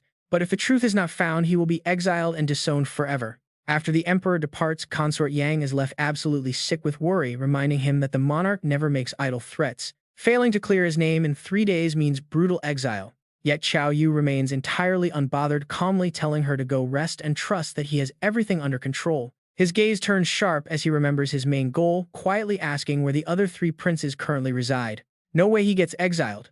Soon Qiao Yu stands right outside the first prince's massive palace doors. He hesitates for a second, wondering which brother set him up before approaching the door with a mischievous grin. Swearing to catch the culprit, Qiao Yu violently kicks the heavy palace doors completely off their hinges. Barging inside, he shouts that he is here to see what kind of guy this first prince is. But instead of some royal threat, he finds a guy lazily lounging around completely surrounded by piles of delicious food. Qiao Yu instantly calls out to his friend Yang Sheng, who turns out to be the first prince in this game. Recognizing the intruder, Yang Xiang happily leaps up with a chicken leg still stuffed in his mouth, calling him Brother Yu. He brags about how awesome this dungeon is since he got spawned as a prince, though his quest is to help some random fourth prince. Yang Xiang keeps rambling on about snatching the throne, completely oblivious to Qiao Yu's dark, furious expression. Qiao Yu sighs, asking if there is any chance that the random prince he is talking about is actually him. With a loud burst of laughter, the heavy-set prince jokes that maybe Ma Fei is a prince too. Before he can even finish his sentence, a shadow looms at the doorway, accompanied by a very familiar voice. Ma Fei struts into the hall with a smirk, boasting that he got spawned as the second prince. Once they all compare notes and realize their quests align, Yang Xiang cannot help but swear in disbelief. There is absolutely nothing to investigate here. Out of 4 royal brothers, 3 of them are on the exact same team. The culprit must be the third prince. Qiao Yu simply commands them to move. Time to pay him a visit. Moments later, outside the third prince's palace gates, the loud voice of a eunuch suddenly echoes through the courtyard, announcing their arrival. Inside the palace, the anxious third prince paces back and forth, calculating his moves. Why would the first, second, and fourth princes all show up together? Did his scheme against the fourth prince somehow get exposed? No, that was impossible. He had already wiped away every single trace of evidence. Assured they could never find any proof, he plasters on a bright, welcoming smile the moment he sees them walk through the door. He greets them warmly, asking what brings his brothers and fourth sibling here so suddenly. But before he can even finish speaking, his face takes a hit. A brutal punch lands square on his jaw, instantly cutting his words short. Just one heavy blow is enough to send the third prince crashing down. He rolls on the floor, eyes turning white, but Qiao Yu shows zero sympathy. He tells his dear little brother that it is time for some brotherly love. Without wasting a second, the 3 of them jump him, landing a flurry of relentless punches while their voices echo throughout the room. This kid is pure trouble, so a solid beating is exactly what he needs to feel their deep brotherly bond. Let me get a hit in 2. After a brutal thrashing, the third prince is left battered and bruised on the floor, clutching his head in sheer terror and asking what they want. Qiao Yu shows absolutely no mercy, planting a heavy kick right on him. He demands to know why he was framed, telling him to confess everything. The third prince tries to play dumb stubbornly, claiming he has no idea what his fourth brother is talking about. He denies everything outright. Seeing the guy still refusing to talk, Qiao Yu turns to his companions, signaling them to keep pounding him for being so stubborn. The beatdown terrifies the third prince so much he scrambles back, shaking like a leaf and begging them to stop because he is ready to talk. He desperately begs for forgiveness, admitting he was temporarily blinded by greed. He promises that during tomorrow's imperial hunt, he will confess his crimes. He promises to confess the whole truth before all the court officials. But seeing the icy murderous glares still aimed at him, he quickly adds more. He desperately adds that he will convince their father to restore Qiao Yu as the crown prince. He is terrified of being beaten to death. The three brothers are somewhat satisfied with this outcome, though Yang Xiang still harbors some doubts, wondering if the third prince is playing tricks. Qiao Yu shrugs it off, pointing out that with the three of them united, they have absolutely nothing to fear from him anymore. Besides, killing him now would make restoring the crown prince title impossible. Agreeing with this logic, Yang Xiang glances back at the battered prince. He agrees they should spare his life for now. With that settled, the three of them make their way back to the first prince's palace. Back at the palace, Yang Xiang munches on a chicken leg while bringing up a crucial detail that Qiao Yu might not know about yet. He recalls the time he and Ma Fei accidentally ran into a mysterious group of sorcerers who were manipulating lightning during their last entry. The faction planning to invade the Qian kingdom is the Dawu kingdom. It is a hostile land home to powerful sorcerers practicing bizarre spells. They can summon storms and manipulate lightning using abilities that look remarkably similar to high-level elemental magic from their previous world. Ma Fei chimes in, warning that based on what they observed before, the Dawu kingdom will launch an assassination attempt on the emperor tomorrow. The attack is set to happen at the hunting grounds. Once the emperor falls, the four princes will turn on each other for the throne. A massive civil war will plunge the Qian kingdom into complete chaos, giving the Dawu kingdom the perfect opportunity to launch a full-scale invasion. But Ma Fei smiles confidently. Since all three of them have reincarnated as princes, this time they do not have to worry about that anymore. Yang Xiang lets out a goofy laugh, proposing an idea that instantly leaves the other two completely speechless and questioning his sanity. He happily suggests that once he becomes emperor, he will appoint both of them as crown princes. Instantly, two sharp smacks ring out. Large bumps swell up on the first prince's head as he whimpers in pain. Time flies, and the next day finally arrives. The hunting grounds are packed with people, and the emperor looks absolutely majestic as he rides in on his horse. Seeing his mother, noble consort Yang Qiao Yu immediately dismounts his horse to greet her warmly. She walks over to him, her voice filled with motherly concern as she asks about his recovering health. He quickly reassures her that he is perfectly fine now, and there is absolutely nothing to worry about anymore. Seeing him looking so lively brings a sigh of relief to her face, but as they chat, a tense shadow looms over. The empress mother of the third prince struts over and immediately starts trying to stir up trouble with a sharp tongue. She coldly asks why the fourth prince greeted Consort Yang before the emperor, questioning if he values his mother over the crown. Consort Yang quickly speaks up to defend her son, but Qiao Yu does not care about royal etiquette or respect at all. He looks straight at the empress and asks who she even is, completely ignoring the tense atmosphere. He asks why everyone else is riding a horse, while she is on foot, casually wondering if she lost her mount. The empress turns red with fury, sputtering in shock at his incredible insolence for speaking to her in such a disrespectful way. Qiao Yu shrugs, muttering that she is completely out of her mind before walking away without a care in the world. Failing to intimidate him, she turns to Emperor Jiang Shunjiang, playing the victim and begging him to take her side.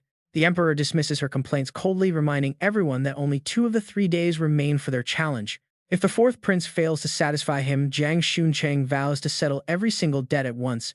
Right then, a eunuch steps forward. He announces that everything is ready and the hunt can finally begin. Hearing this, Jiang Shunjiang addresses the crowd. He loudly orders the march to begin, leading the royal hunting party on horseback straight toward the endless grasslands. Yet his mind is weighed down by heavy political calculations. Rumor has it that the crown prince and princess of Dawu are both incredibly gifted. Despite their youth, their mastery of shamanic arts is practically godlike. With a single wave of his hand, the Dawu crown prince can summon monsters. He summons creatures impervious to any blade, while the princess can freeze entire provinces with a mere gesture. An even more terrifying threat. Jiang Shunjiang glances sideways at Qiao Yu riding beside him, feeling a sudden pang of deep regret. The fourth prince was once highly skilled in both scholarly and martial arts, the perfect successor for the Qian kingdom. But now he is utterly lawless. Is heaven truly trying to destroy their empire? A while later, a small deer spots them from the lush green fields. Startled by the sudden noise behind it, the creature tenses up. Jiang Shunjiang immediately draws his bow and takes careful aim. But the moment his arrow flies, the deer leaps gracefully aside, dodging the shot. Frustrated by the miss, the emperor turns to his son. He tells the fourth prince that since his archery is usually the best, he must shoot that deer or face 50 heavy lashes. Watching the terrified deer flee further up the hill, Qiao Yu casually asks what he will get if he actually makes the kill. Jiang Shunzhang laughs heartily, noting the deer is already over 400 meters away.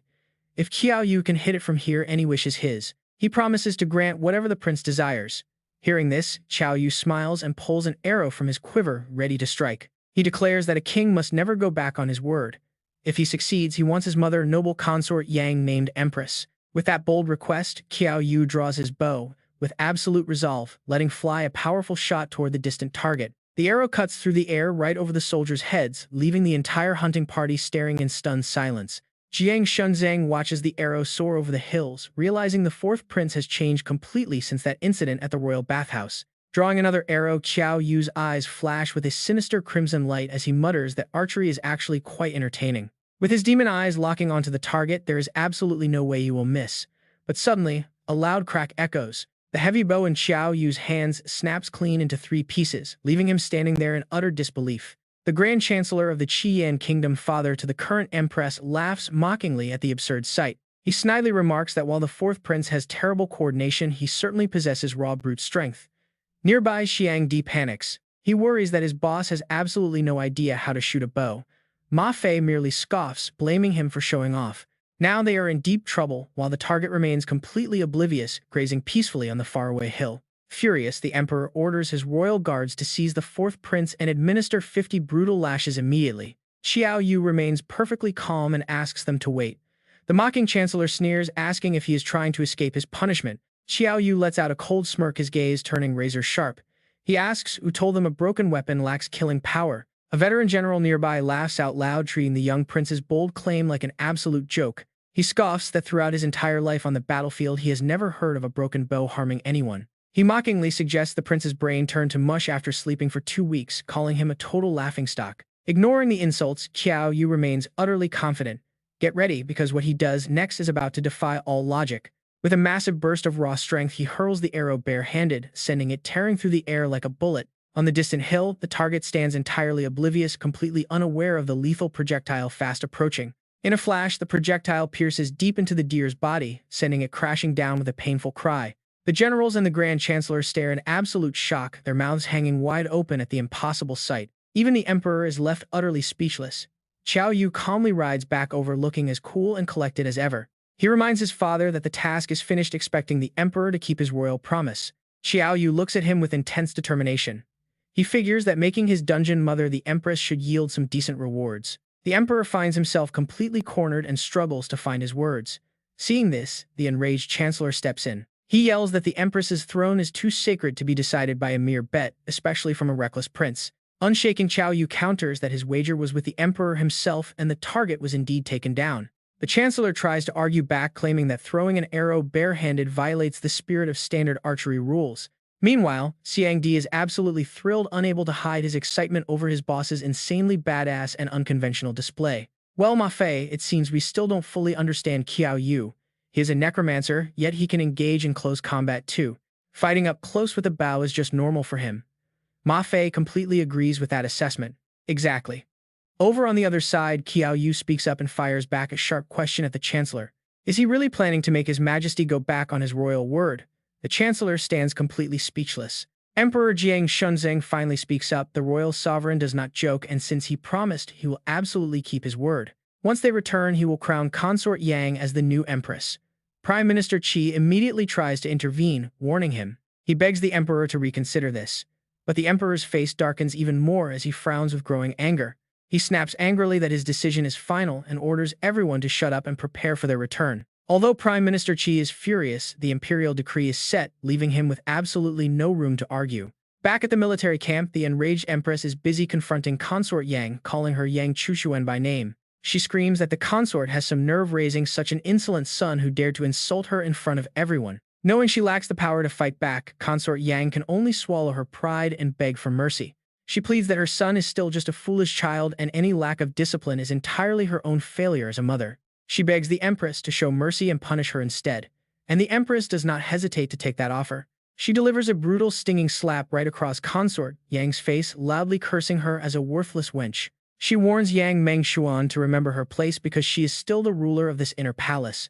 Clutching her bruised cheek, the consort continues to plead, begging her to spare the fourth prince. Just then, Qiao Yu arrives. His loud shout draws both of their attention. Seeing his mother humiliated and beaten like this, his face immediately turns deathly cold. Uncontrollable rage bubbles inside him. Noticing her son's dark, furious expression, Consort Yang gets worried and asks with clear panic, "Why has he returned so quickly?" Qiao Yu's dark, stony expression does not soften even a single bit. He tells his mother he has been unfilial, leaving her to suffer. But she just gives him a gentle, loving smile. She calls him her foolish boy, saying he has nothing to apologize for. It is her own fault for being too old and useless, unable to protect him. Watching this touching mother-son display, the Empress cannot help but scoff in absolute disgust. She snaps that their crying is pathetic, especially on a great hunting day. If they ruin the Emperor's mood, they deserve to die. No matter what she says, Qiao Yu completely ignores her rant, coldly muttering a demand for her to apologize. The Empress treats this like a joke, laughing with pure arrogance. How could she, the Empress, ever apologize to a mere consort? She asks if the fourth prince has lost his mind.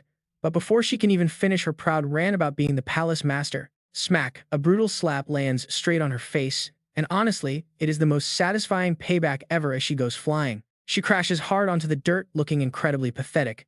Qiao Yu glares at her with dead, murderous eyes. He coldly states this strike pays her back for hitting his mother. Humiliated, the Empress explodes with pure rage. She screams in disbelief that he dared to strike her, vowing to make him and his mother pay dearly for this. Moments later, she runs crying to the Emperor, playing the victim and demanding immediate justice against the lawless prince. Clutching her swollen cheek, she dramatically claims that his violent actions show complete disrespect to both her and the crown. She tries to force the Emperor to take action, painting the insult to herself as a direct insult to the royal throne. Prime Minister Qi quickly chimes in, calling it an act of treason that must be severely punished under royal law. The father and daughter put on quite a show, feeding off each other's words to stir up the surrounding crowd. Onlookers immediately start whispering in disbelief. Has the fourth prince lost his mind to strike the Empress? He is a beast. Seeing the tide of public opinion turn completely against Qiao Yu and his mother, the Empress smirks inwardly with triumph. She cannot wait to see how they escape this trap. Hearing the hostile whispers, Consort Yang frantically tries to defend her son. She begs them to stop crying out that her son is not that kind of person and there has been a mistake. Watching silently from his throne, Emperor Jiang Shunsheng finally speaks up, asking the fourth prince if the accusations are true. Remaining completely unfazed, Qiao Yu calmly steps forward and admits that he did indeed strike the Empress. He explains it was simply because she dared to harm his mother, and standing by would make him an unworthy son. Watching from the sidelines, the third prince smirks.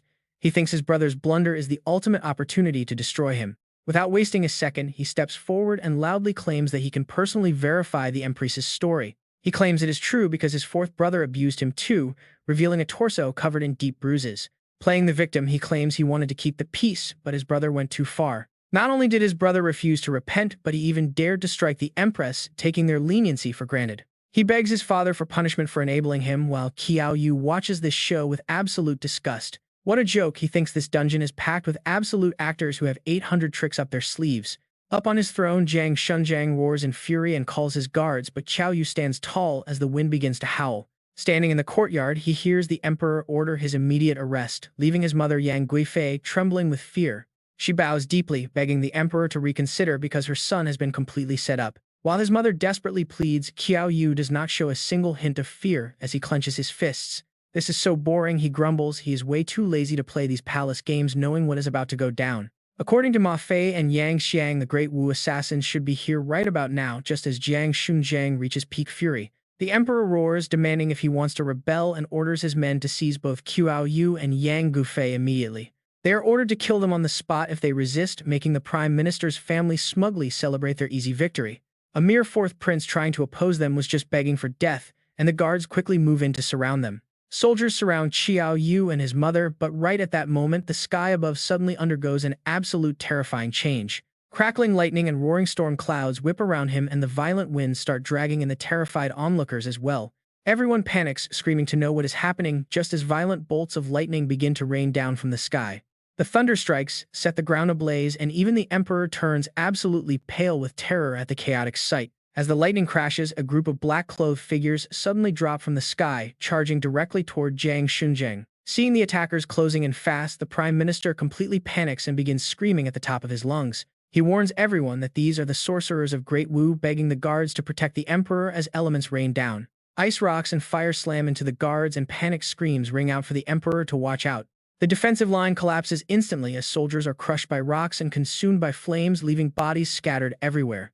Terrified by the slaughter, the prime minister sees the emperor refusing to budge and screams for him to run. But the emperor furiously barks back, claiming he is the supreme ruler of the Qian kingdom and will not flee. He refuses to run like a coward in front of his officials, asking how his people could ever respect him again. He would rather die as an emperor than run, leaving Qiao Yu completely annoyed at his stubbornness. Seriously, his cheap father is putting on a much bigger dramatic performance than Ma Fei ever could. Suddenly, a system warning blares in his ears, stating that if Jiang Shunjing dies, he will fail his main quest. He will never become the crown prince if the emperor dies, forcing him to act right this second. Talk about a high-stakes penalty, but he quickly keeps his cool and snatches a spear from a nearby soldier. Muttering a quick apology for taking the weapon, he charges toward his stubborn father. Racing against the clock, Qiao Yu winds up his arm and throws the spear with everything he has got.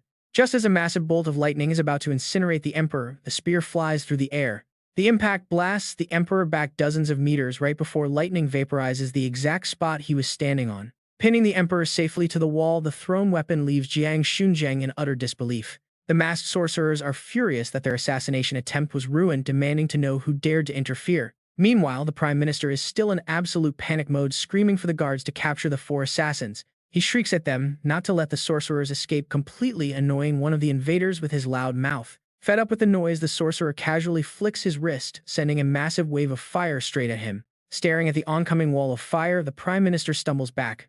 No, not like this. Within seconds, he is completely engulfed in flames, screaming in agony as the fire burns through his robes. His desperate cries for help echo through the courtyard, leaving the empress and the third prince utterly paralyzed with fear. The empress screams out for her father, but there is absolutely nothing she can do to save him now. More guards quickly flood the area and surround the 4 sorcerers, with Commander Yuan ordering their immediate capture. Surrounded, one of the shamans spits out that since the dog emperor is still alive, they are dead anyway.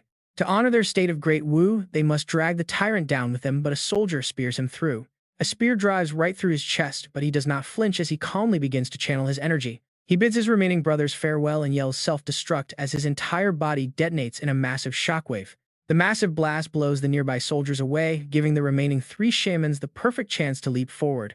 They scream to kill the tyrant, while Qiao Yu refuses to watch and instantly activates his speed-boosting boots. He launches himself right after the 3 shamans, drawing his weapons in midair as the enemies quickly notice him. The leader yells back that it is the 4th prince ordering his second brother to take him out.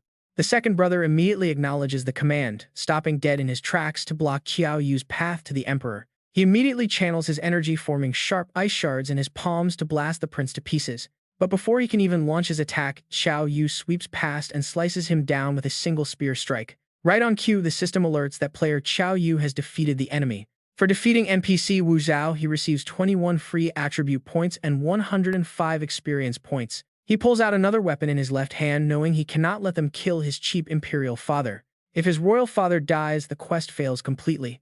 Qiao Yu channels his strength and hurls both weapons straight ahead. One of the remaining shamans senses the incoming danger and screams for his big brother to watch out. The leader reacts instantly, summoning a massive solid earth shield to block the attack, but it is completely useless. The flying spear thrown by Qiao Yu punches clean through the thick rock shield, sending the leader flying backward. Both great Wu shamans end up pinned to the ground by his spears, with one landing right before the emperor. The sudden arrival startles the ruler. With his final breath, the dying shaman curses the dog emperor one last time. Just then, desperate screams for help erupt from the other side, begging for the guards to protect them. Qiao Yu looks over and sees the last shaman charging directly toward the empress and the third prince. If he cannot kill the emperor, he will slaughter his family instead. The third prince panics and screams for help. He frantically begs his 4th brother to save them, but Qiao Yu suddenly clutches his chest in mock agony. Groaning that he is too hurt to move, Qiao Yu watches as the terrified third prince desperately pleads for mercy. He apologizes for everything, promising to set things straight with her father if Qiao Yu just saves them now. The empress quickly chimes in desperately, admitting she never should have framed him and begging him to rescue them. But the shaman is already upon them, summoning a massive boulder directly over their heads as they watch in horror. Paralyzed with terror, the royal mother and son can only shake in fear as the giant shadow looms over them. The mountain of stone crashes down, shattering the ground and crushing them instantly under the immense weight. Fresh blood splatters across the shaman's mask, but Qiao Yu is already closing in fast from behind him. With a clean lightning-fast strike, Qiao Yu cuts him in half, leaving the body to drop to the floor. He approaches the emperor to ask if he is all right, and Jiang Shunzhang nods that he is fine. Looking deeply apologetic, the emperor admits he heard everything his wife and son confessed before they died. He openly admits he wronged his son, promising to grant absolutely any reward Qiao Yu desires for saving his life. Smirking, Qiao Yu tells the emperor he will not be polite, waste no time, and speak his mind. He demands the return of his crown prince title, leaving the emperor quite surprised by the simple request. Turning to leave with a cold backward glance, Qiao Yu confirms that is indeed all he wants from him. Jiang Shunzhang slowly agrees, his heart heavy with immense guilt for misjudging his son, who asked for so little. He realizes he completely misjudged the boy right as the system sounds another notification in Qiao Yu's head. The system congratulates him for reclaiming his rightful title, tasking him to protect the Crimson Flame Kingdom from any invasion. Without a second thought, Qiao Yu mounts his horse, leaving the emperor completely baffled by his sudden departure. He asks where Qiao Yu is heading after finally getting his crown back.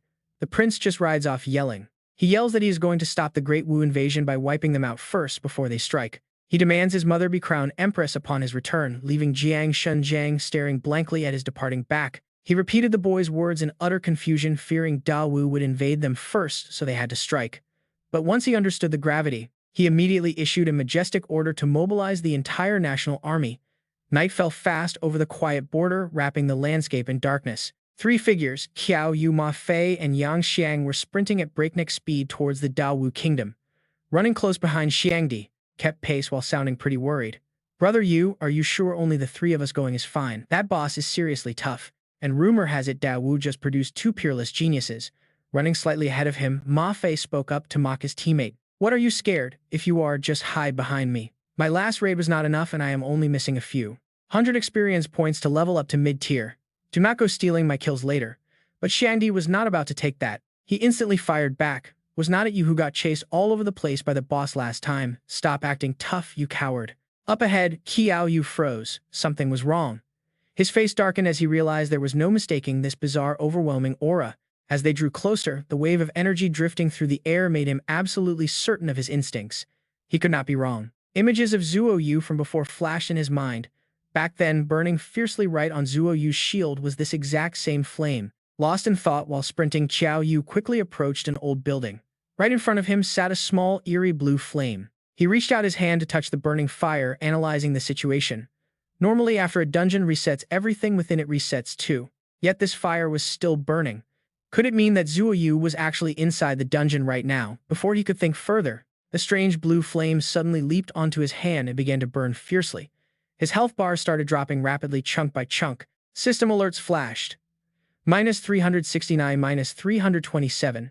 The intense heat caused him agonizing pain, completely numbing his arm. He let out a sharp cry. Arriving just in time, Xiangdi saw him rolling on the ground in agony and panicked.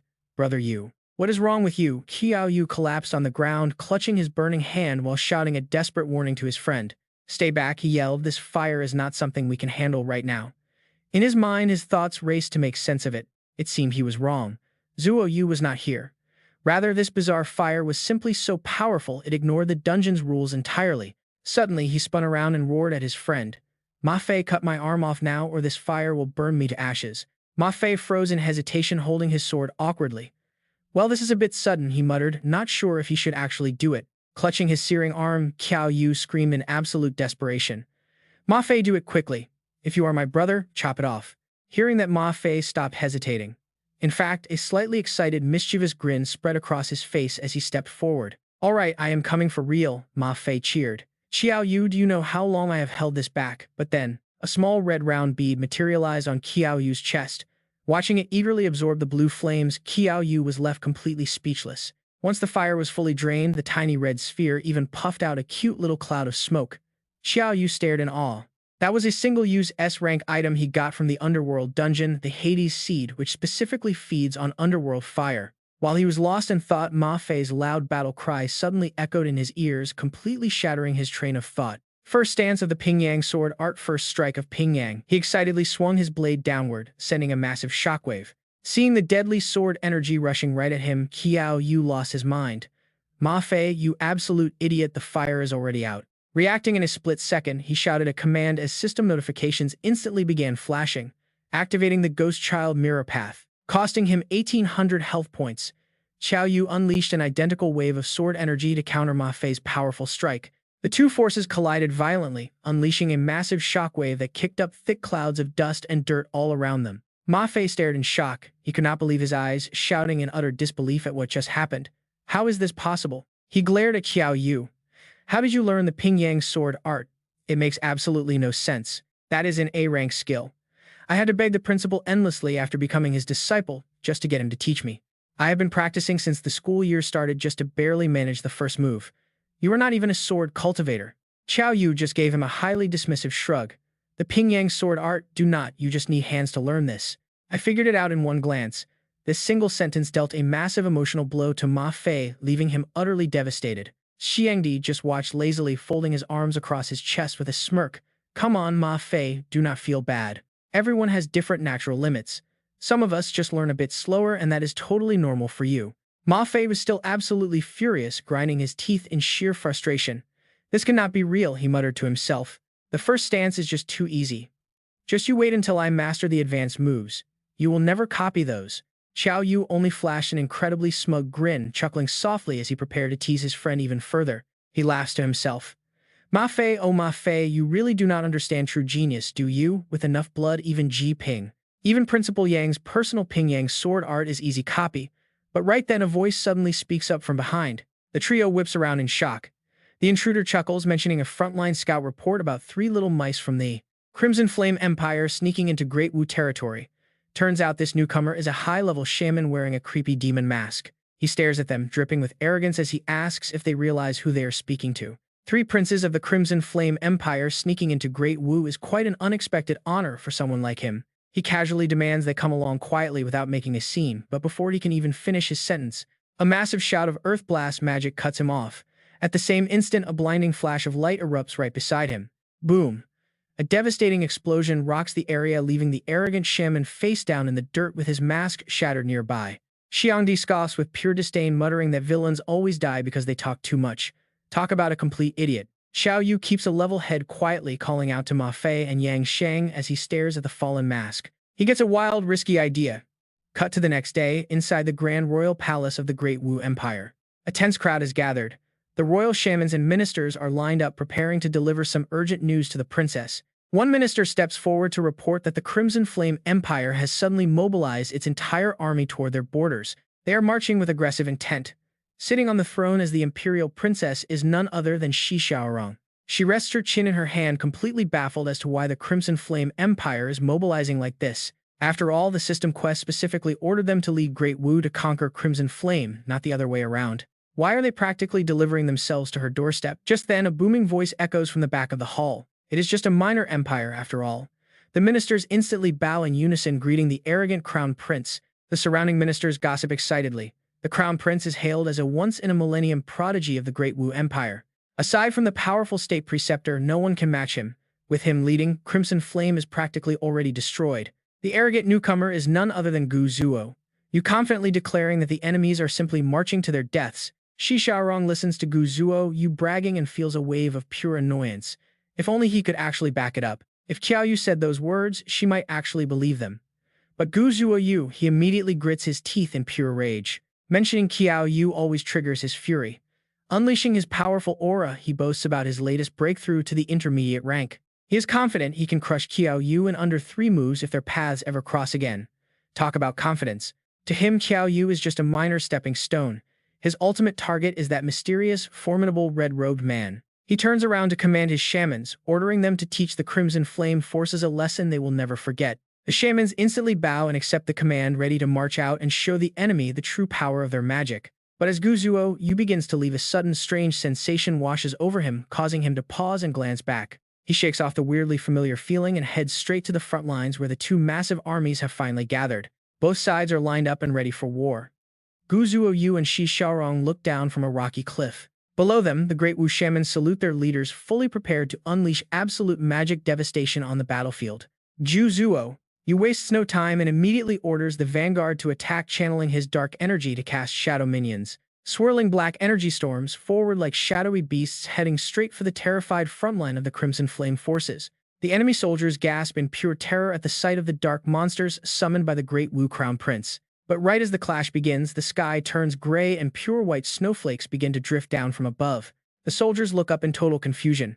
This sudden winter storm is actually the work of Shi Xiaorong. She stands on the cliff, calmly channeling her freezing energy to manufacture a massive wave of deadly sharp ice shards. With the shadows and ice storm primed, Qiao Yu yells for the complete destruction of the Crimson Flame army. Shards of ice rain down alongside lightning and fire, tearing through the defensive lines of the Crimson Flame soldiers. Even with their heavy iron shields, they struggle to survive the absolute magical chaos currently raining down on them. A panicked general desperately yells for his troops to hold the line, his mind racing with deep worry. The emperor promised their own crown prince would lead the vanguard, yet he is nowhere to be seen. Why has he abandoned them on this deadly battlefield? But right as hope begins to fade, over in the Great Wu army, something strange suddenly catches the soldiers off guard. 3 incredibly swift shadows dart right through their ranks, knocking down the sorcerers one by one. A sudden wave of sheer force sweeps through, taking both a sorcerer's mask and his life in a single flash. The system alerts keep ringing out. Player Qiao Yu has successfully defeated the non-playable character Wu Hu with his bare hands, rewarding 22 free attribute points and 110 experience. Congratulations on a successful level up. Current experience is 50 out of 20,000 with 10 bonus attribute points. Qiao Yu watches his comrades tearing through the enemy. He is quietly thrilled. Finally, reaching level 20 means he is just one single level away from entering the middle tier. He really is a genius for thinking up this plan to sneak into the sorcerer army. Suddenly, a sharp gasp echoes right behind him. This startles Qiao Yu, who turns around in absolute confusion. What on earth is happening? As he spins around, he sees a bunch of his own soldiers collapsed on the ground, completely knocked out. Now he is left utterly shocked and highly suspicious. Something is clearly wrong here. There is a mole among them. Realizing the threat, he furiously roars out an order to his men. Take off your masks, every single one of you. The sorcerers quickly obey, removing their masks one by one. Soon the entire troop is unmasked except for 3 suspicious figures standing at the very back who do not make a move. They just stand there completely still. Qiao Yu focuses his gaze on them, demanding to know why they are not removing their masks. Since there is no hiding it anymore, Qiao Yu reaches up and casually takes off his mask, sounding almost disappointed. Man, I really wanted to get close to you as a regular sorcerer, but I guess that plan is ruined now. All 3 shed their heavy sorcerer robes and masks together. Qiao Yu maintains his usual smug attitude as he speaks up. Long time no see, are you surprised? Are you shocked? Recognizing the face, Qiao Yu feels his blood boil instantly. It is you again, Qiao Yu, he roars in absolute fury. He is shaking with rage, clenching his fists as Qiao Yu approaches. It's really me. Long time no see, but look at you becoming the crown prince of Great Wu. Pretty impressive stuff. But right after saying let us hug, Qiao Yu drives a heavy punch straight into Qiao Yu's stomach. The surrounding sorcerers scream in terror, calling out to their crown prince. Even after taking such a heavy blow, Qiao Yu manages to stand. His expression darkens and he lets out a cold laugh.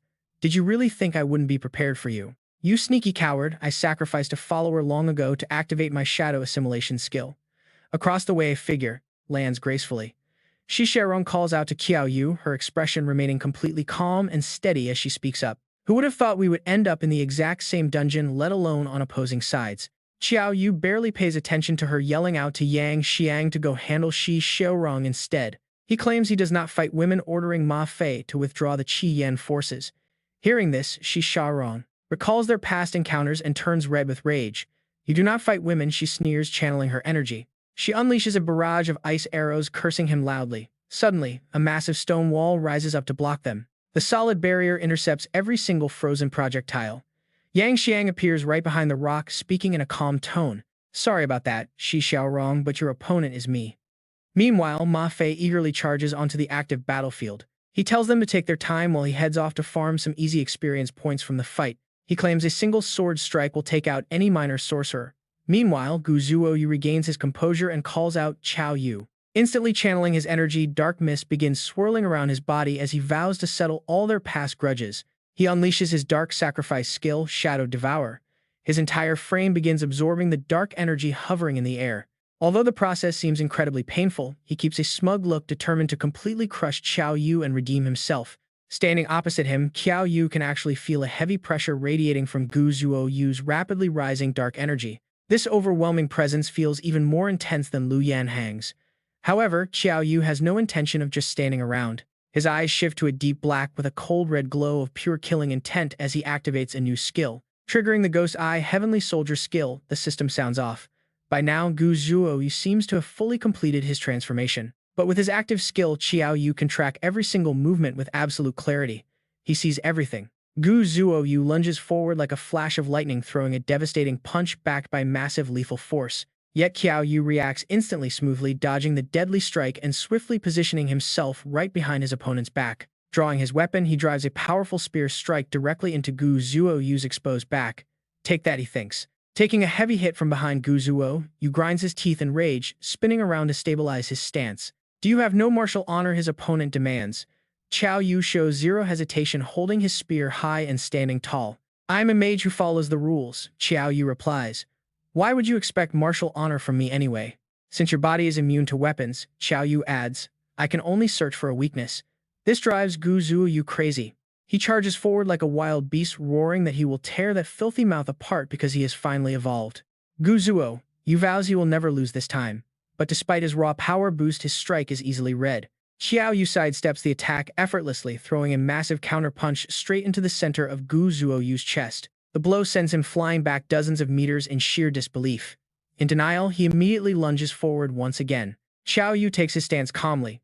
Just like before, he predicts Qiao Yu's movement perfectly and acts without hesitation. He unleashes a powerful kick that sends Qiao Yu crashing hard into the ground, triggering a massive dusty explosion. Qiao Yu crawls up in a miserable state, staring in absolute disbelief. How could anyone be this incredibly strong? Every single move was predicted. Meanwhile, Qiao Yu puts his hands behind his back, casually mocking his opponent's efforts. Don't feel too bad about it, Qiao Yu says, because you did your best, but we are just built differently. If you were an absolute genius like me, you would understand. Hearing these arrogant words, Qiao Yu is stunned. A genius, he thinks. Everyone used to call him that too. But suddenly a strange sound echoes from behind. Qiao Yu turns around to check, only to blush in instant embarrassment at the ridiculous scene unfolding behind him. Shi Xiaorong is tied up in a highly awkward position. Qiao Yu yells out, asking Yang Xiang who taught him that. Looking rather exhausted and wronged, Yang Xiang quickly explains that her ice magic was simply too powerful to handle. He sneezes, then asks how they should deal with these prisoners. Qiao Yu replies that they should send them out. It is best to send them out of this dungeon first, Qiao Yu says calmly. Suddenly, a booming voice echoes from above. The speaker begs the crown prince and princess for forgiveness for arriving late. Yang Xiang immediately recognizes the figure. His face darkens as he warns Qiao Yu that this old man was the terrifying boss they fought before. Floating in the air is the majestic state preceptor of the Daowu kingdom. Just then, Ma Fei rushes over. He lands right next to Qiao Yu, proudly declaring that a massive boss fight cannot start without him there. After all, he is a level 23 sword cultivator. Hearing this, Yang Xiang can barely believe his ears. He asks how much experience Ma Fei actually farmed, but Ma Fei just maintains his smug, arrogant smile. Geniuses always level up incredibly fast, Ma Fei scoffs. Meanwhile, the powerful state preceptor finally lands before them. He draws his sigil in the air, mocking the Qian kingdom for producing such troublesome young geniuses. With a gentle wave of his hand, he instantly frees Shi Xiaorong. The old man radiates a majestic godlike aura.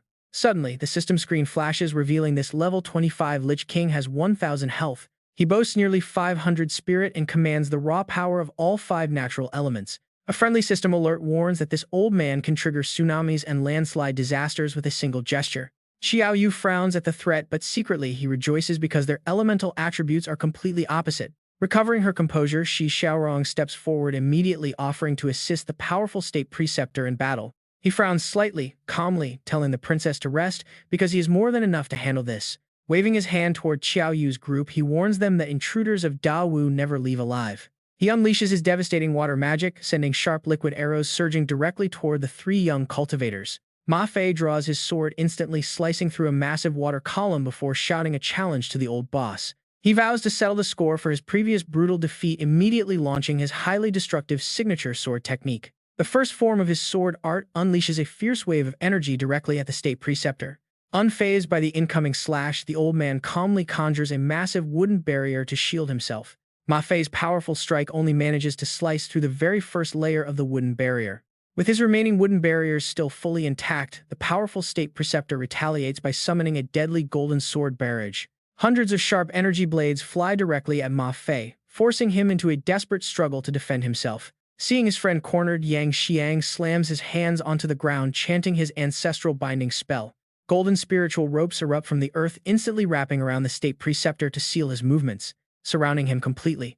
Seizing this golden opportunity, Qiao Yu grips his long spear tightly and charges forward like a flash of lightning. Even though the deadly spear tip is inches away, the Grand Preceptor of the Great Wu State remains completely unfazed, scoffing at the petty trick.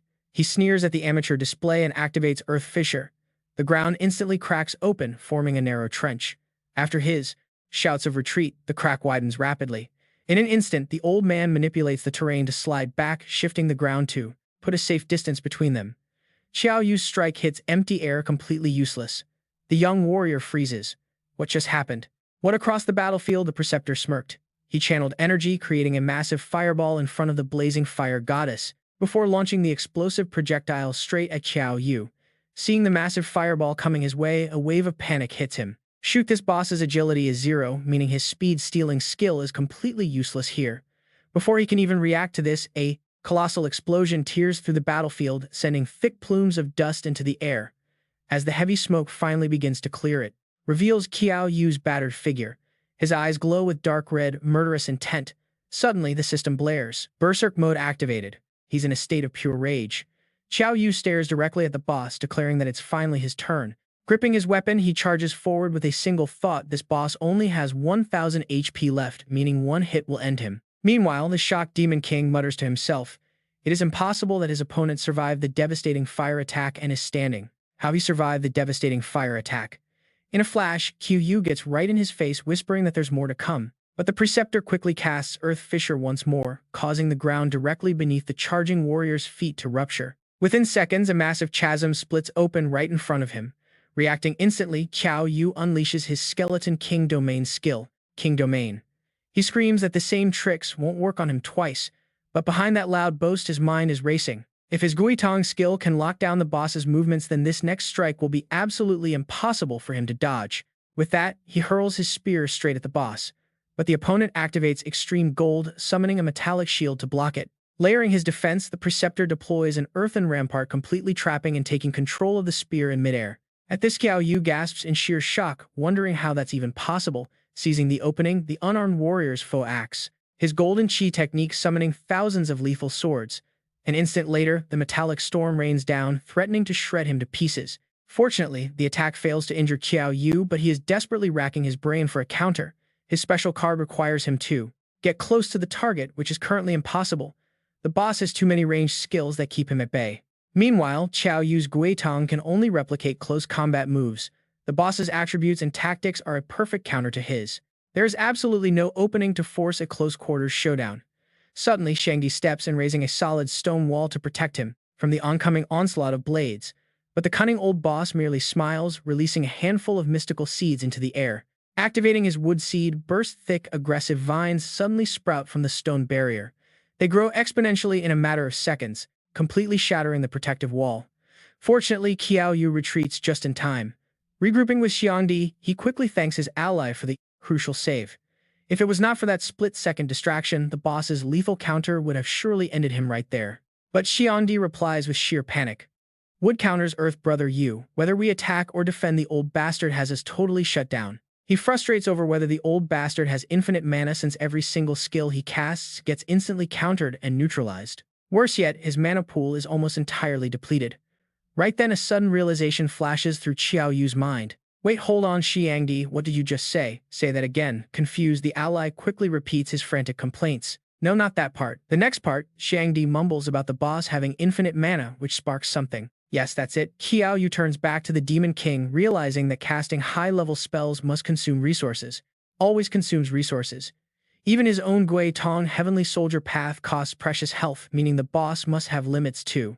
He can't possibly have infinite mana. Right then, Gu Su chimes in to crush their spirits, begging them to give up. He tells Qiao Yu to just give up, claiming they cannot defeat the Grand Preceptor. Despite being only level 25, his mastery of elemental skills is on par with high-level masters. Even Gu Su himself could barely survive 10 moves against him. Listening to that, Qiao Yu simply snorts. You didn't last 10 moves against me either, buddy. Gu Su freezes, utterly speechless. A few seconds pass. Suddenly, Qiao Yu realizes something. This doesn't make sense. Ever since they chased him here, has barely moved from his spot. Whenever Qiao Yu tries to close in, the boss immediately focuses on resetting the distance. What is he hiding? There must be a hidden secret to this positioning.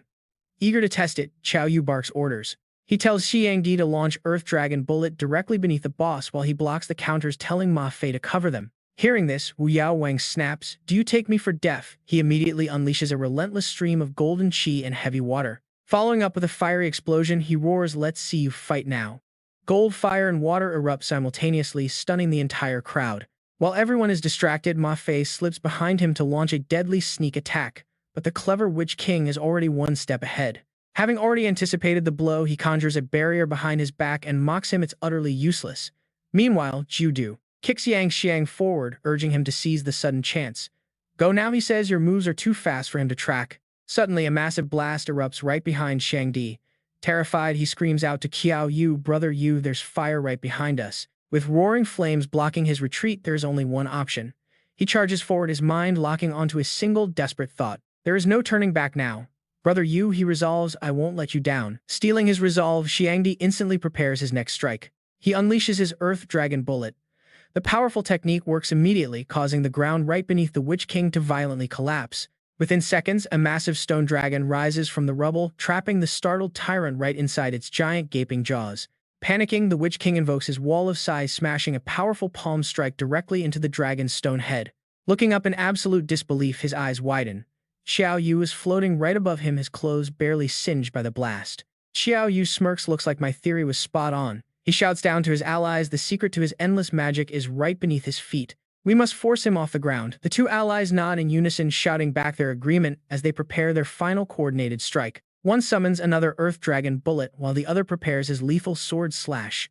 The Witch King sneers at their useless struggle. Wishful thinking, he scoffs, chanting a spell to combine the 5 elements into his ultimate defense, the 5-direction Heaven Gate. Even as the massive barrier forms, the two heroes rush forward head-on. Yang Xiang immediately unleashes his devastating Earth Burst technique. Beside him, Ma Fei executes his absolute finest sword form. Together, they strike the defensive dome from both sides with everything they have.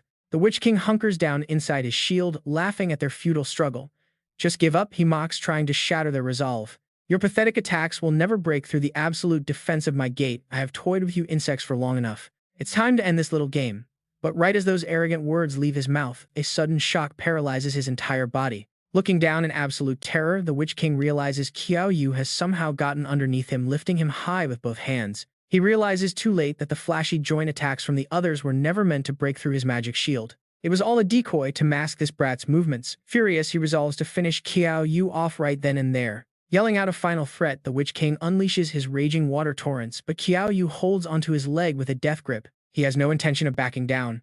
"You have been beating us up this whole time, old man. Now it is our turn." Qiao Yu's threat briefly confuses him, but seeing a heavy fist flying toward his face, he desperately tries to summon his armor. He quickly activates his Flame Dragon armor, but Qiao Yu's punch is blindingly fast. The devastating blow connects, sending blood spraying. Wiping his knuckles, Qiao Yu grins, "When it comes to close quarters combat, you are playing on my home turf." Seizing the momentum, Qiao Yu unleashes a barrage of brutal strikes. Seeing their leader in danger, Shi Xiaorong calls out to Gu Su, "We need to act right now. If the Grand Preceptor dies here, our entire dungeon quest will be declared a failure." Gu Su nods in agreement. But before they can take a step, Ma Fei and Xiangdi block their path, a cold warning on Ma Fei's face. "I highly suggest you two stay right where you are." The enemies glare back in tense silence, unable to make a single move. Nearby, the battered Witch King lets out a final desperate roar. "Crown Prince of Qian, I am dragging you to hell with me." He begins chanting a forbidden elemental spell. Qiao Yu has absolutely no idea what the old man is rambling about, but the energy is real. A blinding aura of raw elemental power swirls around the Witch King. Fully charged, he glares at the young hero with a wicked grin. "Walk away now and we both survive," he warns. "If you push me, I will trigger an elemental self-detonation and take us both out." Qiao Yu merely winds up his fist, throwing his final answer right at him. "The only one dying today is you." Even the raw power of the 5 elements cannot save the Witch King now. Qiao Yu's sheer force easily pushes him back, shattering his defense. The final impact buries the tyrant deep under a mountain of heavy rocks, completely ending his reign of terror once and for all. Instantly, a system notification flashes across the screen. For defeating the epic boss bare-handed, you receive 25 free attribute points. The system also awards him 125 experience points. However, the residual elemental energy around them still threatens to explode.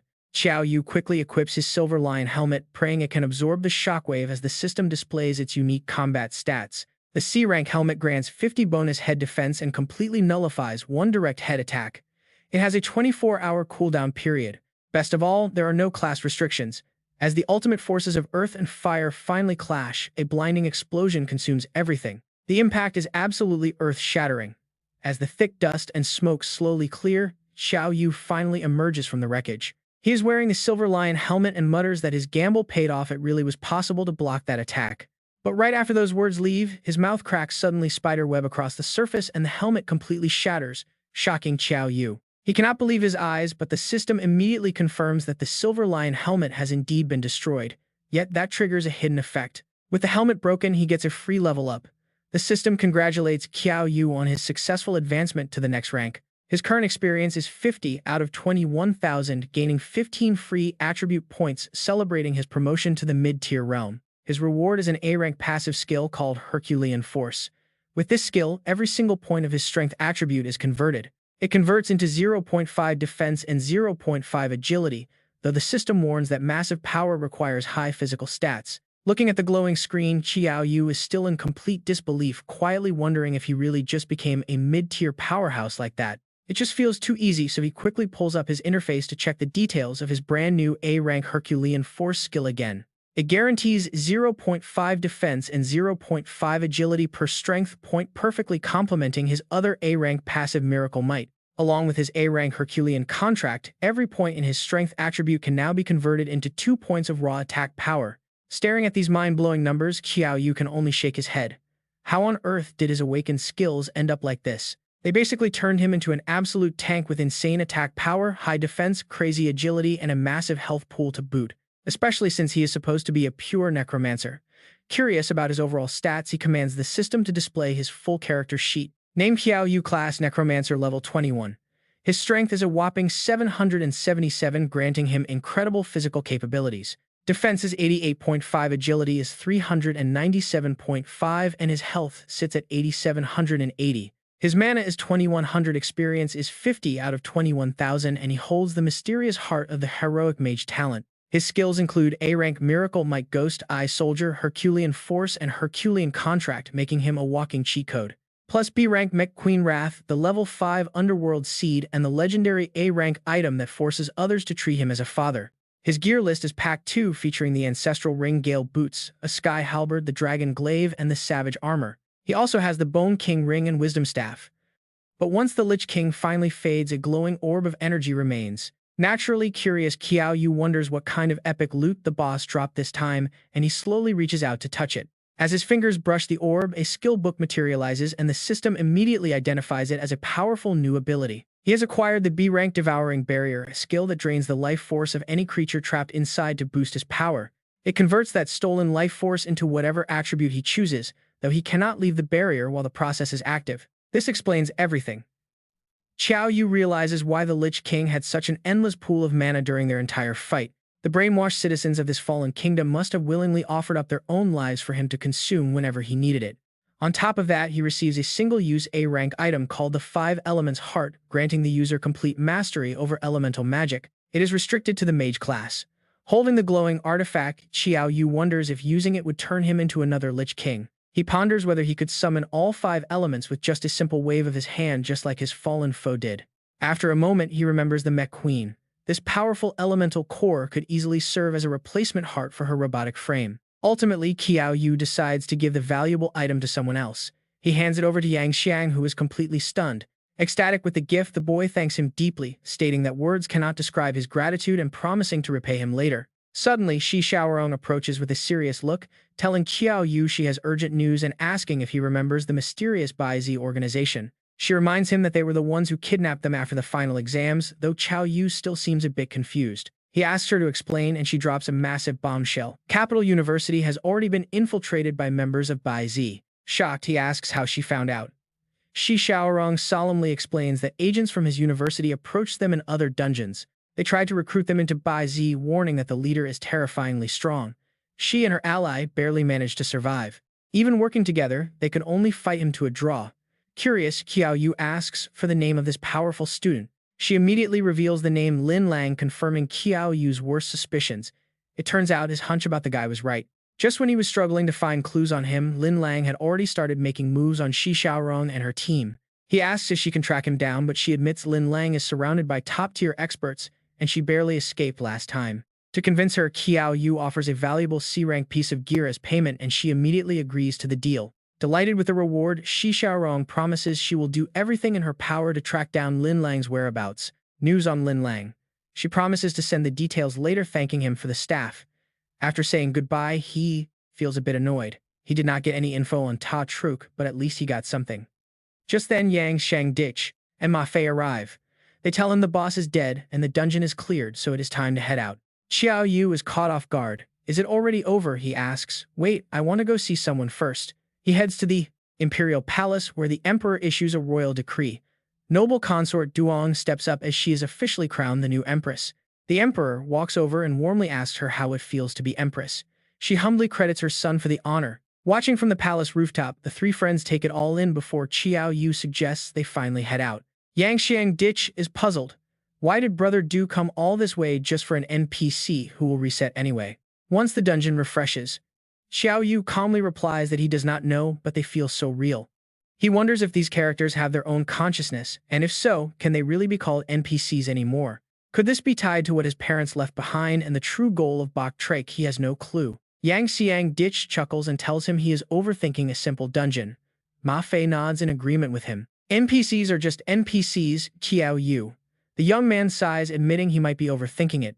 They initiate the teleport, but just as they step outside, trouble finds them.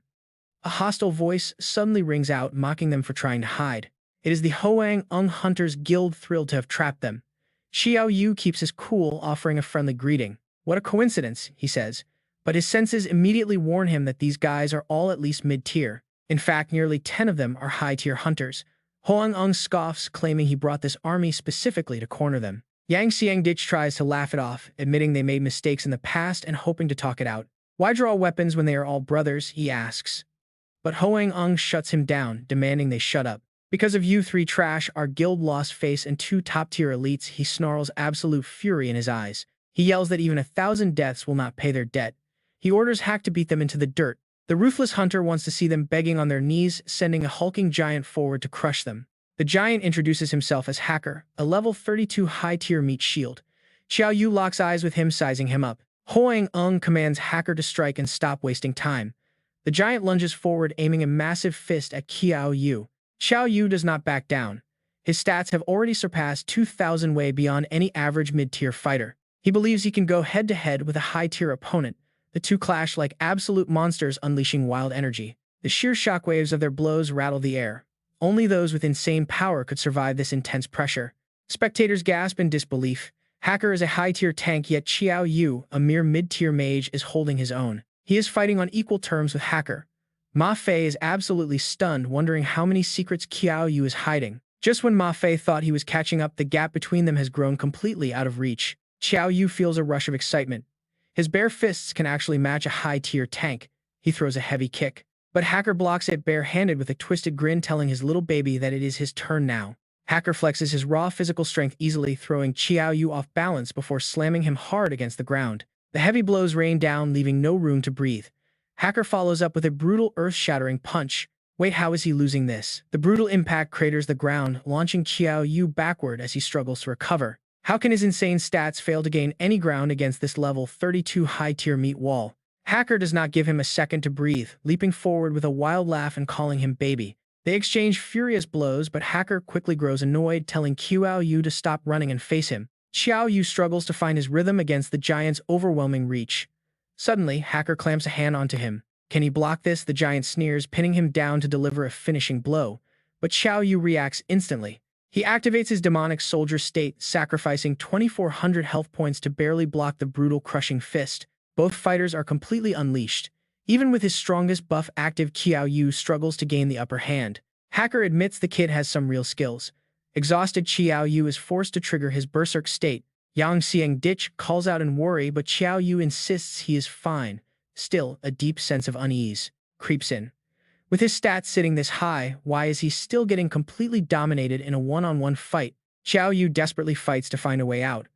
Realizing nothing else is working, he has no choice but to activate his special system card, recognize enemy as father. The hacker is in a battle frenzy, yet he is shocked. The kid can still stand. His physical body is incredibly tough. No need to hold back anymore. Spreading his massive arms wide, the beast prepares to unleash a devastating ultimate move. Strike his wrist. The system alerts Qiao Yu instantly.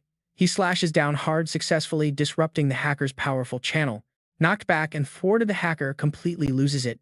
He screams in absolute rage, vowing to rip off the boy's head. Qiao Yu ignores the trash talk. He sees it now. The monster's weakness lies in his joints. Activating Gale Boots, he charges. Speed is his weapon. Qiao Yu delivers a lightning-fast strike directly to the hacker's knee, forcing the massive brute to buckle. Down on his knees, Huang Ying watches in utter disbelief. Meanwhile, the hacker desperately pushes his limits to unleash raw physical force. His muscles swell to absorb the impact. But Qiao Yu is already charging right back in. No hesitation. He punches straight into the giant's swelling gut to stop the transformation. But the rubbery muscle absorbs the entire impact. Something feels off. Before Qiao Yu can react, a massive hand clamps tightly around his throat. Caught him at last. The brute slams Qiao Yu ruthlessly into the dirt. Seeing this, Ma Fei panics, screaming for the monster to stop immediately. Let him go or you will die, Ma Fei warns. Desperate to save Qiao Yu, he prepares to use his final card. The enemy hunters laugh. This kid is on the verge of death and still talking big. His head must be broken. How dares a mid-tier weakling threaten our elder? Where does he get this crazy confidence? No one knows. Maybe seeing his beaten teammate drove him mad. Intrigued by the sudden shout, the hacker turns his gaze over to Ma Fei. Show me how you will kill me. The giant mocks. Undeterred, Ma Fei steals his resolve to unleash his ultimate technique. Fools understand nothing of supreme swordsmanship. Sword come. To the onlookers, challenging the hacker with a blade seems like complete suicide. Again, he summons the blade. Is this kid insane, or is he just trying to put on a show for them? Suddenly, an immense spectral blade descends from the heavens. It strikes the hacker, sending shockwaves through the entire battlefield. Impossible. Everyone freezes in shock, basking in their awe. Ma Fei smirks. This is the legendary cool moment he always dreamed of. Dark, suffocating energy radiates from the weapon. It is the Kunwu sword. Terrified, the hunters pale and Huang Ying steps back. Ji Bingyang has arrived. Huang Ying cannot believe it. Before anyone can react, the legendary master appears, smacking Ma Fei's head hard. You smelly brat, the master scolds him. That sword pill was meant for life and death situations, not showing off. Look at your clean clothes. Not a speck of dust, yet you waste a treasure. You should have fought first. Turning to Qiao Yu, the master points out his dispersed aura. Tough on the outside, but completely hollow within. Didn't I order you to investigate Lin Lang? Recognizing the old man, Qiao Yu quickly reassures his principal. He promises the investigation is almost complete. Qiao Yu realizes the principal indeed knows exactly where his flaws lie. Meanwhile, Huang Ying is absolutely fuming. How dare this old man completely ignore the members of the Hunters Guild? Ji Bingyang ignores the brat, sensing a powerful presence nearby. An interesting character seems to have finally arrived, he whispers. Standing tall with Qiao Yu, Yang Xiang, and Ma Fei behind him, the master keeps his gaze locked on the oncoming threat. Come out and stop hiding, he calls.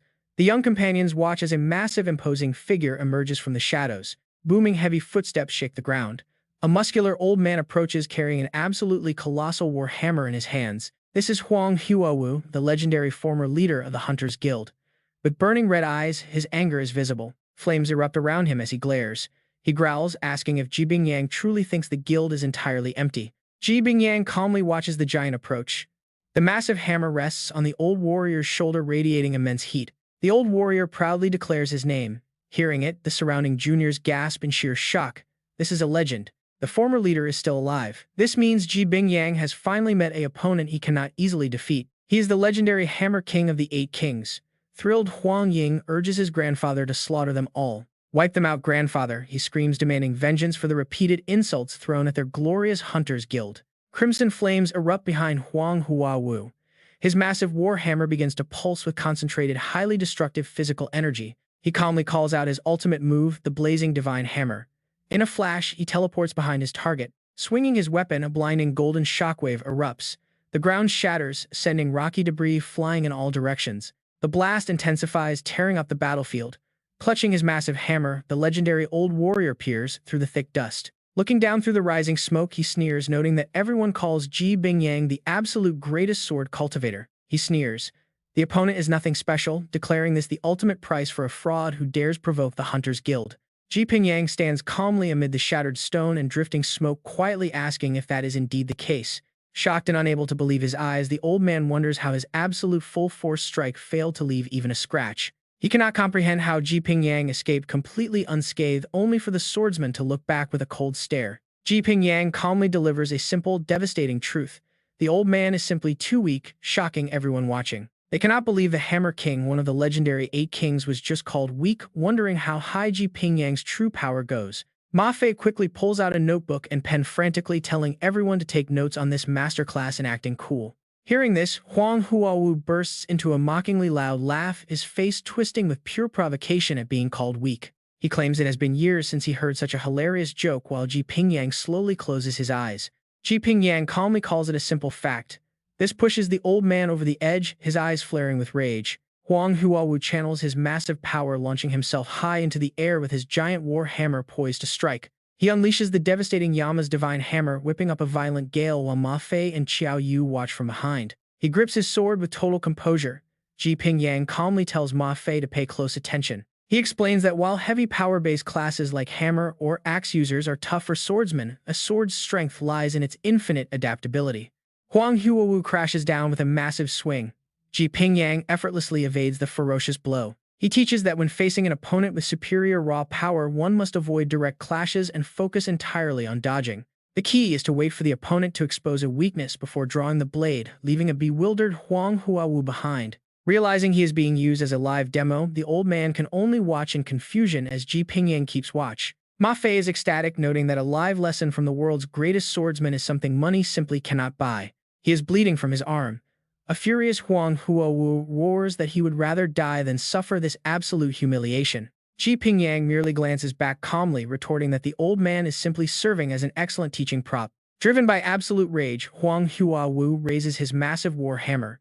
He charges straight at Ji Pingyang once more. Screaming for blood, the old man lunges forward while Ji Pingyang calmly starts explaining the 6 tiers of the sword. Drawing his blade, he unleashes a flurry of afterimages, listing the stages from Sword Whistle to Sword Chi and Sword Light. He details the progression to Sword Steel, Sword Force, and Sword Intent, causing his blade to glow with a sharp purple aura. Rapid swings create the high-speed vibration known as Sword Whistle, which generates sharp airflow that extends the attack range as Sword Chi. When that chi is concentrated and bound tightly to the blade under perfect control, it becomes Sword Light. Condensing that energy into a solid physical form creates Sword Steel, which carries the warrior's spiritual will. This mental willpower manifests as Sword Force, which ultimately crystallizes at its absolute limit into the legendary Sword Intent. Huang Huawu channels every single ounce of his hatred, lifting his glowing war hammer high in a desperate rage-fueled attack. The old man descends like a meteor. Ji Pingyang remains incredibly calm, standing his ground without moving an inch. While the others shield their eyes from the rising dust, Ma Fei can only marvel at the sheer scale of the power. Ma Fei whispers in awe at the massive sword force as a serene Ji Pingyang calmly delivers his final piece of advice. He tells Ma Fei that every swordsman's sword intent is completely unique, urging his student to embark on his own path of discovery. Today, his only goal is to show Ma Fei the true height of mastery, just as Huang Huawu closes in. Ji Pingyang unleashes a clean swipe of his blade, sending leaves swirling as the shockwave cleaves through the nearby forest. Watching the sliced and fallen trees, Qiao Yu realizes that despite using the same skill, the principle operates on an entirely different level. The devastating strike feels alive, bypassing all defense to completely sever Huang Huawu's arm and send his massive hammer flying. The surrounding forest collapses in absolute ruins as the devastating aftermath of that single legendary strike finally settles. Gazing in absolute horror at his defeated grandfather lying broken on the ground, a panicked Huang Ying screams out. The onlookers tremble in absolute fear, with panicked whispers spreading that the former guild president is dead. They cannot believe a powerhouse like the Hammer King was slain without putting up a fight, questioning Ji Pingyang's true rank. A sudden cough echoes through the settling dust. Qiao Yu realizes that the old threat is still very much alive. While Ji Pingyang looks on with confusion, a heavily battered Huang Huawu slowly struggles back to his feet amidst the thick haze. Sharp needles suddenly erupt from the soil as a mysterious green energy surges toward Ji Pingyang with strange binding vines. Leaves fly around. Yang Xiang, Qiao Yu, and Ma Fei suddenly cry out in worry, warning the principal about some strange vines. Strange long vines wrapping around Ji Pingyang as sword intent flares. But it doesn't work because Ji Pingyang already uses his raw power to tear those vines to shreds, only for the remaining vines to shoot straight toward Qiao Yu, Yang Xiang, and Ma Fei at terrifying speed. Seeing the danger, Qiao Yu shoves his friends away from the incoming threat, but a strange vine catches his leg.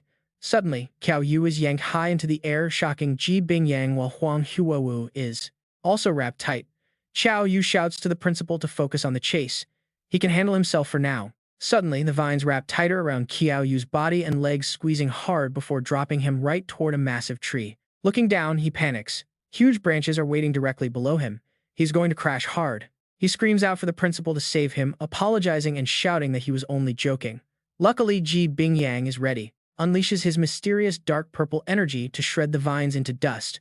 Holding his sword, the principal watches Qiao Yu land safely on the ground.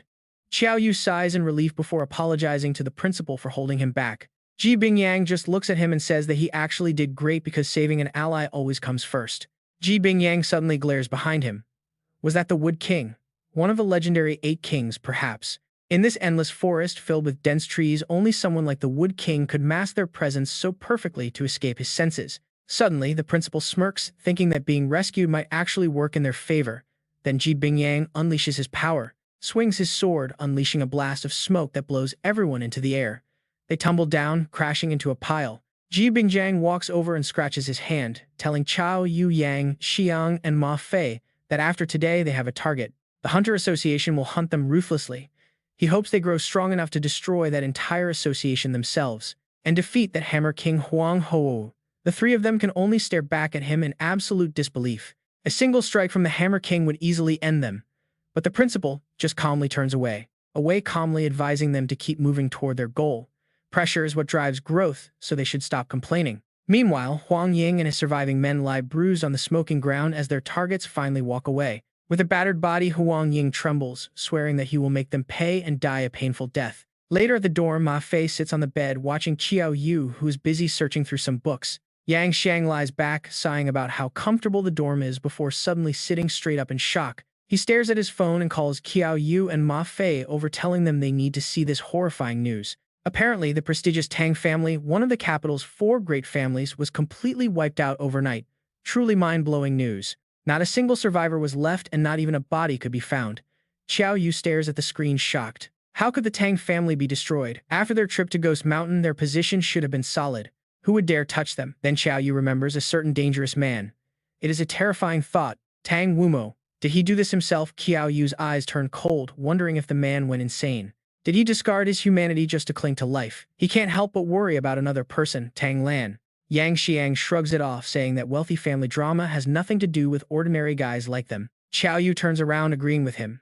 Ma Fei then gets up, saying he needs to go find Teacher Wan. He hopes Teacher Wan can give him some answers about the weird physical changes that the principal had mentioned. Later that afternoon, Teacher Wan Lihao meets Qiao Yu outside, teasing him about finally deciding to show up for class. Qiao Yu scratches his head, smiling awkwardly and asking the teacher not to tease him. He explains the principal sent him. Wan Lihao shrugs, telling him to speak. Qiao Yu explains he has a very special friend. A friend who is only level 21 but whose total attribute points have already surged past 2,000. Yet his actual combat power doesn't feel like a 2,000 stat. Qiao Yu asks if that's normal. Wan Lihao stares back. Level 21 with stats like that. Is this friend some kind of monster? Qiao Yu sweats quickly, changing the subject, but Wan Lihao just laughs and decides to show his own stats. The system interface pops up showing Wan Lihao a class 45 physical warrior at the king rank. His stats read power 1535, defense 10, 24, agility 506, and spirit 89. Qiao Yu is stunned to learn that above high rank is king rank, asking if Teacher Wan broke through. Teacher Wan looks at him, explaining that even at level 21 his own attributes only total slightly over 3,000. Having over 2,000 attribute points at level 21 is definitely suspicious. He explains, instantly picturing a young Qiao Yu. Imagine a child holding a heavy gun. There is a conversion rate between those raw attributes and actual combat power. Qiao Yu's situation is like a toddler holding an assault rifle. The weapon is deadly, but they cannot handle its full recoil. Hearing this, Qiao Yu asks Teacher Wan how he can possibly unleash the full potential of those 2,000 attribute points. The veteran teacher offers a simple solution. He must either level up rapidly to handle the massive power surge, or master his own energy instead of relying solely on weapon upgrades. Qiao Yu gets serious, analyzing his options carefully. His Mage's Braveheart talent is his ultimate trump card. Forcing a level up instead of stacking attributes would completely ruin his build. The system screen flashes. The passive effect triggers whenever Qiao Yu defeats an opponent using physical close-quarters combat. He gains free attribute points as a reward. His unique active skill even allows him to sync all other stats to match his highest rating. Wondering if there's another path, Qiao Yu asks Teacher Wan if any other options exist. Teacher Wan clenches his fist with a serious look. If leveling up quickly is out of the question, there is still hope. He must simply keep stacking those stats until raw quantity forces a breakthrough. Hearing this, Qiao Yu clenches his fist tight. It makes perfect sense. The conversion rate does not matter. If 2,000 attribute points are not enough to win, he will just double it to 4,000. He envisions a massive explosion ripping through the city streets. If the weapon in hand is powerful enough, even a small child can wipe out entire armies with ease. Teacher Wan crosses his muscular arms in size. As far as he knows, no mid-tier fighter has ever done this. Crossing 2,000 points while still at mid-tier is unprecedented. Even the headmaster failed to achieve that back in his day. Qiao Yu boldly declares that he will be the first to do it before quickly smiling and correcting his slip. He meant his friend, of course. Teacher Wan just stares at him in dead silence. Qiao Yu prepares to leave. Suddenly, Teacher Wan grabs his shoulder with a dark, plotting look and tells him to wait. Qiao Yu glances back nervously. If his total attribute points truly exceed 2,000, then he absolutely must participate in the upcoming Academy World Tournament. It is a massive global competition. Bringing glory to the school is the perfect excuse to overlook his skipped classes. Qiao Yu turns around with a completely blank stare, processing the sudden deal his teacher is throwing at him. He is shocked. Is he seriously being asked to join the National Battle Tournament? He thought that was only for third and fourth year seniors. He remembers that Long Xian had actually brought up this very same request in the past. Teacher Wan explains that exceptional underclassmen also participate. The competition is split into both team fights and solo matches. The core group roster has already been selected and is deep into training, so inserting Qiao Yu now is impossible. If he wants to compete in the group division, he will have to put together his own squad from scratch. Instead, Teacher Wan wants him to focus entirely on the solo bracket, confident those massive stats will carry him far. Qiao Yu claps his hands together, his eyes lighting up as he asks what kind of rewards are on the line. He immediately gets smacked upside the head. His teacher angrily asks why he needs an incentive to bring school glory. Naturally, a top ranking will net him massive rewards. The teacher offers two very clear choices to make. First, clear an exclusive solo dungeon to qualify for the tournament registration. His gaze turns cold and threatening. Or second, he can choose to fight his teacher head-on. Qiao Yu sweats, staring at his terrifying mentor. He asks if that second option is basically just a death sentence in disguise. Teacher Wan shrugs, totally unfazed. Qiao Yu agrees to the tournament. He knows he owes both the headmaster and Teacher Wan for his current success.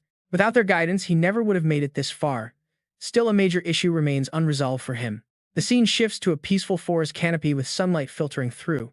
Two figures are seen talking in secret. A challenger asks if the information is actually reliable. Shi Xiaorong crosses her arms, confident in her source.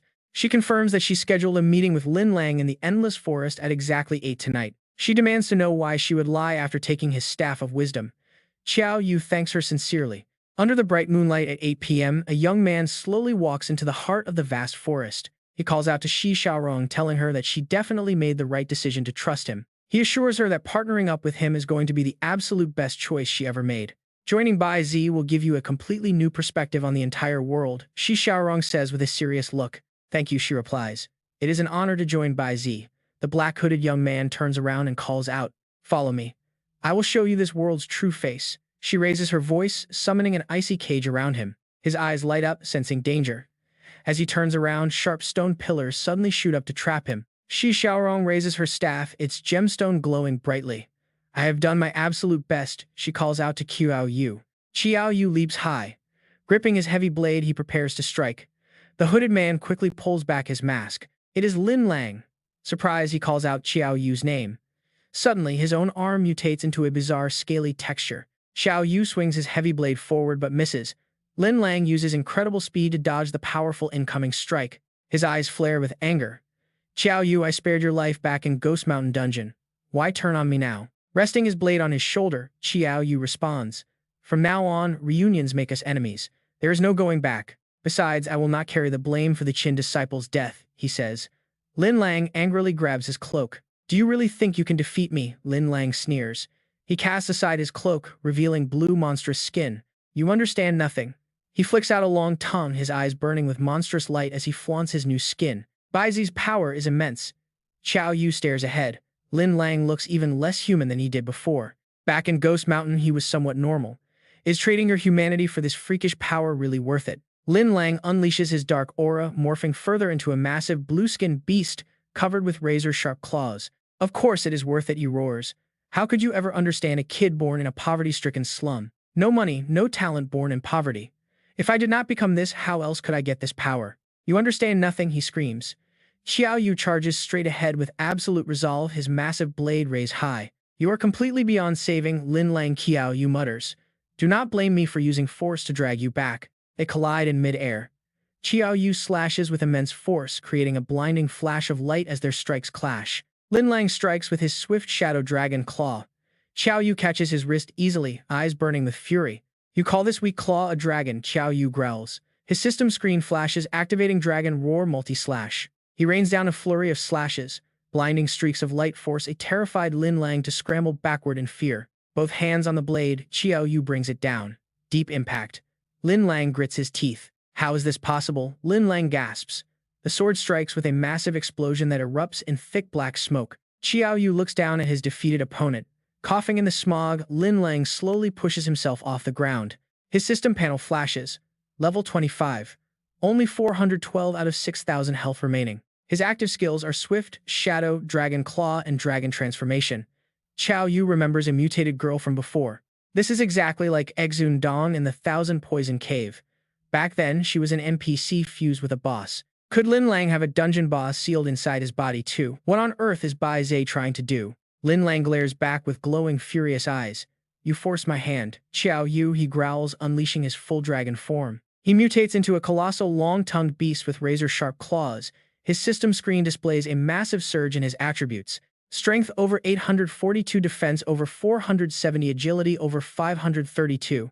A creepy shadow smiles behind him. The dragon morph is permanent and irreversible. "You forced me to do this, Qiao Yu. I hate you," Lin Lang roars. He leaps over the shattered rock debris. In a split second, he flashes forward with a blinding burst of speed. Gritting his razor-sharp fangs, the beast charges directly at him, predatory eyes locked onto Qiao Yu with absolute malice. Qiao Yu looks on calmly. "You are just a freak now. I killed one back when I was an apprentice." The beast claws at him. Qiao Yu leaps high easily, dodging the strike.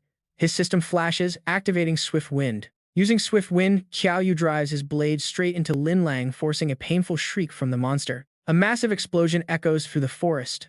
Light flashes. Qiao Yu holds his blade pinned deep into Lin Lang's flesh. The beast crashes down the sword, pinning his shoulder to the ground. "This is impossible," he groans. "Absolutely impossible. How could an ordinary human suddenly become this powerful?" Staring up, he sees a black dragon coiling around him. He lies defeated, writhing in agony. "It is not fair. I sacrificed everything for this power. To fuse with this vile flood dragon, I had to endure pure hell itself, and yet it was all for nothing." Lin Lang gritted his teeth in agony, his face dark with despair. The very power he risked his life to obtain was utterly useless here. It just was not fair. Qiao Yu looked down at him, knowing nothing was impossible, and realized Master Wan was right. His current combat power might struggle a bit against high-tier enemies, but handling mid-tier opponents was a total breeze with power to spare. Was this what they called overcoming all techniques with sheer strength? Qiao Yu leaned on his blade, looking down at his defeated foe. He told him he would not kill him, but would bring him back to clear his name.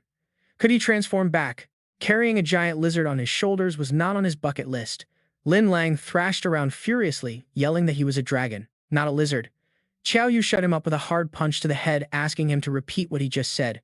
A trembling Lin Lang quickly corrected himself, calling himself a lizard before shifting back into human form.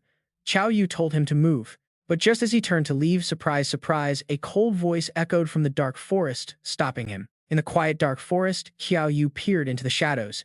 A strange group of cloaked figures emerged, wearing hoods from head to toe. One masked man laughed, saying they had searched everywhere until their shoes wore out, yet now they stumbled upon him without any effort at all. They were actually having a massive headache trying to find him, never expecting him to deliver himself right to their doorstep. Qiao Yu smirked, asking if they were really so sure they could take him down. Just then, Xiang Di and Ma Fei arrived. Surrounded on all sides, the three friends braced themselves. The masked leader scoffed at the sight of Lin Lang, calling him useless trash. Qiao Yu narrowed his eyes, asking if they were the same ones behind the chaos back in the Ghost Mountain dungeon. The leader raised his hands, mocking him for guessing right, though there would be no reward. Instantly, the cloaked figures rushed forward. As the order to strike was given, Ma Fei drew his sword and lunged forward with a sweeping strike. But the enemies had raised their shields easily, blocking the blade's energy.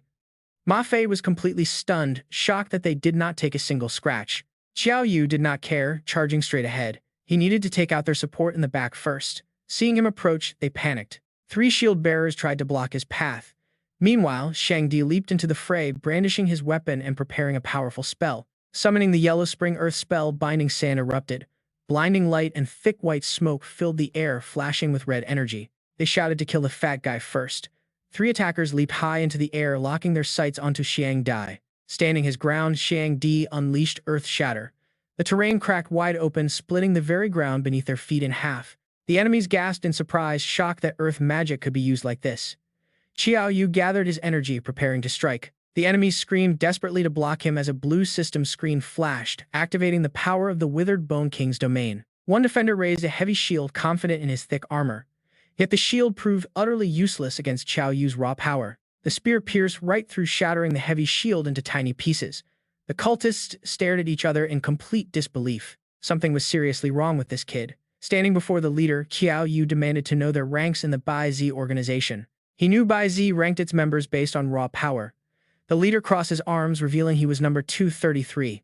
Since he knew so much about them, why refuse to join? Behind his mask, the leader's eyes glowed with a sinister red light. He told Qiao Yu that he must have countless questions, and going with them to Bai Zi was the only way to get answers. The leader's tone suddenly turned dark, shifting into a chilling threat. They knew things like the current location of his parents. Qiao Yu froze his eyes, widening in absolute shock at the mention of his family. Behind him, his friends exchanged stunned looks. Qiao Yu's face darkened. Were his parents really with Bai Zi? What connection did they have? The masked leader merely closed his eyes. He claimed he would learn everything if he just complied. But a sudden, vicious strike from Qiao Yu cut him off entirely. The force knocked the leader off balance. Seething with rage, Qiao Yu spat back that he would uncover the truth on his own. Gritting his teeth, he wondered what connection his parents had with this shadow organization and why they had vanished without a trace. If his parents were enemies of Bai Zi, walking straight into their headquarters with his current power level would be suicide. The masked leader crashed to the ground. As Qiao Yu stood lost in thought, the enemies behind him saw a perfect opening. He was distracted, giving them a perfect opening. 3 staff-wielding mages stepped forward, preparing to unleash their most devastating spells in unison. Flame Spear, Holy Aurora Sword, and Heaven-Shattering Tempest. Their combined magical energies focused on a single point, surging straight toward Qiao Yu. A massive blinding explosion erupted right where Qiao Yu stood, but through the smoke his face emerged, radiating pure cold fury. With his rage state activated, his eyes glowed with demonic energy. He whispered the Ping Yang sword art for a stance, leveling the plains. His blade swept out instantly, knocking down the front line, while a holy healing spell activated behind them to patch them up. Qiao Yu relentlessly swung his blade, shouting that he wanted to see if their healers were faster than his slashing. As they scream in panic, that mocking voice echoes again.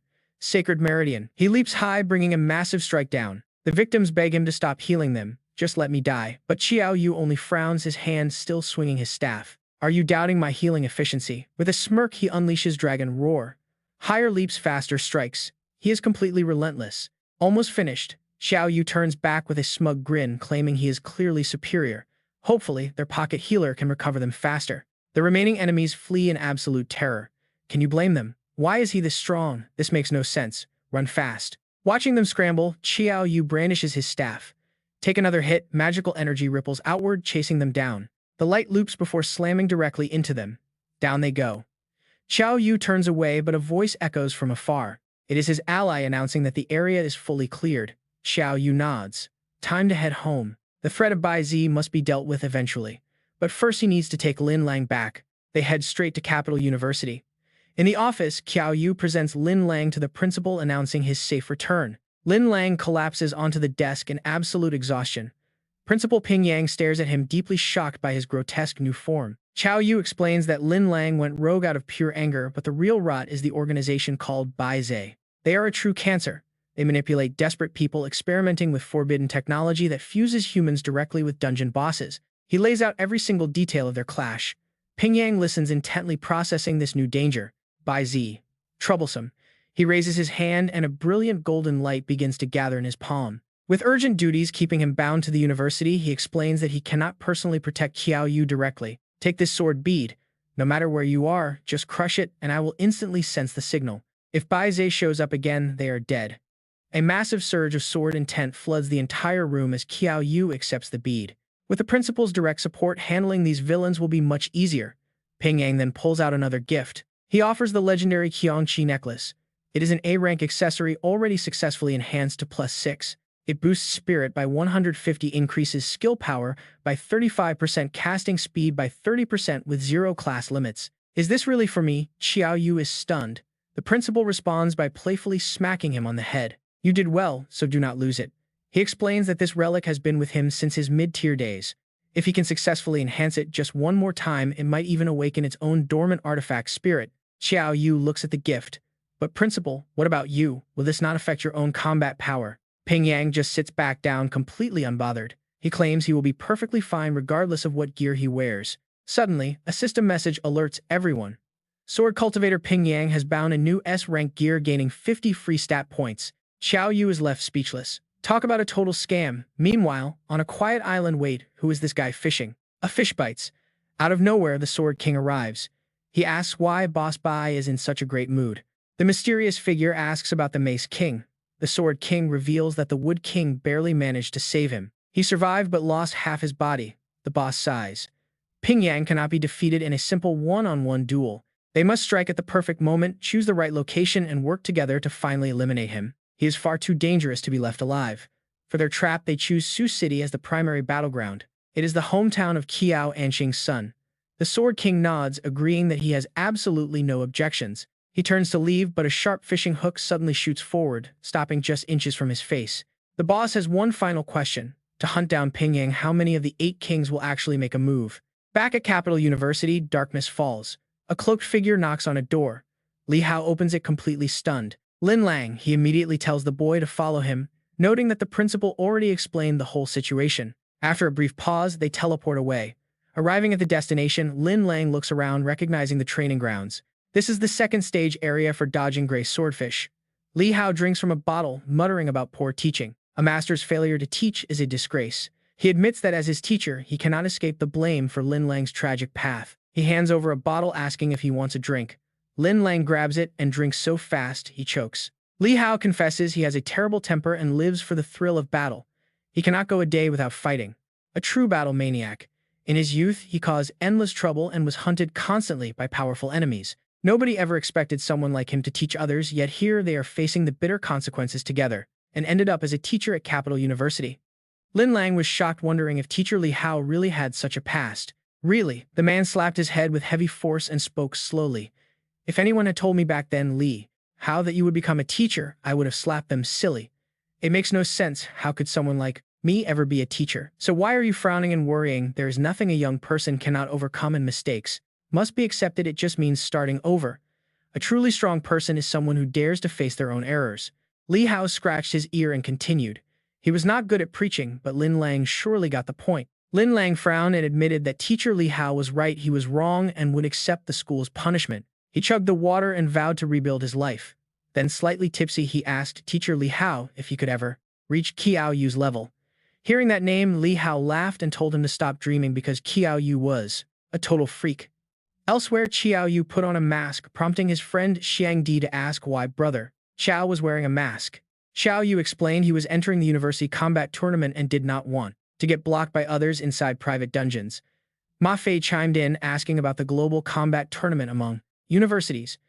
He declared that such a grand event could never happen without his glorious presence. Meanwhile, Xiang Di pointed out they needed a 5-man squad, meaning they had to recruit more members. Hearing this, Ziyue was surprised by the tournament and worried she might hold them back, but Ma Fei confidently told her not to worry. He said with him on the team, even a tied-up dog could win. Ziyue was startled and angrily asked what he meant.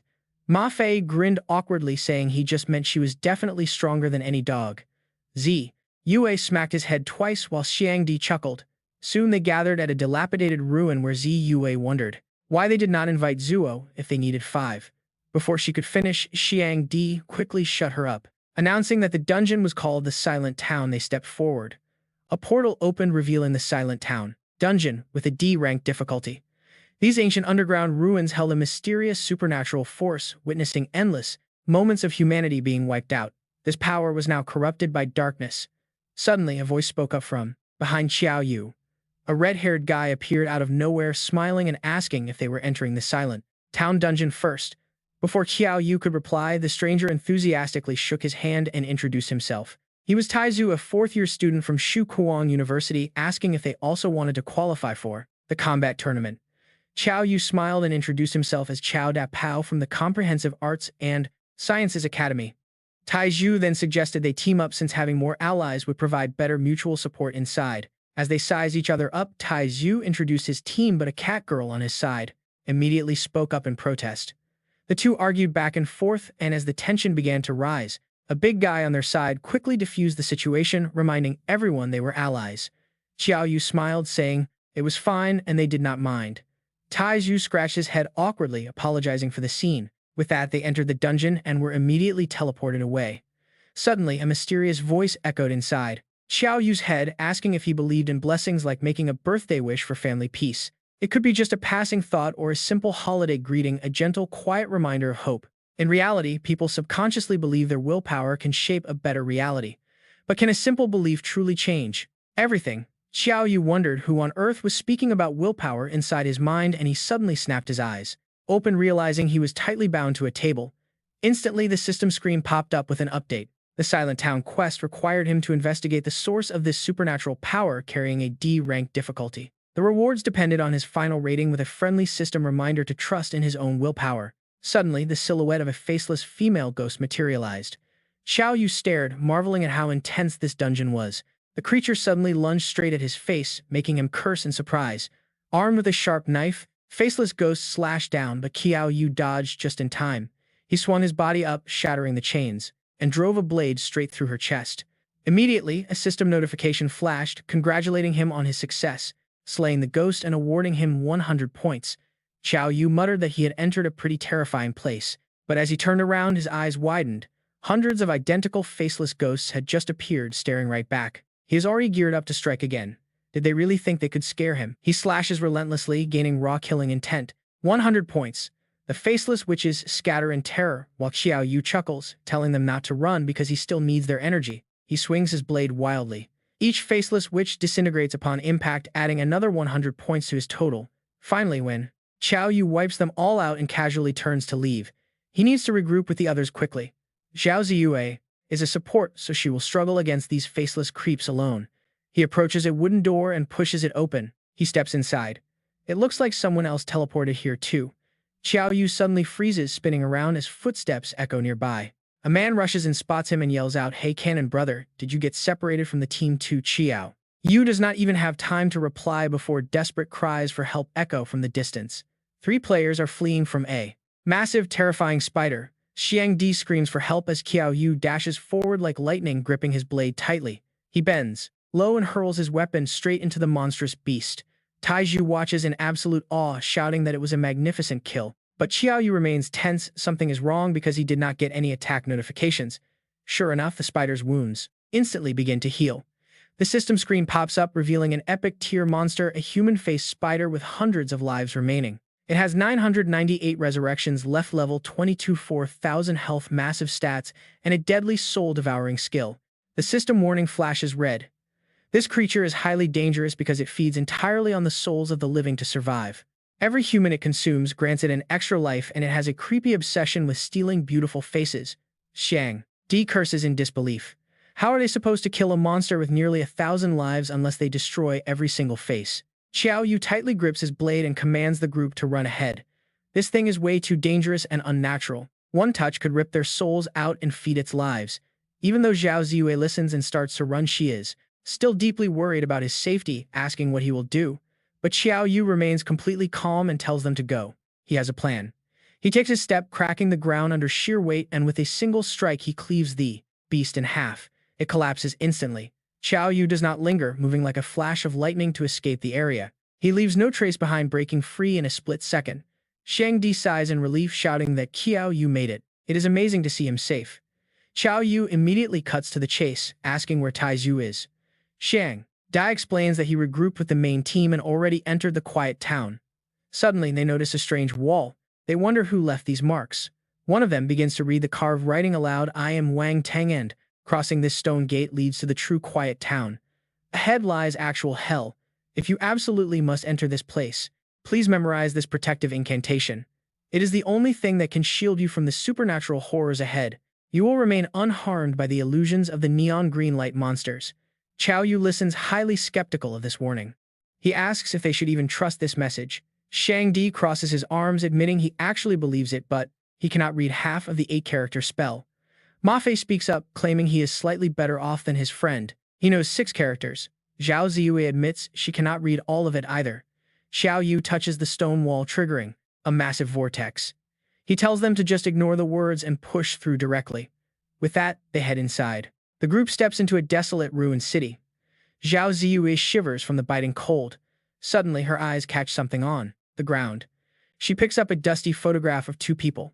But as she looks closer, the man's face in the photo suddenly warps into a hideous, grinning monster. Zhao Ziyue shrieks in terror, making the rest of the team panic. They ask her what is wrong.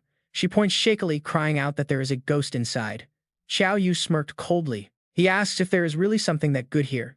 He grabs the photo, staring back at the grinning entity. Qiao Yu smiles, tosses it into the air, and slices the photo clean in half. He sighs, disappointed by the tiny reward. He mutters that 50 points is way too low, wishing for more. Zhao Ziyue watches in absolute awe of his growth. Suddenly, hurried footsteps echo from the fog. Someone is desperately screaming for help. Xiang Di whips his head around too. Look. A young girl runs toward them, her face pale with absolute terror as she begs them to save her. Ma Fei warns the group to stay alert. Nothing friendly just wanders around a dangerous dungeon, so it must be a trap.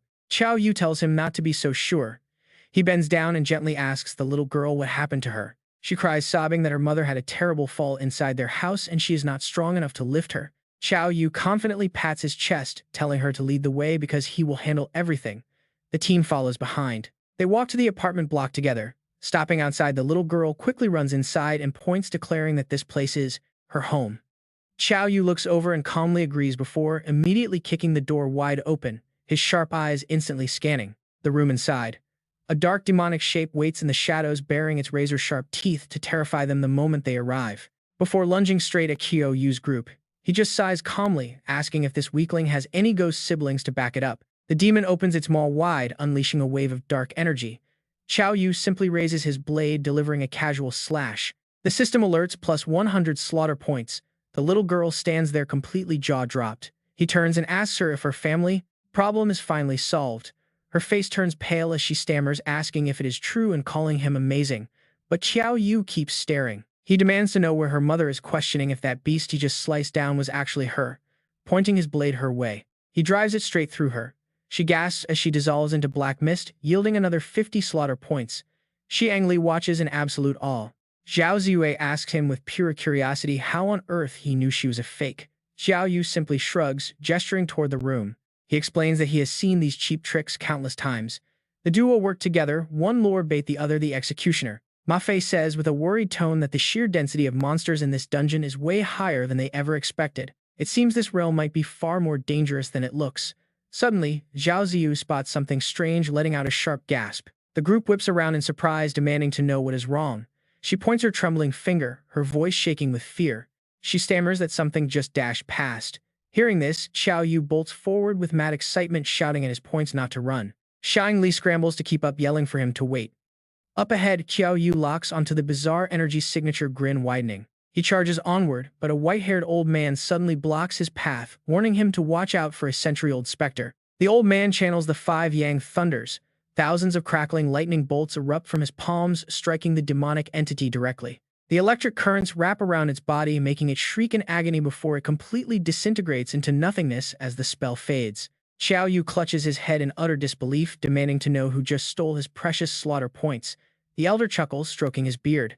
He proudly remarks that his lightning technique has not lost a single shred of its legendary power. Xiao Yu just glares and asks his identity. The old cultivator introduces himself as Exun Yu, the current successor of the Taoist sect, telling the young man to call him Master Zhang. Qiao Yu wonders if this Taoist NPC is similar to the one from Mount Gui. Since this quiet town is crawling with demons, this helper might actually come in handy. Sun Yu scans the horizon, detecting a sudden surge of dark energy gathered in the distance. Qiao Yu immediately sprints ahead, determined not to let the old Taoist steal any more of his precious kills. His golden dragon crescent blade is practically crying out for blood. The master shouts behind him, telling him not to be reckless. He leaps onto his flying sword, warning that a mere mortal weapon cannot scratch real spirits. But Qiao Yu completely ignores the advice. Sun Yu watches him charge ahead like an arrow, utterly bewildered. What kind of freak is this kid? He is literally outrunning a flying sword on foot. Qiao Yu leaps onto the rooftop of the apartment building looking down. Demonic energy blankets the entire street below. Down in the chaos, he spots Taizhu struggling against the onslaught. Zombies are swarming the area. Taizhu quickly yells to his team, asking if they still remember the warding chant on the wall. He closes his eyes and starts reciting the ancient spell, chanting the sacred words under his breath. The entire group joins him. Their voices echo together, causing a radiant barrier of light to form around them, expanding outward with every syllable. The nearby specters shriek in terror at the holy words and immediately begin to scatter. Someone happily cries out that the monsters are retreating. Qiao Yu suddenly senses a strange freezing wind passing by. Sun Yu descends near Taizhu's squad, demanding to know what happened to the overwhelming demonic energy that was just here. How did it vanish so quickly? He looks around for the young warrior with the heavy blade, then approaches Taizhu to ask about the ghosts. One of the squad members whispers to Taizhu, pointing out that this old guy is actually a critical plot NPC. Keeping him close is the only way to trigger the main storyline quest. Taizhu nods in understanding. He steps forward and politely greets Master Zhang, introducing himself and claiming they have already cleared out all the monsters.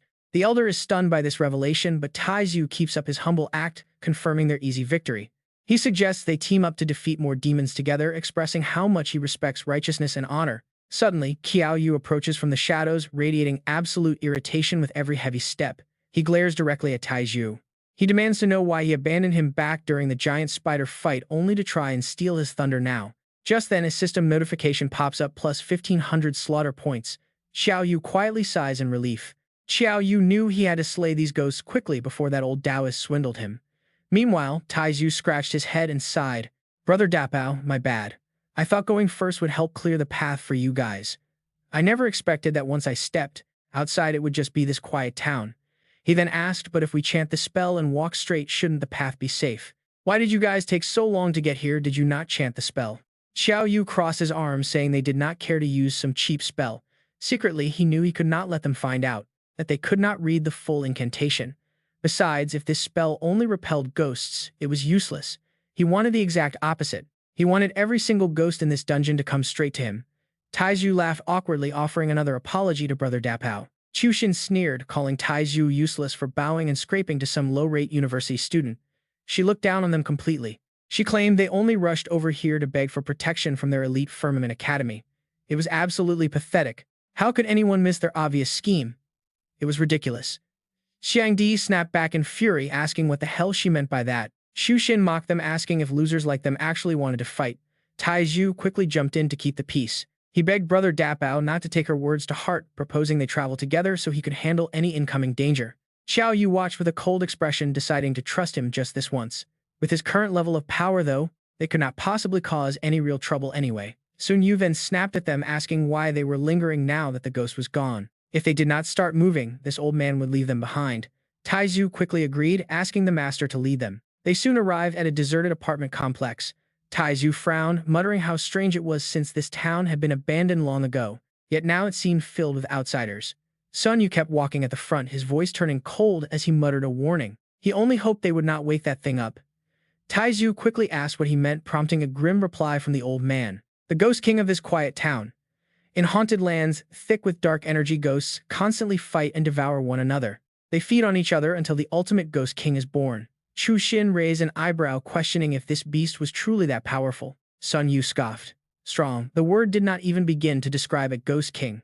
It was pure terror. Their birth brought nothing but absolute disaster and endless suffering. He recalled his own father once encountering a ghost king years ago. Even with the help of a legendary Grand Master, they had barely managed to destroy it. And his father was a true master of Taoism. He was countless times stronger than Sun Yu himself. As for that ghost king, it was once an enlightened monk who fell from grace. That battle was absolute chaos. Qiao Yu froze, his mind racing. An enlightened monk falling into the ghostly path.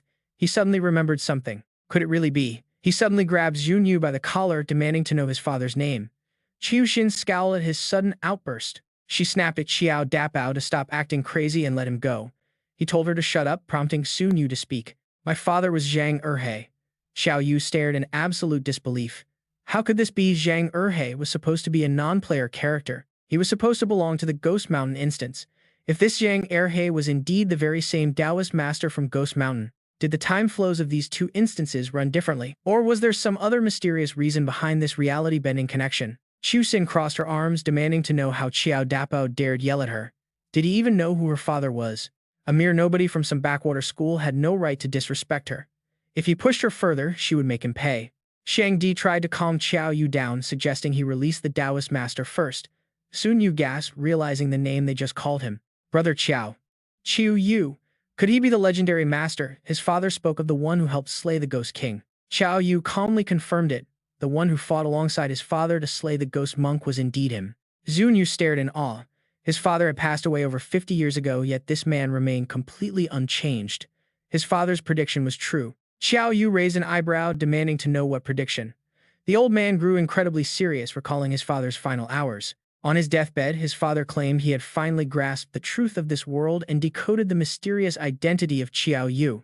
He had told his son that he finally understood why he could never locate any trace of Qiao Yu after that battle on Ghost Mountain. No matter how hard he searched the land, the man did not exist, because Qiao Yu never belonged to their world in the first place. Sun Yu had asked what that could possibly mean. His father simply pointed up at the dark sky, offering a cryptic answer. He came from the Prime World. Right then, violent lightning cracked across the pitch-black sky. Sun Yu gasped, realizing what was happening. It was divine retribution, the wrath of heaven itself. Yet his father had only laughed, mocking the heavens as a massive dragon descended. He scoffed at the threat, yelling that he feared no death. But before the lightning blasted him, he managed one last message. He told Sun Yu that his final prophecy foretold a fated meeting with a man named Qiao Yu. He had to remember that name. The Taoist master reveals a shocking truth. The world Qiao Yu lives in is absolutely real, and so is the one Zhang Erhe belongs to. Everyone in both of their worlds has been completely fooled.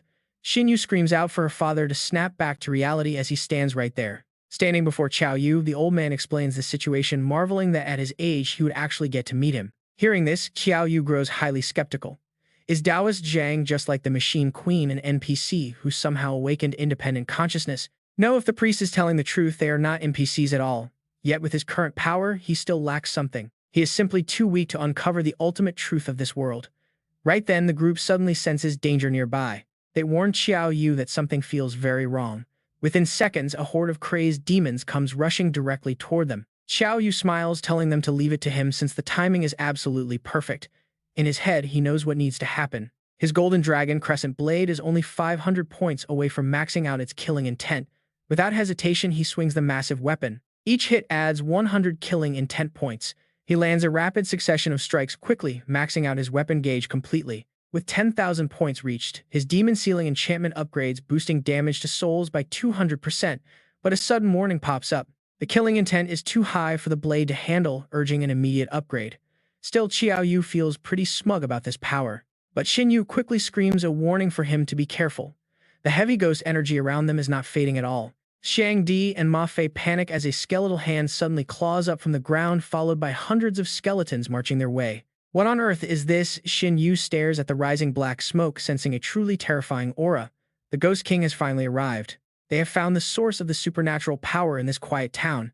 The system declares the dungeon quest complete, urging immediate escape. Xin Yu grips a talisman in her hand, summoning protective spirits to guard her sides and unleash a devastating divine force. Chanting the ultimate 7-kill command, she hurls the glowing paper charm directly at the towering Ghost King.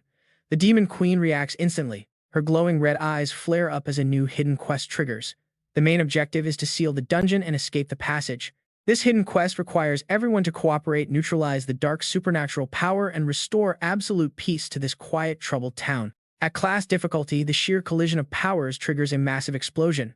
Taizu desperately urges his teammates to chant their defense spells. He and his team clasp their hands together, chanting their holy protective mantras. But these defensive shields fail to affect the Ghost King. She coldly commands them to kneel. Instantly, Taizu and his allies are forced to the ground, wondering why they cannot control their bodies. The Ghost King commands them to go blind, lose their legs, and break their arms. Agonizing screams echo through the dark cavern. Xin Yu is completely horrified. This is the absolute command ability, words becoming law. It should be impossible for a mere ghost to use. How could she possibly wield such ultimate power? Meanwhile, Qiao Yu and his allies stand completely unaffected by the dark magic. Xiang Di jokingly wonders if they survive simply because they are too good-looking. Seeing this, the Ghost King grits her teeth in rage. She shrieks in absolute disbelief, desperately ordering their eyes blinded and bones broken, but her curses only hit Taizu's helpless team. And get this, Qiao Yu just smirks, realizing the creepy runes on the gate were her doing all along.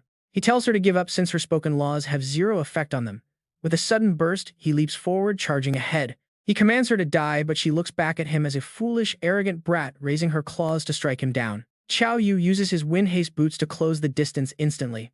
Panic strikes her as he unleashes a devastating dragon roar continuous slash. He lands gracefully after tearing her to shreds.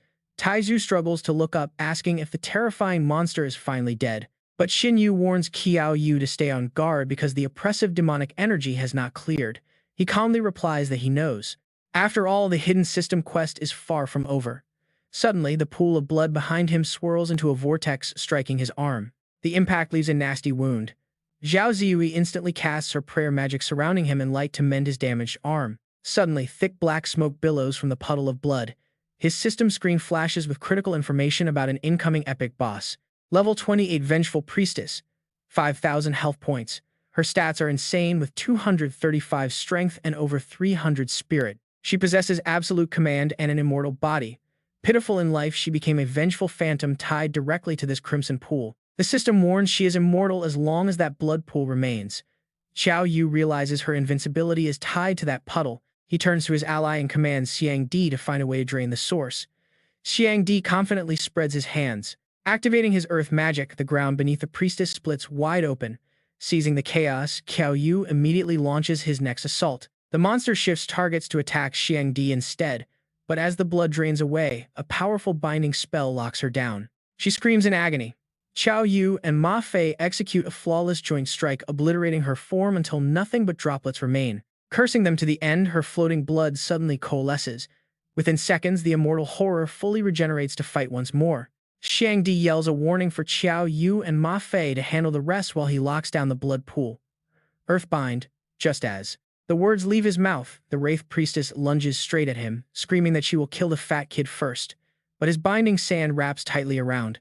Xiang Di grits his teeth, refusing to let the 5 elements heart that Qiao Yu gifted him go to waste.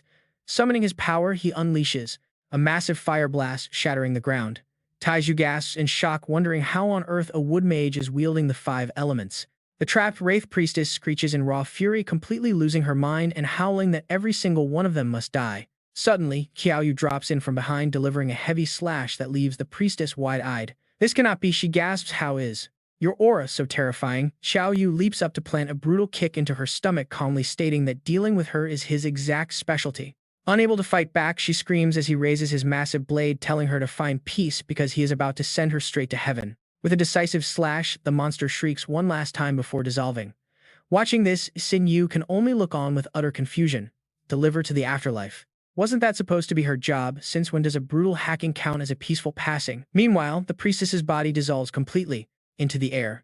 The hidden quest is complete. S-Rank evaluation achieved. Reward includes 1 level up and 100 free attribute points, along with 1 equipment upgrade stone and 1 awakening stone.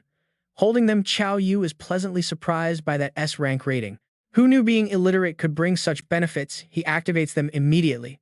His weapon glows as the system processes the upgrade, transforming his B-Rank Golden Dragon Crescent Blade into an A-Rank Torch Dragon Crescent Blade. Another system notification flashes as he successfully awakens the weapon spirit Zhu Juiyan.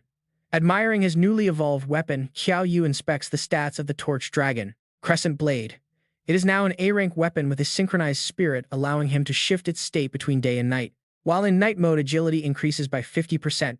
Switching to day mode boosts critical strike rate by 50% plus, adding 20% extra damage against opposite gender creatures and a massive 100% boost against all soul-based entities. It also grants a natural intimidating pressure against all foes, specifically weakening any dragon-related creatures by 20% when facing him. Gripping the weapon, Qiao Yu smiles. This thing is top tier, and a heavy blade fits a physical necromancer like him perfectly. Turning back to check on his teammates, he figures that they must have walked away with some decent loot of their own. Taizu walks up, calling him his big cannon bro and thanking him, saying they only cleared this run because of him. He adds that, when they meet in the combat tournament, he will not go easy on him. Standing nearby, Qiu Xin glares at him with deep jealousy. The next day, Ma Fei pulls him aside to warn him. Amiku, watch out for Qiu Xin. Her gaze yesterday was incredibly hostile. Qiao Yu just shrugs it off as they walk, laughing that he has absolutely nothing to fear from a spoiled rich princess like her. After walking a bit, Shang-Di leaves first, saying he is off to find the magic teacher the principal arranged. Before leaving Ma, Fei mentions he is also heading elsewhere to be personally trained by the headmaster himself. This leaves Qiao Yu wondering who his own trainer will be for this special training. And when his status window pops up, you won't believe how broken his build actually is. Realm. Intermediate tier level 22. Strength 88. Defense 944 solid as iron. Agility 444 fast as lightning. Spirit 150. Health 9,890. Mana 2,200. Walking along, he wonders if his instructor is Teacher Li. How? With his current insane stats, he would probably scare the poor teacher to death.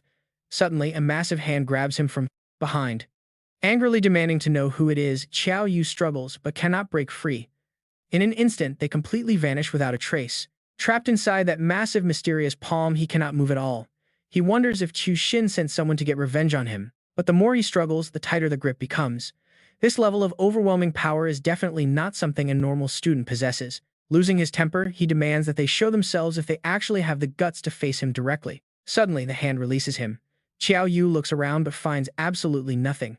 He tentatively takes a few steps forward into the room. He wonders where he is and why there is an old desk nearby. Picking up a dusty newspaper, he begins to read, his eyes widening in pure shock at a photograph of his own father. He stares at the article, completely baffled by the Bai Zhe company. His father founded it, and his mother's name is listed as Bai Shixia. He wonders how she is connected to Uncle Shi. Qiao Yu slams his hand on the desk, demanding to know the connection between this company and the mysterious Bai Zhe organization. What is happening? The scene shifts to Principal Ping Yang's office as a knock sounds.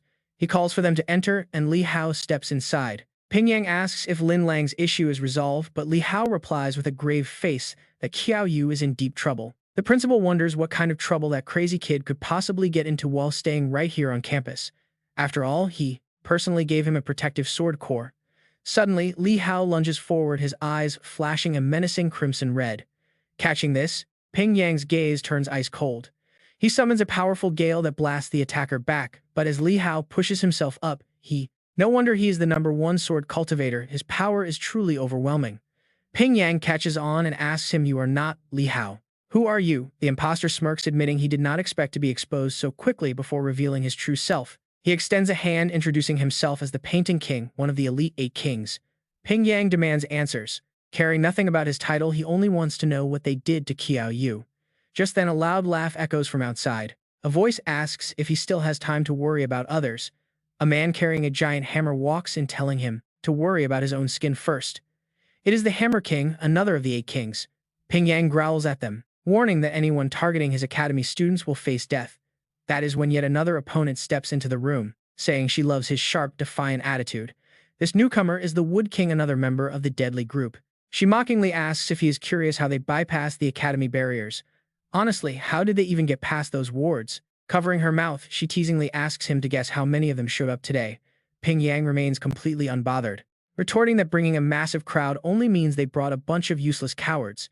Instantly, one of them lunges forward. The Hammer King charges with a roar, vowing to finally get his revenge for their last encounter. He swings his flaming explosive divine hammer, blowing the room apart, but Ping Yang easily dodges the massive strike. The Hammer King declares today is his funeral, but Ping Yang draws his blade, refusing to back down, unleashing a powerful rainbow sword slash, prompting the Hammer King to shout a warning. But the Painting King just smiles, knowing that even though their sneak attack failed, the Poison King's toxin was already quietly taking effect when he got close. Moments later, more members of the mysterious 8 kings begin to emerge from the shadows one by one. The Poison King herself steps out, gloating that he is already infected and cannot escape even if he grew wings. Soon the poison will completely corrode his energy, leaving him entirely at their mercy like a fish on a cutting board. Next up is the Shadow King, who coldly commands the attack to begin, closely followed by the devious Gambling King. Then the Fire King steps forward, and finally the Sword King arrives. With all of them gathered, they unleash their ultimate combined technique, the Divine Phoenix World Destroyer. Ping Yang quickly draws his sword to counter. A massive blast of energy erupts as the two overwhelming forces collide, completely shattering the ground beneath them. The shockwave blows bystanders away, shaking the entire area.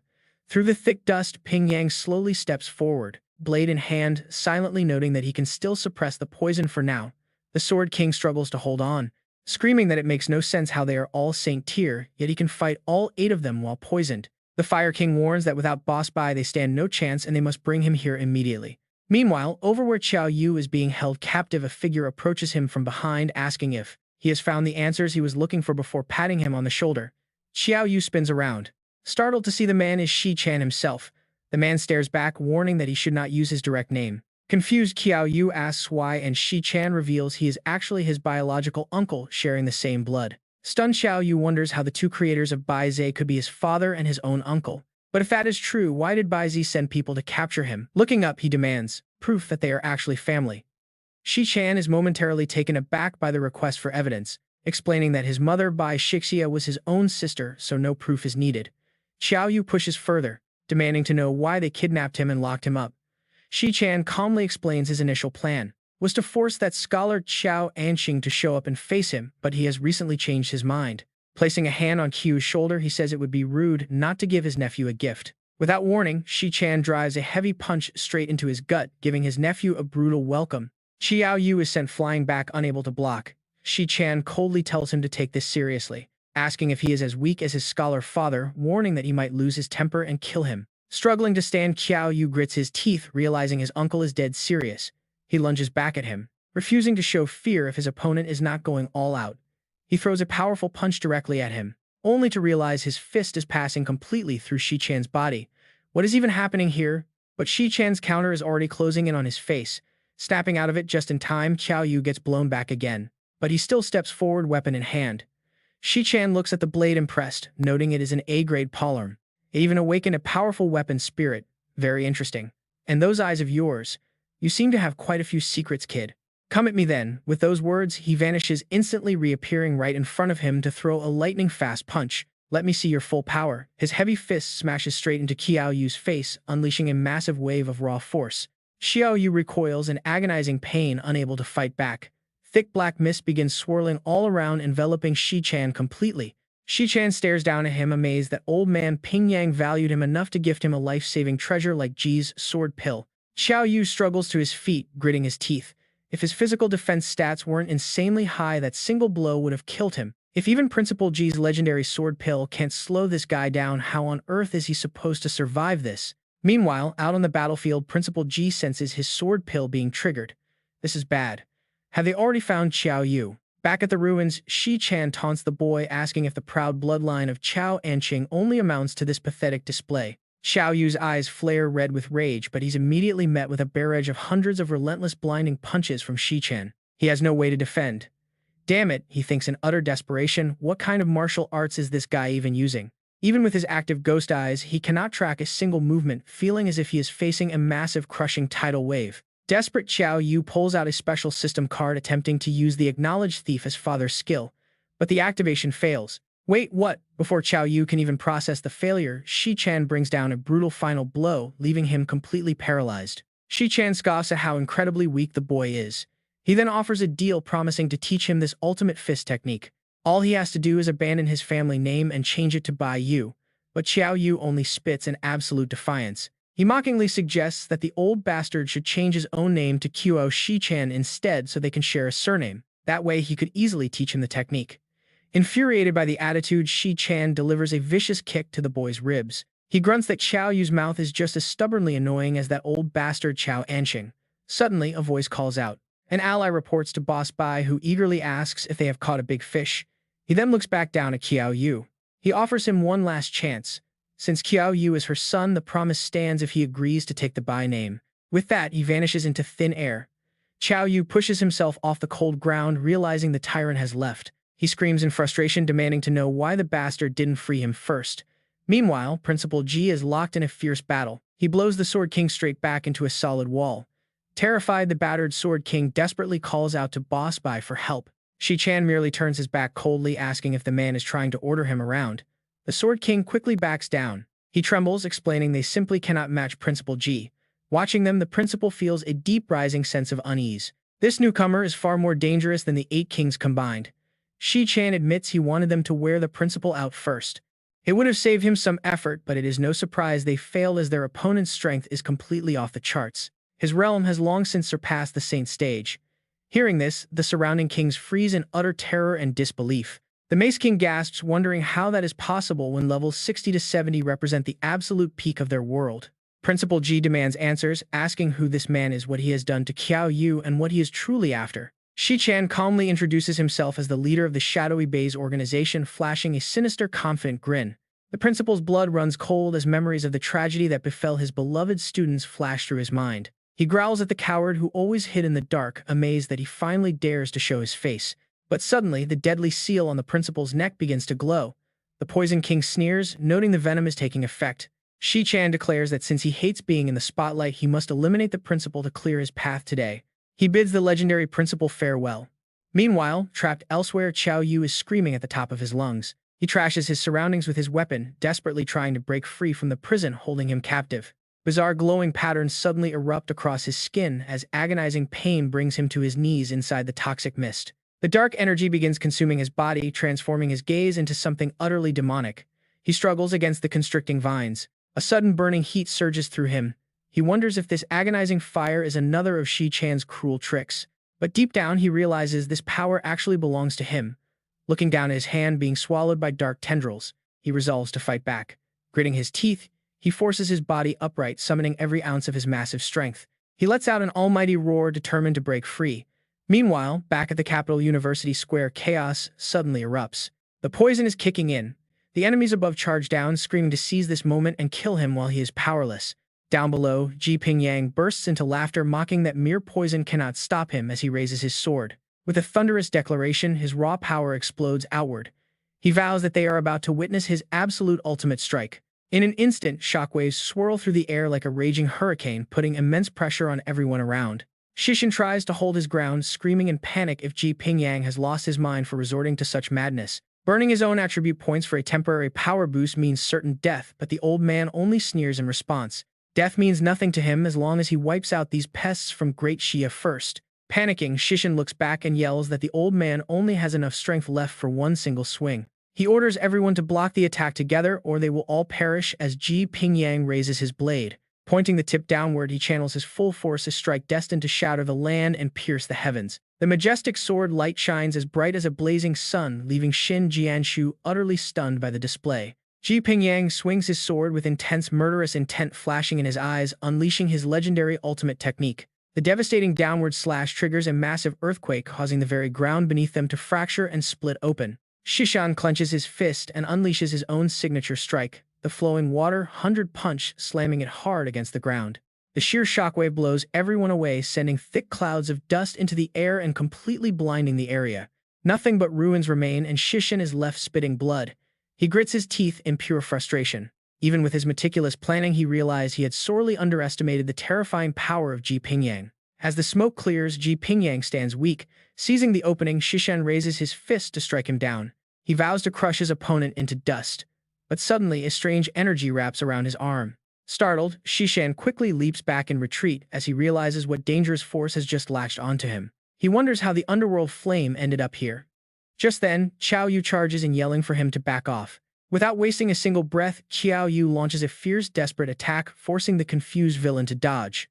Shishin dodges, wondering how this flame bypassed his space barrier and why it is under a mere brat's control. Even though he has no idea what this demonic fire is, he knows better than to take it head-on. As the energy begins to fade, Qiao Yu panics, begging the flame not to die out right now. Seeing his chance, Shishan regains the upper hand, mocking the kid for not fully mastering his power. Calling him a useless trash, Shishin unleashes his devastating flowing water 100 punch once again to finish him. But suddenly, a massive whale-like energy shape charges forward easily, countering the villain's strike and leaving the boy shocked. The kid wonders if he actually summoned that beast himself as the dust clears to reveal Shen Jianshu. The necromancer calmly notes that he arrived just in time or he would be inheriting Ji Pingyang's position. Recognizing him, Qiao Yu gasps while Shishin clutches his chest, knowing that fighting the strongest necromancer is too costly. Even if he goes completely all out to kill him, the ultimate price would be far too high to pay.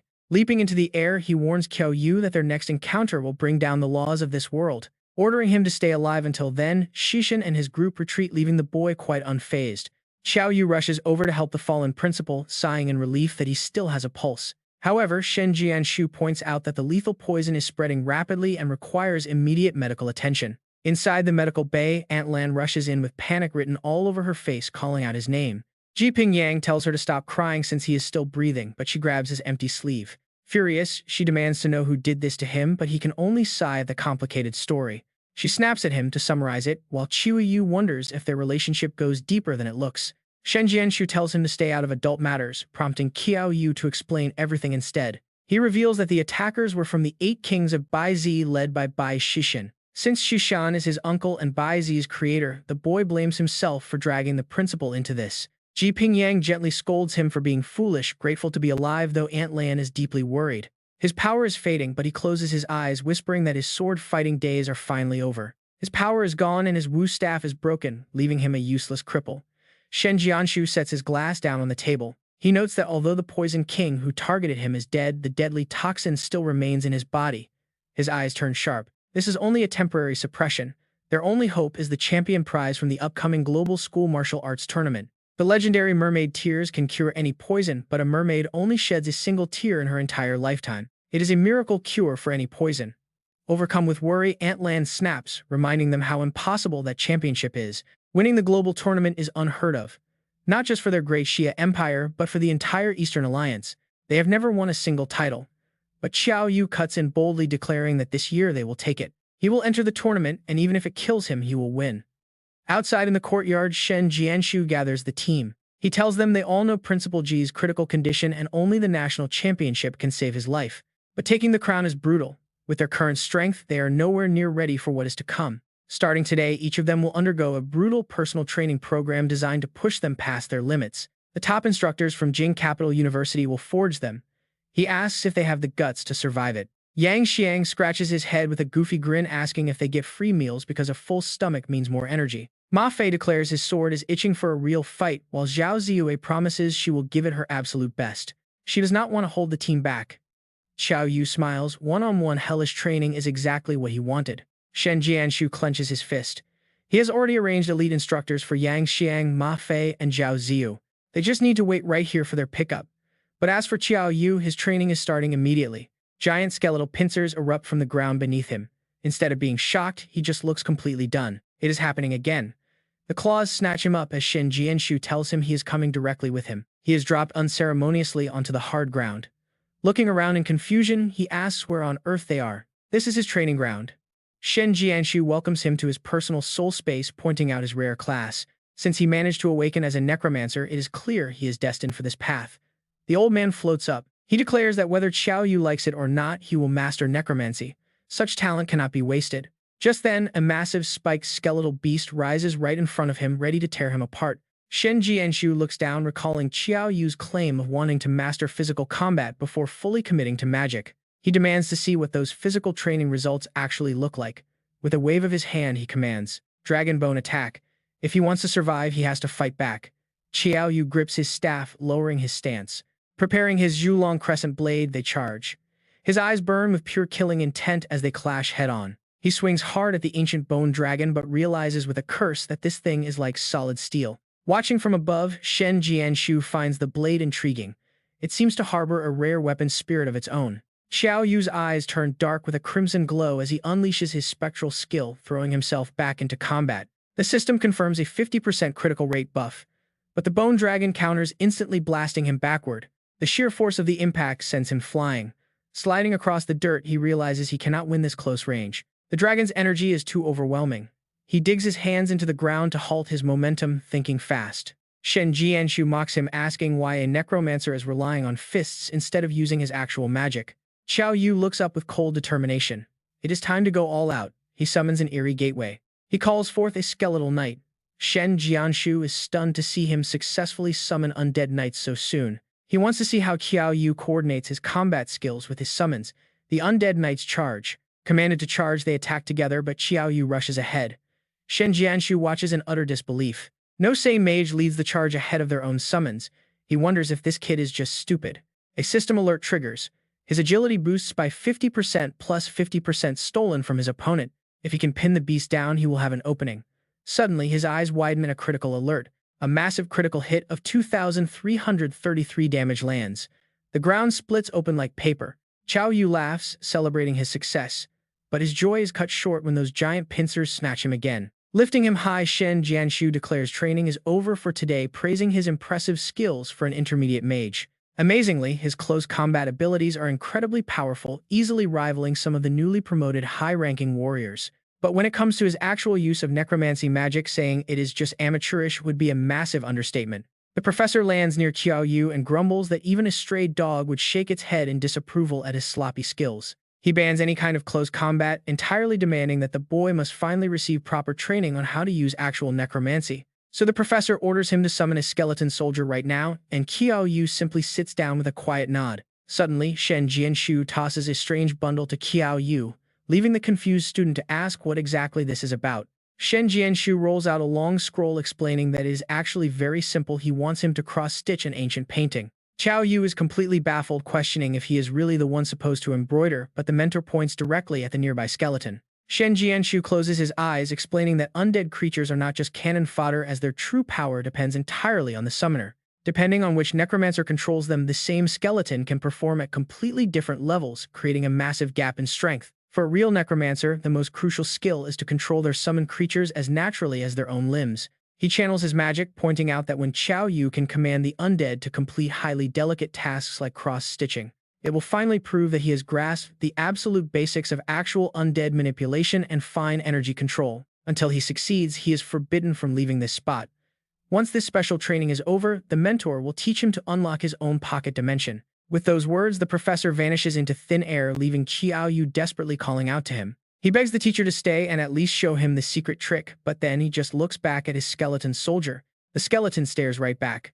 Qiao Yu quickly shifts his mindset. A real man never backs down from a needle and thread. Determined, he commands the skeleton soldier to begin, but the bony summon just stands there looking completely dazed, clueless, and confused.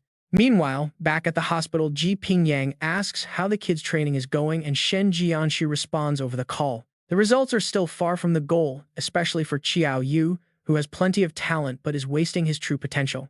His magical control is incredibly awful, so to force him to take his necromancy career seriously, he needs to learn a hard lesson. Ji Pingyang warns him that while training is important, he shouldn't take things too far with a young student. The national championship title is no easy feat, so he shouldn't put too much pressure on them when they are trying their best.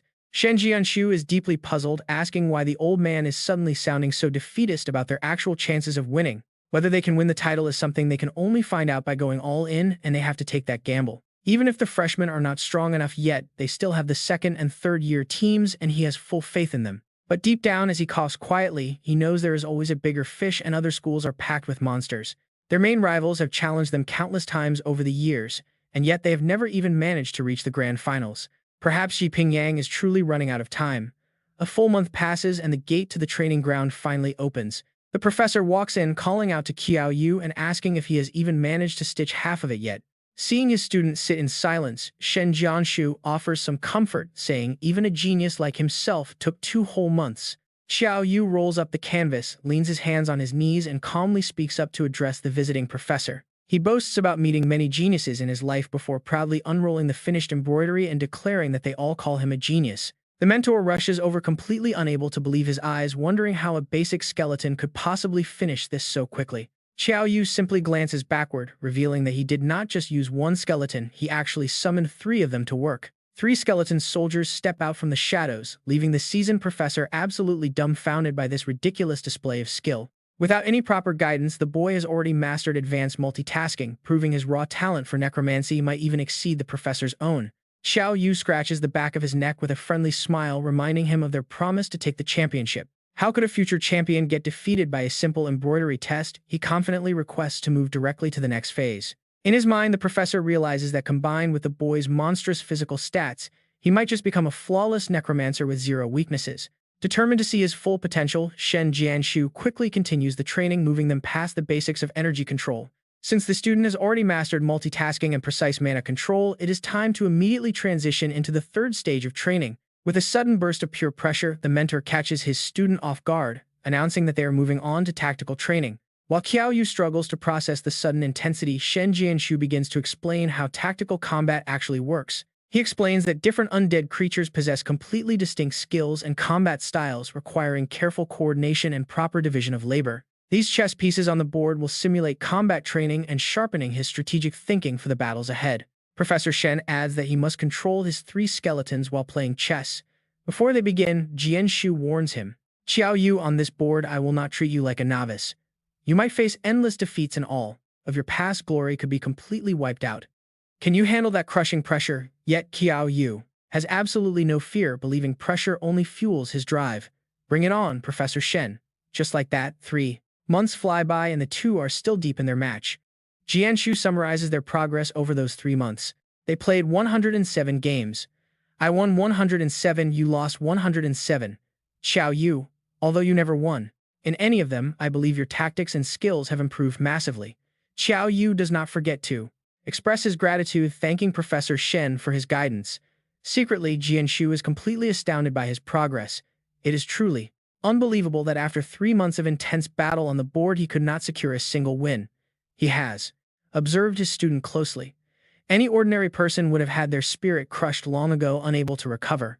But he only grew stronger, his mind becoming calmer and steadier, completely shedding his naivety and immaturity, leaving Jianshu with immense confidence even though he already had high expectations.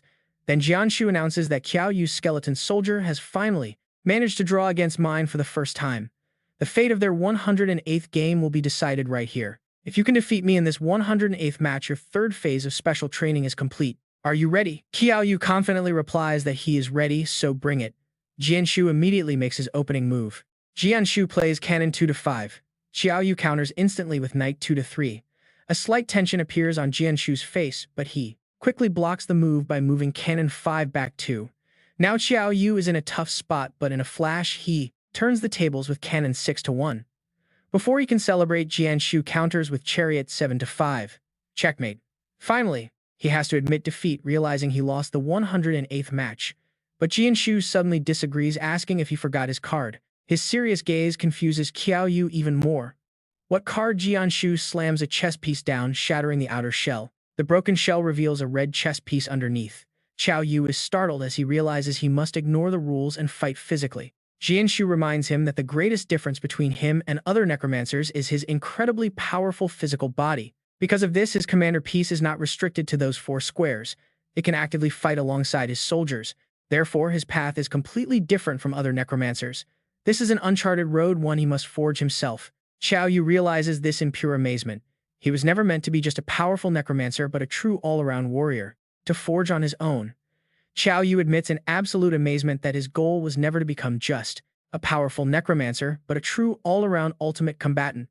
The black chess piece sits beneath the table, unbound by rules. Now that Qiao Yu has finally understood this truth, he can truly step onto the path of the ultimate strong. His body feels instantly surged with power. He can feel the magical energy flowing through his veins far smoother than before. Jianshu praises him warmly. Qiao Yu has successfully shattered his bottleneck, allowing his magical energy to flow like never before. He emphasizes that there is still one final step before he can become a true necromancer.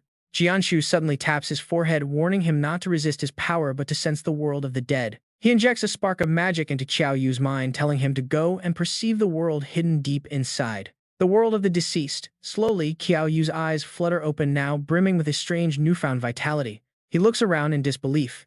This is his undead space. Curiously, he reaches out to touch the surrounding atmosphere, only to be blocked by a solid barrier. What is going on? Why can he not enter? Jianshu reminds him that everyone opens their undead space differently.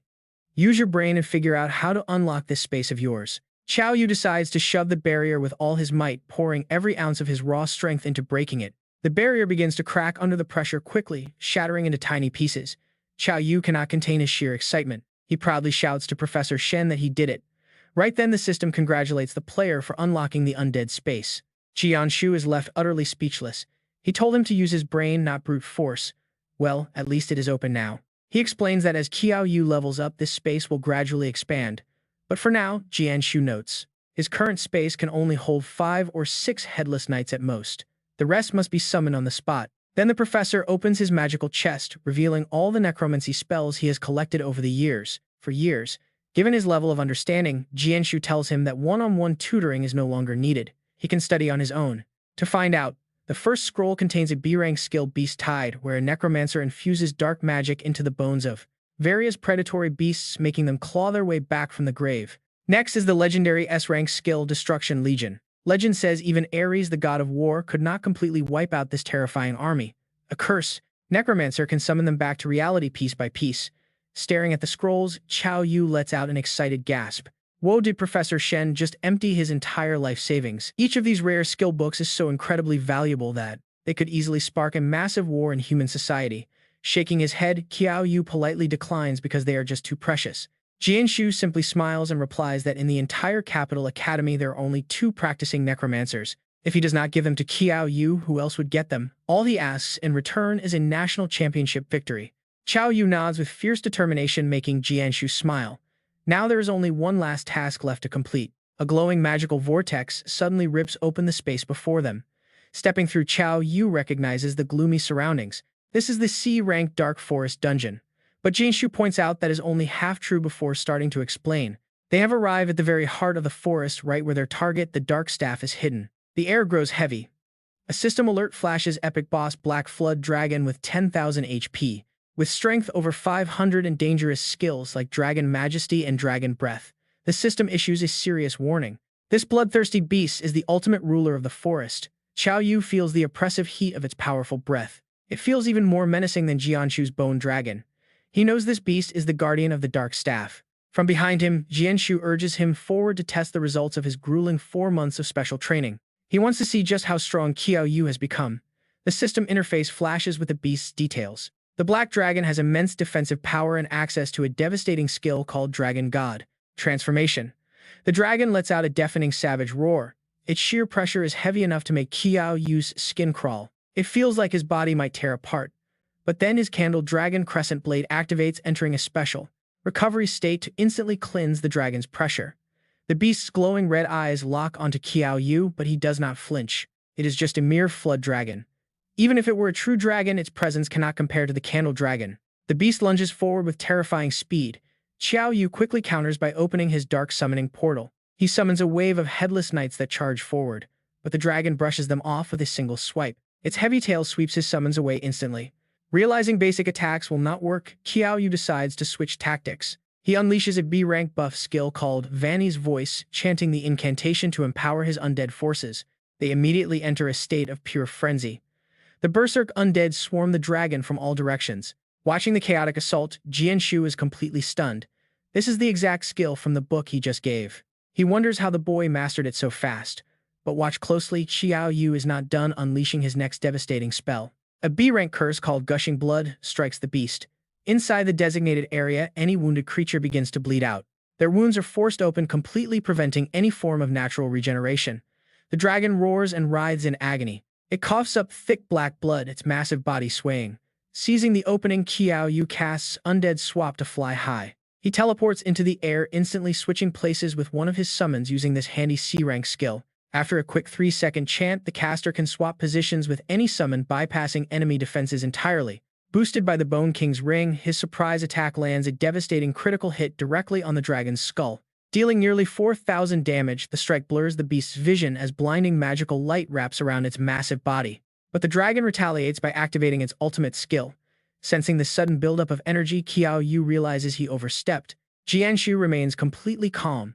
With a wave of his hand, he summons a legendary Death Knight to absorb the impact. A crushing blow from the knight leaves the dragon broken and helpless. It no longer has the strength to fight back. Jianshu praises his progress. Forcing an epic boss to use its ultimate weapon is an incredible feat for a student, but Qiao Yu is staring in absolute awe. The Death Knight is a legendary top-tier summon after all. How could his mentor summon such a monster so effortlessly? He wonders just how deep the professor's dark power runs. Determined to reach that level, Qiao Yu looks up and asks his master for one more favor. Can you leave the final blow on the Black Flood Dragon to me? Jianshu agrees. Sure, but aren't you seriously lacking experience? Qiao Yu only gives a mysterious smile, saying he will find out soon. The system then announces congratulations to player Qiao Yu for using raw muscle to successfully crush the epic Black Flood Dragon. Free attribute points plus 63 and experience points plus 6,650.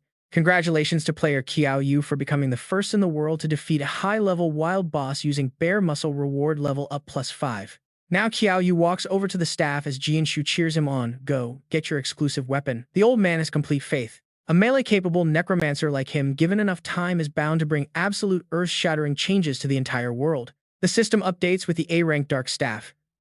Effect boosts player spirit and positioning stats by 20. It also cuts spell casting time by 50% and boosts all attribute stats of undead creatures by 20%, restricted to the Necromancer class.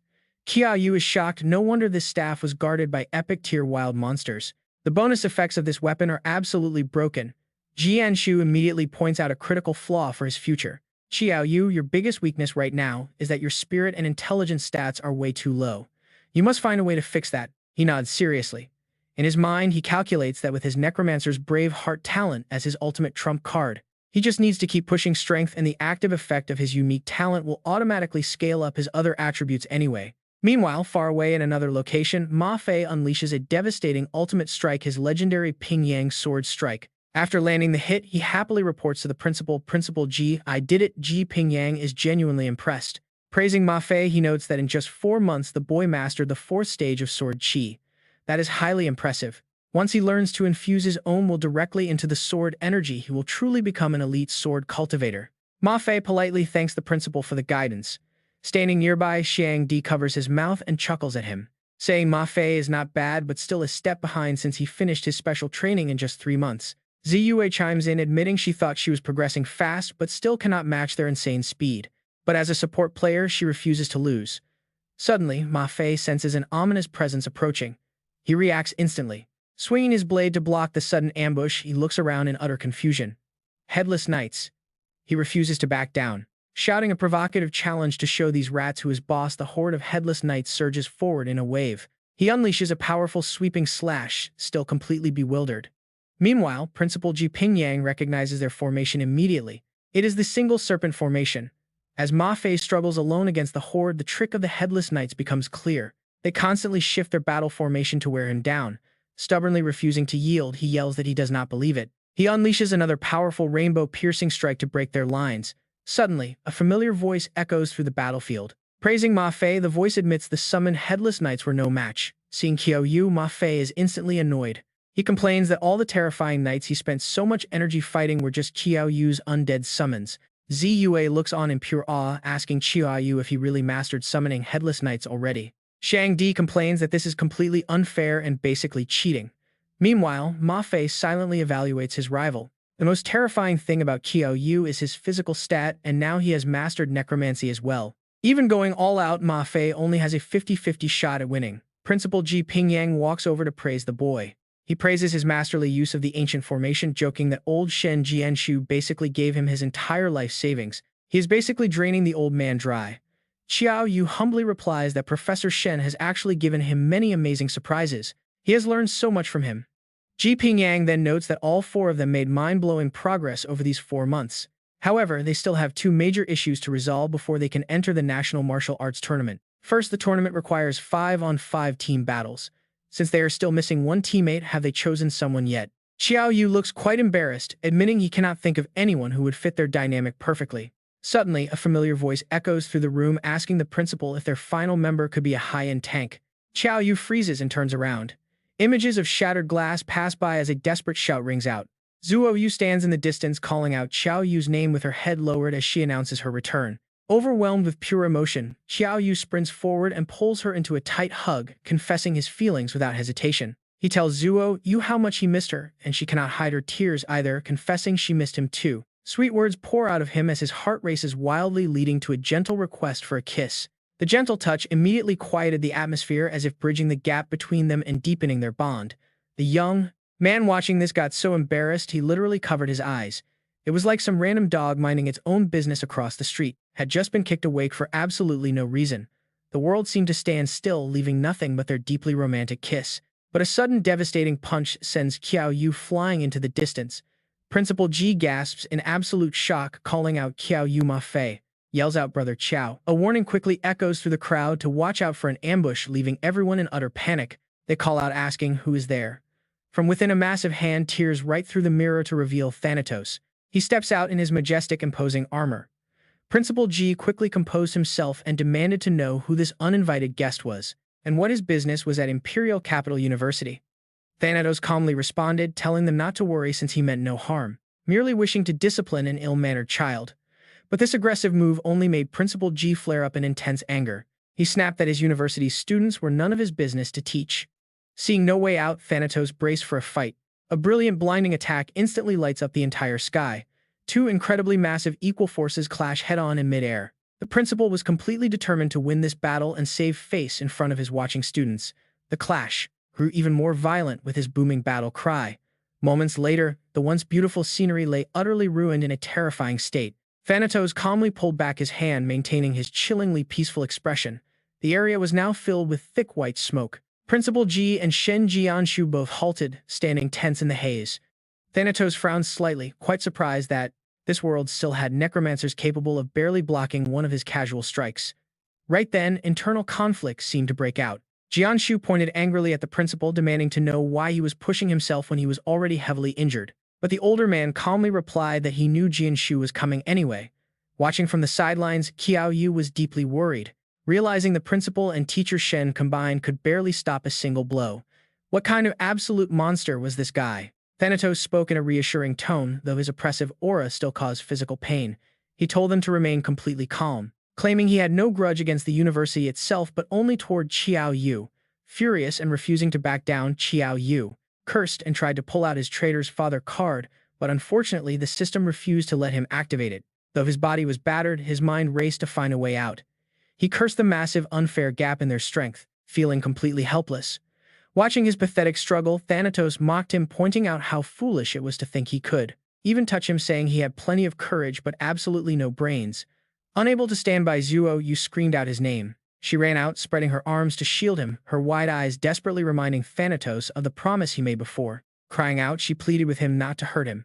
Thanatos calmly replied that while he agreed, it all depended on her remembering her own promises and her current identity.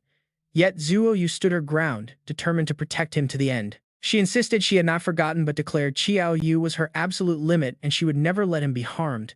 Her defiance only fueled his fury.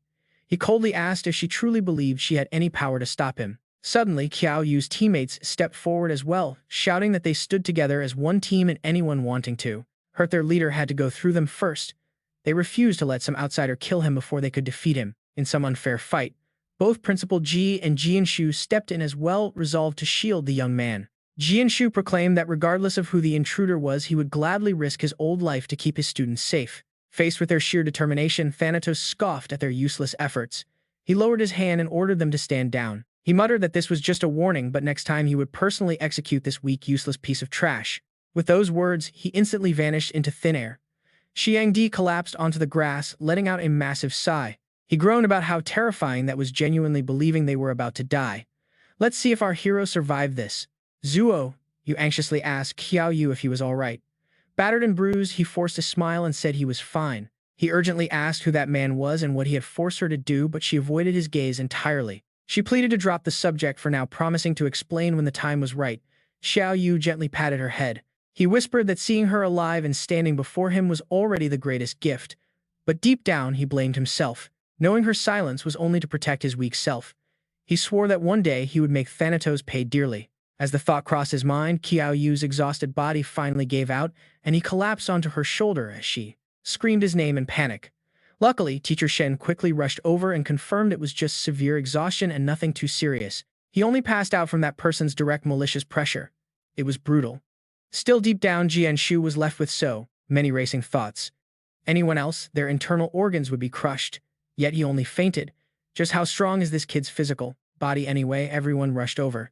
They quickly hoisted him up, screaming to get him back to the medical bay. Jianshu watched them go, muttering to himself. In this world, a powerhouse had just appeared without making a single sound. In any case, what on earth had this kid gone through recently? Ping Yang stepped up from behind and spoke up, asking if Jianshu could pull that guy into his undead realm if he dared to show up again. Jianshu closed his tired eyes, saying that a sneak attack might have a 30% chance, but a head-on clash was nearly impossible. Hearing that, Ping Yang immediately decided, "No way, Jianshu. You stay and watch over the academy and these kids. I must report this to the higher-ups." Back at the clinic, everyone was deeply worried about his recovery. They asked if his head hurt or if he wanted water. But with his mind still racing, Qiao Yu bolted upright and snapped that he didn't need it and to stop treating him like a cripple. Still, they teased him, saying that before they could defeat him, he wasn't allowed to die. Another tease that if he passed, they'd take good care of Qiao Yu. It made him furious. Jianshu slowly spoke up, asking if his body was holding up. Qiao Yu replied that he was fine and ready to clear dungeons anytime. Jianshu calmly replied that he would keep it brief. For the upcoming Grand Combat Tournament, he would personally lead the group. By the rules, each university could only enter 2 teams in Capital University slots, had already been locked in. Jian Shu explained that to qualify, they would first have to defeat both of those official squads. He laid out the opponent profiles and roles clearly. First up was Zhao Ziyu, a level 21 intermediate, healing mage with insane recovery powers capable of restoring up to 1,000 health points per second to a single target. Then came Yang Xiang, a level 24 intermediate elementalist with 5 distinct elemental types. Next was Ma Fei, a level 25 intermediate swordsman who had mastered the 4th realm of sword qi. Jian Shu continued solemnly listing the level 23 intermediate necromancer monster. As for Qiao Yu, did he even need to introduce him? Qiao Yu also joined in the fun to speak up. He was a level 29 intermediate heavy armor vanguard, and his main skill was damage reflection, letting him absorb and store incoming attacks to fire them right back. Plus, he was totally immune to all poisons. Zhao Ziwei and Ma Fei were absolutely thrilled. With Qiao Yu on their side, they actually stood a real chance against those two teams, surely. Meaning, it was finally time to show off the fruits of their intense training.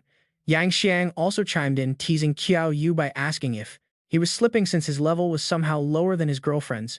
Being teased constantly did not sit well with Qiao Yu, who grumpily snapped back, asking who asked him to butt in. Jian Shu coughed to get their attention, warning them not to celebrate just yet because the conditions weren't fully explained. Here is the ultimate catch. Qiao Yu was banned from using his physical strength and that black blade. And fatty, you can only use your fire and earth elements. Yang Xiang was clearly unhappy with this and protested to Jian Shu. If he couldn't go all out, how was he supposed to impress the crowd and attract some girls? He wasn't like Qiao Yu, as he had never even held a girl's hand before. But Jian Shu calmly explained that he shouldn't be so short-sighted. Since they had already entered, they should aim for the absolute top. Trust him, hiding a trump card now would lead to an absolute shocker later. A short while later, everyone quickly moved over to the training grounds. Jian Shu gestured, and the two Capital University squads marched out, lining up one by one.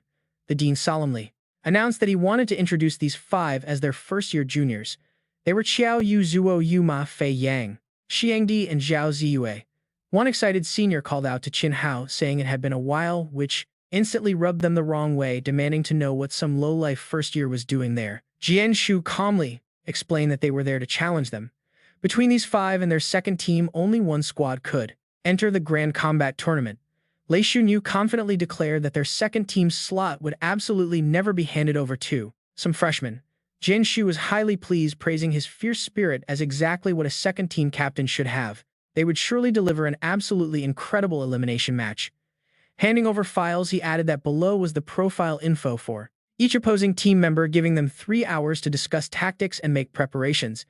Qiao Yu was also very seriously scanning the details of each rival team member.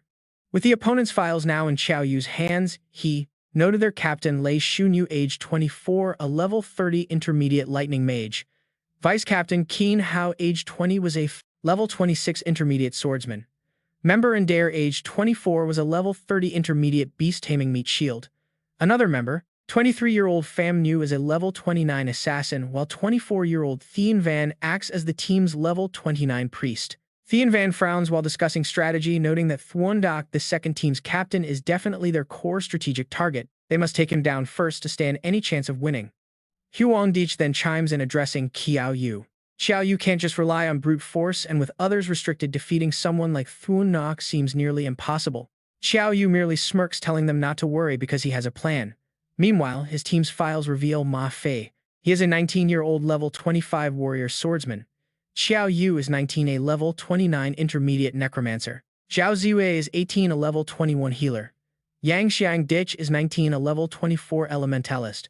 Qiao Yu is 18. She is a level 29 meat shield. Dai Nan stares closely and asks his boss why these lower-level rookies are allowed to challenge them. Why did Professor Pham even agree to this match? Pham Yu also underestimates them, thinking their stats can't even withstand a single rush. But Thuan Doc looks at the reality of the situation, warning his teammates not to underestimate the enemy based purely on level. If Professor Pham set this up, it means the opponents definitely possess the combat strength to match theirs in battle. He points out that this challenger is Qiao Yu, a name that carries some serious weight at Hoa Tin University. He shares the exact same class as the top-ranking genius from last year's college entrance exams, the level 32 Necromancer Ko Men. Knowing they will inevitably face Ko Men in the Grand Championship, Thuan Doc sees this match as a crucial scouting opportunity. Fighting Qiao Yu now will let them observe the various tricks and abilities of a high-tier necromancer firsthand.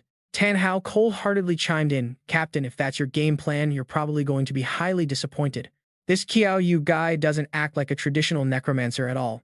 His physical body is ridiculously strong, relying purely on muscle." Thua Ningok grows slightly worried, questioning how a necromancer could fight primarily using brute strength and physical combat. Tan Hao smirks deviously, so they will need to adjust their tactics slightly to handle this bizarre fighting style. Meanwhile, the atmosphere in the arena is absolutely buzzing as rumors spread about 5 freshmen challenging the powerhouse second team. Even though Team 2 isn't as fearsome as Team 1, there is no way they'll lose to some first-year rookies. Bets are open now, and most are putting their money on Team 2. Qian Thu steps up to the announcer podium. He cuts straight to the point: the winning team will represent their university in the upcoming combat tournament. Amid the roaring cheers of the crowd, he raises his hand and signals the start of the battle. Thua Ningok takes a serious stance, noting the enemy lacks assassins and must rely on a frontal T-formation charge. Qiao Yu glances at Qiao Yu, who instantly activates her barrier spell. From there, a flurry of skills erupts. Devastating sword strikes sweep across the field as the battle intensifies, with magical blasts and high-level techniques clashing wildly.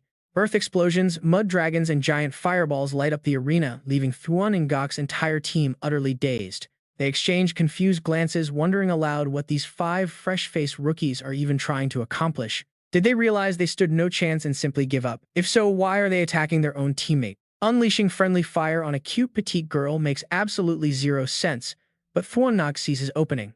Regardless of whatever bizarre strategy they are playing, he decides to strike fast and knock them out first. Lightning crackles around Thua Ningok as he unleashes a powerful thunder strike. Pham Yu vanishes into his stealth walk. Dine Han steps forward to back them up, activating his rock-solid defense. Qiao Yu slides back to absorb the impact. The sheer force catches her off guard, but she focuses, muttering that the damage accumulated is finally enough. She commands her team to reform their lines, sending a massive wave of power surging directly toward Thua Ningok.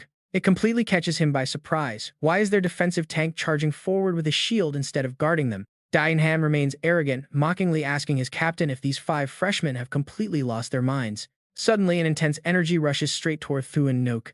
Realizing the danger as Qiao Yu casts, he panics. He screams for Dine Han to block her. Her expression remains cold as she unleashes her skill duplication ability. The battlefield erupts in chaos as Qiao Yu roars to release the stored energy. Thua Ningok desperately shouts again. He begs Dine Han to stop her, prompting the massive tank to activate his ultimate immovable mountain defense. A brutal overhead strike slams down, causing a massive explosion that sends debris and dust flying everywhere. Thien Van thrusts his hand forward, sending a brilliant green light toward Dine Han, who quickly invokes holy protection. Qiao Yu raises his arm to brace himself, flanked by Tu Nuet and Huang Dich with their eyes locked forward. Fan Ru drops into a defensive stance, eyes locked on her target. A shout echoes Shadow Assassin Strike. Meanwhile, the group of Qiao Yu stands completely still as a voice shouts that they got him. Suddenly, he spins around with a sharp glare and gritting teeth. Sweat drips down his cheek, adding to the intense tension. Suddenly, a barrage of bright green light beams rains down from above. Qiao Yu instantly raises his hand to block the strike, shocking Zi Yue and their opponents alike. Just then, a loud shout echoes corpse flesh art. The system immediately alerts him that his D-rank corpse flesh art has been activated. The necromancer's skin gains 100 defense points and increased durability for 1 minute. During this time, any lethal wounds become much less dangerous. Qiao Yu realizes he cannot rely on raw physical strength alone. He needs to figure out which skill to use next. Jian Shu stands with crossed arms, asking the brat if he is trying to play cheap tricks on him. Meanwhile, Fan Ru lunges forward at incredible speed, absolutely shocked that he managed to block her strike using nothing but raw physical strength. Shunyu stands frozen deep in thought. Fan Ru continues to piece things together, realizing Qin Hao's intel was actually correct. This guy is clearly just a physical powerhouse who has absolutely no idea how to use necromancy. She observes Shunyu and figures there is no reason to worry about him, and she can just attack head-on. Suddenly, a deafening roar echoes. 9 heavens lightning. Crackling green lightning strikes down in a massive explosion, sending blinding electric currents everywhere and fracturing the ground beneath them. Shangdi forms a hand sign and triggers an earth wall, causing a massive boulder to rise and tilt protectively toward him. The blast waves of green energy hit hard, forcing Qiao Yu's team to raise their arms to shield their faces. Watching the spectacle, a nearby student shouts with pure excitement that the senior's lightning magic is absolutely insane and cool. Another teammate confidently chimes in next to him, saying there is absolutely no way their opponents can win this battle now. Shunyu grips his weapon, mocking the necromancer for not knowing magic and boasting that one more hit will end this. He channels his energy, unleashing an overwhelming sky-high aura as he prepares to launch a decisive strike directly at her. But suddenly Shunyu whips his head back, hearing an unusual noise as a mysterious figure appears from the distance. A horde of spectral warhorses charges in at breakneck speed, shrouded in a brilliant glowing green light. Shunyu raises his weapon and channels massive green energy, commanding the Headless Knights to charge. A shocked bystander wonders how this is even possible. He was supposed to be completely clueless about necromancy, and charges forward, roaring for his defense to stand like a mountain. He screams as a blast of white energy blows him away, followed by an announcement that Anne has been eliminated. Master Jianshu strokes his beard with a proud smile, thinking that this is exactly how a real necromancer should fight. Qin Hao grits his teeth in utter disbelief, muttering that it makes no sense for him to suddenly know magic, and glares at him from below, shouting that it is definitely not an illusion and accusing him of feeding false intel. Qin Hao desperately fires back that he did no such thing, while Qiao Yu keeps his eyes locked forward, commanding his forces. He orders the Headless Knights to press the attack. Qin Hao draws his sword and charges forward to back up his captain. Suddenly, Ma Fei cuts him off with a loud shout, declaring that he is the one Qin Hao will be fighting today. Qin Hao unleashes the first form of the Pingyang sword art, swinging his blade with maximum force toward his rival. Ma Fei quickly counters the blow, and both warriors immediately drop into defensive stances as they brace for a brutal clash. Qin Hao is stunned to see his opponent using sword chi, and trust me, nobody saw this counter coming. He shouts for Wen Tianyun to give him every single buff they have. Shunyu raises his weapon high in the air, invoking the Thunder God's protection. Swirling green energy surges from behind, wrapping around him in a massive electric shield. He challenges Ma Fei to see whose art is superior. Suddenly, a voice shouts out the shield of the dark curse. Qiao Yu thrusts both of her hands forward as a burst of white energy erupts, followed by a massive earth-shaking blast. She grits her teeth as sweat pours down her face, pouring every ounce of her strength to maintain the shield. Ziyue channels her support magic, casting a massive health buff.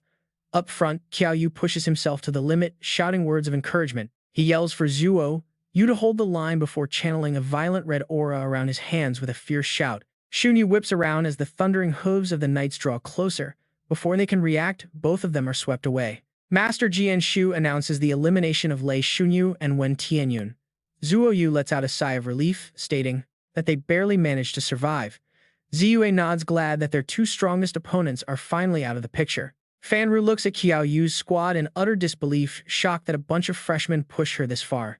Qiao Yu locks eyes with his remaining opponent and commands his shadow assassins to strike once again. He spoke up originally intending to deal with him as a normal mage, but instead got hit with a sneak attack. No more playing nice, he yells, finally showing his hand. His explosive aura shatters the ground and Fanru is blasted back, dropping her weapon. She staggers and completely loses her footing as Jianshu's loud booming voice rings out. Zhuang Fanru is eliminated. Qin Hao watches silently, staring at Qiao Yu's group in disbelief, wondering how this could even happen. It simply makes no sense. Qiao Yu stands with his arms crossed, smugly calling out to his grandson that without him, they would not have won. He promises to deliver everything at tonight's victory feast, saying no one will eat until he arrives. Shunyu glares at Qin Hao in anger, demanding to know if he intentionally fed them false intelligence on purpose. Ziyue chimes in, accusing Qin Hao of being in league with him, while he stammers in confusion, denying the charge. He angrily points his sword forward, shouting at Qiao Yu for framing him, but Qiao Yu quickly steps in now.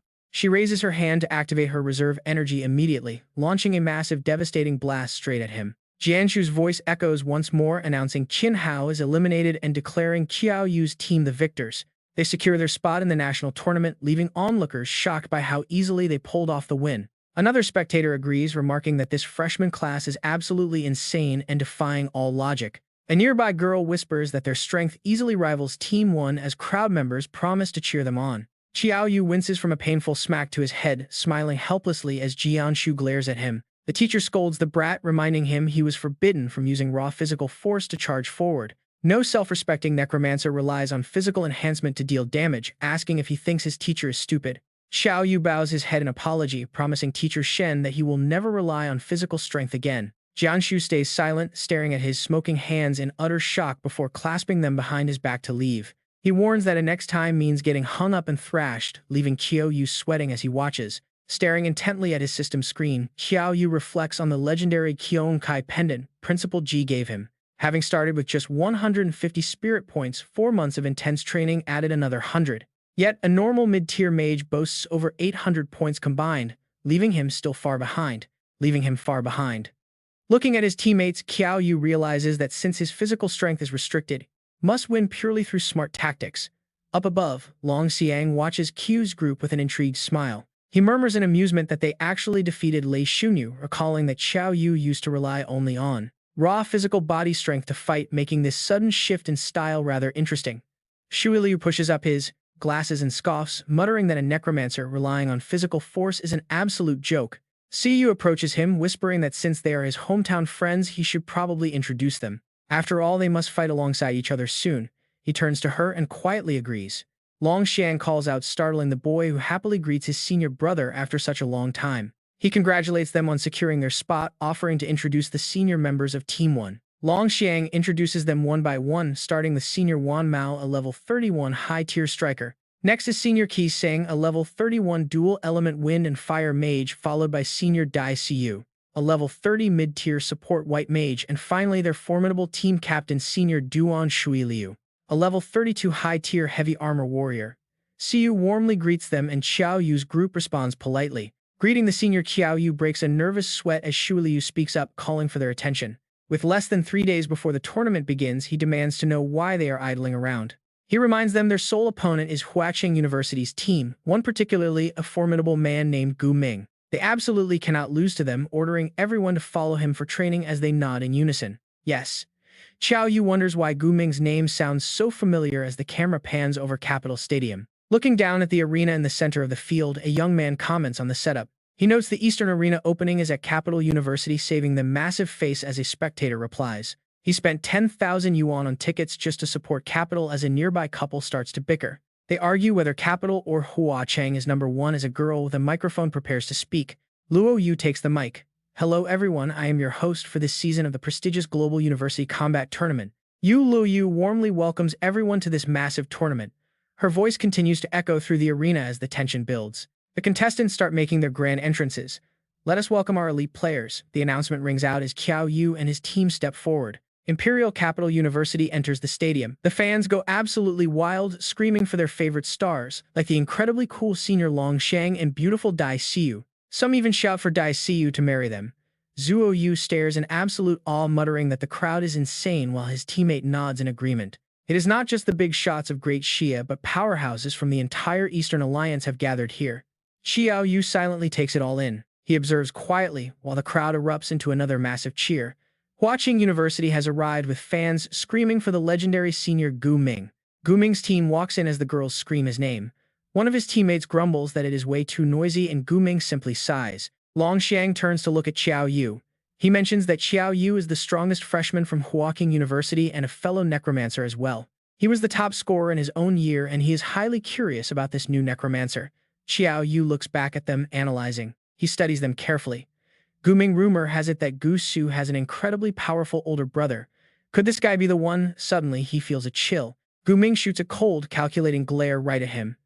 Qiao Yu holds his gaze, trying to measure the depth of this opponent's hidden power. He thinks to himself that this guy must be Gu Su's brother. That annoying face looks like it was made from the exact same mold. The judges are seated at long tables near the stage with empty stands stretching behind them. Jian Shu sits leaning back, lost in thought. Qiao Yu asks Professor Shen who the man on the high stage is. The professor looks over and confirms his suspicion. That is indeed the legendary leader of Great Xia, Elder Song Qingshan. Jian Shu looks at him, deeply impressed by his overwhelming presence. Song Qingshan is the absolute strongest cultivator in Great Xia. He is the main reason why their nation dominates as the top one powerhouse. The Eastern Alliance owes much of its safety to him. On stage, Lu Yu announces that all the regional fighters have finally arrived. These young prodigies represent the peak of the Eastern Alliance. They are about to engage in some of the most intense battles imaginable. The crowd roars in anticipation. She explains that the tournament will feature a unique blend of team matches and solo duels. First up are the Intense Alliance qualifiers. A win in this stage earns 2 points, while a loss only grants 1. Lu Yu explains that both the Eastern and Western Alliances will narrow down their rosters to 16 top teams and individual players. Only the Elite 16 from each side will qualify for the finals. Once there, they will draw random lots to determine their matchups. This randomized system guarantees a brutal, unpredictable tournament. Luo Yu's voice rings out, building anticipation for the ultimate showdown. Only the absolute best will be crowned as the ultimate champions. Watching from below, Qiao Yu knows this is no ordinary event. With millions watching live online, this is the perfect stage for rising stars to catch the attention of global powerhouses. Luo Yu points toward the VIP section, announcing that the esteemed Elder Song King Shan will now deliver his opening speech. The legendary warrior stands up, his voice steady as he welcomes everyone on behalf of the great Xia Kingdom. He officially declares the Eastern Division of the Global University Combat Tournament open, wishing all competitors the best of luck. As his speech ends, the stadium erupts with deafening cheers from fans shouting for their favorite universities to dominate. Supporters of Huaqing and Imperial Capital University scream at the top of their lungs, demanding total victory for their respective schools. Qiao Yu feels the competitive fire igniting within him. Up on stage, Luo Yu expresses her gratitude to the elder. She wishes the competitors the absolute best before introducing the very first matchup of this highly anticipated tournament. The second team of Imperial Capital University is set to face the second team of Huaqing University in the opening round. She gestures toward the massive digital display overhead, eager to reveal exactly which rival schools they will be facing first. The screen shows Huaqing Team 2 going versus Daegu Forestry College, while Imperial Capital Team 2 faces Illiston Business School. From high above, we see the massive square where the teams are lined up. Someone mutters about their opponents looking weak. Xiangdi scoffs, asking if the opposing team is here to fight or if they just got lost on their way to an idol drama shoot. He complains that he absolutely detests pretty boys. He declares that they need to end this first match as quickly as possible. They must crush their opponents instantly to show the entire world the absolute power of Imperial Capital University this season. The teammates shout in agreement. The announcer is shocked to notice that Imperial Capital Team 2 is comprised entirely of freshmen. This unexpected rookie lineup leaves the crowd highly curious about what kind of crazy surprises these freshmen might pull off. Up in the stands, spectators whisper that Illiston Business School is notoriously weak, barely able to put a team together. They wonder if Imperial Capital is being overly arrogant by sending a bunch of freshmen to represent them. Some laugh, saying the underdogs just got incredibly unlucky running straight into a pack of monster rookies. It is just fate. Just then, a nearby girl groans softly in pain before breaking into a confident grin, recalling how she only wanted to spectate. She expected a quick exit, but to her surprise, their opponents are all first years whose skills are totally on par with theirs. Realizing they actually have a solid shot at victory, her teammate quickly chimes in with some much-needed encouragement. This is their chance. Time to make history and carve their names into glory as the starting whistle suddenly pierces the air. Luo Yu signals the match to begin. The moment she gives the command, Qiao Yu immediately unleashes a devastating mana-infused first strike. The ground cracks open as blinding sand storms forward, leaving the entire team from Illiston University completely frozen in pure panic. The massive wide-range attack catches them completely off guard. They cannot believe how insanely fast this big guy can move. How is a mere freshman pulling off this level of pure destruction? Up in the booth, Luo Yu quickly calls the play. She announces that Team 2 from Jingda has seized the initiative, wondering how Illiston will react to this opening onslaught. The crowd erupts into a frenzy, screaming for the tanks to push forward and launch a quick counterattack before it is too late. Completely unbothered, Qiao Yu chains his skills together, merging the Earth Dragon Bullet with a devastating Fire God Flame Burst. The blazing dragon rockets toward Illiston like a massive arrow. As a fiery explosion consumes the stage, he casts his summon spell. Before Qiao Yu can even finish summoning his skeleton, Ma Fei dashes forward, shouting that the final blow belongs entirely to him. He swings his blade. One sweeping slash blows the competition away quickly, plunging the entire arena into stunned silence. The newly summoned skeleton scratches its head, completely bewildered. It grumbles, asking why they could not even leave one enemy behind. Now, talk about a complete blowout. Did the match really just end in the blink of an eye like that? Only 3 minutes. No, scratch that, more like 2. Luo Yu screams into her mic in pure, unadulterated shock. Silencing all the doubters, Jingda University's second team secures a totally dominant victory in this crucial opening qualifying round. This flawless win earns them 2 points. The arena erupts into deafening cheers, celebrating the massive unexpected upset they just witnessed. Dean Shen Jianshu is genuinely impressed, walking over to praise the team for putting on an absolutely outstanding performance today. Qiao Yu scratches his head, wondering what was so great about it. Shen Jianshu points out that his summoned skeleton showed incredible potential. Patting Qiao Yu on the shoulder, he reassures him that tomorrow's individual matches will give him the perfect stage to shine. Fast forward to the next day, and trust me, you do not want to miss this. Luo Yu welcomes the excited spectators. Today kicks off day 2 of the championship, starting with the highly anticipated individual matches. First up is none other than Qiao Yu, the leader of Jingda's second team. He will be facing Lei Mingyi, the ace of Yunhai University's primary squad. Watching from above, Mao folds his arms, pondering. Yesterday's team match was incredible, but they barely saw Qiao Yu do anything. He only summoned that tiny skeleton before leaving. Beside him, Qiao watches closely, ready to analyze his true power. The blue-haired guy sitting diagonally above chimes in betting on him because as the captain his strength is definitely no joke. He explains that Lei Mingyi is a mid-tier strength-based warrior custom-built to crush squishy necromancers with weak defenses. It is anyone's game, but he is betting on Lei Mingyi. Right on cue, Mingyi snaps his fingers with an annoying grin. Popping his hips to the side, he asks if he can take Qiao Yu out for dinner, leaving the necromancer completely speechless. Watching this cringe show gives Qiao Yu instant goosebumps, making him impatiently ask the referee if they can finally get started. Luo Yu waves her hand to signal, telling both competitors to get ready and then loudly shouts for the match to begin. Immediately, Lei Mingyi charges forward at insane speeds, pulling back a punch loaded with raw power and fierce energy. With eyes burning with bloodlust, he warns Qiao Yu to remember the name of the man who is about to break him. A massive punch lands with a loud bang, but Qiao Yu stands there completely unfazed, leaving his opponent in utter shock. Mingyi quickly pulls his fist back, panicking as he notices Qiao Yu flashing a creepy, confident smirk at him. The crowd is just as confused, wondering if their eyes are playing tricks on them. Did a necromancer just face-tank a punch? He is completely fine, making everyone wonder if he is even a real mage. Qiao Yu just shrugs, claiming it is not his fault. After all, he did not even move, the guy just threw himself at his face. Meanwhile, Shen Jianshu watches quietly from the sidelines. Back in the arena, Qiao Yu points his staff forward and coldly warns his opponent to stop wasting time because he is getting serious. He calls out his skeleton army summon, and a swarm of bone soldiers instantly pours out of his staff to attack. The undead swarm tears into Lei Mingyi, who screams in panic, calling Qiao Yu a shameless coward and demanding a one-on-one fight. Qiao Yu is barely bothered, calmly chuckling that he has never heard such a bizarre request in his entire life. With a sudden razor-sharp look in his eyes, he grants the wish and activates his undead substitution skill. Qiao Yu dashes toward Mingyi and delivers a brutal slap right to his face, sending him spinning through the air like a ragdoll. He flies backward like a thrown ball. Everyone looks on in absolute shock, wondering if they are dreaming right now. A necromancer knocking out an opponent with a single slap is just insane. One spectator sighs and leans back, utterly exhausted. 19 days fly by. Whether in solo or team matches, Qiao Yu and his crew enjoy some pretty incredible luck overall.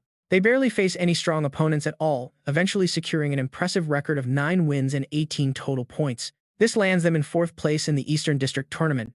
Meanwhile, over at the Capital University Team 2 Lounge, teacher Shen Jianshu gives them some unexpected advice, suggesting they should just forfeit their very last qualifying match. With their current points, they will advance to the promotion round anyway. Hearing this, Ma Fei slams his hands down and stands. He protests that with their 9-game win streak, their popularity is soaring, and they even have a fan club now. Giving up now makes absolutely no sense. Yang Xiang completely agrees, wanting to ride this momentum and get their 10th straight win. Teacher Shin sighs softly and picks up a match card, speaking to them in a quiet, serious tone. He warns them that his advice is because their next opponent on the card is Team 1 from the elite Huaqing University. Shen Jianshu turns directly to Qiao Yu and tells him to listen closely, as that opponent has 4 high-tier fighters. A high-tier necromancer unleashing their full power can cause an unbelievable amount of destruction, which Qiao Yu surely knows. Qiao Yu ponders this deeply, knowing that with Huaqing University resources, their top star Gu Ming is a massive threat. He might cast an S-rank necromancy spell to summon a truly peak-level undead creature to fight for them. Qiao Yu knows he never backs down in solo matches, but a team battle is a completely different story. He raises his hand, admitting he cannot just risk the safety and future of his teammates on a dangerous gamble. Suddenly, Ma Fei grabs his arm and asks if he is actually scared of Huaqing University Team 1. He points out that back when they were just rookies, they teamed up to take down the Nightmare King boss. Now that they are much stronger, Qiao Yu wants to quit. Ma Fei warns him not to make him look down on him. Another teammate chuckles, reminding Ma Fei that Qiao Yu was actually the one who did all the heavy lifting back then. Zhao Ziyu stands up, promising Qiao Yu that if they fight, she will keep everyone standing as long as she is alive. Hearing this, Qiao Yu smiles and tells teacher Shen they will not forfeit.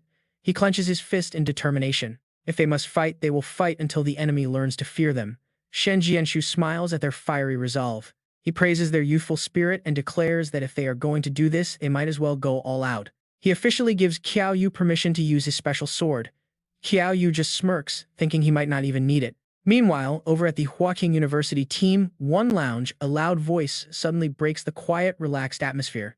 Lu Bao holds up his phone with a shocked expression, announcing that Capital University Team 2 actually accepted their challenge. His teammate sitting opposite him shrugs, asking why he is so worried, since they will easily crush them either way. Qin Qianyi stretches lazily, saying they should just wrap this up quickly so she can go home to her mother's cooking. Her mother is making pork rib soup with corn, and she wants to eat. Suddenly, a deep voice echoes from the doorway. The voice tells Qin Qianyi she should call her mother and tell her not to wait up for dinner tonight. Everyone in the room turns in absolute surprise toward the tall figure standing nearby, wondering who just walked in. It is King Tianhao, the powerful principal of Huaqing University. The students quickly stand and greet him warmly. Qin Qianyi smiles sheepishly, calling him dad before correcting herself, asking what brings the principal here. Qin Tianhao warns them that if he did not show up, they might fail due to their sheer arrogance. He notes those 5 opponents are all geniuses and Capital University recruited them before he could get them first. He specifically warns them to watch out for Qiao Yu. Qin Qianyi just giggles, asking if he is joking. She wonders why they should worry about a mid-tier necromancer when their entire team consists of high-tier fighters. Her father lowers his voice, telling them that as a mere apprentice, Qiao Yu defeated Pei Xiangguo with 1 punch.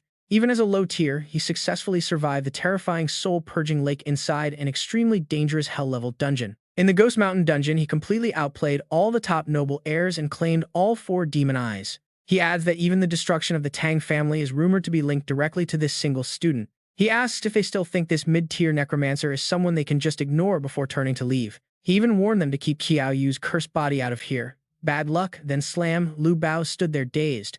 Boss Gu, what now? Qiao Yu's body is incredibly strong. Gu Ming's brow furrowed. To him, a necromancer obsessed with physical stats was just getting things backward. That was purely barbaric. 10 straight wins. That was guaranteed this afternoon. Out on the field, Lu Yu's loud voice finally boomed. Good morning, everyone. Thrilled to host this completely insane match today. Let's hear it for both sides. First place, Huaqing Unstoppable, 10 straight wins. Gu. You glared at Qiao Yu with pure bitterness. How is he sharing a stage with my brother? I work so hard, yet I'm just watching. Shi Xiaorong sighed. Stop complaining. Getting outperformed by a freak like Qiao Yu is normal. Just watch. It is starting. Today will be wild. Gu Yu smirked internally. Qiao Yu didn't look like much compared to their captain. No match at all. Meanwhile, Qiao Yu flashed a smug smirk, clearly aiming to provoke his opponents. Unbelievable hype. The crowd screamed for Qiao Yu, begging to have his babies. Don't lose team 2. Lu Bao gritted his teeth in absolute rage. Pretty face won't save you. Cry later, handsome. Luo Yu raised her hand high. All players, please take your marks. Get ready to fight. Pingyang's sword art's second stance, Ma Fei charged forward immediately, unleashing a powerful rainbow strike. Across the field, 2 opponents quickly raised their hands to form a protective wall. Cheap tricks. 4 symbols, 8 trigrams, boom. The shield held. A red alert popped up. Attack ineffective. Ma Fei froze. This is impossible. Suddenly, Qin Qianyi appeared from behind, but Qiao Yu moved faster, intercepting her instantly. His ring glowed. Ancestral corpse ring. Forced back, she quickly yelled a warning to her team. Watch out, that kid's ring can steal your speed. Lu Bao smirked, reaching out. No problem. Let him try, he roared. Blood, spirit, poison mist. There is no antidote. Try running from this. Do it, Qiao Yu ordered. Yang Xiang, stop holding back. Understood, he slammed his foot down. Water, metal, fire, earth, wood. A massive swirling vortex erupted from the ground. 5 elements. The entire crowd gasped. A 5-element mage on Kyoto's second team. Truly insane. Unbelievable power. I mean, look at this. The entire arena was torn apart as 5 elements merged together. Is this guy even human? Wielding all 5, Qin Tianhao watched from his seat in sheer panic. He expected Qiao Yu to be the main threat, but this fat kid was hiding ridiculous power. If only he had answered his phone earlier, he would have recruited all of them instantly. Suddenly, a chilling voice sounded behind them. All 4 spun around. Gu Ming stepped forward slowly. Can't even defeat them, Gu Ming glared, summoning a massive wave of skeleton soldiers. The Bone Horde, Hellfire Vitality. His eyes gleamed with malice. Instantly, the skeleton army's eyes burned bright red. Qiao Yu smirked. Finally, he's active. But why use only low-tier spells for this match? Even buffed skeletons cannot stop Yang Xiang's raw 5-element strength. What is his plan? Qiao Yu grinned internally. Finally, he forced his move. Still, something felt incredibly off here. Why stick to low-level skills? Looking at the win rate shifting in his favor, he felt uneasy. Even buffed skeletons shouldn't stand a chance against Yang Xiang's raw elemental might. What now? What is Gu Ming's real goal? Across the field, Gu Ming calmly raised his summoning staff. Next second, he coldly activated his lethal trigger. Necro Explosion. The skeletons expanded very rapidly. Boom. A massive synchronized blast ripped through the battlefield. The sheer force was absolutely colossal. A giant fissure opened across the arena. The crowd went wild. Gu Ming, you are amazing. Luo Yu grabbed her mic, shouting in absolute awe. That was insane. Gu Ming did it. Using only 3 basic necromancy spells, King Hei's captain completely neutralized Kyoto's entire 5-element power. Talk about minimum effort for maximum results. This was a textbook defensive combo, absolutely brilliant. Gu Ming stared at Qiao Yu. On the stands, Tian Hao and the crowd roared in victory. Qiao Yu brushed off the dust, quietly analyzing. The Skeleton Horde and Hellfire were D-rank. Necro Explosion was C-rank. 3 basic low-level skills, yet combining them created this devastating result. It is absolutely terrifying. Even though he is drenched in sweat, he is completely thrilled to see that necromancy can actually be used this way. Jianshu watches in deep thought, realizing that even if he executed this combo skill better than Gu Ming, the result would still be limited. That kid Gu Ming has truly mastered the deep path of a necromancer. Meanwhile, Gu Su is laughing hysterically on the sidelines. He brags that his big brother is just too strong, mockingly telling Qiao Yu that defeating him means nothing against Gu Ming. The purple-haired girl next to him sighs silently, thinking that the guy basically has a serious case of brother worship. Up on the stage, Gu Ming looks down with a sneer, asking if this pathetic display is really the best they can do. He demands to see their necromancy, while Qiao Yu quickly analyzes the situation, knowing his opponent is incredibly formidable. Gu Ming has almost 0 openings, meaning his only real weakness has to be his defense. Suddenly, a wild strategy flashes through Qiao Yu's mind. They can only win this if they find a way to shatter the Liu brothers' defense first. Right at that moment, he looks over. Qiao Yu turns to Ma Fei with a mischievous grin, realizing it is finally time to trigger that secret plan. He suddenly yells out Ma Fei's name. Out of nowhere, Qiao Yu starts trash-talking his own teammate, shouting that he never saw Ma Fei as a real rival because his skills are subpar. Ma Fei stands there completely baffled. But Qiao Yu keeps going, dialing up the mockery to an absolute maximum. He points out that Ma Fei trained for 4 whole months just to fail at breaking through his simple shield, questioning his actual worth. How can someone like him dream of becoming the ultimate sword master? Qiao Yu then flips his hair and confidently delivers the final blow. Not only is he weak, but he is also nowhere near as good-looking. Hearing this, Zuo Yu immediately bursts out laughing. She adds fuel to the fire, asking how anyone could ever rely on Ma Fei. Ziyue also happily joins in on the roast. She sighs that he is a massive disappointment. Then Xiang Di steps up, pats Qiao Yu on the back, and joins the teasing. He claims Ma Fei could never break the Liu brothers' shield even if he tried for a lifetime, leaving the heavy lifting to Qiao Yu. That does it. Ma Fei snaps, his eyes flaring with pure rage as he roars, questioning if they think he cannot slice through a stupid shield. Suddenly, his system alerts that his self-esteem is damaged by 200%, boosting his attack power by 20,000%. He tells them to watch him closely as he charges ahead like a madman.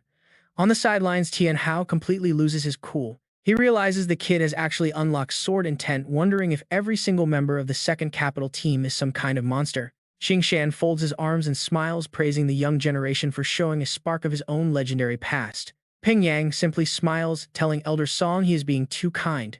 Meanwhile, Ma Fei pours every ounce of his energy into his blade. The Liu brothers shudder as they feel that terrifying wave of power heading their way, but they refuse to back down. They immediately cast their ultimate barrier spell, but Ma Fei slams his sword directly into their defense with insane force. He unleashes a devastating slash that literally shatters the ground beneath them, sending debris flying everywhere as the shield begins to buckle. Deep cracks spiderweb across the barrier before it completely shatters into pieces, forcing the panicked Liu brothers to scream a warning to their leader. The impact sends Ma Fei flying backward through the air, prompting his worried teammates to rush to his side immediately. Zuo Yu steps forward to cast a defensive spell, trying her best to shield the team while Ziyue focuses on healing. She desperately heals Ma Fei to stabilize him, but dark markings suddenly begin to spread across Zuo Yu's face. Qiao Yu gasps in shock. She is pushing her body past its absolute limits. Although the marks fade, she is suddenly blasted backward, making Qiao Yu scream her name. They desperately reach out to grab each other's hands as the entire stage is swallowed by a massive cloud of dust. Luo Yu frantically updates the audience, reporting on Ma Fei's earth-shattering strike that has left the entire stadium in utter shock. The resulting shockwave is so powerful, it blows back almost every single player on the field, leaving only a few standing. Qiao Yu crouches next to Ma Fei to check his injuries while Gu Ming glares at him with cold, murderous eyes. The entire stadium erupts in disbelief as whispers spread about the Liu brothers' ultimate shield being completely obliterated by that single strike. Ma Fei is just too cool, proving that the second capital team can go toe-to-toe with the elite Hua King team.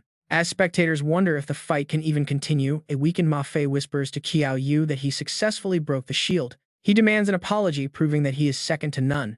Qiao Yu firmly grabs his hand, feeling a deep surge of respect. He warmly apologizes, praising his brother as the absolute best who will surely become the world's greatest sword master one day. He tells Ma Fei to rest and leave the remaining fight to him, promising that he will definitely win this. Luo Yu announces that both the Liu brothers and Ma Fei have lost consciousness, leaving them completely unable to continue. Medical teams quickly rush in to carry them off, leaving only 2 active fighters left on the battlefield. This leaves only Qiao Yu and Gu Ming to settle the score, turning this massive team battle into a final showdown. It is a deathmatch between 2 necromancers. Qiao Yu and Gu Ming glare at each other. Gu Ming stares coldly about to. Speak up, I admit it, I definitely underestimated you. I should have gone all out right from the very beginning. But now he declares it is time to end this. Suddenly, a colossal hand starts forming right behind Qiao Yu. It is the giant hand of death thrusting high into the air before slamming down hard on him. Qiao Yu grits his teeth and nimbly leaps backward to dodge the crushing blow. Up in the commentary booth, Luo Yu screams this monster is insanely tough. Qiao Yu calmly analyzes the situation. The hand of death is an A-rank skill, and unless it target to drag back to the underworld, it will never stop. Fine, he thinks I will give you someone. Right after that, he pulls out his dark staff to cast a giant skeleton summoning spell, and the creature instantly charges forward. Brandishing its blade, the skeleton leaps high and slashes down at the giant hand, but it does absolutely nothing. Instead, the giant hand easily crushes the skeleton in its palm. Watching this, Qiao Yu thinks that with his skeleton acting as a scapegoat, he is safe. But suddenly he senses danger and whips his head around to see the hand of death somehow rising right behind him. Angrily clenching his fist, Qiao Yu roars in frustration. They were already halfway back, yet you still want to crawl out. He violently smashes the hand down, roaring to beat it. Luo Yu gasps in shock. Did he seriously just use pure raw muscle power to banish the hand of death? Can a necromancer even fight like this? A spectator in the stands gasps, wondering if he is actually a physical cultivator pretending to be a necromancer. Gu Ming glares at him with pure murderous intent, and without a single word, he immediately begins to summon a troop of mounted death knights. Not backing down, Qiao Yu unleashes his own power, muttering that there is finally something he can do. Summoning the Gate of Acheron, a massive horde of skeletal horsemen erupts from the portal, and both sides clash in a brutal, chaotic storm of steel.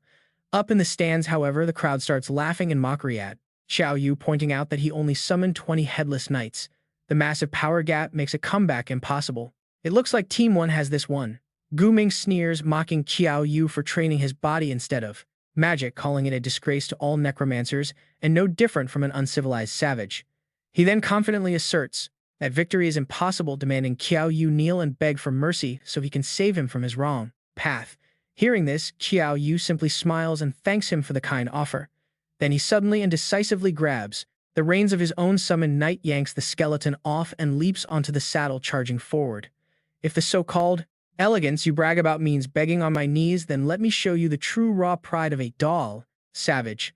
Skillfully wielding his massive crescent blade, he rides headfirst into the enemy army. Witnessing this madness, Luo Yu screams in absolute disbelief, asking what on earth they are watching. The necromancer is actually leading the charge himself, which is just incredibly insane.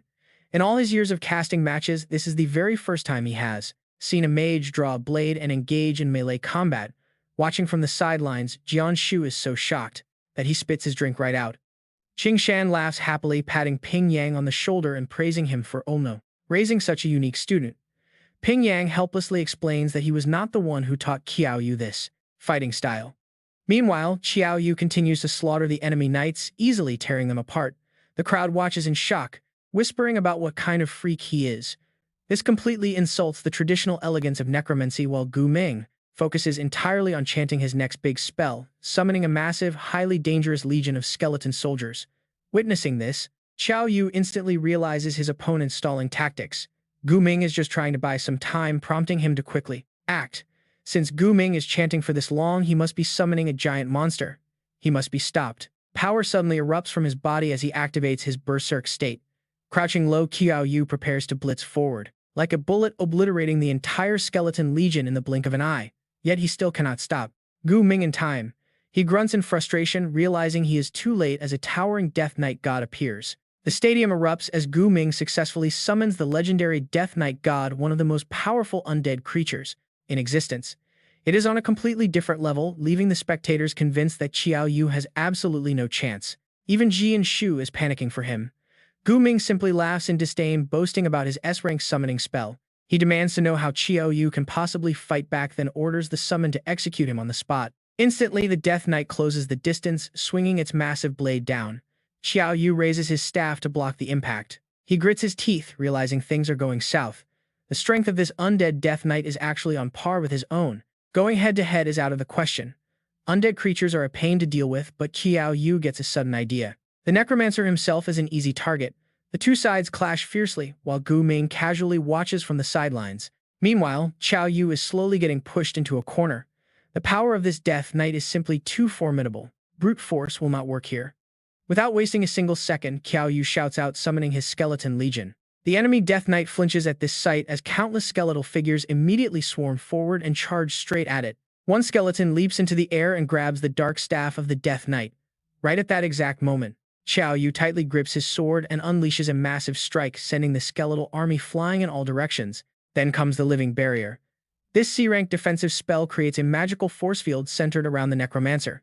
Spanning 2 meters, it completely bans any undead from entering. However, maintaining this barrier drains a massive amount of mana. 10% of the Necromancer's maximum mana is consumed every second. Qiao Yu knows the stakes are incredibly high right now. This barrier eats up way too much energy, and his current mana pool can only keep it active for 5 seconds. With that in mind, Qiao Yu leaps high into the air, lunging straight at Gu Ming with a singular, desperate goal. He has to finish Gu Ming off within those 5 seconds, yet his opponent is not afraid at all, only growing more excited. Gu Ming triggers his undead transposition skill, and the Death Knight instantly shifts positions without a single moment of hesitation. The knight swings its massive sword right at him, but Qiao Yu merely smirks with absolute unwavering confidence.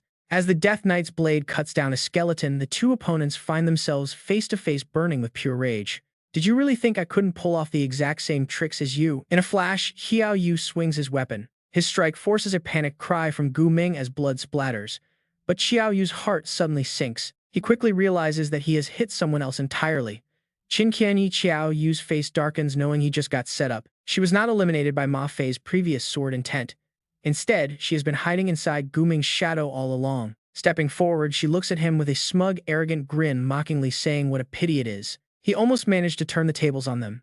But the danger is far from over. The Death Knight charges right back. Its devastating strike lands cleanly, sending his blood spraying everywhere as the shocked spectators scream out in sheer panic. Even Zuo Yu loses his cool, shouting out Qiao Yu's name in desperation. Yet, amidst the chaos, Qiao Yu's resolve only hardens. It is just a single slash after all. But how on earth is he tapping into such an extreme state of fury? He is determined to witness firsthand just how powerful this top-tier undead entity, the legendary Death Knight, truly is. Qiao Yu raises his blade high, daring the beast to try and block a strike from a mere necromancer like him. He immediately triggers the Skeleton King ring, activating his unique egoist state. Right then, the system sends an urgent notification. The yin-yang reversal state is now active. During this conversion process, the player's defense drops by 100%. In exchange, his attack power surges by 100% for 10 seconds, pushing his total attack to 3230. With one mighty swing, he splits the Death Knight completely in half. Despite the brutal clash, Qiao Yu is still standing. The spectating crowd is left completely speechless, with everyone looking around in total disbelief, wondering what on earth just happened. Up in the stands, roaring cheers erupt as everyone yells out praise for Qiao Yu and Imperial Capital University. Sitting in the corner, Song Qingshan finally lets out a sigh of relief. This is the true power of Great Xia's youth. Down on the field, Gu Ming completely panics. The legendary Death Knight was actually taken out in a single blow. That should be absolutely impossible. As she watches Qiao Yu slowly step closer, Qin Qianyi's heart sinks with overwhelming dread. Her senior is completely out of mana and she has no strength left to fight. Are they really about to lose? Just then, Qiao Yu casually steps forward and asks if they know what growing radishes means, leaving Gu Ming utterly terrified. He collapses onto the ground, desperately asking what this madman wants. Qin Qianyi also screams for him to stay back. Qiao Yu completely ignores them, preparing his final move. But as he turns his gaze toward Qin Qianyi, she surrenders. "We surrender," she screams out in absolute fear. Right after the announcer's booming voice echoes across the entire arena, Imperial Capital University's second team wins the final qualifying match. A bit later, Qiao Yu rests in the break room. Ping Yang smiles warmly, praising them for a job well done. Previously, the top seed in the eastern region always belonged to Huacheng. This year, Imperial Capital University can finally walk with their heads held high, ready to take on whatever comes next. Seeing this, they smile brightly and tell the principal to rest easy because they are absolutely going to win the championship this year. They plan to use the grand prize money to cure the poison in his body, but the humble principal just shakes his head. He tells them that even without the trophy, there are other cures and that Old Song is already on the case. Old Song will use his vast resources to help out, and no matter how the tournament ends, he is already incredibly proud. They are his proudest students. But wait for it. Jianshu is about to drop an absolute bombshell on them. Alright, time to get down to business with one good piece of news and one bad, starting with the good to ease minds. They are hosting the tournament this year, meaning 16 teams from the Western Alliance are heading to the capital to compete. The latest info says the qualifiers kick off in 5 days and their first opponent is a remarkably strong squad from Shungeka Academy. After that shocker, Jianshu lays out the harsh truth. Massive obstacles ahead. Their main rival Umekowaka Warecha consistently lands in the top 8 and even took runner-up once. So this opening round might actually be tougher than today's match, meaning they need to rest and recover right away. The two old mentors leave them in peace, but Qiao Yu is already completely relaxed and ready to kick back. He notes that it is finally time to rest and that he needs a massive meal to recharge, while Ma Fei vows to keep training his sword skills to break through, while Qiao Yu calmly plans to head home to visit his parents. But as he turns to leave, Zuo Yu pulls him back. Her eyes are filled with deep sincerity. She asks if Qiao Yu is free tomorrow to go somewhere together, and the scene quickly shifts to their outing. They are buying street food and she happily declares these school gate candied haws are the absolute best, while Zuo Yu is happily eating. Qiao Yu stands by her side, gently pampering her as she recalls how much she craved this before. She adds that she had nothing good to eat back then, so he pats her head, promising to buy her anything. He even offers to get some for the rest of the team, telling the vendor to pack 5 portions of everything. The vendor happily obliges and the two sweethearts continue their peaceful stroll together through the lively, bustling market. As they walk, Zuo Yu timidly asks if Qiao Yu wants to know what happened to her during that time. But just as she is about to explain, his face suddenly tenses up as he tells her to wait. He quickly scans the street corners with a sharp gaze and immediately senses that someone is stealthily trailing them from behind. Trouble is brewing. Looking at the dust kicking up in the distance, he knows they have company. Right on cue, a shady figure steps out right in front of them, staring at the pair with a very devious gaze, though he tries to sound friendly, claiming he is just a simple casino boss looking for a partnership. Qiao Yu remains completely skeptical, asking what kind of partnership a random casino owner could possibly want with someone like him. The man quickly sweet-talks him, trying to win him over by pointing out how incredibly valuable Qiao Yu actually is. Their team is currently insanely popular in the Great Xia ancient state, with countless gamblers betting massive fortunes on their victory. He wants them to throw their very first match, but let's be real, Qiao Yu is not the type to play along.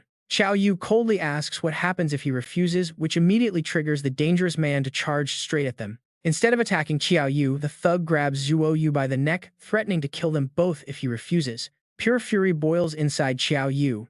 He yells to unhand her, but then everything goes horribly wrong. Total paralysis. His muscles lock up and he realizes with horror that he cannot move a single finger. The villain laughs and tells him not to bother explaining he used a high-grade cursed artifact on them. Within this cursed domain, breaking free is completely impossible, and the corrupt boss starts to mock him even further. He sneers that the poor girl will not last much longer, brutally urging Qiao Yu to make his choice right now. Right at this critical life and death moment, Xiao Ji suddenly appears, prompting Qiao Yu to immediately call out his name. The curse is instantly cleansed, and Qiao Yu summons his mighty Zhu Long crescent blade, charging forward with immense fury. The shocked boss barely has time to react, but he still manages to dodge the strike and counterattack. He lands a heavy kick on Xiao Yu, who curses inwardly, realizing the old bastard is a king-tier player. Worse yet, he is a physical cultivator whose raw power matches the 8 kings under Bai Zai Chan. They are in deep trouble. Meanwhile, the arrogant foe remarks how troublesome this mid-tier kid is. He decides he must eliminate Qiao Yu before he grows stronger, but reality is about to hit him hard. Shocked. It turned out Zuo used her underworld fire of courage just in time, completely catching Wang Jia off guard. What on earth is this? More than anyone else, he understood how incredibly bizarre this was. How could the fire of the underworld manifest on a living human? Knowing he was backed into a corner, Wang Jia had no choice but to find a way out. Damn it. Staring at her, realization suddenly struck him. No wonder they managed to defeat Hua Cheng's first team. But since he had already gone this far, Wang Jia decided to double down. He was ready to gamble. There was absolutely no way he would let them leave alive today. In a flash, she lunged straight toward Zuo Yu, roaring with a threat to die. But once again, Wang Jia was blasted back by another one of her mysterious skills. Witnessing this, he realized he was outmatched. What kind of god is lurking in the shadows, too cowardly to show their face? He had already sealed off this entire area, so what kind of powerhouse could have slipped in here so completely unnoticed? Right then, a cold voice whispered in his ear, "Show myself. A weakling like you is not worthy." Across from him, a figure emerged, shrouded in a swirling blue mist. It was Thanatos, arriving with a cold, menacing warning for them all. He warned her, "I told you not to leave the underworld." Who knows what wire crossed in Hypnos' head to make him agree to this? Such a troublesome thing, letting you almost die here. Right at that very moment, Qiao Yu suddenly collapsed to the ground. Qiao Yu panicked as she fell, screaming her name. But Thanatos did not care, calmly asking if she risked her life just to leave the underworld for him. He suggested that killing the boy and bringing his soul back would solve everything, though. Executing someone so weak would only dirty his hands. Fueled by growing rage, Qiao Yu snapped, shouting out, "Thanatos, who the hell are you?" This time, the mysterious figure finally introduced himself properly, declaring that he was a god. With that, Thanatos unleashed a massive pillar of ice toward them, warning that nobody would save Qiao Yu this time, as he found him a nice spot in the underworld. Just then, Xiaoji suddenly rushed forward, throwing herself between them, leaving Qiao Yu completely stunned by her bravery. Xiaoji. In an instant, the two powerful forces clashed, sending a massive shockwave through the air. Thanatos felt a flicker of surprise. A half-biological, half-mechanical lifeform. Recognizing her, he noted she was from the mechanical era of the third universe, staring intently at the girl. He warned her that if she wanted to save this kid, it did not matter which universe she came from, death was certain. With that, Xiaoji summoned an army of mechanical puppets, coldly replying that it was none of his business. Seeing them, he instantly recognized the summoning skill of mechanical puppets. Yet he remained completely unfazed, acting as if this meant absolutely nothing to him. In the next second, a powerful ice pillar erupted, completely shattering her defense line. Xiaoji gasped in shock as Thanatos lunged toward her like a bolt of lightning, grabbing her neck. He mocked her, sneering that while her power was decent, fighting a god was pure foolishness. Yet Xiaoji refused to yield, fiercely whispering if he even deserved to be called a god. Only his master had the right to say that. She spat that he was nothing but a fake god. Enraged by her defiance, Thanatos snapped, ready to make her pay. He snarled that if she wanted to die, he would gladly grant her wish right now. Instantly, he conjured a new terrifying spell to torture her, death annihilation. As the dark energy hit Xiaoji, she screamed in agony, and Qiao Yu could no longer watch. He screamed for Thanatos to let her go, baiting him to come and kill him instead. Hearing this, the god finally turned his gaze. "Are you furious, seeing her get killed just to protect you?" he taunted, staring intently at Qiao Yu with a cold glare. The helpless rage of mere ants is truly a pathetic sight. But just as Thanatos let his guard down, a dark shadow suddenly charged forward. Even so, he was deemed too weak, left only to watch her suffer. But rage was pushing his power to the absolute limit. With a roar of pure fury, Qiao Yu lost control, unleashing raw destruction and shouting that he would tear Thanatos apart. Towering murderous intent completely engulfed the entire area, and even Qiao Yu himself was startled by how incredibly intense this sensation felt. It was exactly like when he broke Baixichin's seal before. No, this time the dark energy was far more powerful. Witnessing this incredible surge, Thanatos could only gasp in utter disbelief at the pure underworld energy radiating from him. It was completely free of impurities, the absolute purest underworld energy. This is impossible, he thought, despite his battered state. How could such divine underworld energy appear on a mere ant? Feeling deeply insulted by this reality, he growled. Thanatos could only roar in frustration, wondering if this boy was also an heir. But how could an inheritance seed choose? A pathetic ant from a low-tier universe. Qiao Yu, radiating a dense cloud of dark energy, screamed his name. Seeing the danger, Thanatos quickly tried to stop him, shouting that if he was also an heir, they were not enemies. But the boy kept charging forward recklessly, forcing him to curse silently that he must be blinded by the seed's power. Dodging the massive blasts of dark energy, Thanatos looked at Qiao Yu's rapidly changing body in absolute shock and confusion. This is impossible, he realized. Even with an inheritance seed, his raw powers shouldn't be skyrocketing like this. "What kind of monster are you?" Thanatos roars, with murderous eyes, lunging down with his deathly annihilation attack. Qiao Yu shoots him a razor-sharp glare, effortlessly raising his hand to block the strike. But his underworld energy, it is retreating, which should be impossible. Qiao Yu raises his other hand, clenching a fist overflowing with insane power. He drives forward, punching Thanatos back hundreds of meters. The god struggles against the brutal momentum, screaming in absolute rage. "You dare strike a god, even if you are the true successor, I will end you." He raises his razor-sharp arm. His eyes burn with fury as he challenges Qiao Yu to see how long he can hold onto this power. Then 4 overwhelming streams of demonic energy surge forward, a soul-shattering death attack. He screams out to kill. But Qiao Yu is no joke, weaving and dodging every single blast. Suddenly, the system chimes with a game-changing alert. Congratulations to player Qiao Yu for successfully fusing the S-Rank item Seed of the Underworld King. He leaps high into the air. Qiao Yu dives right at him with a clenched fist. Terrified, the god's eyes shrink as he desperately raises his arms to block. Qiao Yu unleashes a wave of underworld energy far denser than before. With his ultimate strike delivered, he lands back down. The dust from the shockwave slowly clears and the dark energy swirling around him begins to fade away. Qiao Yu looks utterly exhausted, his vision blurring as intense fatigue takes over. He collapses right onto the dirt, knocked out cold. But suddenly, because villains never stay down, a battered hand claws its way onto the edge. It is Thanatos.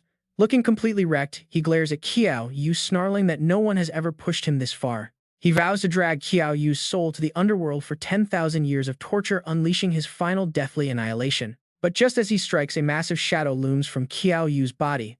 Thanatos completely freezes, his face twisted in shock. How is this possible? He gasps immediately, dropping to his knees to bow in deep respect. Meanwhile, Qiao Yu wakes up. He blinks, his eyes open, sitting up in a hospital bed with a heavy sigh. Seriously, not again. He wonders if he should just buy a yearly VIP pass. Clutching his aching head, he tries to piece things together. Did he somehow take down Thanatos? Is he actually that strong? Before he can think, Qiao Yu walks in holding food. You must be starving since you have been out for a whole day, she says calmly, placing the food tray down. She knows he has a ton of questions, so she tells him to eat while she explains everything to him. She admits she kept quiet before to protect him, but now that he is a successor, he needs to know. Qiao Yu listens quietly between bites, his mind spinning as she drops the truth. What exactly is a successor? Qiao Yu looks slightly guarded as she explains it is the successor seed of the underworld king Hades. It chooses its own master, granting them a fraction of his power to draw them toward his ultimate inheritance.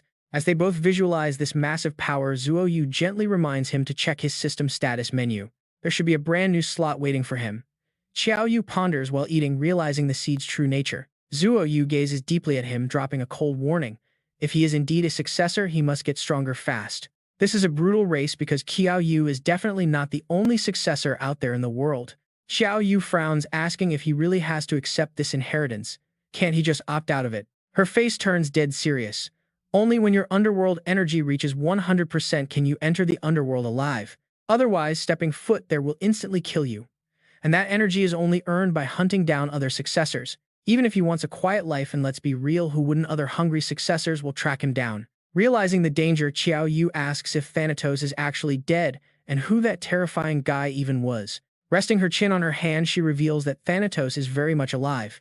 Technically, he is not even human. He is the literal god of death from the underworld, serving as the right-hand man of Hades himself. Remembering her strange powers, Qiao Yu asks if she is a successor too, since she wields that same underworld fire. Looking down sadly, she claims she is not promising to explain her side after the tournament finally ends. She begs him not to press her right now. Smiling, Qiao Yu gently pats her head, letting it go. No matter what secrets she is keeping, she will always be his Qiao Yu. Blushing, she holds his hand. She promises. Then she suddenly remembers she has not told Teacher Shen or the others about his hospitalization. She tells him to rest up while she slips out, and Qiao Yu smiles, watching the door close. Pulling down his shirt, he stares at his own chest, whispering anxiously to Xiao Ji, asking if he is still there. Xiao Yu senses Xiao Ji curled up tightly inside his space.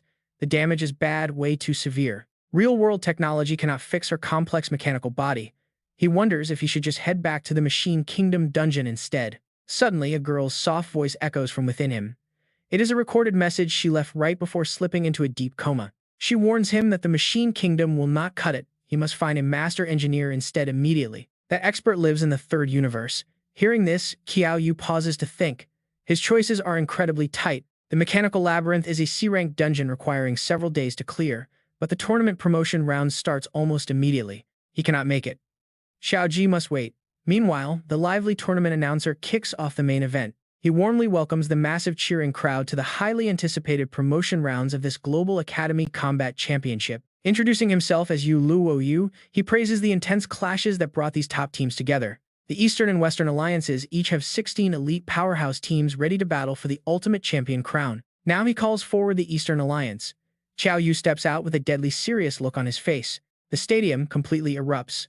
Loud cheers explode as passionate fans scream for the Eastern Alliance, creating an absolutely electric atmosphere. They scream for the Jingdu's second team to win.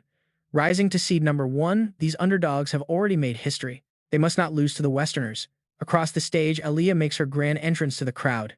The host warmly introduces the 16 Western teams who travel a very long way to compete here. Aliyah walks out with a dazzling smile and a stunning radiant presence. In the stands, male spectators blush instantly. They whisper about her gorgeous looks. But sitting high in the stands, Sun turns completely pale when he sees her face. He mutters in utter panic, wondering why she is even competing. This is bad. The team reps are shocked. They cannot believe she joined. This is a total disaster. Only Elder Song seem to know her secret identity. Meanwhile, Saz stands with supreme confidence. He boasts they will take the crown right on their opponent's turf. Thanson retorts with deep irritation. He warns him that the champion is far from decided. He snaps, "Do not talk big so soon, or you will end up eating your own words in front of everyone." The host announces the arena is fully ready to narrow 32 teams down to the top 16. Get ready because things are about to get wild. Over in the Western camp, the fighters strip off their shirts. They show off ripped six-packs. Their captain FU steps forward with an incredibly calm, confident expression. He admits Qiao Yu has crazy physical strength, but today he promises to prove he is much stronger. Qiao Yu lets out a booming laugh. He likes the attitude. If they are men, fight directly. As the host signals the start, Qiao Yu draws his blade.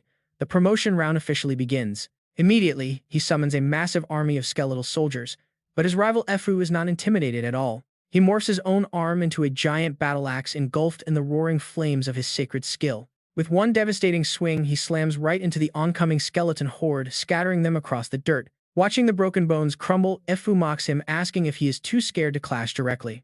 The crowd grows anxious. With just one blow, he shattered the entire summon. His raw power is truly terrifying. But wait, Qiao Yu is definitely not weaker in raw physical durability. The real threat here is Fu's elemental skills. Fans worry the beloved second team might get knocked out early.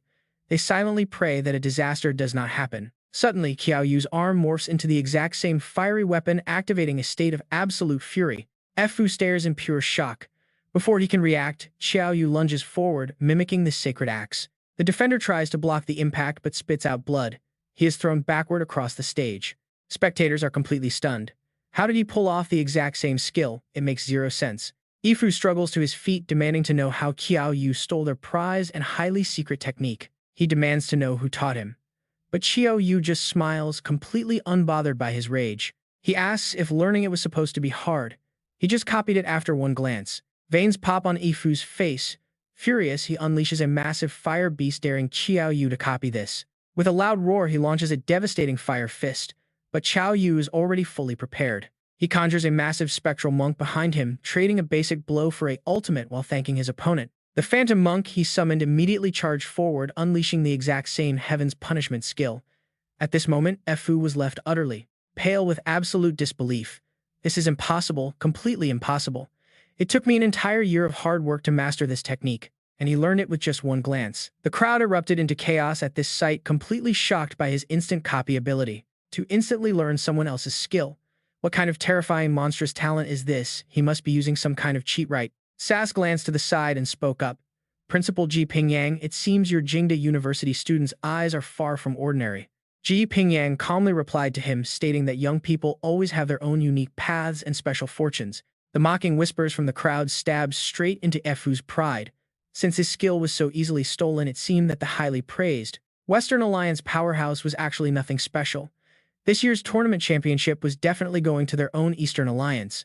The fans cheered wildly for Jingdu Team 2. Meanwhile, the other Western team members boiled with rage, urging their captain to use that special move. They insisted that as representatives of the Western Alliance, they absolutely could not lose face on Eastern turf. Fu quickly regained his confident smirk. Fine, this move was originally meant to be saved for the grand finals, but now he had to. They had to not only win, but do so with an overwhelming, flashy, and utterly crushing victory. All five of them leaped into the air with a loud shout, leaving Qiao Yu deeply confused.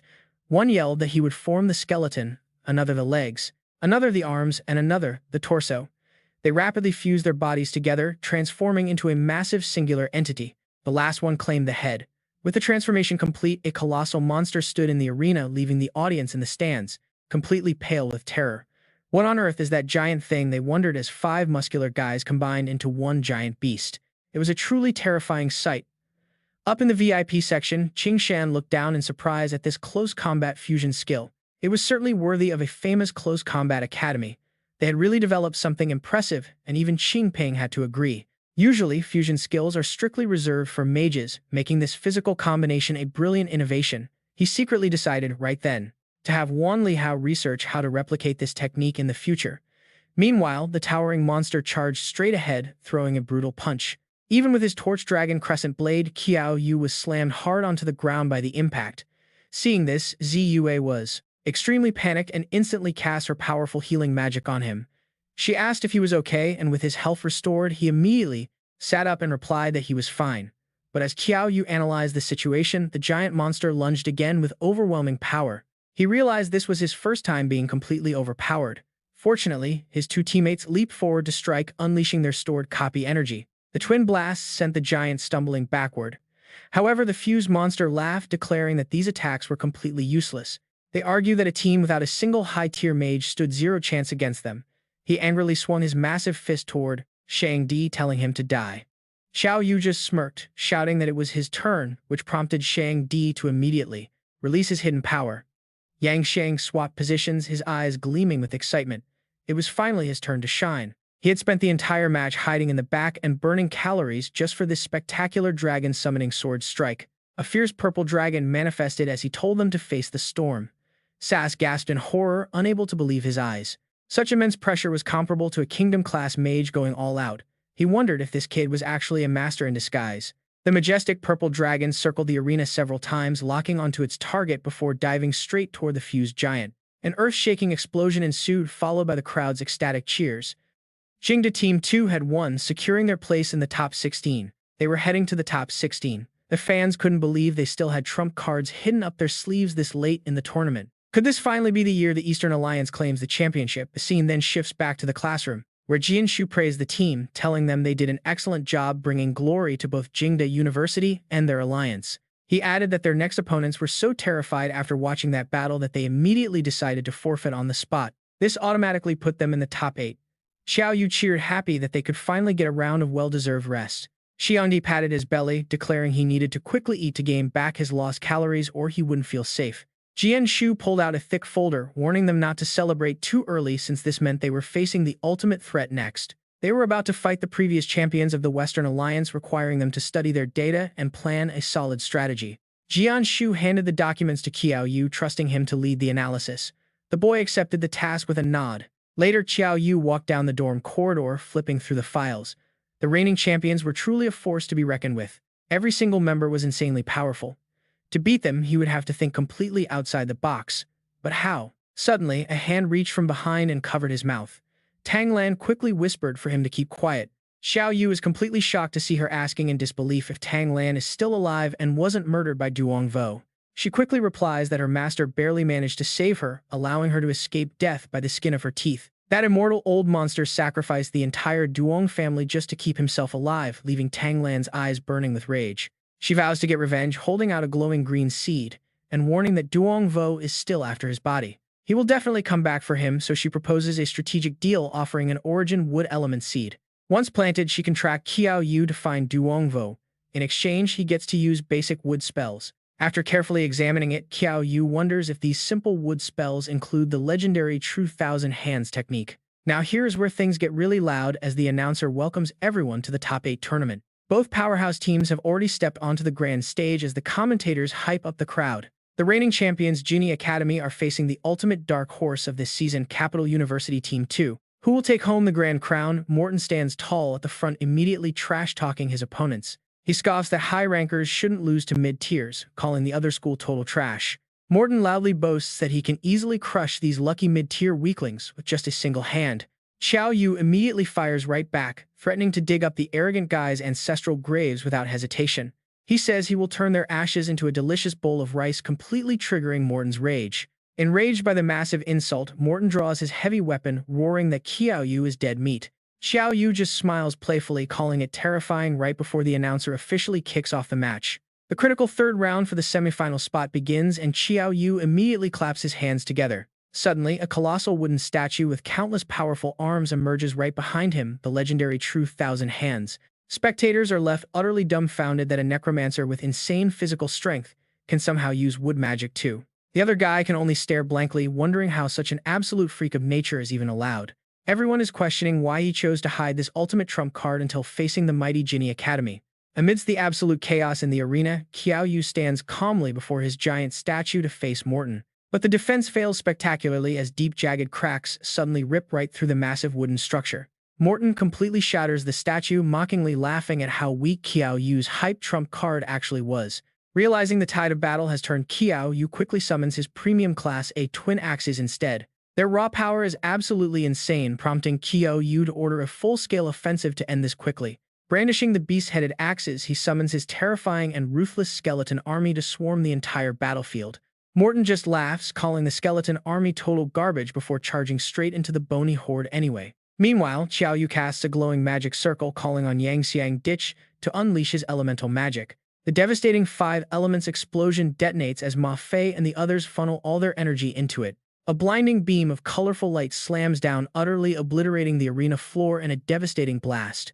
Confused spectators watch in complete shock, wondering why Capital University Team 2 is seemingly attacking their own teammate. Luca watches the carnage in absolute horror, asking how they could be so incredibly ruthless to their own ally. But TCGA realizes the agonizing scream doesn't belong to Qiao Yu but to a heavily injured Morton. She screams in pure horror as Morton suddenly collapses, his entire body covered in deep bleeding gashes. Morton curses in sheer rage while Yang Xiang Ditch stares in utter disbelief at his opponent's insane endurance. Even Qiao Yu is secretly stunned, though he had quietly used a clever trick during the explosion. He swapped places with an undead to concentrate their combined power on Morton, but the guy is insanely tough. TCGA quickly casts high-level healing, fully restoring Morton, who immediately begins arrogantly boasting about his strength. He sneers that their clever plan was good, but he is simply too strong, promising them pure agony now. Activating his terrifying berserk state, Morton leaps forward with absolute force, instantly shattering the ground beneath him. He unleashes his signature Blizzard Twin Dragon Axe technique, forcing Qiao Yu to block with his massive sword staff. The system interface flashes a warning as Qiao Yu suddenly loses 3,800 health points under the massive assault. Morton breaks a sweat, unable to believe a mere mid-tier opponent is actually matching his raw power. Zhuo Jia casts her support magic on Morton. A golden light of divine blessing and a purple light of divine wrath swirl together. The swirling colors fuel Morton's confidence as he laughs out loud. Meanwhile, Qiao Yu begins to weaken his strength, dropping rapidly. The opponent's power is surging. Morton easily blows Qiao Yu away. Seizing his chance, Qiao Yu acts. He tries to take down a troublesome target first. He must deal with this priest to have any chance. Lucas refuses to back down. He unleashes a massive wall of fire attacking Qiao Yu's team. He boasts that his shield has the flame god's blessing, making his fiery defense absolutely unbreakable. But Lucas cannot celebrate for long. Zhuo Yu steps up, standing firm. He suppresses the flames, shocking Lucas. In an instant, the wall crumbles. Lucas stares in disbelief. Sass smirks from the stands. The underworld fire is quite fascinating. Qiao Yu raises his beast staff. Skulls rise. Morton loses patience and swings his blade wildly. He demands a real fight, calling the skulls trash. Qiao Yu remains calm. He mocks Morton, promising a real thrill. Suddenly, explosive undeads surround the foe. The undead explode in thick green smoke. Seizing the moment, Qiao Yu charges. He plans to finish Morton. But the foe laughs mockingly, claiming it is a trap. Suddenly, a white-haired opponent blocks him. Qiao Yu glares, wanting them gone. A powerful wind spell blows Qiao Yu away. Lucas celebrates in pure joy. He believes victory is theirs once Qiao Yu falls. But his joy ends. A skeleton suddenly gags him. Falling, Qiao Yu activates his undead swap. Lucas replaces Qiao Yu in midair. He crashes down, instantly eliminated. Qiao Yu lands safely. The crowd goes wild over that insane move. The Jinni Academy is utterly stunned. But this only irritates Morton further. Ripping his shirt, Morton grunts that he wanted to save this move. He calls for Zhuo Jia. He demands they win, and she immediately casts her magic. A dark crimson aura envelops them. This dark magic is a demon god covenant. Zhuo Jia channels the power, making Morton scream. A terrifying shadow rises behind him. Typhon, the demon king, has descended. Ma Fei's face freezes in sheer disbelief. An opponent boasts about their summon. She sneers that Cerberus and the Hydra are mere descendants of Typhon, leaving them with no chance. She adds that once the tattoo forms, Morton will lose his sanity and attack everyone. Realizing she is talking too much, Zhuo Jia frantically drags her away. Morton begins absorbing the dark power. His body radiates pure killing intent. His teammates cheer wildly for victory. Meanwhile, the dark aura intensifies. Even Qiao Yu is taken aback. This version of Morton is absolutely terrifying. He is stronger than the Death Knight from earlier. Still, Qiao Yu stands his ground. He decides to strike first, telling Zi Yue to heal him. She nods. At that moment, the system registers 12,000 health points consumed. Qiao Yu charges. The Skeletal King Ring is activated. Yin-Yang swap. He leaps to strike. Their weapons clash. Channeling his raw power, Qiao Yu roars and blows him back. Panting heavily, Qiao Yu wonders if his foe is finished. The answer is no. Morton roars, unleashing massive energy. Yang Xiang watches in horror. Ziyu quickly casts multiple heals. Zhu Yu asks if Qiao Yu can strike again. Qiao Yu replies that he is completely out of power. Ma Fei steps up confidently. He crouches low, declaring the arena is now his personal stage. He loudly proclaims his desire to master his own destiny to control himself and dominate the enemy. Qiao Yu is utterly stunned, wondering how Ma Fei awakened his talent without even being provoked. He wonders if his teammate has quietly evolved. Fueled by adrenaline, Ma Fei continues to ramble. Think I am the same as before. Look closely. This is the Cold 14 Province's first sword, the Pingyang sword art. The second stance, rainbow-piercing sword. Refusing to go down easily, he hurls his daggers, desperately fighting back against the strike. Even Ma Fei's deadly blade barely holds on. Qiao Yu and Yang Xiang watch with bated breath as Morton suddenly freezes up. He stands completely still, surrounded by massive icicles impaling the ground. Seeing this, he lets out a quiet sigh of relief. The sword's intent of Ma Fei worked. He is almost done for. But right now, Morton is hovering amidst white smoke, taking a serious stance with his blade ready to strike left and right, making Qiao Yu turn pale. Watch out, Morton's terrifying power is still there. But his plan is completely ruined as a massive force crashes straight down, sweeping away his entire team. Up in the stands, the crowd erupts into a frenzy. Some young guys are eagerly discussing how everyone has actually fallen off the arena. It seems this match will end in a draw and require a rematch. A cool guy nearby counters that might not be the case. It depends on whoever hits the ground last. The team that touches the ground later wins. A brown-haired boy quickly chips in, then it's definitely a victory for Jingda's second team. The four of them only flew out after Morton hit the ground. Suddenly, Black Wolf appears out of nowhere, floating in midair with an endless smirk. Turns out the one who laughs last really laughs the best. He slowly descends to the stage as the crowd whispers. Everyone almost forgot he was still up in the air. Did Jingda's second team actually lose after all? How is that even possible? Grinning smugly, Black Wolf confidently calls out, asking the referee to declare Genie Academy the winner. But his face suddenly twists in pain as several glowing green vines tightly wrap around his body, trapping him completely. Damn it, what on earth is this? The one behind this trap is none other than Qiao Yu.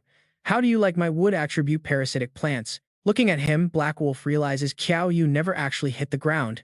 Instead, he used his wood magic to suspend himself. Despite his calm exterior, Qiao Yu is sweating bullets inside, sighing in relief.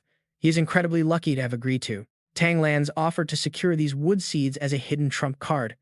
Otherwise, this would have been a total disaster. He then jumps down, swoops in, and picks up a jagged piece of rubble from the ring, throwing it straight at his face without mercy. Off you go, sending Black Wolf flying right off the arena. The speaker blares out the winner of this match is Jingda's second team successfully advancing to the semi-finals, but a sudden mocking voice cuts through the air, leaving Qiao Yu completely stunned. Is that all you got? It is. Code is shouting arrogantly that Huaqing's first team is nothing special. Is the #1 genius of the Great Xia Empire really just this? He steps firmly on Gu Ming, mockingly sneering that the so-called #1 genius of the Great Xia is only fit to lie beneath his feet like a common dog. Seeing this, Gusu loses his temper completely and leaps down, yelling out for the scoundrel to let his brother go. However, Qin Tianhao immediately holds him back, urging Gusu to calm down. If our skills are inferior, there's nothing to say. If you have the guts, win it back on the tournament stage. Sitting next to Song Qingshan, Sass offers a word of praise. Your nation is truly polite and wise, knowing how to see the bigger picture. Even Xiao Yu is stunned to see Gu Ming's squad suffer such a crushing defeat.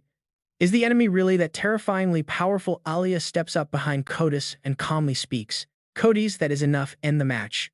Looking down boredly at his victim, he mutters that since Alia has spoken, he will spare him. With that, Codis kicks him brutally in the face. The announcer booms across the arena, declaring Pantheon Academy the winner successfully, advancing to the semi-finals. Still unsatisfied, he points his finger mockingly before leaving, calling the Eastern Alliance teams incredibly weak. They can barely even serve as a decent warm-up. Who is next? Is it going to be you? Codis laughs directly in his face, asserting that no matter who steps up, they are all useless trash, just like Gu Ming. Inside the cold, quiet meeting room of Jingda's resting area, teammates gather around a long table, not daring to utter a word. Standing at the head of the table, Jian Shu speaks with commander-like authority, calling Pantheon Academy's actions a direct slap in the face. If they win the championship, our great China will become an international laughingstock. Hearing this, Shui Lu frowns deeply. With his hands in his pockets, he announces that their first team has decided to forfeit. Instead of exhausting themselves in a civil war, they should preserve all energy for the finals. Although they are not confident in defeating Pantheon Academy, they believe in the second team. Agreeing with this, Jianshu nods. For the glory of Great China, this is absolutely the right call to make. Turning his eyes toward Qiao Yu with a stern look, he urges them to prepare themselves mentally for what is to come. Pantheon Academy is far more dangerous than they think, and they must keep a close eye on one specific individual. A profile sheet of the Pantheon Academy members appears, radiating an intense pressure and danger even through simple mugshots. The profile pictures alone radiate an intense sense of danger. Tom is 24 years old, is a high-tier Divine Shield Master. Level 32. Their captain, Alia, is 20 years old. She is a level 32 high-tier combat archer, while their vice-captain, Cordis, is a level 34 high-tier shield master alongside other high-tier members. Looking at the information sheet in Qiao Yu's hands, Ma Fei looks on in shock, wondering if this Alia reached high-tier, even earlier than Gu Ming did. Someone quickly explains that Alia has always lived atop Mount Olympus, never once coming down. Since she never came down, everyone originally believed Gu Ming was the youngest high-tier. Looking at the stats, Qiao Yu frowns, sweat dripping down his face.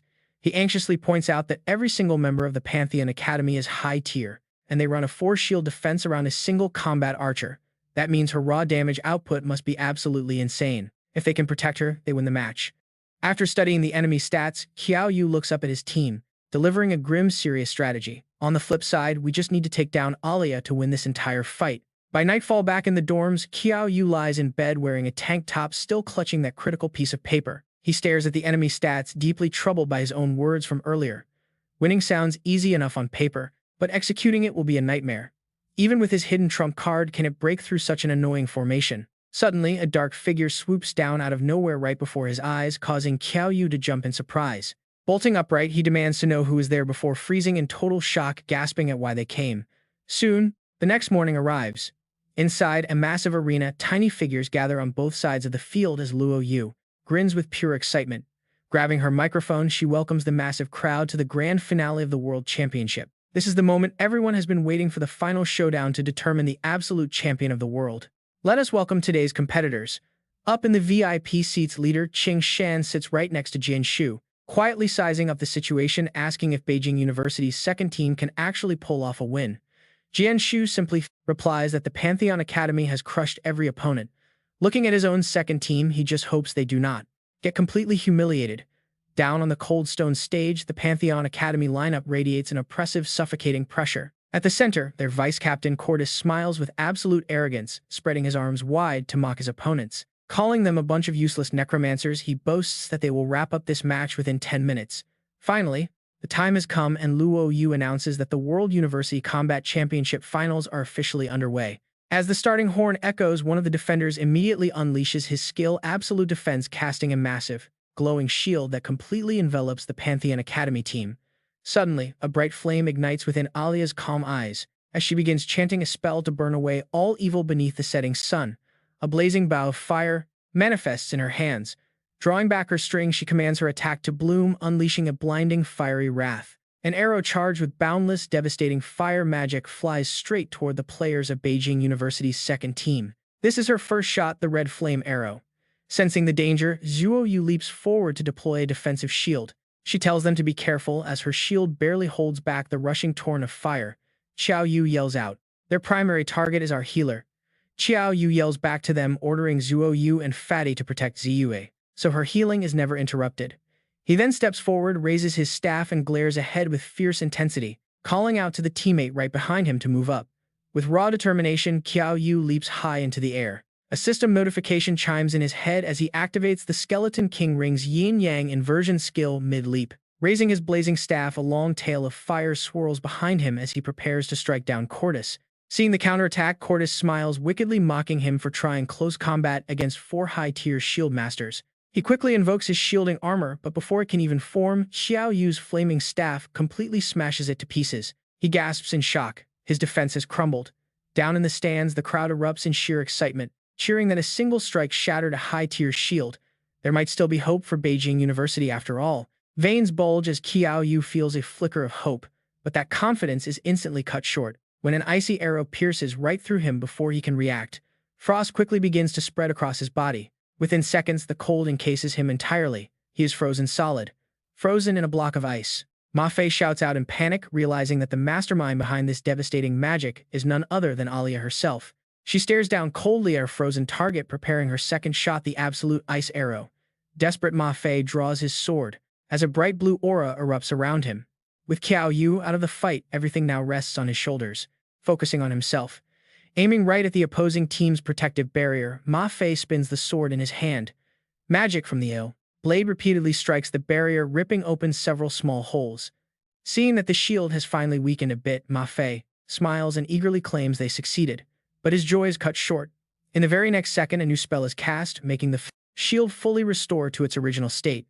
Under the holy light shield, a bright green arrow suddenly pierces right through the body of Cordis. Even though he was spitting blood from Qiao Yu's earlier attack, he is now quickly healed and is actively reinforcing the barrier. Sis sneers mockingly, muttering that they were almost taken down by mere ants. It turns out that magical arrow was actually shot by Alia. She chanted as she fired, unleashing the third newborn arrow. This leaves Ma Fei completely shocked, unable to believe this woman can actually heal others. Meanwhile, right behind him, Qiao Yu has successfully broken out of his icy prison and escaped. Seeing Qiao Yu sitting under the ice, looking completely bruised and battered, Ziyue quickly rushes to his side and begins channeling healing mana into him. With the sweet scent of milk filling the air, Qiao Yu catches his breath after the latest blow, and warily thinks that was too close. If his health pool was not slightly larger than normal, he would have been instantly killed. Right then, a green energy of vitality envelops her body as glowing cross symbols representing recovery drift all around her. With absolute confidence in her eyes, Ziyue clasps her hands together in front of her, preparing to cast her next spell. Watch closely, she thinks, because all that intense training recently has definitely paid off. The exact moment she begins, chanting, a wave of magic flows from her hands directly into Qiao Yu and Ma Fei. The system sound rings out vitality prayer. Player has received excessive healing, entering the milk-drunk state. The milk-drunk player gains a shield equal to 20% of max health, reduces pain by 50%, and significantly boosts all attributes. Now fully charged with healing mana, the two of them excitedly charge forward. They feel their bodies overflowing with raw power, ready to strike. With blood still splattered on Ma Fei's face, push their advantage. Now Qiao Yu's eyes have turned pitch black with dark crimson pupils. Smiling, he begins to execute his next spell, the demonic eye heavenly soldier path. Ma Fei does not stand idle either. Synchronizing his movements, he works alongside Qiao Yu to unleash the Pingyang sword strike, sending a torrent of blue and red magic crashing toward their target. On the protective shield, cracks begin to form, though it does not shatter completely. Feeling frustrated by how tough it is, Ma Fei growls in annoyance, asking if it is still not enough. Behind the barrier, Sis gets so angry his veins pop out. He sneers in contempt, mocking that even if they are milk-drunk, they are still too weak to ever break the barrier of the four divine shield masters. Suddenly, the entire battlefield is swallowed by a massive sea of deep blue energy, causing the ground beneath them to split and shatter. The whole scene is completely overwhelmed by this mysterious blue glow. Qiao Yu calmly locks eyes with Cordis, asking if he is really so sure. "Let me show you this," he says. From deep within that ocean of blue, a colossal figure begins to materialize. A heavily armored warrior steps forward, clad in massive plate mail with razor-sharp edges. A horn helmet rests on his head, sharp horns curving upward. His glowing red eyes pierce through the darkness like burning embers, ready to incinerate everything.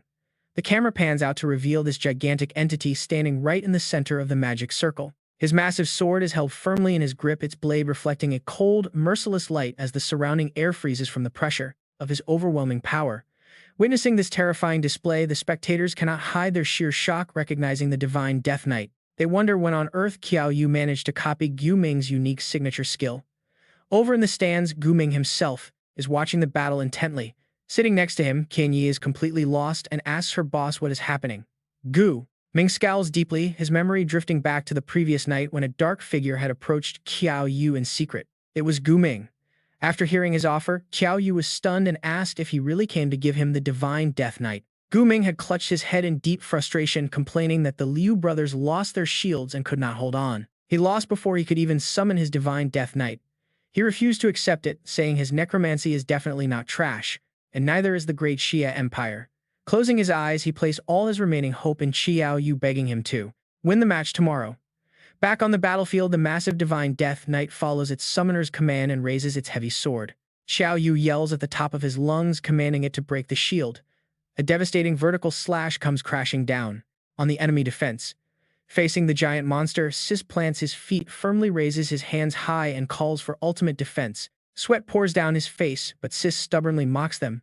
shouting that if the kid's necromancy was just a little bit stronger, they might have actually stood a chance of winning. Unfortunately, he sneers, they are still nothing but useless garbage. Standing calm inside the blue magic storm, Qiao Yu crosses his arms and quietly responds, asking if he is really so sure. He raises 2 fingers with a determined look, smiling as he says he is about to show them one more big treasure. The blue magical aura behind Qiao Yu does not fade at all as a massive creature shaped like a dragon suddenly appears. It charges forward in a burst of energy, its entire body covered in a sleek coat of black armor. Sharp scales and spikes stand upright while its eyes and head glow a fiery red, radiating pure, terrifying rage. Staring at this terrifying giant, everyone is left completely speechless. Look over there, they scream. That dragon is absolutely horrifying. Qiao Yu still has an ace up his sleeve. Taking in the scene, Qiao Yu smirks, remembering his long-ago trip to the dark forest. Back then, he turned the Black Flood Dragon into an undead creature, creating his ultimate trump card, high in the sky. The massive beast hovers amidst a sea of mana. Under Qiao Yu's control, it slowly lowers its head toward the enemy barrier. Bloodlust condenses around it as green energy wraps around its body like glowing chains of pure magical force. He commands it to attack. With a single roar from the Black Flood Dragon, the enemy defensive barrier completely shatters. The impact blasts everyone inside far away. Magic slams straight into the ground, causing the earth to fracture and explode. They take a heavy beating from the dragon. Cordis is now collapsed on the ground, his body battered and covered in wounds. All he can do is turn his head and stare in disbelief. Suddenly, a foot stomps heavily onto his face, making him grind his teeth in humiliation. It is Qiao Yu. He grinds his foot on the man's head, looking down at his pathetic, arrogant face. Qiao Yu asks Cordis if he ever thought he would end up trampled and humiliated like this. Even battered and broken. The guy cannot even move, yet he keeps screaming curses, swearing to murder Qiao Yu and skin him alive. A bit annoyed, the young man looks down with an exhausted expression, wondering if everyone from the Western Alliance is this pathetic. Whether it is their mental state or actual combat power, they simply do not even compare to Gu Ming. He delivers a brutal kick that sends Cordis flying into the air, leaving a long trail of blood behind him. That is what you get for playing the tough guy, he scoffs. Watching this, Gu Ming finally breathes a sigh of relief. Gu Ming silently thanks Qiao Yu. Crashing down from the kick, Cordis arrogantly screams, asking if they think they have already won. With blood dripping down his face, he forces out a twisted smile, yelling for them to wait until Alia releases her arrow. That will be their funeral. Hearing this, Qiao Yu instantly senses a massive surge of magic coming from behind them. Right behind them, 2 arrows, one glowing red and one cold blue, are locked onto Qiao Yu and his allies. Alia stands there with chillingly calm eyes, drawing her bow as a massive torrent of magic gathers on her arrows. She chants her spell, Blazing Flame and Arctic Frost, the song of ice and fire. Instantly, the elemental arrows shoot forward. They slam directly into the Death Knight, creating a massive shockwave. A violent explosion erupts, throwing everyone off balance. Shockwaves blast Qiao Yu's teammates backward. Suddenly, the 2 elemental arrows pivot sharply, locking straight onto Qiao Yu himself. This sudden shift catches him completely off guard. Before he can react, Taoyu rushes in with a black shield. She raises the defense to block the incoming elemental strikes, taking the brunt of the heavy assault for him. Her dark shield deflects the arrows slightly, but fails to completely eliminate their raw destructive power. Taoyu takes a direct hit and suffers several deep cuts. Seeing this, Qiao Yu frantically calls out her name. Refusing to let her sacrifice go to waste, Qiao Yu raises his blade toward Alia, commanding his beast to strike. Attack Black Flood Dragon, he bellows. Showing absolutely no fear, Alia calmly readies another arrow wrapped in lightning. A brilliant arrow forms on her bowstring, enveloped in a crackling lattice of thousands of lightning bolts. Her voice rings out, chanting holy light, and the glowing arrow shoots forward, blasting the dragon into pieces. Smoke rises from her bow as she coldly states that holy light is the absolute bane of all undead. Those summons are useless here. Stunned by her overwhelming counter, a sudden chill of fear creeps into Qiao Yu's heart. He finally understands why Gu Ming lost so horribly. But before he can shake his panic, a dark green aura erupts behind him. This eerie energy wraps tightly around Taoyu as she prepares to unleash her terrifying spell, the fires of the underworld. Qiao Yu watches in absolute shock, calling out her name. Up in the leadership stands, Jian Shu mutters in pure amazement. It really is the underworld fire. Alia breaks into a cold sweat, completely stunned that a mere mortal can wield it. She demands to know who she is. Furrowing her brows in rage, Taoyu fiercely retorts, "Who am I? I am your daddy." Just as she is about to retaliate, Qiao Yu quickly holds her back, telling her to relax because he is right here. It is not her turn to risk her life yet. Sensing the shift in battle, their enemies do not give them any room to plan. Alia quickly fires her next arrow, chanting for the absolute ice to awaken and shatter the frost, but it seems she was too late. Qiao Yu already anticipated her move, flashing a slight smirk right before the arrow can strike. Suddenly, a massive block of ice appears, except the person trapped inside is not Qiao Yu at all, but rather his skeletal summon. Ta Yu stands there completely frozen in shock. Alia panics at the sight, unable to believe her eyes. What on earth just happened, and where did that guy go? Then suddenly, Qiao Yu drops down from high above, appearing right behind her head and asking if she is looking for him before instantly launching an attack. He slashes his blade down hard against Alia's bow. After snatching the weapon, Qiao Yu takes a close look and offers some praise. The bow does not have a single scratch on it, showing its incredible quality. Meanwhile, despite being forced onto her knees, Alia refuses to yield. She glares and demands he return the wrath of the gods, telling him not to touch it. Instantly, intense yellow lightning surges. The electric sparks crackle right where her hand makes contact. Realizing what a treasure this is, Qiao Yu is quietly thrilled. This bow has its own spirit, making it at least an A rank or even an S rank weapon. Losing her patience, Alia snaps and commands him to let go. Qiao Yu casually replies that she must be joking. Now that a high-tier weapon is in his hands, he has no intention of letting it go. In a flash, he hoists the bow high, lifting Alia off her feet. Caught off guard, she can only watch in absolute terror. As she is slammed violently onto the stone floor by Qiao Yu, she cries out in agony.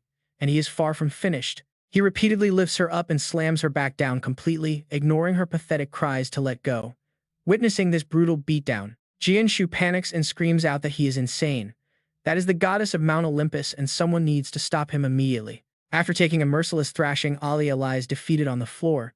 Qiao Yu looks down, asking if she yields and demanding she let go. Shaking all over, Alia slowly drags herself up. Her expression darkens, her lips trembling as she struggles to stay upright. Suddenly, she bursts into tears, sobbing uncontrollably as streams of tears roll down her face, a far cry from her usual dignified self. Seeing this, Qiao Yu panics.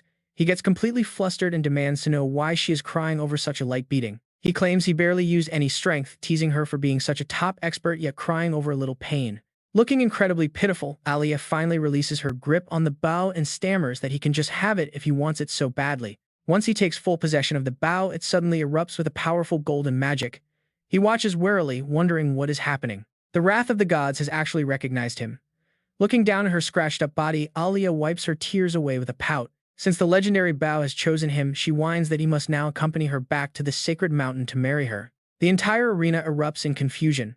They were just in a life-or-death battle. So how did it suddenly turn into a marriage proposal? Talk about a crazy romance plot twist. Qiao Yu cannot help but look completely disgusted by her sudden confession. He flat-out refuses, stating he only wanted her bow and never expected her to be so desperate for his body. Alia, still sitting on the ground, angrily objects and asks who is desperate. She explains that the great elder of the mountain prophesied this. The prophecy stated that the man recognized by the wrath of the gods must return with her to the sacred mountain to marry. Hearing that, he immediately tosses the weapon right back, telling her he does not want it and to find another master. He has absolutely no intention of going to any sacred mountain. Grabbing the bow tightly, she angrily snaps that it is not his decision. Unless the master dies, the weapon spirit will never accept a new owner. Even if he refuses, the elders will drag him back. They will tie him up and force the marriage anyway. Alia then leaps down from the stage, leaving him with a final warning. She vows to beat him in a proper fight first, so he yields willingly. Meanwhile, Ta Yu steps up to argue with her. Discarding the prophecy as absolute nonsense, Ta Yu suspects she has an ulterior motive and refuses to hand Qiao Yu over to her. Meanwhile, Xiang Di and Ma Fei cry tears of pure jealousy, cursing Qiao Yu for his ridiculous luck. Luo Yu then raises his hand. She loudly announces the champions of the Global Underworld Youth Martial Arts Tournament as Team 2 of Jing Capital University. The entire crowd erupts in deafening cheers, celebrating this historic and glorious victory for the great Xie ancient kingdom. They have finally reached this day as champions, proving that Team 2 of Jingda is truly the best. Qing Shan steps forward to praise them. These 5 youths have made history, claiming the Global Tournament Championship for the Eastern Alliance for the very first time. He beams with immense joy and pride, telling them how incredibly proud he is of their outstanding achievement. He then turns to the grand prizes, preparing to hand over the rewards to the newly crowned champions. The first prize is access to a highly exclusive special dungeon unlock using this specific ancient token as a key. Next, mysterious blue magical energy begins to wrap around Qiao Yu and his team, signaling the arrival of the second reward. Each of these 5 glowing spheres contains 200,000 experience points, granting them rapid and consecutive level ups. Experience points hit 18,000 out of 30,000. Plus 105 free stat points are unlocked. He's absolutely thrilled. He hit level 30, just 12,000 points left until high tier. Congratulations to Ma Fei, Yang Xiang, and Zuo Yu for reaching high-tier status. Zi Yue gently shares the joy with her friend. Zi Yue happily congratulates Zuo Yu, encouraging her to keep going. Xiangdi grins. His face practically glows with high-tier pride, but Ma Fei keeps his cool, warning them to stay calm. Embarrassing high-tier players is a no-go, he grunts, but the tournament has one final surprise. 4 A-rank items and 1 legendary S-rank weapon are theirs to distribute. Looking over the massive loot pile, Zue immediately turns up her nose at the golden ring. Calling it too tacky, she giggles. She insists that Qiao Yu wear it since they couldn't have won the championship without him. Ma Fei scoffs, acting like a petty S-rank ring is beneath him. Smiling gratefully, Qiao Yu accepts the gift and slides the golden ring onto his finger. The system chimes, confirming Qiao Yu has successfully bound the S-rank ring. Along with 10 free attribute points, the system displays the stats of the powerful Bellin ring. It boosts all attributes by a percentage equal to his level. A friendly warning notes it is cursed by gods, bringing endless misfortune to whoever wears it. Best of luck, host. Qiao Yu smiles. A percentage boost to all stats is broken. Cursed or not, this power is worth it. He is ready to fight the heavens themselves for stats like these. Suddenly, his other equipped rings shatter. This greedy ring refuses to share space. Shrugging it off, he turns to Elder Song and reminds him that there is still one last reward left to claim. Elder Song assures him the cure has already been delivered to Ji Pingyang. With the poison neutralized, Qiao Yu spots Jian Shu and Ji Pingyang in the crowd, giving them a cheerful thumbs up. But across the arena, Sass begins channeling dark magic. His true plan begins. Without a moment of hesitation, Sass launches a sudden strike right toward Qiao Yu, declaring the Western Alliance's turn to act. Qiao Yu screams a warning to Zuo Yu, but she's too late and gets blasted back. Qiao Yu dashes to her side as the dark truth unfolds. Zuo Yu is actually Pandora, the Keeper, who opened the cursed box. Releasing the gods of death and sleep, she became the Underworld King's mortal representative. This sudden twist shocks everyone. She is a legendary NPC guaranteed to drop top-tier gear. But how can a dungeon NPC even exist in the real world? This should be completely impossible. Sass smirks, boasting that his sharp instincts were right on the mark all along. He orders his mechanical guardians to seize her immediately, but 2 blinding beams of light smash his robots back. Qiao Yu looks back in shock as Elder Song enters a combat stance. Ji Pingyang chuckles, never imagining he'd have to team up with an old geezer like him to save the day.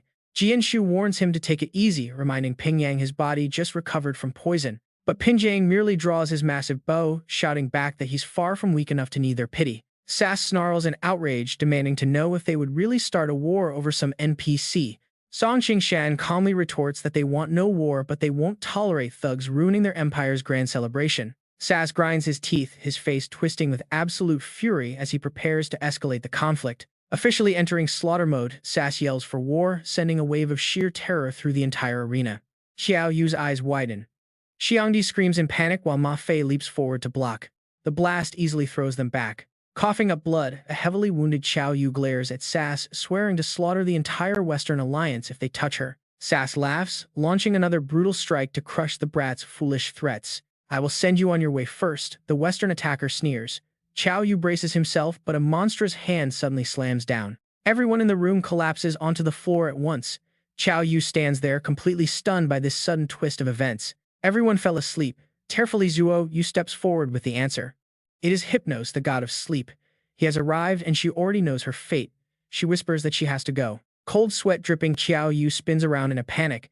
Hypnos is standing right behind him. Talk about a terrifying surprise. He demands to know why the sleep god wants to take Zuo Yu away. Hypnos calmly explains that when this pseudo-underworld collapsed, young lady Zuo Yu signed a pact with the true underworld to save him. The price of that power is her becoming the real Pandora, doomed to guard the true underworld for eternity. She must wait for Hades' true successor. He is also a candidate. To see her, he must gather enough underworld energy and venture into the actual underworld. But doubts begin to fill his mind. Something feels off. Zuo, you said there were other successors, so why is this god explaining so much to him right now? His polite attitude is suspicious.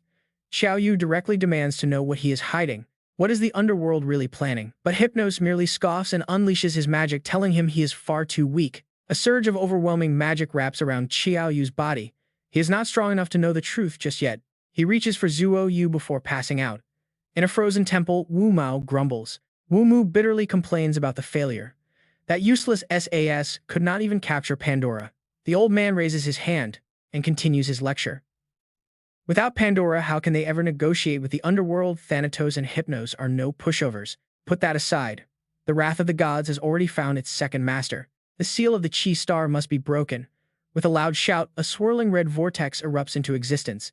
Wu Mo watches from a distance, declaring that the time has finally come to release the seal of the Qi star. Back in reality, Qiao Yu desperately screams for Hypnos not to leave. He wakes up in a hospital bed, still crying out for Zuo Yu. Shang Di sighs with relief that his friend is finally awake. Qiao Yu bolts upright, filled with absolute regret.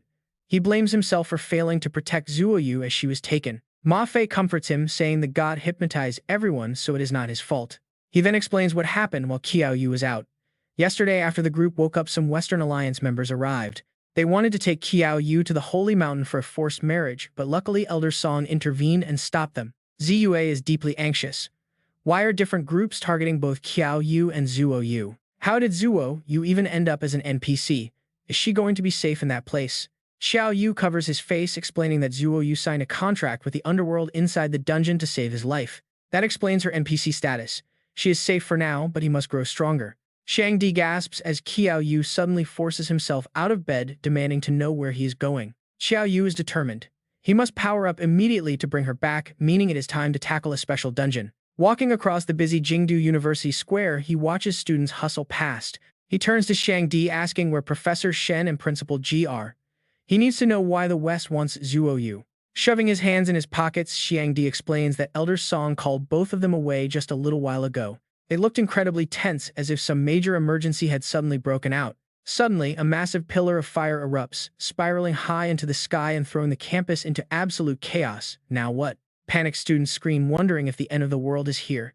Qiao Yu instantly braces himself for a fight. He stares at the strange golden light while Wu Mu continues a ritual elsewhere. The first seal is shattered and only one remains. His followers channel even more magic to break the final barrier. Only by breaking this second seal can they fully merge with this world and connect to the vast outer universe. But the strain is too much, coughing up blood as the magical backlash hits. The red vortex begins to fade from a lack of mana. Gritting his teeth, he wonders if they have failed. Could it be that only Qiao Anqing has the power to shatter this seal? Far away, Anqing senses the magical disturbance. He scoffs at those old men for only breaking the first layer, feeling somewhat satisfied. And that is plenty. At least now there is no need for a conversion ritual to unleash power in the real world. Anqing calmly commands his subordinate to proceed with the capture of Qiao Yu. Can he actually pull this off? The mission is accepted. Soon, everyone makes a wild discovery: otherworldly powers are fully active in the real world. Shang Di is absolutely thrilled to test out his newfound abilities. Finally, the real world can handle the power of the other side. Grinning, he nudges Qiao Yu, suggesting that his friend should summon his little skeleton mascot right now to see what happens. Qiao Yu merely frowns as he analyzes the situation. This is not a good sign, since many people still know nothing of that world. Unleashing supernatural powers in a normal world is bound to bring massive chaotic changes that will turn their entire society completely upside down. Stroking his chin, Qiao Yu silently guesses that the Western Alliance's Holy Mountain is definitely behind this massive shift. Even Professor Shen and Principal Ji are suddenly summoned to deal with the rising chaos. This situation is quickly spiraling out of control. This must be the exact event Elder Song warned him about. What exactly is the Western Alliance trying to achieve with this move? Does it have anything to do with Zuo Yu being captured? Ziyue interrupts his thoughts with a bright, cheerful smile. She asks if they have any plans for the school break, heading home or jumping back into the other world to level up. Looking at the messy situation, Qiao Yu admits he wants to go home and lay low to observe things for a while. He decides to head home too, wanting to rest after the tournament. But right then, Ma Fei chimes in with an invitation. Ma Fei eagerly suggests they all stay at his place because the chaotic streets make his mansion much safer. The others are highly skeptical at first, pointing out they need to see their own families. Even Qiao Yu immediately declines the offer. A smirk creeps onto Ma Fei's face as he claps his hands, the sudden click of heels startling them. Two incredibly stunning maids appear, speaking in sweet, gentle voices to greet Master Qiao, Master Yang, and Miss Xiao. They offer to pack their bags, and just like that, Shang Di is completely won over by the gorgeous treatment. Shang Di claims he is only going because he cannot bear to let these lovely ladies make a trip for nothing. Soon Qiao Yu also relents, joking that he forgot to pay his utility bills anyway, so a free stay sounds perfect. Ma Fei eagerly extends the invitation to Ziyue, noting his mansion has plenty of room for everyone to look out for each other. She happily agrees without hesitation. But get this, when they finally see Ma Fei's jaw-dropping estate, everyone is left completely stunned. Xiang Di is practically screaming, saying he knew Ma Fei was rich but had no idea he was this insanely wealthy. He jokingly declares Ma Fei his new godfather. Hearing this, Ma Fei's father Ben Wei laughs and plays along. Ma Fei immediately rolls his eyes, telling his dad not to listen to his friend's absolute nonsense. Ben Wei just chuckles warmly. Ben Wei pats his son's shoulder, thanking the group for taking care of his boy and winning the grand championship. Praising them as fine young heroes, the wealthy father warns that their newfound fame is bound to draw serious attention. Winning the grand tournament means they are prime targets now. Ben Wei leads them inside while casually explaining his own background. The billionaire explains that he is just an ordinary businessman who has never visited the other world or learned special skills.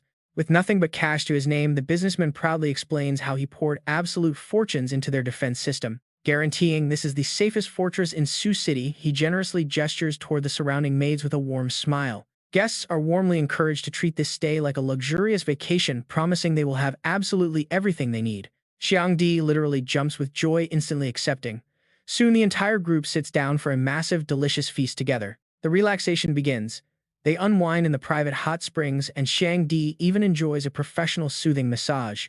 A few peaceful days pass. Qiao Yu wakes up yawning, washing his face while still half asleep in the massive mansion. The place is so ridiculously huge that he actually gets lost, wondering if this is what rich people struggle with daily. Unable to find his own bedroom, he accidentally wanders into a quiet, unfamiliar room that turns out to be the study. His eyes catch a mysterious document resting on the desk, but the moment he picks it up, he freezes in shock. Suddenly, glowing purple chains erupt from the document, binding Qiao Yu tightly as he gasps in utter confusion over what is happening. Wu Mu steps out from the shadows with a smug grin, telling him to stop struggling against a B-grade binding shackle. Explaining that it requires external force to break, he watches Qiao Yu glare back in pure shock at the old enemy.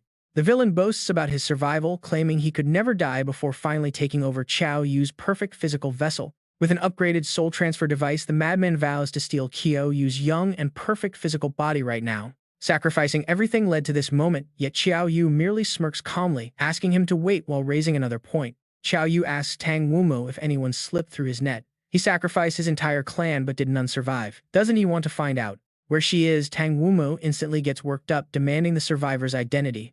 Do you actually know where that wretched Tang Lan is hiding? Tell me right now. Qiao Yu honestly points out Tang Lan's location. She is actually standing right behind your back. Just turn around and look, I am not lying. But the old man does not believe a single word of it. Are you trying to trick me into turning around so you can escape? Too bad, I won't fall for it. But before Tang Wumu can even finish his sentence, thousands of sharp vines pierce right through him. Tang Lan attacks from behind, out for blood, demanding Tang Wumo's life. Meanwhile, Qiao Yu sighs from the sidelines. He warned him earlier, but it is too bad Wumo chose not to believe him. The old man turns around and screams in shock. It really is you. Tang Lan controls the vines, driving them deeper into her enemy's body, making him scream in agony. Tang Lan growls, telling the old man to die. Qiao Yu seizes the opportunity to beg for help, asking her to free him quickly. Seeing Tang Wumo blasted a short distance away, Qiao Yu suggests they team up to deal with this old monster. Tang Lan steps forward, chanting a spell. Root and sprout, spiritual energy quickly gathers in her hands, spreading outward to shatter the spell binding Qiao Yu. The moment he has freed, his azure-painted halberd instantly appears in his hand. Gripping his weapon, Qiao Yu sneers, telling his dear adoptive father to come over so his son can grant him a swift death. Despite the surprise attack, it seems that strike was far from enough to make Tang Wumo feel any threat. Calling Tang Lan his good niece, the old man calmly grabs one of the vines that just attacked him. He snaps it easily, mockingly saying she is still far too weak. This completely terrifies Tang Lan, her eyes widening in disbelief. She stands speechless. As soon as the vine snaps, she clutches her chest in agony, coughing up a large amount of blood. Tang Lan frowns, wiping her mouth. Damn it, even this could not kill him. She mentions she got this special poison from her master. Curious, Qiao Yu asks who her master is, but his question immediately makes her on guard, telling him he does not need to know. Not pushing further, Qiao Yu changes the subject, asking how they even got in past this place's top-tier defense system. Tang Lan shrugs it off, telling him they just walked right in. She warns him not to underestimate her, leaving him with a strange feeling. They just walked right in. Meanwhile, Tang Wumo uses this brief distraction to rapidly recover his strength, throwing a cold taunt their way, asking if they are done chatting. Startled, Qiao Yu snaps to attention and immediately raises his azure halberd to charge, yelling for his adoptive father not to be impatient, but the old man's eyes are icy, filled with absolute contempt. Qiao Yu closes the distance, shouting that his son is here to pay his respects, but Tang Wumu's hands flash with lightning speed, activating his puppet technique right at Qiao Yu. Caught off guard, the young man takes the full force of the attack. He freezes instantly, as if paralyzed, his weapon slowly turning in his grip. In sheer panic, he realizes his body won't listen. Losing control, Qiao Yu swings his halberd directly at Tang Lan. She scrambles back in terror, demanding to know what he is doing. The tide completely turns in an instant as his weapon continues to slash at Tang Lan under the puppet master's command. Qiao Yu desperately shouts that he has no control over his own body. Watching this play out, Tang Wumu bursts into laughter. The villain boasts about planting the puppet seed in Qiao Yu long ago, mockingly telling them to enjoy slowly slaughtering one another. He sits down to focus his energy, declaring they will die once the poison is cleared. Suddenly, the azure halberd strikes down hard again. Qiao Yu screams a warning for her to dodge. Seizing a split second before his next strike, Tang Lan unleashes her parasite spell. Thick vines instantly wrap around Qiao Yu's entire body, desperately trying to hold him down and halt his forced rampage. But it is useless. Moments later, those strong vines are shredded to pieces by an invisible force radiating from his body. As his body lunges at Tang Lan again, Qiao Yu frantically tells her to run. Confused, she struggles to hold him back, wondering what kind of monstrous body he has. Tang Lan quickly realizes she cannot let this drag on any longer. If this drag on and Tang Wumo successfully purges the deadly 7-step poison from his system, she will be the next to die. With a dark expression, she apologizes to Qiao Yu, declaring she must avenge her parents. She raises her staff high into the air. Summoning the wood dragon Roar, a massive dragon made of pure spiritual energy immediately materializes and sweeps across the sky.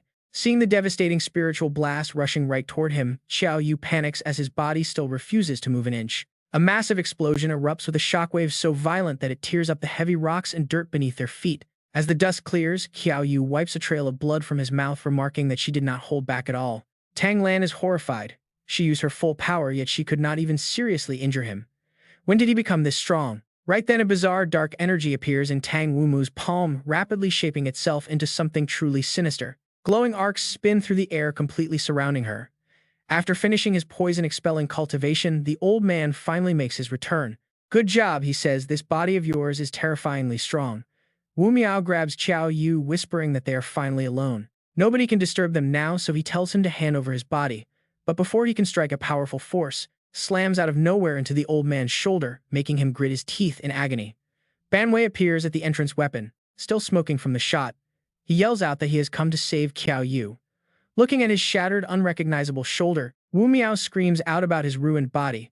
Seeing his savior, Qiao Yu calls out to Uncle Ma, who proudly boasts about the A-rank weapon he spent a fortune on called the Scorching Sun Heart Piercer.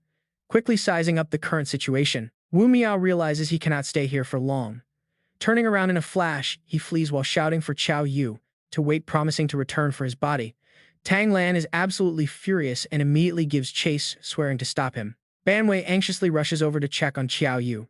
The young man calmly reassures him that he is fine and that this minor injury is absolutely nothing.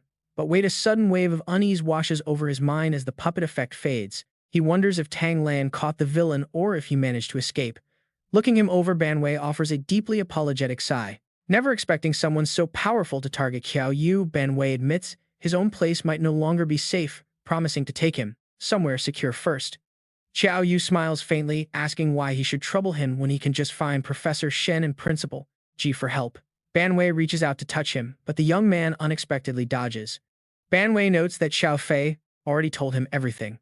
He claims the academy staff and the principal are busy dealing with a rebellion, leaving them powerless to protect him.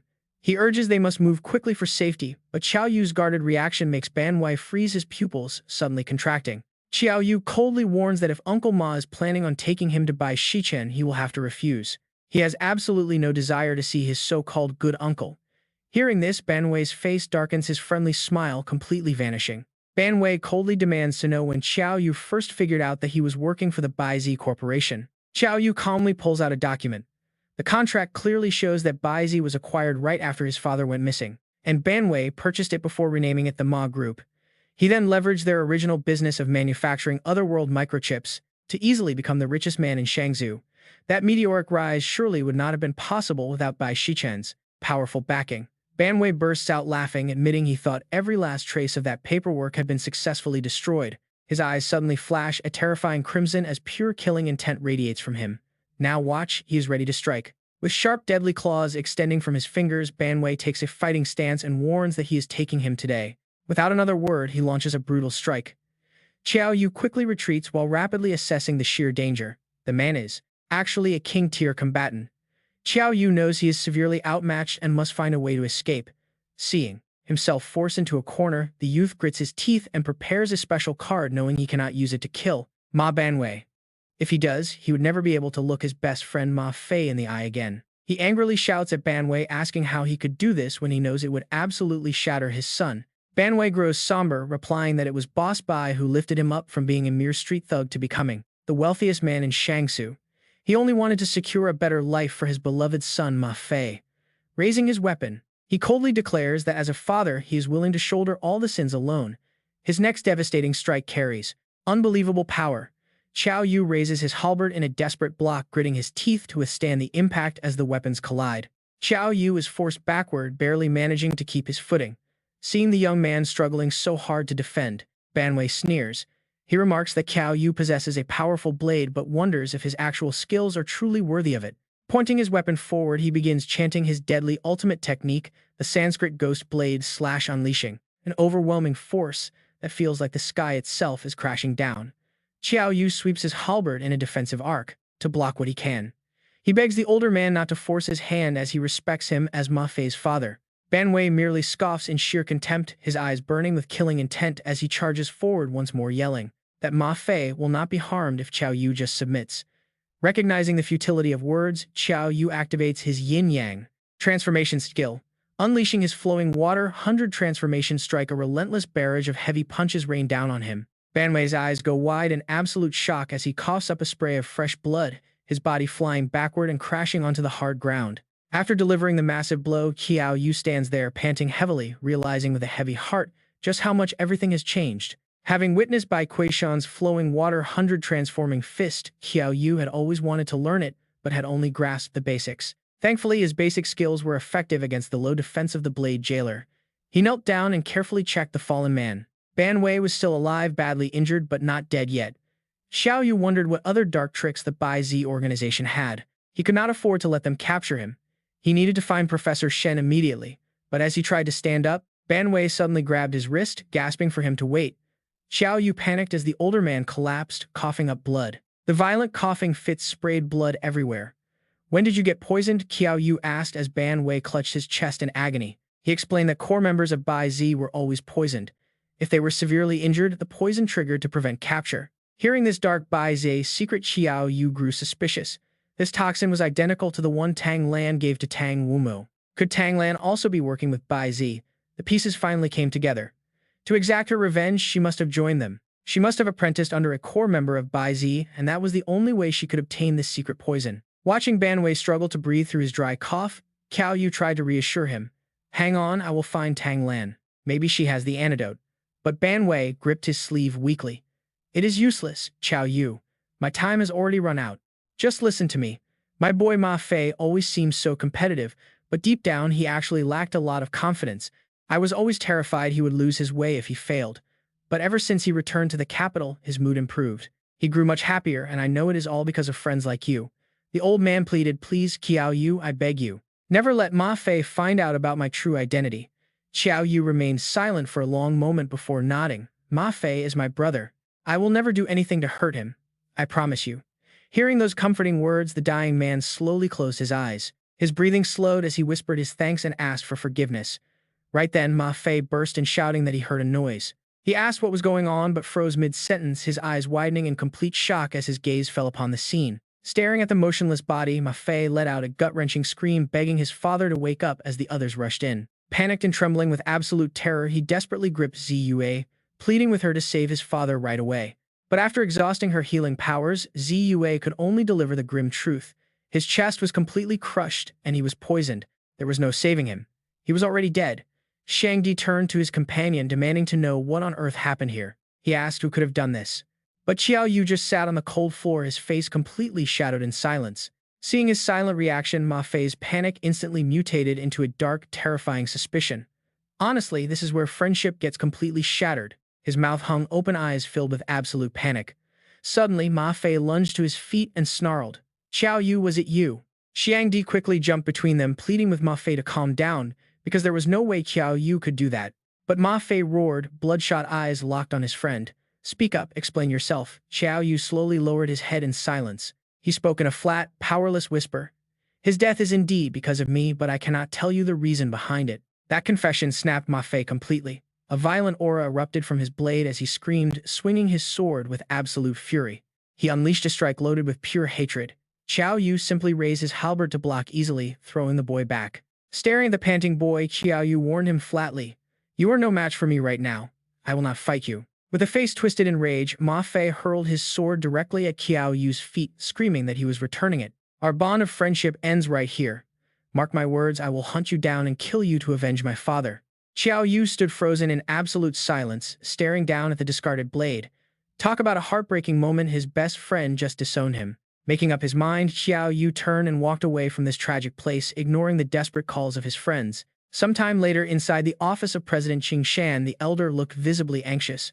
"I have been waiting for you to arrive." Qiao Yu questioned him with a cold voice. "Elder Song, did you know about the Baize all along? Where is Bai Kuishan?" Qing Shan realized he could no longer hide it.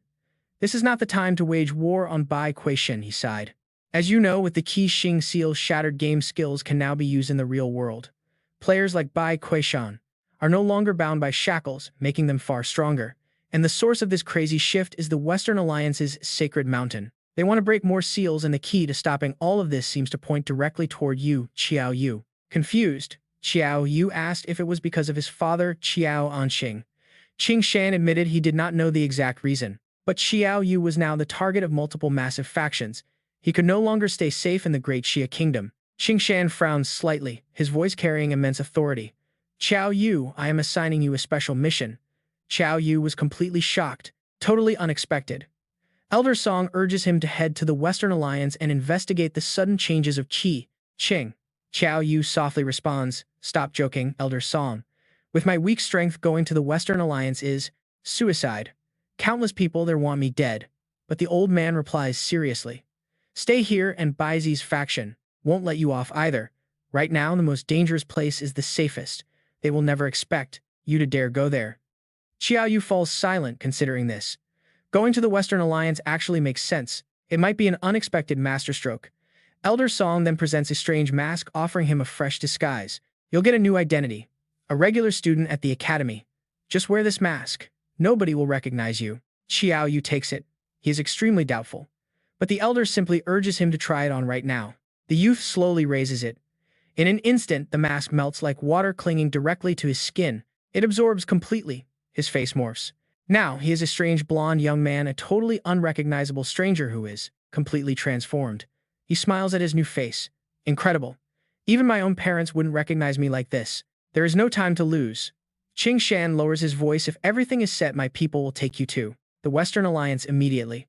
But Qiao Yu removes the mask, replying seriously, "Give me 3 days first. Before leaving, I have some business to resolve."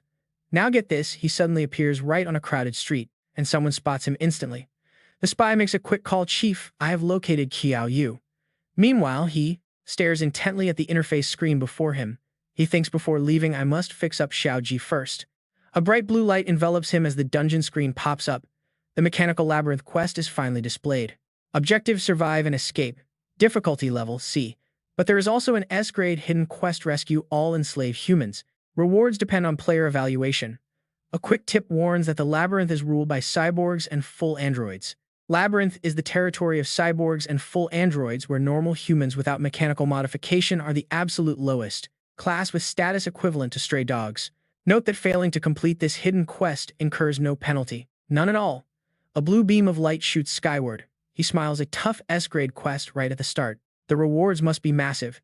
Since he has no time for special runs, leveling up here is perfect. When the youth opens his eyes, he is locked inside a cage in a completely strange, unfamiliar area. Dozens of mechanical onlookers stare at the bound captives. A slave merchant shouts out to the crowd, "Step closer. Check out the fresh stock." He chuckles, thinking this is a novel start. The buyers wear cruel smiles, grabbing the slaves by their hair to choose. One says, "I will take this human pet. Give me a discount next time I will buy more. I want one with good build for breeding." The traders pacify them. "Don't rush, value customers one by one." Assessing the situation, he realizes he is classified as a pet. Suddenly, his eyes glow bright red, activating his demon eyes. The true nature of the surrounding crowd becomes crystal clear under his gaze, revealing that they are all androids disguised as humans. In his previous kingdom instance, the physical differences were obvious, but these machines look entirely human. Technology has truly upgraded. A wealthy female buyer nearby inspects the captives, complaining that most have poor build except for Qiao Yu, but she notes that his attitude seems too stubborn. The merchant quickly flatters her, saying, "Madam, you have great taste. This one is actually competition grade, freshly imported and untrained." She frowns, wondering what special talents a competition-grade human pet could possibly have. The seller immediately barks at him, "Perform something right now, please the lady, and make her happy." The young man gets so annoyed that veins pop on his forehead, growling out, "Fine, performing is actually my absolute specialty." With a violent kick, he smashes the iron cage completely open, sending thick clouds of dust into the air. In a flash, he gets right in his face, raising a fist with a smirk, "Cooperate with me." Before the merchant can even react, a single punch sends his head flying clean off. Talk about instant karma. The arrogant crowd flees in panic, screaming about a human pet rebellion and calling for the mechanical enforcers. A slave killed a citizen, execute him. Soon the mechanical police arrive, screaming at the top of their lungs. Lowly humans dare challenge the supreme glory of machines. They leap high, firing a relentless barrage of bullets. They declare immediate execution, but the bullets merely graze his skin, failing to leave even a single scratch. Unfazed, the youth wipes out the entire squad with one effortless strike. Immediately, the system notifications go wild. System alert. Player Qiao Yu has defeated a mechanical NPC. Reward 21 free attribute points and massive experience. Along with 1,050 experience points, the distant robots watch in utter terror. How can a mere human body possess such raw strength? How did he instantly execute an enforcer? The legendary ancient sacred body has always been known as a completely invincible force. Could he be that legendary warrior? A century ago, someone with this exact physique shook their entire world. Back then, no mechanical soldier stood a chance. He even kidnapped our machine queen, leaving our entire civilization utterly powerless. Now panic spreads. Terrified merchants scramble to escape, shouting to report this monster to their high command immediately. But Qiao Yu has no intention of letting them escape. One single devastating blow ends them all. Once again, the cold system chimes. Robot NPC defeated. Another 1,050 experience points earned. He lifts the trembling lead merchant up by his hair. Qiao Yu demands to know who their top engineer is and where he resides. His calm, oppressive gaze paralyzes the merchant. Terrified, the cyborg spills everything. The top engineer is Professor Hoa Quan, currently working at the city center Tan Lao Tower. Hearing that name, Qiao Yu falls silent. Could this really be the same city lord from the Machine Kingdom dungeon? Didn't that old man absolutely despise machines? Why is he their engineer now? Meanwhile, the captured merchant tries to act tough. He sneers that Qiao Yu must surrender and accept machine conversion to earn the Machine King's holy mercy. Otherwise, doom awaits him. Qiao Yu responds by instantly crushing the merchant's head. Talk about a completely satisfying end.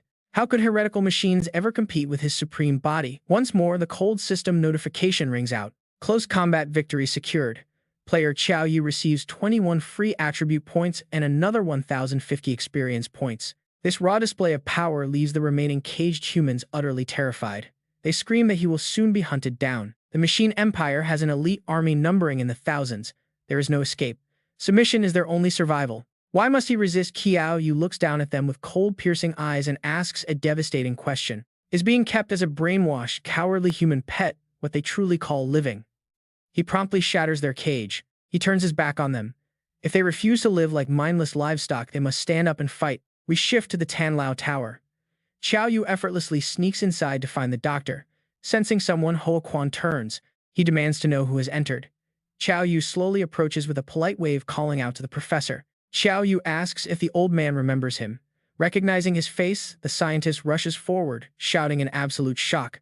How is he still alive and looking so young? Qiao Yu calmly explains they have not actually been apart very long. For him, staying youthful is entirely normal. Trembling, Hoa Quan raises his arm, revealing his robotic hand to his old friend. He explains that a full century has passed since they last met. He only survived by undergoing heavy mechanical modifications. Stunned, Qiao Yu asks what happened. Looking down at his metal hand, the old man slowly begins his grim tale. You took the queen away. In response, the robots rebuilt their empire, upgraded their technology, and completely enslaved humanity. Because of his elite intellect, he was forced into cybernetic conversion, while the weak were branded as disposable slaves. Hearing this, Qiao Yu feels a sudden pang of guilt. He never expected his past actions to cause such a disaster. When Hoa Quan presses him again about his ageless look, Qiao Yu simply shrugs it off as his ancient sacred body. Accepting the explanation, Qiao Yu summons a swirling sphere of energy in his hand, stating he needs a crucial favor. But the professor sighs. His programming strictly forbids him from ever working against the direct interests of the Machine Empire. Rest assured, Qiao Yu smiles confidently. This is a task that the old scientist can absolutely accomplish without issue. Suddenly, a glowing mechanical heart emerges from the energy vortex. He explains that this belongs to the Machine Queen. Due to severe physical damage, she is locked in a deep coma. He wants the professor to fully repair it. Staring at the core, Hoa Quan gasps. The heart of the Machine Queen, how did he even manage this? He calls Qiao Yu incredibly reckless. What human dares to cross paths with their sovereign? Qiao Yu simply hands it over. Can Professor Hoa actually fix it? Trembling with intense excitement, the old scientist quickly grabs the delicate device. He boasts that he is the only man alive capable of such repair, though it will certainly take time. Qiao Yu nods in deep trust. Once she wakes, the true order of the Labyrinth City can finally be restored. This will pave the way to liberate humanity completely. Ho Quan stares down at the core, whispering a warning. He warns that things are not so simple. The current Machine King is terrifyingly strong, and besides that he is. Before he can finish, the laboratory doors crash down violently.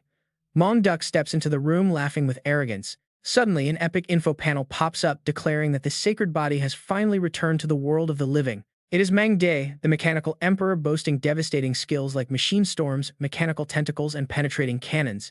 Qiao Yu stares in shock. He cannot believe his eyes, wondering how Mang De is still alive when he had already killed him before. The villain laughs, explaining that he successfully uploaded his consciousness to a motherboard, resurrecting as the ultimate mechanical entity. Now he is just one step away from mechanical ascension, and all he needs is to seize Qiao Yu's sacred body. With a sinister smirk, he commands Qiao Yu to become the perfect nourishment for his final ultimate evolution. Mang De unleashes a wave of mechanical weapons, but Qiao Yu reacts instantly, shattering a massive metal tentacle and dodging aside. The Mad Emperor only gets more excited, frantically firing tentacles while laughing that this raw power is exactly what he wants.